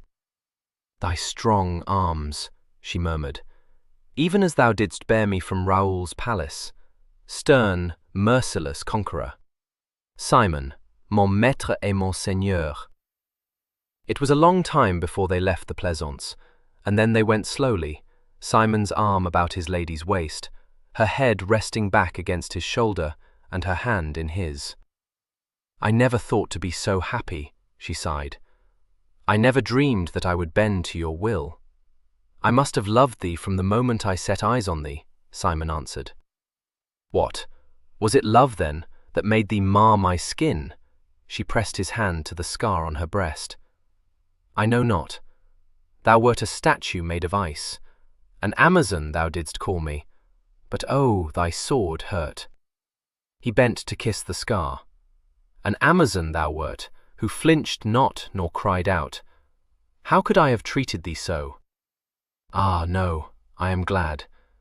I said that for as long as the scar remained, I would remember thy cruelty, and so I will, and with it mine own attempted treachery. Simon, that shame will never die. My shame is greater, Margot, for I threatened a woman, a child. No child am I, milor. Just an Amazon." He laughed down into her pleading eyes. "That rankles still, my queen. I would not have thee aught but that. I did tell my king that the lady I love is a tigress, beautiful beyond words, swift with her dagger, proud and indomitable to her foes, but with a great heart and a brave spirit." Margaret blushed. "Nay, I am not so fine.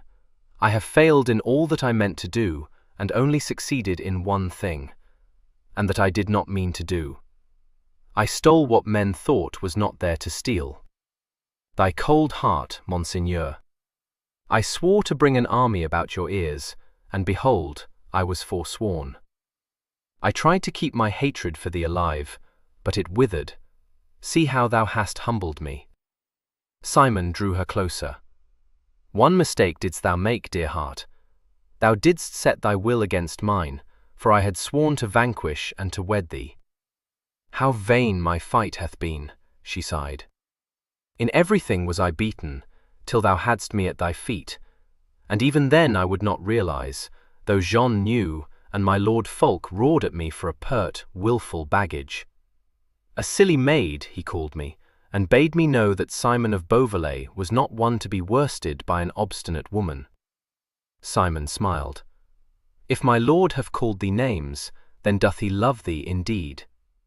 Oh, he hath not a good word to say for me, but bellows at me until I tell him that he is wrongly named, and should be the bull, not the lion. There is only one lion.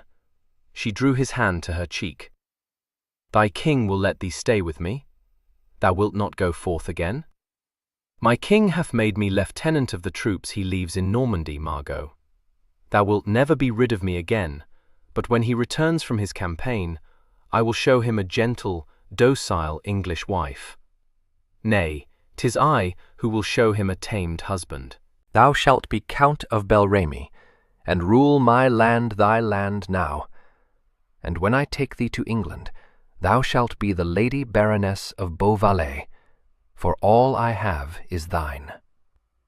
They had come now to the castle, and went into the great hall hand in hand. Geoffrey and Jean were there, waiting for Simon to bring his lady in, and Fulk was standing by Alan, one arm flung around his son's shoulders. He and Jean came forward, Jean running to her friend, Fulk waving his stick at Simon. "So there thou art!" he roared. "First it is Geoffrey and his Jean, kissing and fondling until I am made sick by the sight of it, and now thee, thou good-for-naught, and Margaret, the graceless lass. Hadst thou no more sense than to thrust thy head into the halter, thou silly lad? Let me get hold on my hand, I say." He wrung it vigorously, his little blue eyes twinkling ferociously. "Always thou must conquer. I could weep when I think how none have ever withstood thee. Small wonder is it that thou art a conceited coxcomb. Margot, thou rogue, come to me." He embraced her noisily, shaking her to and fro. "What did I tell thee? Did I not say that my lion cub would master thee? I warrant he will tame thy hot blood, saucy maid." He rounded on Simon again, smiting him fondly on the shoulder. "Now I do say that if she sticks the dagger into thee, it will be but thy just deserts, lad. We will see what a slip of a girl may do to thee. Oh, thou art well matched. A pair of fools, by my troth." Shouting and blustering again, Margaret said severely, "Thy gout will plague thee more than ever, and that will be thy just deserts." Fulk laughed delightedly, never so pleased as when Margaret chided him. "Oh, she will school thee, Simon. Never was there so determined a lass. God's body, I never thought to get me a daughter so much after mine own heart." Margaret pushed him into a chair, dropping a kiss upon his brow. "A bull and a lion," she said. "What will my life be betwixt you? What with thy passions and my lord's obstinacy, O Jean, am I not beset?" Simon was kissing Jean's hand in congratulation on her marriage. She dimpled, looking mischievously into his eyes. "I shall warn Margot to have none of thee, milor. I will tell her, oh, terrible things about a husband's tyranny." Geoffrey laid his hand on Simon's arm. "Simon, mark well my words. Wives are the devil, and I know." "In truth," Alan sighed, "I am the only wise one amongst us all." "Art a silly lad," Fulk rumbled, and cast him an affectionate though fiery glance. "Alan speaks sooth for once," Simon said, and placed his finger on Margaret's indignant lips. He had her in his arms again, and like a needle to the magnet, Jean had drawn near to her Geoffrey. "For Alan throughout hath known that needs must I fall, and at Margot's feet. Ah, and he knew that I loved thee, even before I knew it myself," Margaret cried. "Methinks he hath worked very quietly to bring about our happiness. And yet he will not seek his own. I observe thy folly," he said, "and know mine own wisdom. That is happiness." Jean looked at Geoffrey, and a smile passed between them, of boundless conceit. Margaret stole her hand into Simon's, smiling also. Not one of them answered Alan, and he laughed, leaning on his father's shoulder, and surveying his two friends with soft, satisfied eyes. "Are my sage words beneath contempt?" he asked. "Aye," Simon answered simply, and looked down into Margaret's face for a long moment. A deep breath he drew, and glanced again at Alan. "Beneath contempt," said Simon the Coldheart,